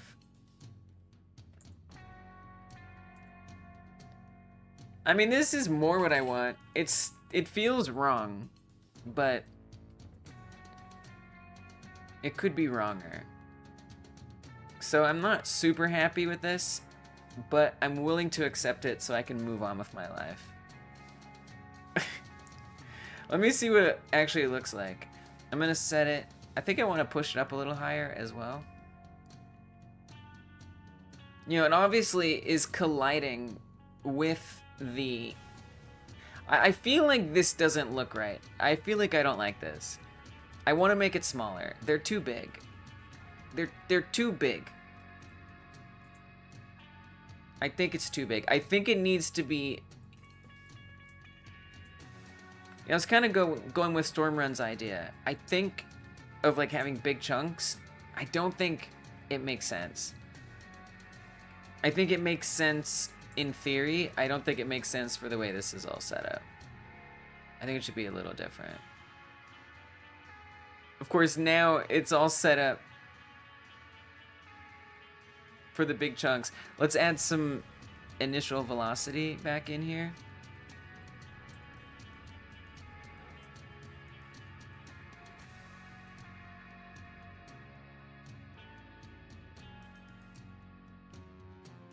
And give it some spread again.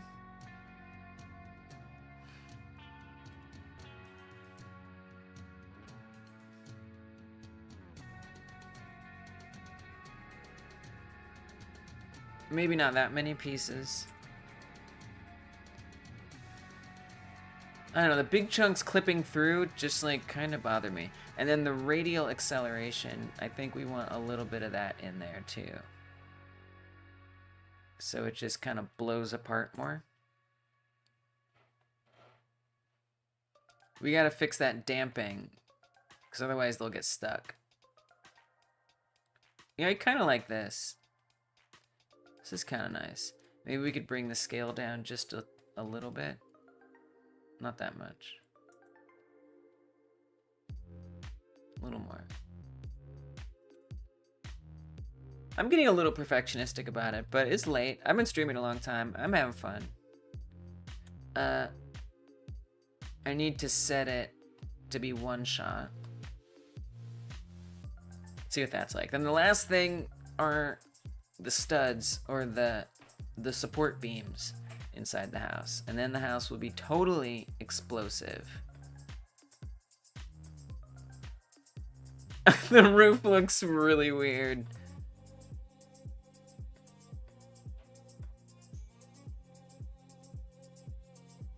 The roof looks super weird. And I feel like that's part because it's just like constantly emitting too much. It needs to be pulled down more. And quickly. Now I don't really remember all the things that I was setting to try to make it, you know, be slower. But now I don't want that anymore. Now we brought the explosiveness way down. Let's pump that back up. That makes a big difference. That makes a big difference. And then let's push it down a bit.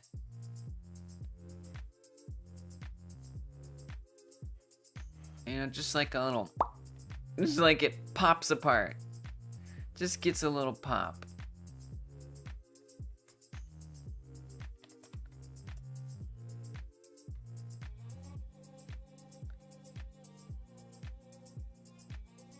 Oh, and then there was some stuff I guess I did with the... We turned off the Z-axis. So it lost a lot of tumbling there. I think that radial is a little too much. I wish I hadn't changed some of that. But I'm glad I experimented and I kind of just explored a bit of the limitations here. At least as far as I can tell.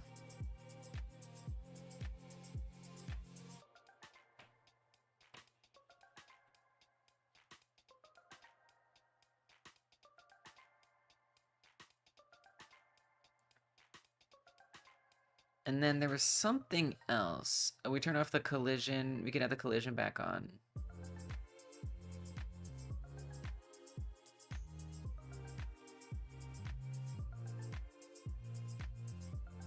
Let's see what that looks like. It still kind of hangs. It seems like kind of floaty. You know what I mean? It's just kind of floaty. Which I don't really appreciate all that much.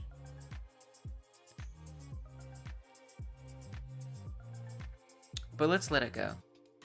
Turn it back to one shot. See what we got. I'm sure I'm overthinking it, but I'm having fun.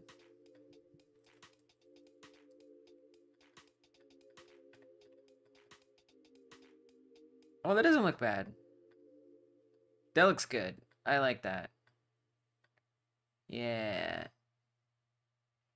It almost looks like it's kind of... No, it looks good. I was gonna say leaning to one side. I don't think so. I think this looks great. I love it. I'm all for it. Bam, bam, bam, bam. Break it down. You know, I think we could still even add more feedback for the player, because like some of those hits are kind of hard to see, especially at a distance. It looks funny. I don't know, it just kind of looks funny. I like it. For now. Alright, let's do the last one, which is the studs, or the frame. We're still gonna make some changes to it. It shouldn't be cross-hatched in the front there. That's okay. So for the frame, I'm gonna wanna add the material. Oh, we already have the material. Beautiful. So we're gonna grab that. I guess I'll do definitely the walls. We'll duplicate the walls. We might be able to keep a lot the same. We'll see. This is going to be frame and I'm gonna say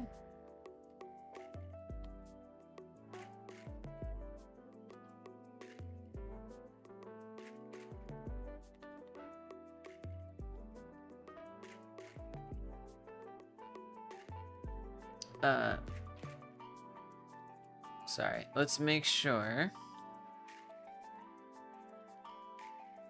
it has uniqueness so we don't step on other things. So make that unique. Let's paste the material in. I think the shapes should be different. I think that would be nice. Let's make it emit so we can preview it. It would be nice if they were longer. See if we can make these more plank-like.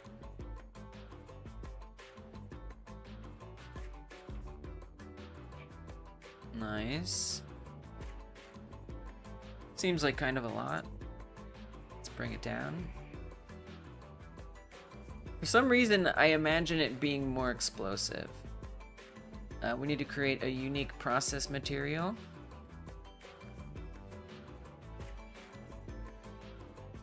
And I'm gonna say, let's give it some more velocity. Maybe some more radial acceleration. Oh, not that much. Especially since it's the last one, I feel like it should be the most satisfying. That looks pretty good to me. I feel good about that. I don't think we need to do much on this one. Alright, let's turn it off. Set it to one shot. Hop into the animation.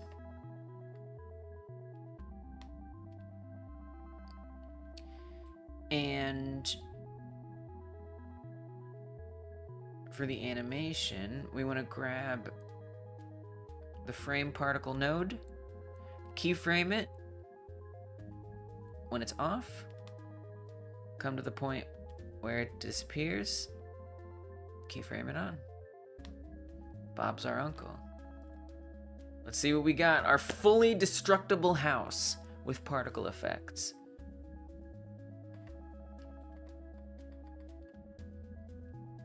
I may have not made mistakes. I love it. Now, there was kind of like a weird secondary explosion there. I don't know what that's about. That concerns me. Did you see the secondary explosion?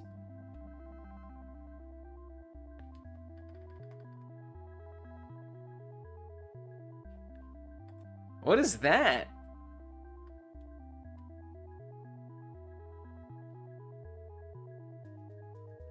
That I don't quite understand. Oh, something must be set. This one isn't set to one shot. Thank goodness. It's just like, what did I do wrong? What did I do wrong? I just clicked something. Or didn't click something. Chapow, chapow, chapow. Break it down. Explode it. I love it. Sweet. Yeah, it looks good. That was it. That was today's task. It has been done. I feel like it seems like a lot of frame pieces that break apart. I also think we could be more explosive with the walls. What? I think we could. Let me bring the frames down a little bit. The frame numbers. And then on the walls, I kind of like the walls to be more, yeah, explosive, you know?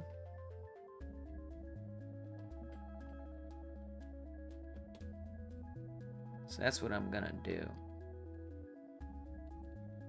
I was probably looking at the animation version, not the real version. That's why it wasn't reset. I think I want to add some radial velocity. Radial acceleration. Excuse me. Yes, radial acceleration is awesome. I like radial acceleration very much. It's satisfying. Okay. Don't emit. Do be a one-shot. Let me see that. So I've lowered down the number of... I'm gonna call it also. I've been streaming super long. Why? I don't know. Because I love working on this game. That's why. I do. We gotta get there. These helicopters don't destroy yet. Today we were working on the house. They do destroy, but not as much as I want them to. Yeah, let that house explode a little. Yes, I love it. Great. You know, there's opportunity for sound effects. There's a lot more things we can add in here. But it's nice to see it breaking apart. You know, it'd be nice to see, like, cracks on the building or something. Because otherwise it kind of implies that you're, like, pinpointing the door versus the windows and stuff. I don't know. It's not the most well thought out. It doesn't have to be. It's representative, and you know what? I think it does a good enough job. Big thanks to everybody who came through, keeping company, keeping us company, giving me suggestions, ideas, good things like that. I'm really happy with the way this turned out. Big shout out to the patrons for supporting Hyper Gamedev. What the heck? Thank you so much. I do a newsletter every Friday. Talking about the last week and next week on Hyper Gamedev. I also have a live stream that comes with that. And if you sign up for free on the Patreon, patreon.com/hypergamedev, you will get access to that in your email inbox. Every week I send out that newsletter. And there's another live stream you can get if you sign up as a paid patron or a YouTube member, a paid YouTube member. You can get access to a live stream I do every Monday here on YouTube. It's as long as this one is. Super chunky and beefy. Those are a bunch of gift subs on there. I actually haven't added all the gift subs. I don't think I'm gonna put the gift subs on that list. I love you gift subs, but man, that list gets really bulky otherwise. Because we do be gifting out the subs. So you can always stick around and grab one of those at some point too. Hopefully you'll get lucky. See you later, Olaf. Thanks for hanging out with me. I'll be back tomorrow, y'all. I'll be back tomorrow, and tomorrow I'm gonna be working on my game jam template. Yeah, I'm gonna try to make it like maybe first person. Maybe add some easier drag and drop scenes. I don't know. I've got some ideas, but I'm gonna work on my game jam. I'm not gonna. Usually I work on this game on Wednesdays and Thursdays, but tomorrow I want to work on the game jam template. And then of course Friday we got the game jam. If you're watching this after the live stream, hello, welcome. Thank you so much. I can't believe you stuck around this far. That's amazing. Make sure you subscribe if you haven't yet. And to continue watching, tap or click in the bottom left to see the last devlog that I did on this game. You can tap or click up here to see, let's say down here. Down here. Okay. Let me say this again. It's a little confusing because like I said, I usually do the same thing tomorrow. Tap or click in the bottom left to watch the last devlog of this game. Tap or click in the bottom right to watch the next devlog of this game. If you want to see the game jam template stream that I'm working on tomorrow, tap or click in the bottom right. There we go. You too, Kai. See you later. Thank you so much for coming through. I appreciate you all. You take care. Goodbye.